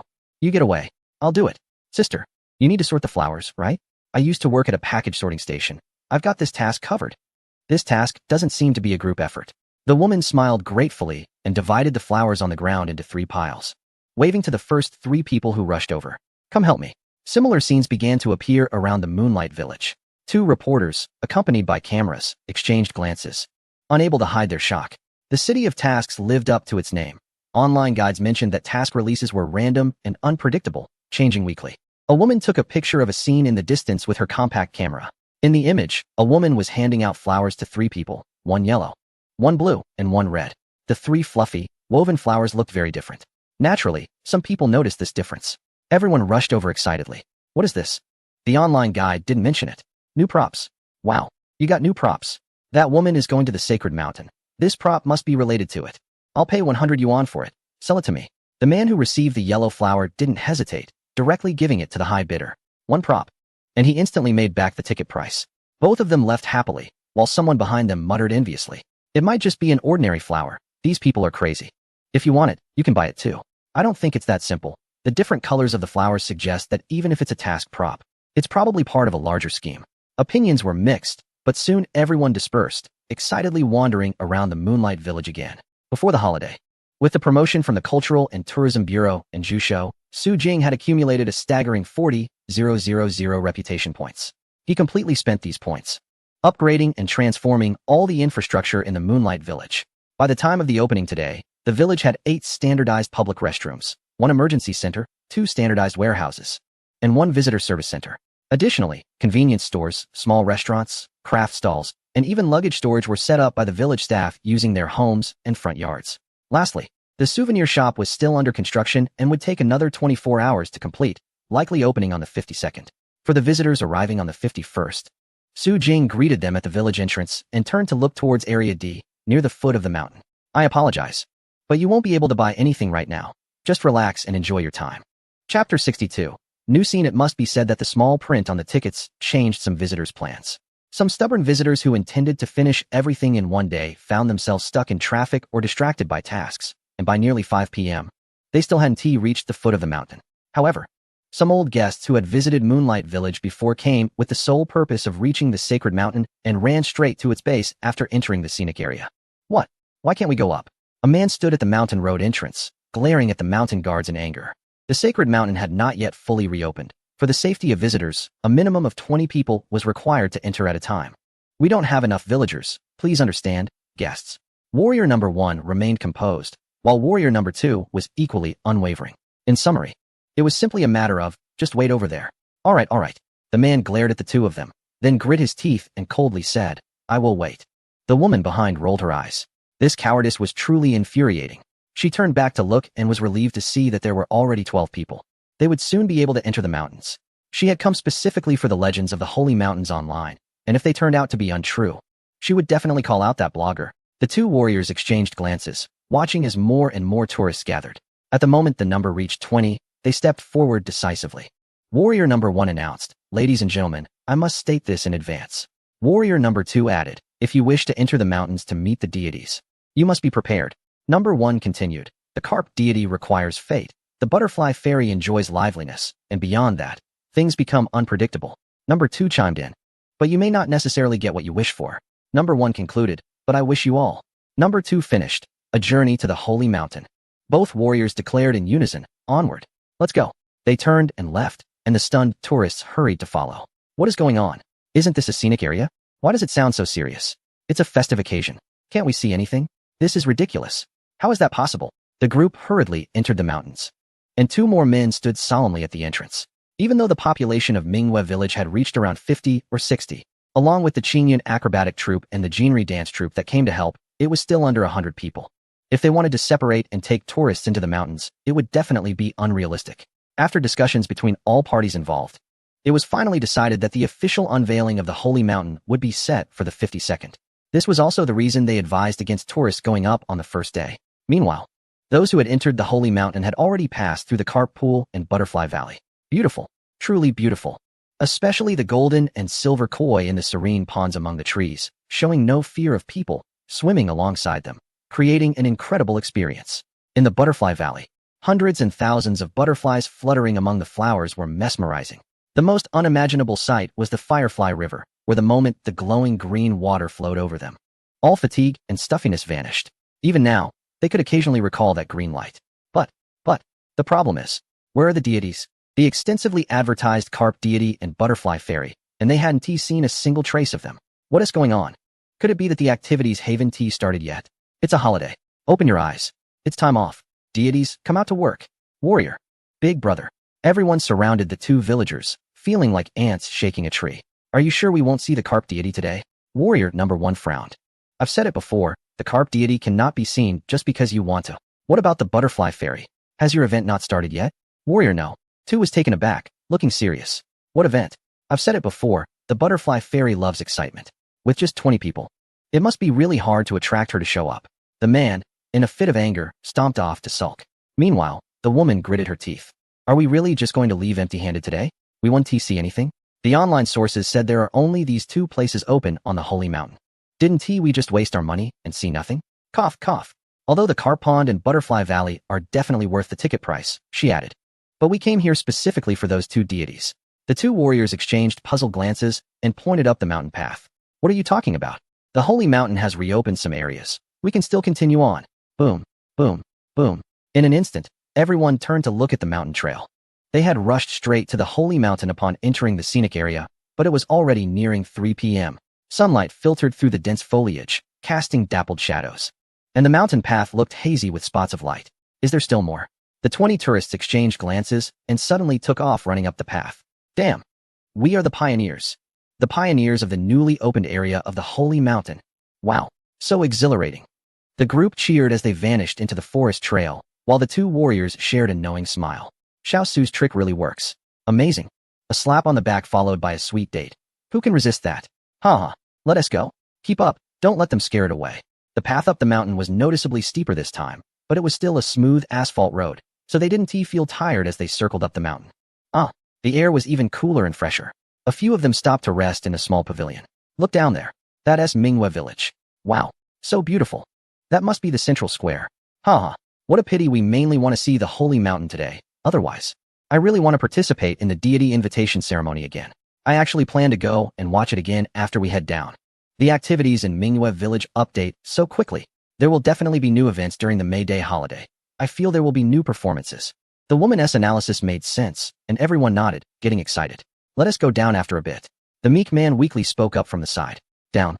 Who knows when we can go down? We've been walking for half a day and haven't even reached the next location yet. Everyone was a bit tired. So they looked to the 2 warrior brothers for reassurance. It's coming up soon. You said that 10 minutes ago, and we're still waiting.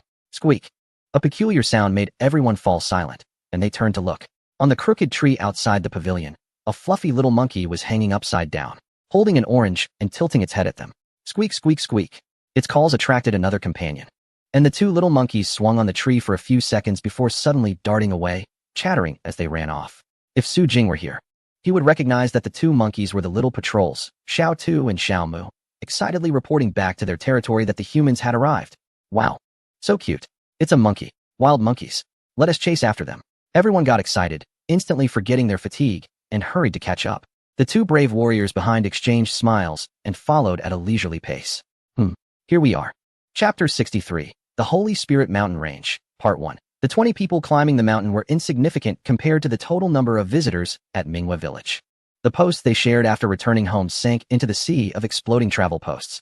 Not many knew what they had actually seen, except for the two brave warriors who escorted the grinning guests down the mountain. Wait for me. I'll come back tomorrow. They left this sentence behind before disappearing down the country road of Qingshan County. As stated on the ticket, most visitors experienced the accuracy of the ticket's hints. There's too much to see. One day is simply not enough. Just the scenery and activities in Minghua Village kept them busy for an entire day. After watching the spectacular god-inviting ceremony and iron flower show, night had already fallen, and the sacred mountain had long since closed. It seemed they could only come back the next day. Some visitors, due to tight schedules, had to choose to leave. However, most opted to adjust their plans and drove straight to the nearby city of Qingshan County. Although the accommodation was average, it was close enough that they could reach the scenic area in just over half an hour the next day. The owners of various hotels and inns in Qingshan County were ecstatic. Wow, what a windfall. When everyone learned that these visitors had come down from Wanyuan Mountain and planned to stay for a night before heading back, they were even more stunned. Are you saying? You specifically came to this county to play for 2 days just to see the rundown scenic area behind the mountain? How could that be? Is this still the Wanyuan Mountain they remembered? In one hotel, the owner apologetically sent off guests, hanging up the full sign. Owner? It seems Wanyuan Mountain is on fire. A young girl behind the counter, munching on sunflower seeds, raised her phone, her eyes sparkling.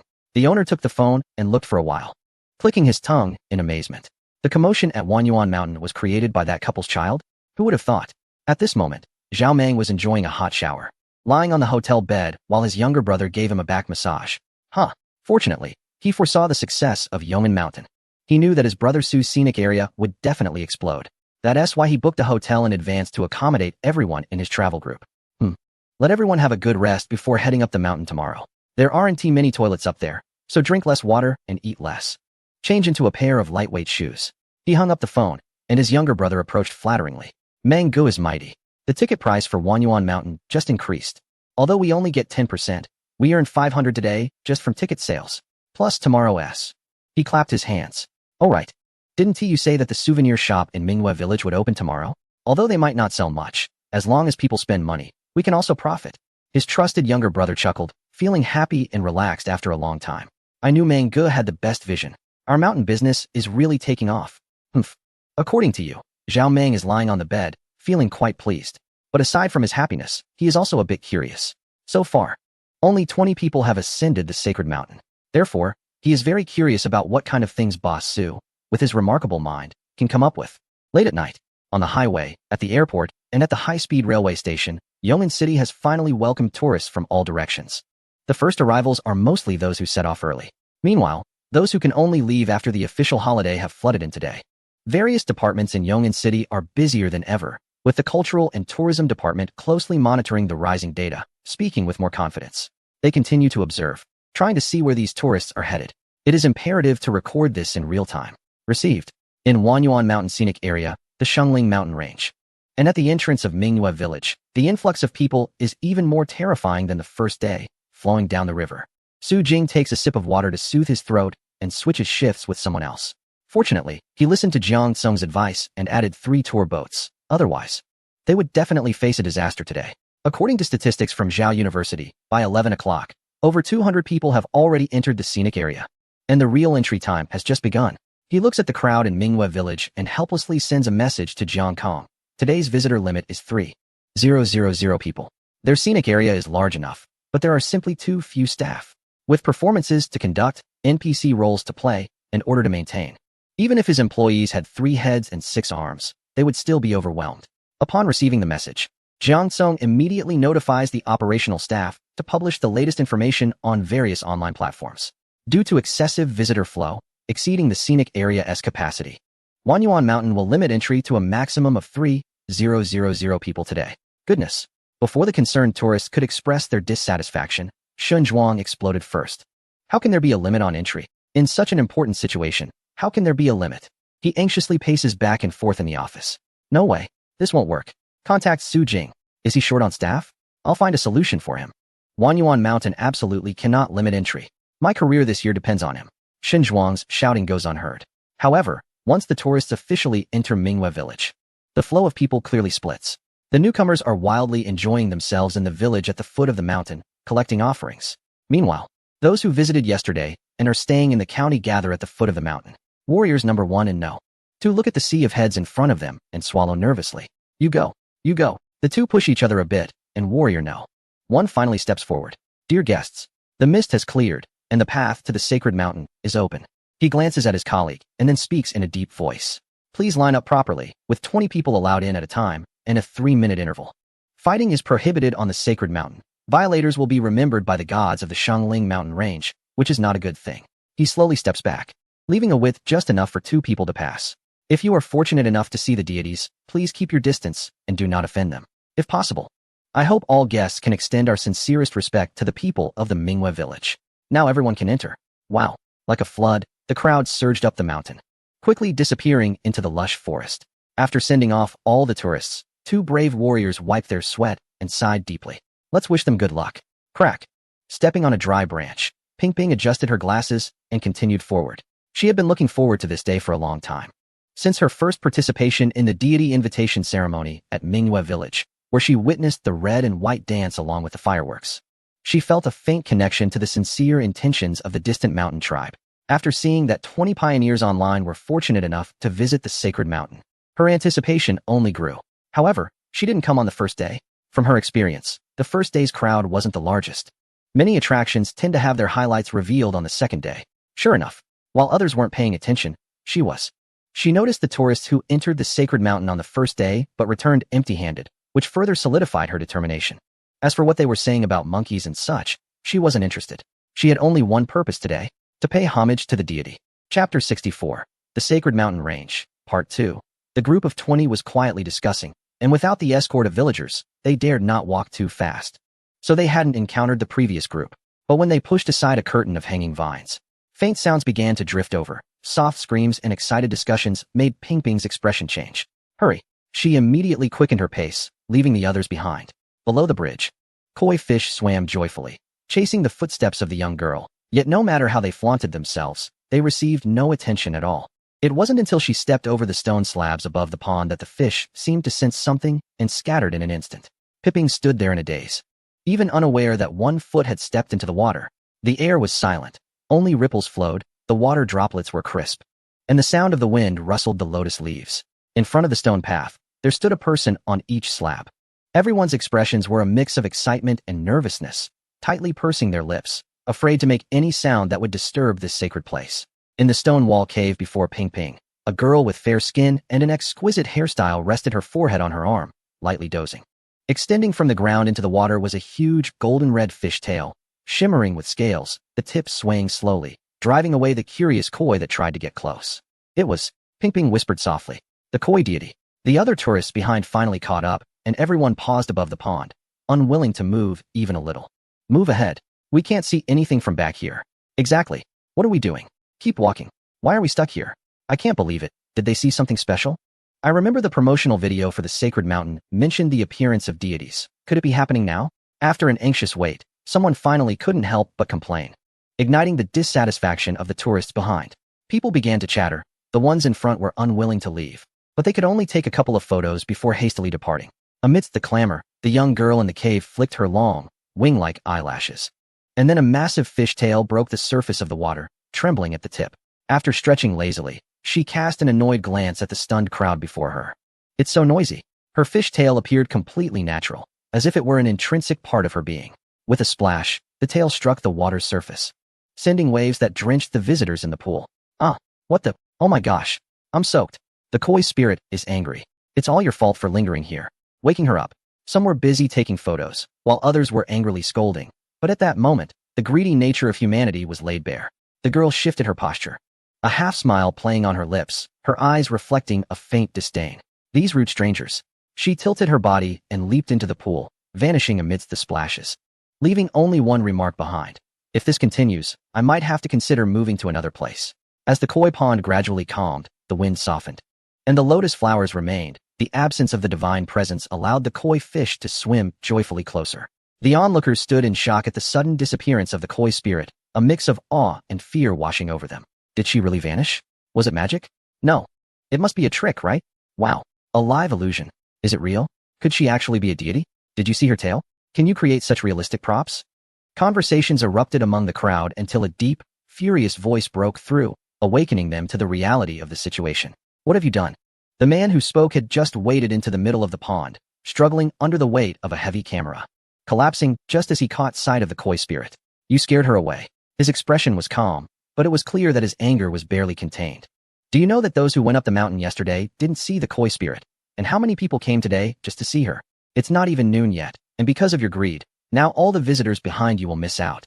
The front row of tourists wanted to argue, but when they saw the throng of people behind them, they fell silent. I'm so sorry. The first person to speak quickly turned to leave. This place was no longer safe. He feared they would be left behind as sacrifices if more people learned the truth. The path finally cleared, but the revered deity they longed for had departed.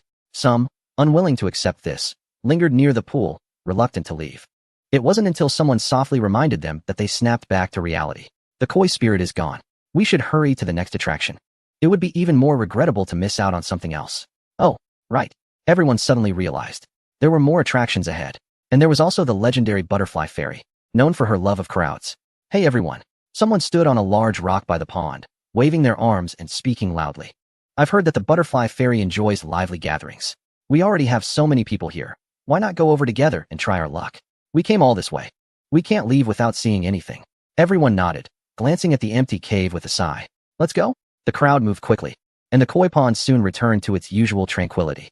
In the pond, a small koi with glimmers of gold and silver swam slowly, its eyes surveying the water's surface, a cunning glint flashing by. Meanwhile, Su Jing finally emerged from behind a hidden stone wall. Strict regulations were no match for the self-discipline of the visitors. After today, once word got around, people would naturally adhere to the order, unless someone was willing to face the wrath of the crowd. He looked towards the path leading up the mountain and leisurely followed. The smart ones among the group didn't waste time here, otherwise they might miss out on the next scenic spot.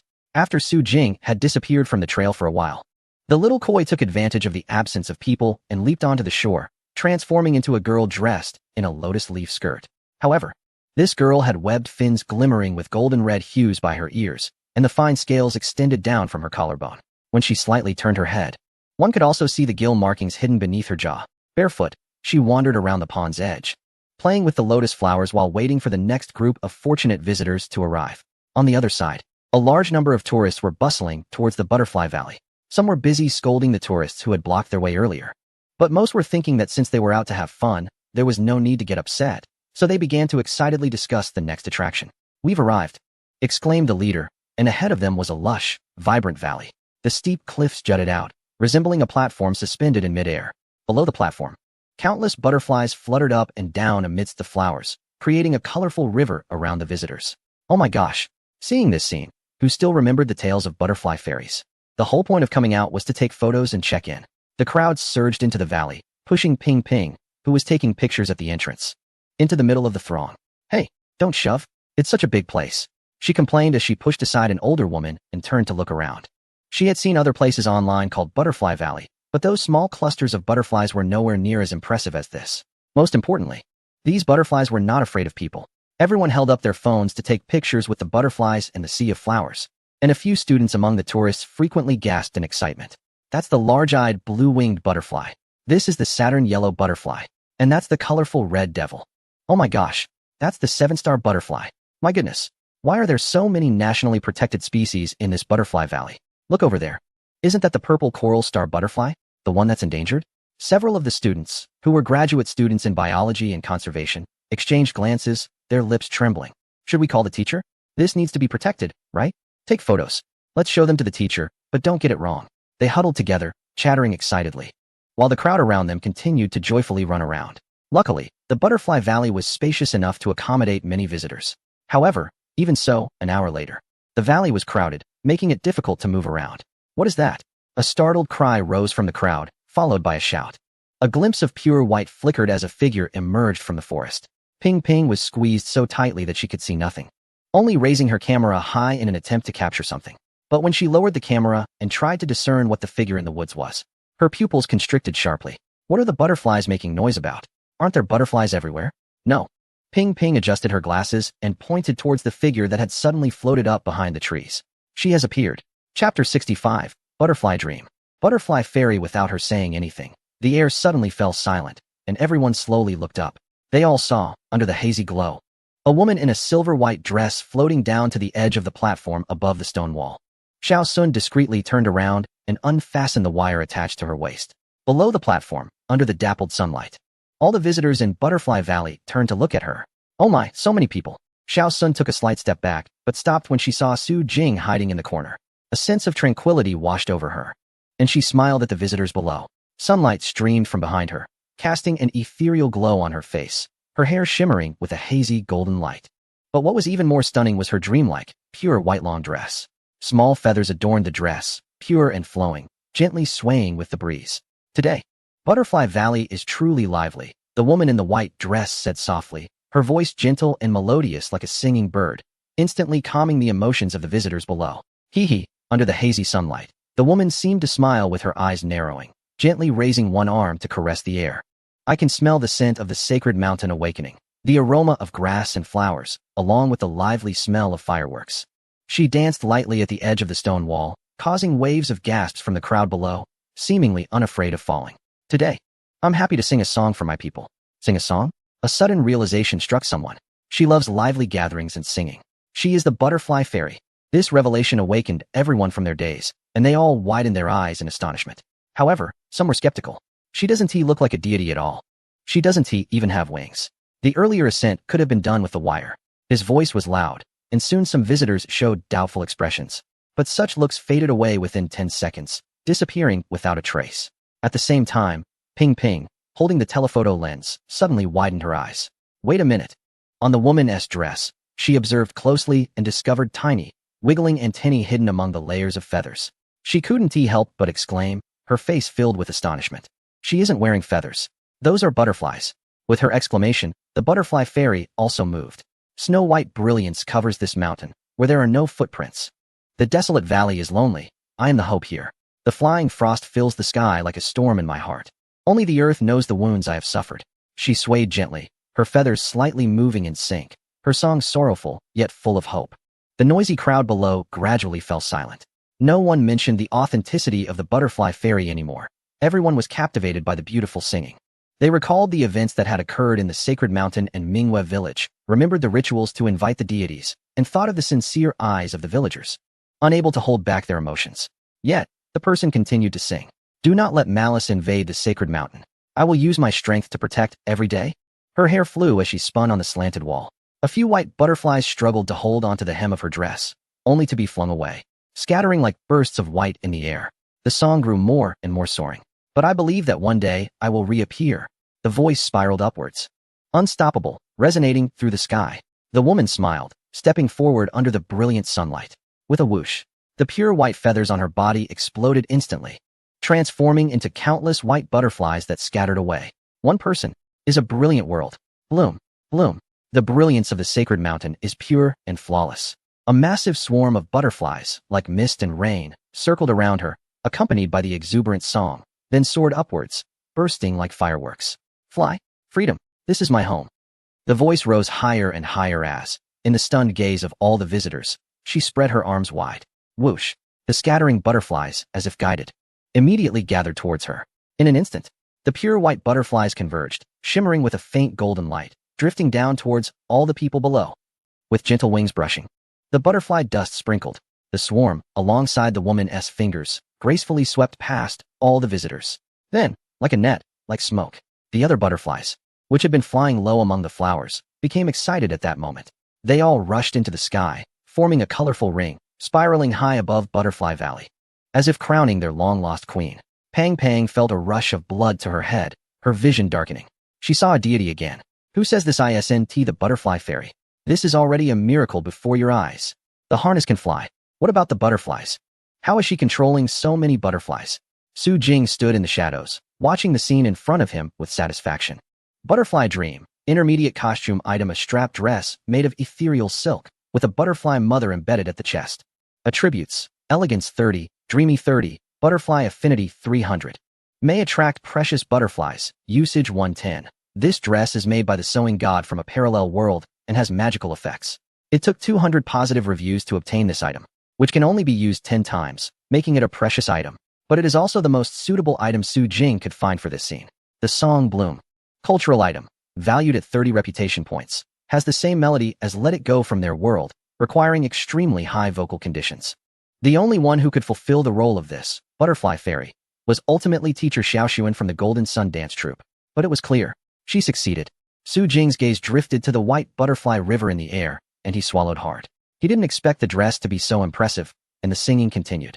Amidst the firm and powerful voices, a thud was heard. The first person knelt down. Butterfly Fairy. Bang, bang, bang. More and more people dropped to their knees. Their eyes filled with excitement, their expressions solemn, shouting loudly.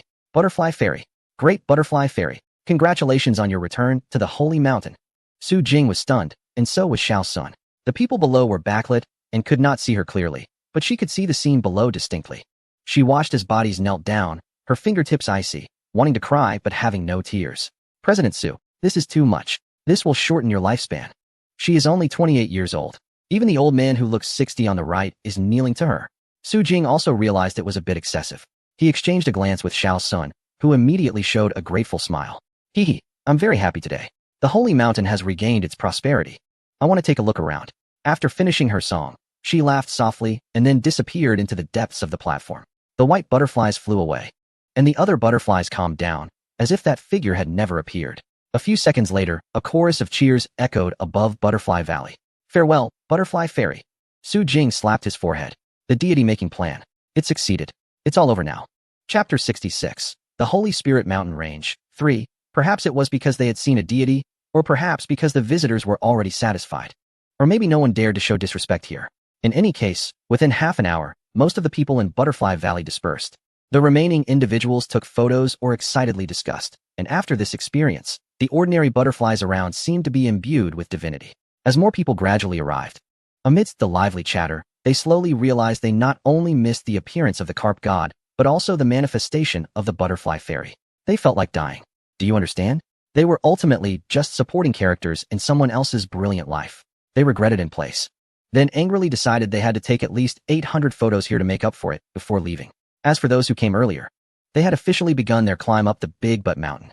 The path from Butterfly Valley to the next scenic spot was relatively long, requiring at least half an hour of walking. The large group started to differentiate in pace according to their stamina. Some people breezed ahead with ease. Nearby, others were unwilling to fall behind, gritting their teeth to overtake. Having experienced 2 scenic spots in succession, these tourists had begun to realize how bizarre the attractions were. The park owners seemed to be indifferent to what the visitors wanted to see. Luck was one thing, but arriving at the right time was also crucial. If you were lucky, you could see what you wanted upon arrival. If you weren't, no matter how early you came, you might see nothing. But perhaps as soon as you left, what you wanted to see would appear. So on the trail halfway up the mountain, a humorous scene unfolded. Some people lagged far behind, leisurely chatting and enjoying the fresh air of the Holy Spirit Mountain Range. Some people were fully energized, racing ahead with flushed faces, chasing each other. Ping Ping was one of the competitive walkers in the crowd. It's no wonder she was anxious. At the beginning, she was just a few minutes away from the carp god. If she couldn't walk quickly for those few minutes, she would have just missed the opportunity to meet the carp god. Moreover, she had an important task. She needed to send out the latest news from the sacred mountain to her loyal fans. With a burst of speed, she overtook 2 men and smiled at the elegant inscriptions on the stone wall ahead. She had arrived. Upon reaching the Wishing Cliff, Ping Ping stepped onto a dirt path and entered a rugged mountain trail. This time, she dared not be careless. She slowed her pace, allowing the few people behind her to catch up. Walking together provided some safety. Dappled light shone from above, and in the forest, there were occasional rustling sounds. Gradually, the calls of monkeys became clearer. The sounds of wind, howling, and trickling water followed one after another. The group came to a halt in front of a narrow opening in the mountain wall, where only one person could pass at a time. Ping Ping hesitated for a moment. But when the impatient men behind her tried to push past, she stepped forward. What if there was something beautiful on the other side? She couldn't miss it. As the light dimmed, Ping Ping and the others entered, and the atmosphere grew quiet. The woman tightly gripped her camera, scanning around to catch every intriguing detail. However, this passage wasn't particularly special aside from its length. If anything stood out, it was the increasingly louder sound of water.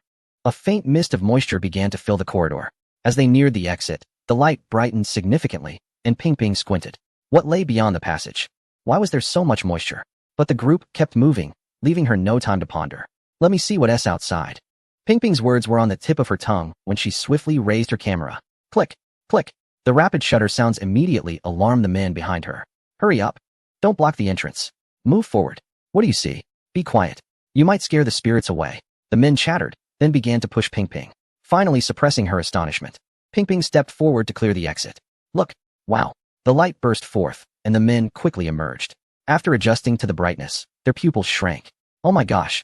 The mountain breeze swept across the open field, where the grass waved like green waves, turning the invisible wind into something tangible. Hidden within that green were red trees, yellow flowers, and white stones. At the end of the green waves were distant mountains and lush scenery. The group widened their eyes. Was this a cliff slope? But their surprise didn't end there. Suddenly, a brilliant light appeared, revealing a massive waterfall cascading down to their right. The silver water seemed to come from the heavens, flowing down the side of the cliff and merging into the river at the mountain's foot. Beads of water cascaded down, sparse and scattered among the rocks, ultimately revealing a vast cave that appeared to be hidden. What was that? They stood there, at a loss, even afraid to move casually, because this place not only had beautiful scenery, but also a group of monkeys. Among the green waves, beneath the wild trees, and beside the flower bushes, the monkeys gathered in small groups, tilting their heads and squinting, looking at the tourists with innocent curiosity. A few little monkeys hung among the wild trees, swinging back and forth. In the cave behind the waterfall, there seemed to be shadows of monkeys moving around. Would they harm us? Ping Ping really didn't want to give up this breathtaking view, so she cautiously stepped forward and asked the boys behind her. The only response was the clicking sound of cameras. Damn it. She couldn't bear to miss capturing the monkeys. She steeled herself and moved a bit closer to the pool. There were some nearby stones above the pool, and if she calculated the distance correctly, she might be able to jump into the cave behind the waterfall. But in the next moment, a loud screech echoed as a strong monkey jumped up and blocked her path. Huh. Ping Ping stopped, and the monkey took 2 steps back to look at her, then leaped onto the stones in the pool and, with a few jumps, disappeared behind the waterfall. What was it doing? Ping Ping glanced back. The boys had quietly come closer. What was it up to? She didn't know, but it probably meant that they shouldn't approach and should wait a moment. Holding up her camera, she felt something big was about to happen. So far, this sacred mountain had not disappointed them. Therefore, Ping Ping raised her camera high, ready to capture the next moment. Water splashed everywhere, and sunlight illuminated the mountains and waters, making the stones in the pool appear strangely sacred. Click, click. A faint scratching sound came, and in the next second, golden fur emerged from behind the waterfall. Whoosh. That golden figure, in just a few breaths, leaped through the curtain of water and landed on an ancient giant rock. As the camera shifted, a smile appeared on Ping Ping's face. It was a robust male monkey. On top of the giant rock, a strong macaque sat majestically against the wind, draped in golden light, with a solemn expression, gazing upwards. Behind it, the silver waterfall formed a backdrop, creating a scene as beautiful as a painting. Feeling the gaze of strangers, the male monkey slowly turned its head, its golden fur swaying in the breeze.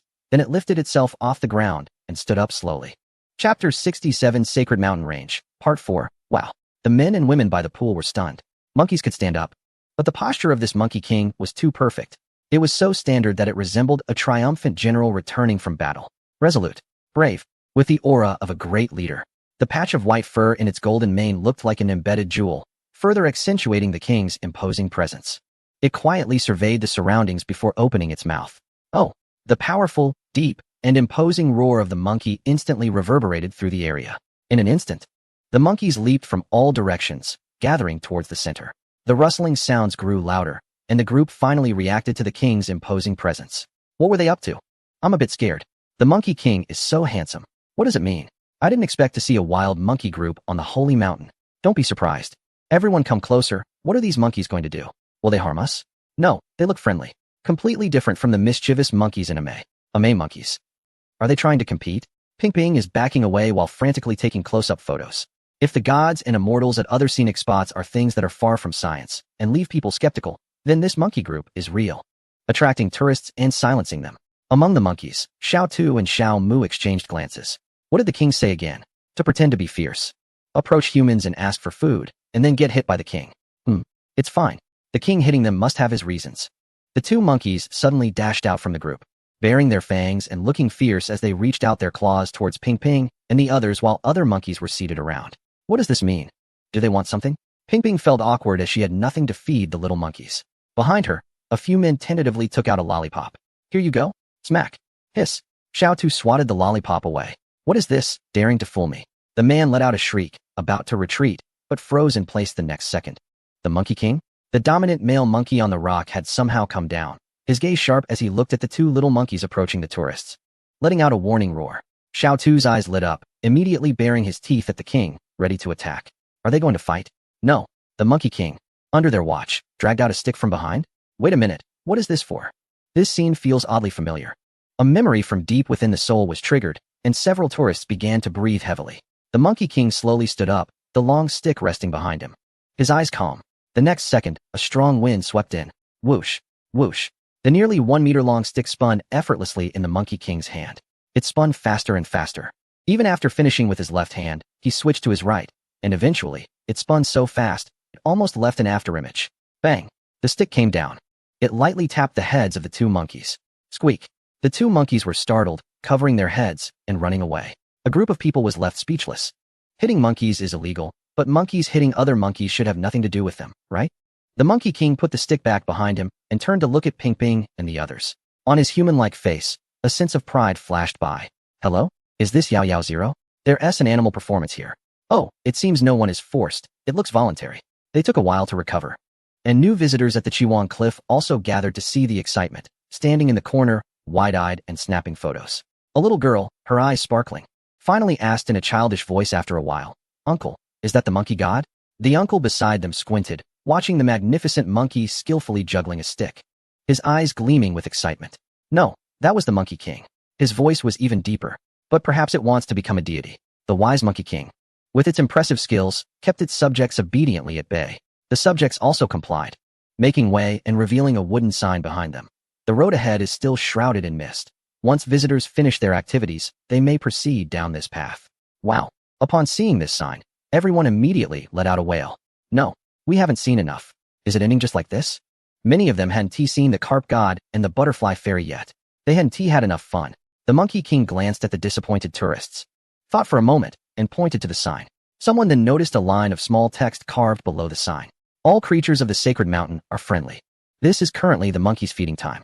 If you encounter them on your way down, you can purchase special food for the monkeys to feed them. Limited quantity. First come, first served. Wow, we can interact closely with the monkeys. Ping Ping quickly snapped a photo of the Monkey King in its majestic pose and then dashed out. The food is limited. If it sells out, we won't be able to interact. She had to hurry. Most of the tourists also rushed down the path, with only a few sneaking around, peeking at the path leading up the mountain. What if we sneak up to take a look? Just a quick peek. Come on. Don't you remember what it said online? Some people got lost in the gray mist at the foot of the mountain and were trapped for over an hour. Oh, that's just a gimmick. It's a scare tactic set up by the scenic area. The man scoffed. Besides, it's such a big mountain. How could there be mist everywhere? Indeed, there wouldn't be mist formations everywhere. But as the two looked at the imposing Monkey King baring its teeth, with its sturdy stick resting in front of them, it seemed to say, try moving, I dare you. This monkey must have climbed to power through martial arts. Right. The two fled in panic, while the Monkey King contentedly groomed its fur and then looked back at the tourists. Understood, understood. You take your rest. We'll take care of ourselves. Bro, we're leaving. Wish you become a deity soon. Let us talk it out. We're all buddies here. The troublesome tourists obediently headed down, and no one dared to act wild in front of the Monkey King, who could take on 8 opponents without a scratch. After the commotion, the Monkey King returned to its spot behind the waterfall, waiting for the next wave of tourists. Meanwhile, the earlier group had already started their descent. With Su Jing's planning, the paths up and down the mountain were completely separate. So, he discussed with the Monkey King to let the monkeys wander around the descending path. The tourists were kind-hearted and would bring them snacks. So, there's only one left. Who wants it? An employee from Mingyue village was sitting on a small stool by the descending path. In front of him was a large bamboo basket covered with a clean cloth, beside which stood a small sign. Ripe pomelo for 10 yuan each. Only 10 sold per day in the scenic area. Ping Ping held half a ripe pomelo, unable to believe it. They really only sell 10? I'll pay extra. The vendor looked helpless. There were rules in the village about selling fruits and snacks, which couldn't exceed the feeding limit of the monkeys on the holy mountain, or it would disrupt their habits. Another girl, holding half a citrus fruit, frowned and waved her hand. Stop talking nonsense. I came first, so of course, it should be sold to me. You came from Dunhuang, right? Why are there so many murals? Ping Ping glared, not backing down at all, leaving the older sister speechless. In the end, an employee intervened to mediate. How about this, ladies? I'll split the fruit in half. You each take one half, and just give me half the money. This compromise resolved the issue, and Ping Ping excitedly headed down the mountain with her half of the fruit.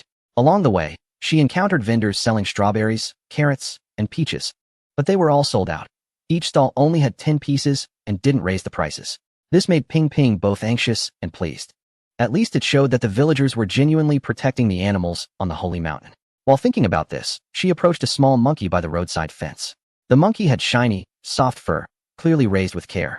Do you want this? The little monkey came over to sniff, then cautiously reached out its paw to take a piece of the citrus meat Ping Ping offered. It finished it quickly, thought for a moment, then chattered and pointed at Ping Ping's other hand. You want more? Ping Ping was charmed and smiled as she handed over the rest. But the little monkey seemed to understand human language, shaking its head and pointing at the orange peel in her hand. You want to eat this? The golden peel emitted a fragrant aroma, so Ping Ping decided to peel it and gave it all to the little monkey. Now it was happy, chattering and holding the peel close. Delicious. This is real delicacy. The little monkey thought, recalling the moves taught by the king. What was it again? Not for yes. Shake for no. Indeed. Is this the wisdom of humans? It eagerly ate, not minding when the girl reached out to pet its head. Monkeys live for food. For something to eat. No shame. Along the way, there were monkeys in various poses, most of them unafraid of people but clearly drawn to tourists with food. However, what puzzled everyone was that some tourists secretly fed their own food to the monkeys, but the monkeys seemed to have a sense for it, glancing over and then walking away, completely uninterested. Despite this, everyone continued to stop and go, taking pictures and looking around, soon arriving at the foot of the mountain. The exit and entrance were not at the same place, and a smiling girl stood at the end of the path waving at them. Come out quickly. The evening deity invitation ceremony is about to begin. Many had seen the ceremony before, but for some, it was their first time. They followed the path out, but were immediately attracted by a stilt house near the foot of the mountain. Huh, was there such a large building before? I didn't notice. There's writing on it. Let me see. A male student adjusted his glasses and laughed. Souvenirs. He hadn't finished speaking when he dashed to the entrance of the building and quickly disappeared through the door. The wooden windows emitted a warm white glow, and the people behind finally saw the words on the plaque. Souvenir shop. Wow. Hurry up. Ping Ping swore that she had never been so interested in a souvenir shop at any scenic spot, to the point that she was afraid of being a moment late and missing out. But she wasn't the only one. Everyone else felt the same. The crowd surged forward, all rushing towards the souvenir shop. The security guard at the entrance wiped his sweat, looking at the throng of people, recalling the chaotic moments from earlier. Stop. Form a line. He thought to himself that this situation absolutely could not happen again. Two people were directly knocked aside, and the wooden door creaked as if it might break at any moment. Damn it, security guard no. One wanted to cry. We can only let one in at a time. Security guard number 2 quickly pulled out his walkie-talkie, calling for backup. Brother Fong. The souvenir shop has been overrun. Requesting support. Chapter 68. The Battle of Souvenirs. Wow. The bright lights shone brightly, and the tourists who had been wandering around the sacred mountain finally felt as if they had returned to reality. Inside the shop's main hall, wooden shelves were neatly arranged, and the air was filled with a warm, woody fragrance. Everyone initially wanted to browse leisurely, but once they regained their senses, their pupils dilated, and they rushed inside. In the large hall, many tourists were already wandering around. However, unlike the souvenir shops at other scenic spots, here, people were buying things as if they were shopping for groceries, with their shopping baskets filled to the brim. Looking at the shelves, items were scattered about, and it was clear that some categories were about to sell out. Ping Ping took the lead and rushed in, quickly searching for the souvenirs she wanted to buy. But her eagerness didn't last long as she found herself lost in the dazzling array of products. They were so exquisite. She had visited many scenic spots and seen many souvenirs. Most were quite similar in style, either lacking variety or failing to guarantee quality.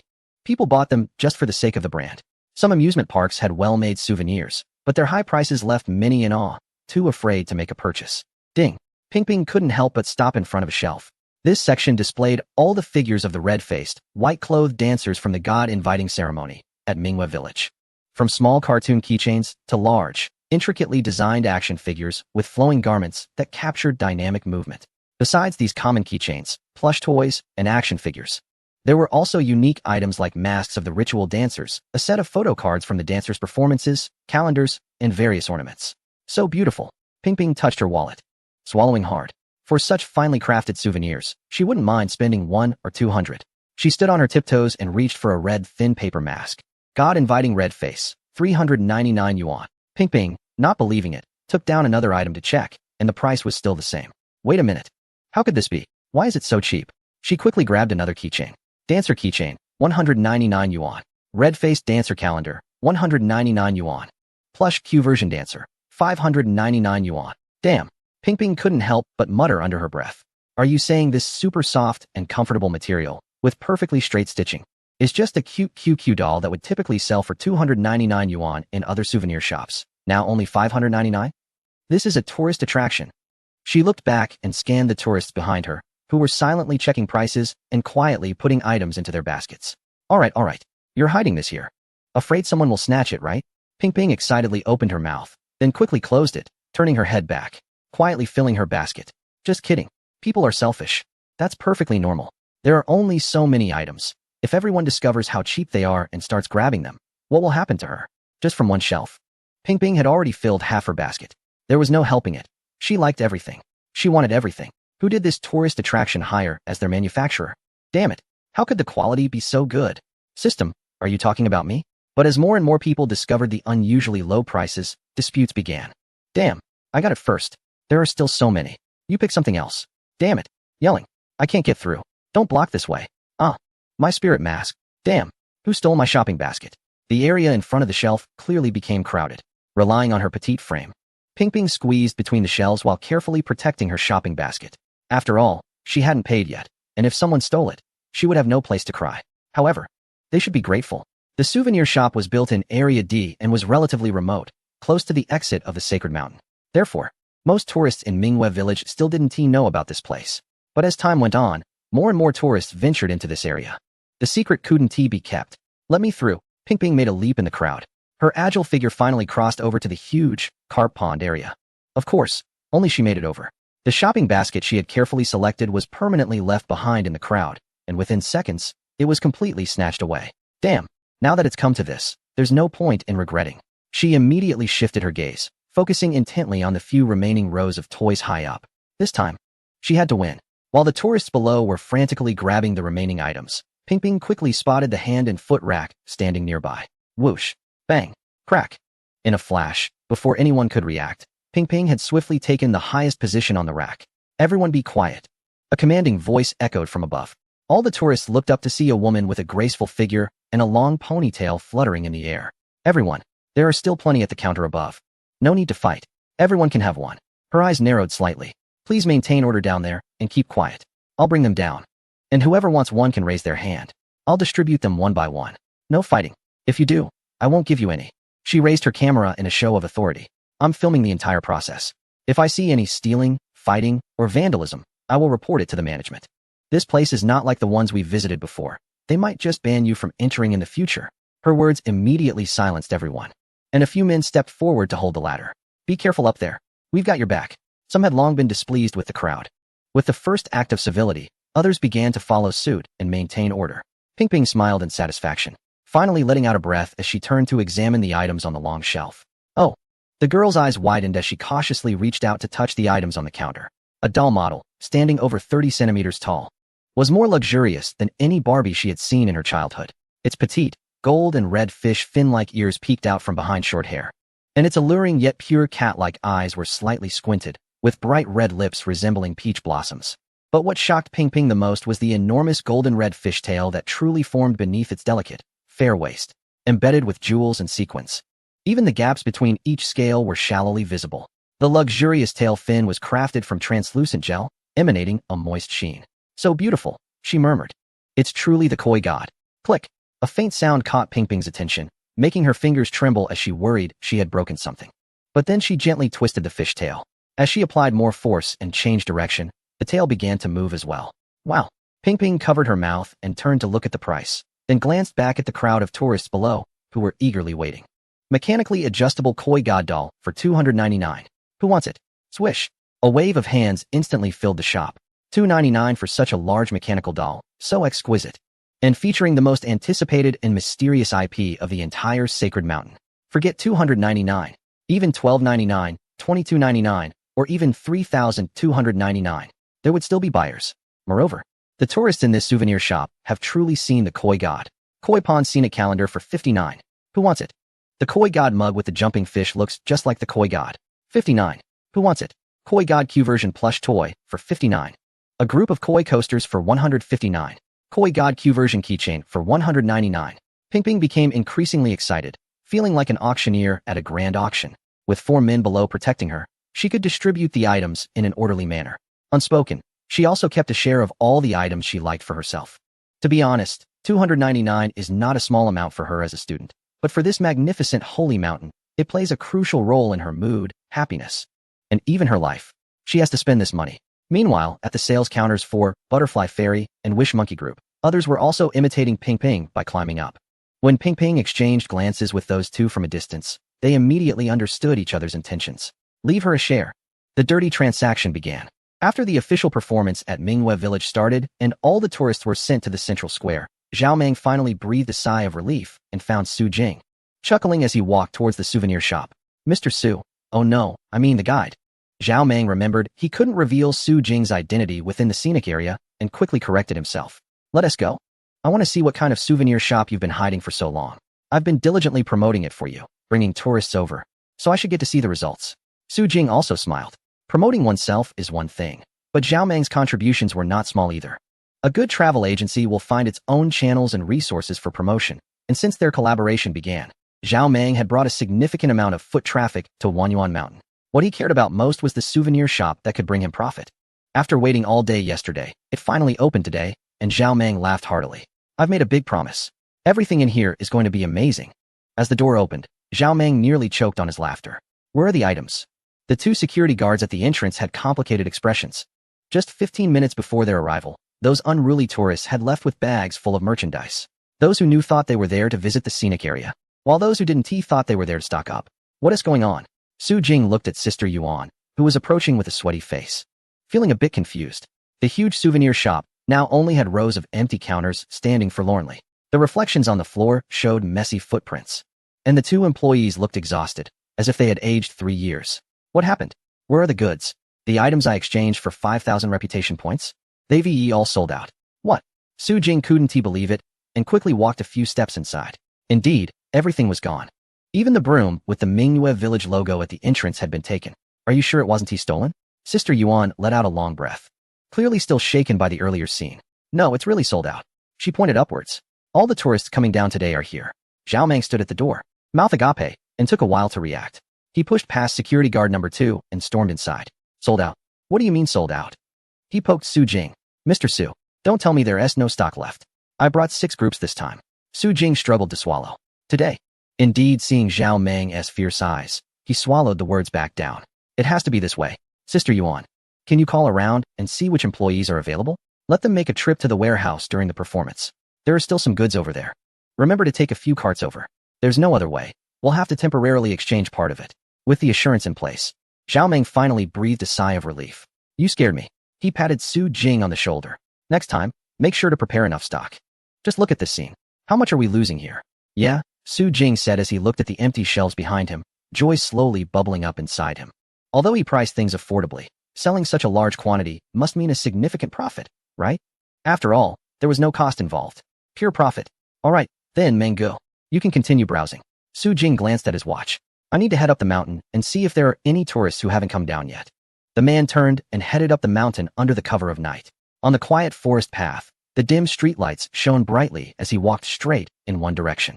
His journey up the mountain wasn't aimless. Rather, it was due to a new ability he had recently discovered within the system. After checking the attributes of the Sacred Mountain Scenic Area, it clearly indicated current tourists, too. When he clicked on those 2 individuals, 2 small red dots appeared on the map of the Sacred Mountain.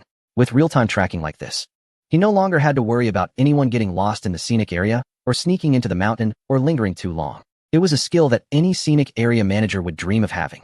As he continued up the path, he indeed found a tourist leaning on a hiking stick on the path leading up from the Cliff of Hope.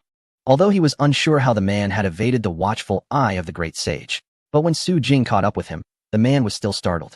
Thanks to the guidance of the gods of the Sacred Mountain, sir, it's time to head down.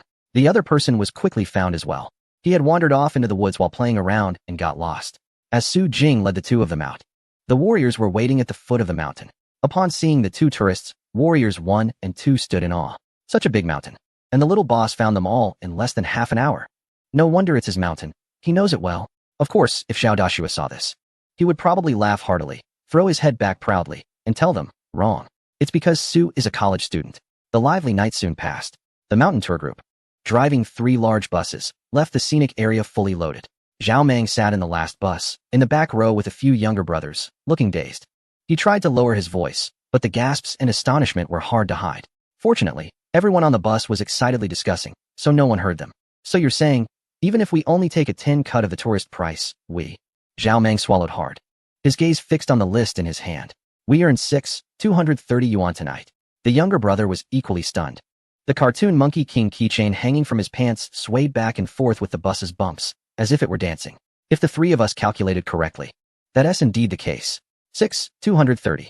They had previously engaged in all sorts of tricks and coercion, and in 3 tours, they might not even have earned that much revenue. Yet, in just one night, they achieved it. Zhao Meng finally understood what Su Jing meant. Even a 10 cut was enough for them to share. He really wasn't lying. After spending 2 days at Wanyuan Mountain, watching various dazzling and magical performances and attractions, it was impossible to resist purchasing some of the beautifully crafted souvenirs at such low prices amidst the frenzied excitement. Even if some people bought more and others bought less, it was enough for the locals to make a good profit. And most importantly, there was no need for any tour guide to say a word throughout the whole process.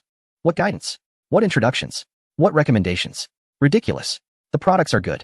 Do I need you to tell me that? I can buy them myself. Brother, no. Tu swallowed nervously and tentatively spoke up. Brother Meng, we can all earn so much here. If we give tourists a 5 discount, wouldn't we make even more by taking a commission?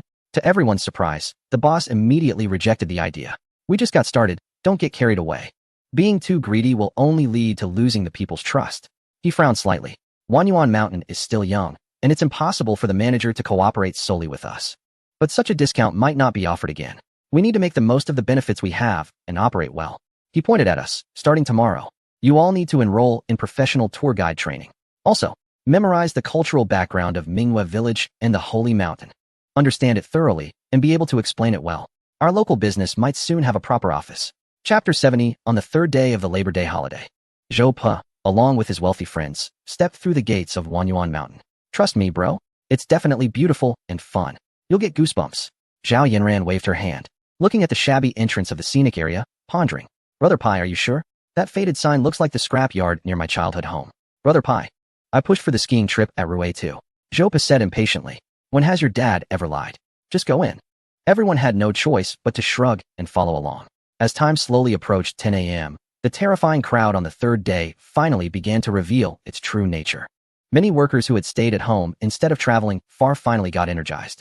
By the night of the 2nd day, they started to feel bored and opened various apps like Dole. As they casually scrolled, they saw that the Wanyuan Mountain 2A scenic area had climbed to 19th place on the national trending list, making its first appearance in the public eye. However, the content about this scenic area was quite vague. Some claimed to have seen spirits. Others insisted that the explanatory videos were not AI-generated. And some even shared photos with a group of monkeys. But no matter how you looked at it, the mermaid girl, butterfly fairy, or stick-wielding Monkey King in those videos and images seemed real. Everyone coincidentally looked towards the geographical location of the scenic area. And someone excitedly discovered that it was right next to the neighboring city? Why not go? Within a day, train tickets from nearby scenic areas to Yong'an City were sold out. In the Yong'an City Government's Transportation Bureau, subordinates rushed into the leader's office in a panic, causing the leader to drop his teacup in shock. Leader, it's a major issue. The leader's eyes widened in anger. If you don't give me a reasonable explanation, I'll have you guard my beloved teacup for 3 days. Hee hee, the leader is really mischievous. The subordinate wiped his sweat and handed over the report. The information department sent a message saying that all train tickets to Yong'an City in the province were sold out for the next 3 days. Huh, sold out. Not just most of them sold. In previous holidays, many people traveled back and forth, but it's rare for tickets to be sold out. Not only that, I heard that bus tickets are also in short supply. The subordinate pulled out another document. I searched for relevant information, and if I'm not mistaken, the leader lowered his head to look at the document, where the small red text stood out prominently. Everyone's destination should be the recently popular Wanyuan Mountain Scenic Area. I heard that the Cultural and Tourism Bureau has been strongly supporting it, and that Secretary Shun even made special approvals. The leader pondered for a moment, looking at the 3 small characters in front of the scenic area name. Qing County. Can you connect me to the road administration system of Qing County? Qing County. County Road 093. A row of social vehicles has been stuck for nearly 2 hours, and the county head is almost ready to come personally to direct traffic. But after receiving a call from the city, he couldn't help but tear up and shouted loudly, "My goodness, you finally thought of Qing County." It's rare for an entire county to undergo such a significant change because of a scenic area. Even in novels, it probably doesn't happen often. Therefore, when the traffic congestion in Qing County was reported, it didn't attract much attention.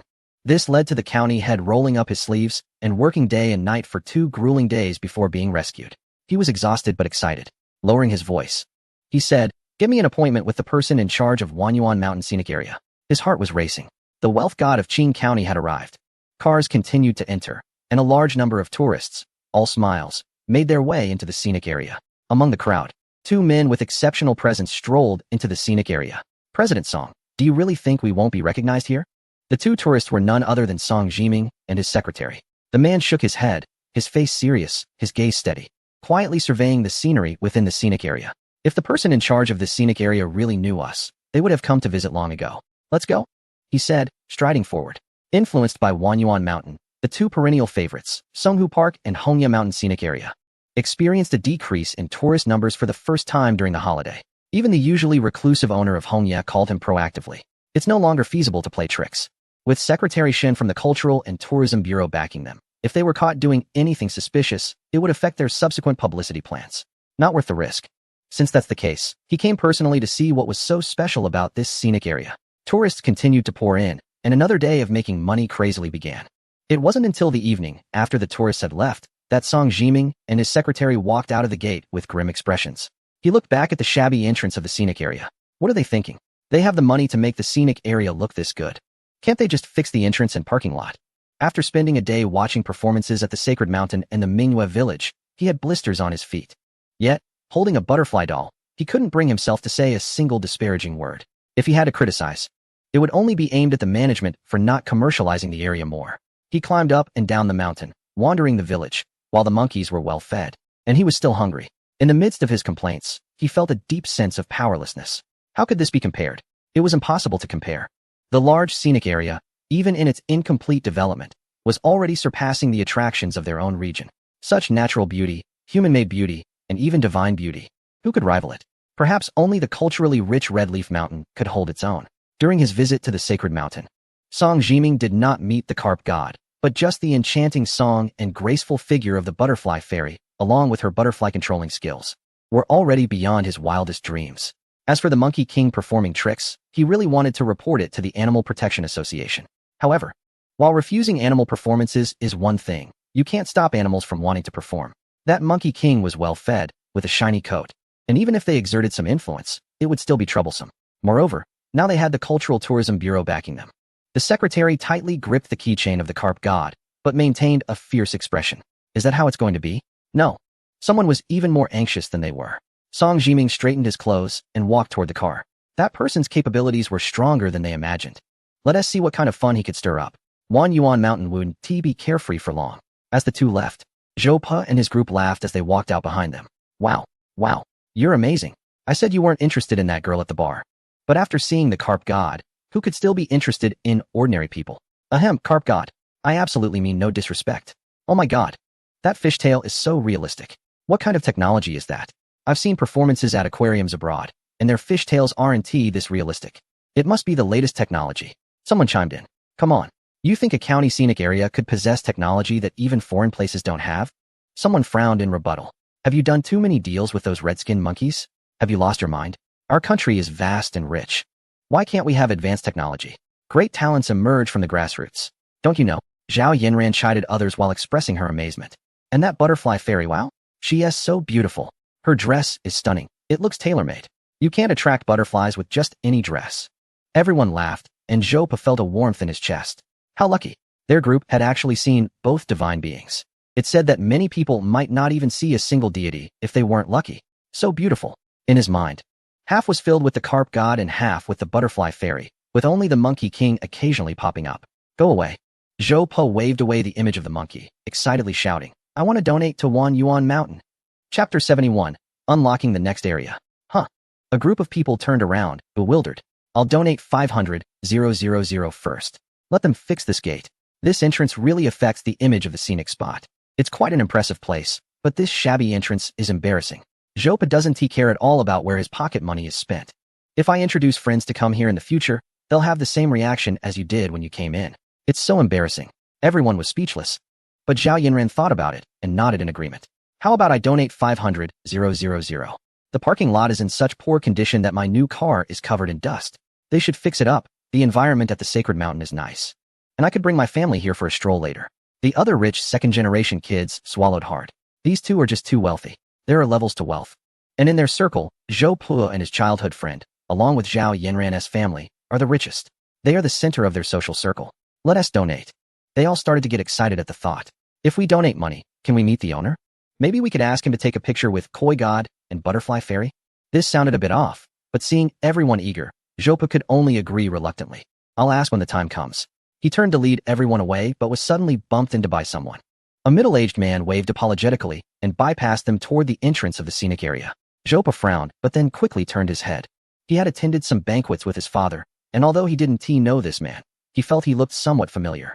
In their social class, if someone looks familiar, it's best not to offend them casually. What is this person doing here?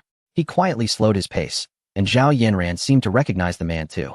They exchanged glances, and the group slowly stopped at the entrance, pretending to chat, while the two of them quietly turned back under the cover of night. But in the next second, Zhou Po's eyes widened. Standing in the direction the man walked towards was someone familiar, although he had changed clothes. He recognized him at a glance. Is that the guide? How did he come out? How does he know that man? Su Jing was unaware that two unexpected sums of money were about to drop into his lap. He had just received a phone call from Secretary Shun, asking him to meet urgently. The tone was urgent, so he quickly changed clothes and hurried out. It's an emergency. A super urgent matter. Secretary Shun was shouting as he approached, and Su Jing rushed to greet him. Secretary Shun, what brings you here? His quiet call of Secretary Shun caught Zhou Pa and the others' attention. Everyone started to eavesdrop, but they didn't even need to eavesdrop. Secretary Shun's voice was loud and his expression anxious. The National Cultural Institute has specifically requested to come here for an inspection, along with the Animal Protection Association, Endangered Species Protection Association, Ancient Architecture Protection Association, Biological Sciences Academy, and 10 other national departments. I've held them off for 2 days, but they will arrive after the holiday. You must be present. They specifically requested the person in charge to accompany them. You need to be prepared. The rich second-generation kids who had just been clamoring to donate were now wide-eyed. What person in charge? Zhopa was the most surprised. The person in charge refers to the guide? The guide is the person in charge of Wanyuan Mountain. Wow, can they really hear this? An NPC? Turns out they are the behind-the-scenes boss of the scenic area. A group of people stood there, their behavior too strange, making Su Jing immediately sense something was off. And he could only pull Xinzhuang inside. Secretary, let's talk inside. Oh no, there's no time. Tell me the truth. Are the performances and the sacred mountain you set up really okay? And what about those butterflies and monkeys? Xinzhuang shouted. And the two of them disappeared into the scenic area, their voices gradually fading away. Behind them, Zhou Pa and the others exchanged glances and sighed in relief. But after that breath, everyone fell silent. A few minutes passed, and Zhao Yinran took the initiative to speak. So the person in charge of the scenic area is the guide we met, and this is a secret. Exactly. Zhou Pa followed up. I remember who that is. The third in command of the Cultural and Tourism Bureau, but most policies must go through him. How is Wanyuan Mountain so closely related to such a leader? His childhood friend also put away his previous teasing tone and fell into deep thought. Although the rich second-generation kids usually acted frivolously at critical moments, their insight and experience made them consider all the pros and cons instantly. Should I talk to my father? No. At that moment, Zhao Yinran's gaze showed none of the previous drunken despair. Her eyes narrowed, and her smile suddenly turned sharp. This is a good investment opportunity. If we can set up a good project ourselves, our families should look at us in a new light, right? This is a great chance. Wanyuan Mountain is just getting started. If we want to build good relationships, now is the time. She lowered her gaze. What we do next is up to everyone. She exchanged glances with Zhou Pa and her childhood friend, and they all understood each other's thoughts. Donating 3 to 500,000 isn't enough. We need to get acquainted. This money is just a door opener. We need to plan this carefully. The group quickly returned home, and the next day's outing ended swiftly. After sending Xinzhuang off, they closed the scenic area. Su Jing returned home, and, after a long time, opened the system again. He didn't check anything else, but first looked at the attributes of the scenic area. Leftmost peak, Sacred Spirit Mountain Range. Progress, 61. Attractions, Millennium, Minghua Village 1. Carp Pool 1, Butterfly Valley 1, Hope Cliff 1. Attraction items, Sensory Amplifier, Low Level, 1. Misty Domain 1, Mysterious Veil 1, Fish Luring Stone 1.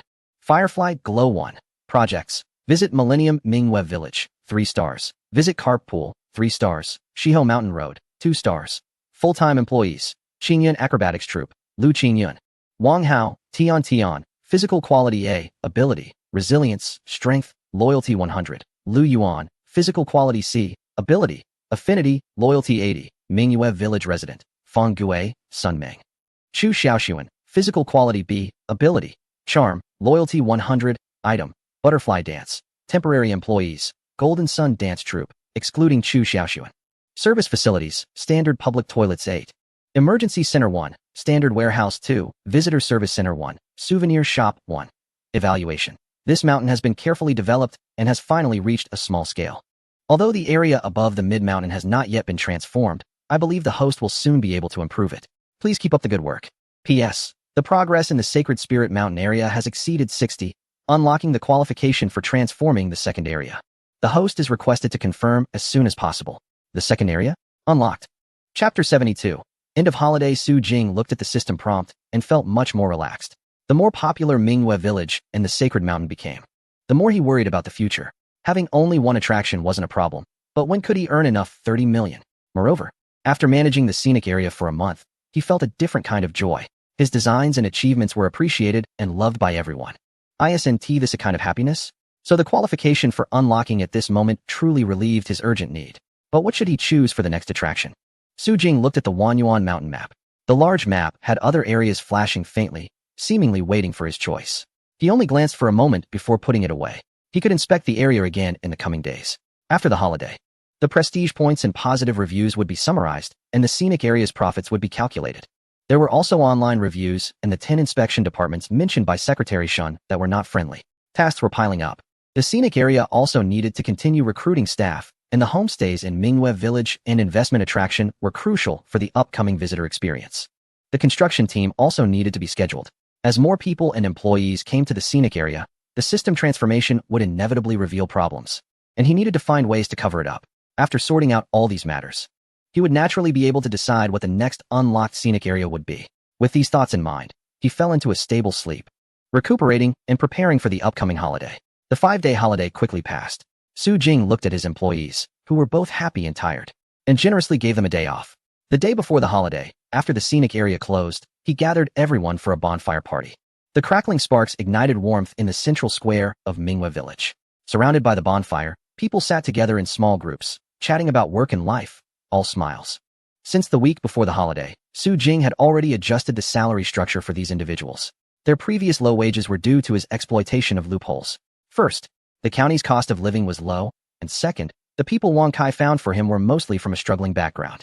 Coupled with the previous low income from Wanyuan Mountain, he could only hire people at low prices. Fortunately, everyone didn't mind and agreed.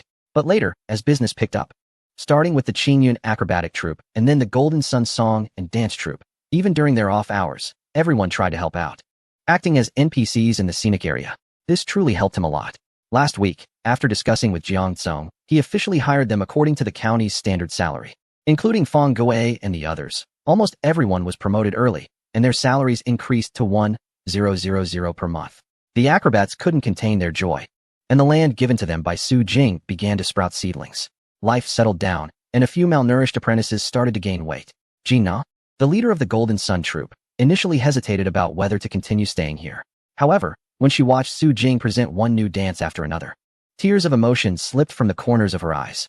Let's learn first. Consider this time as a training period at Wanyuan Mountain. Once everyone's skills improve, they can resign. Resign? Su Jing smiled as he looked at the system interface. Teacher Xiao Sun, who played the role of Butterfly Fairy, now had full loyalty.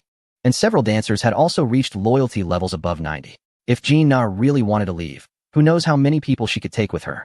As for Jean Na, she was sitting next to Lu Qingyun, discussing the collaboration for a new program between their two groups.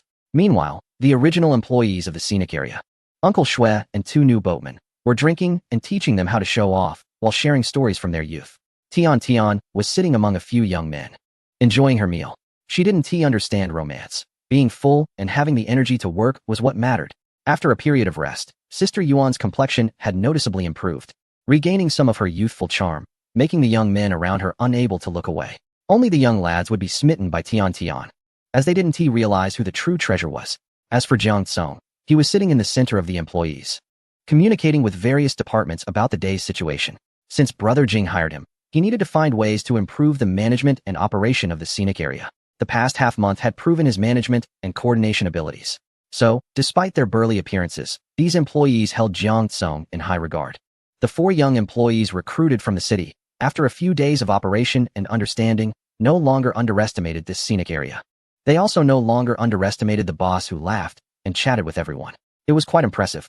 In just 1 month, not only had he revived the scenic area, but he had also brought forth so many wonders that attracted a large number of tourists. For 5 whole days, except for the first day being a bit easier, every employee was juggling multiple tasks, almost working like they had 3 heads and 6 arms. Just look at Uncle Tu and Aunt Lu Yun. How tough it was for them. Weaving bamboo, making rice cakes, their eyes were almost crossed, only able to cry while counting money. Sun Huahua quietly sipped her homemade rice wine, her cheeks rosy. The scenic area was vast with diverse income. It was nothing like the previous companies where the boss was a tax evader or scapegoat. Instead, they were genuinely busy. This was exactly the work life she had hoped for, working diligently without cutting corners. Meanwhile, the military doctor, Brother Situ, was enjoying a mouthful of liquor with a piece of meat, his eyes gleaming with delight. Blissful. Aside from occasionally assisting fallen tourists, he could hardly see any injuries. While others were exhausted after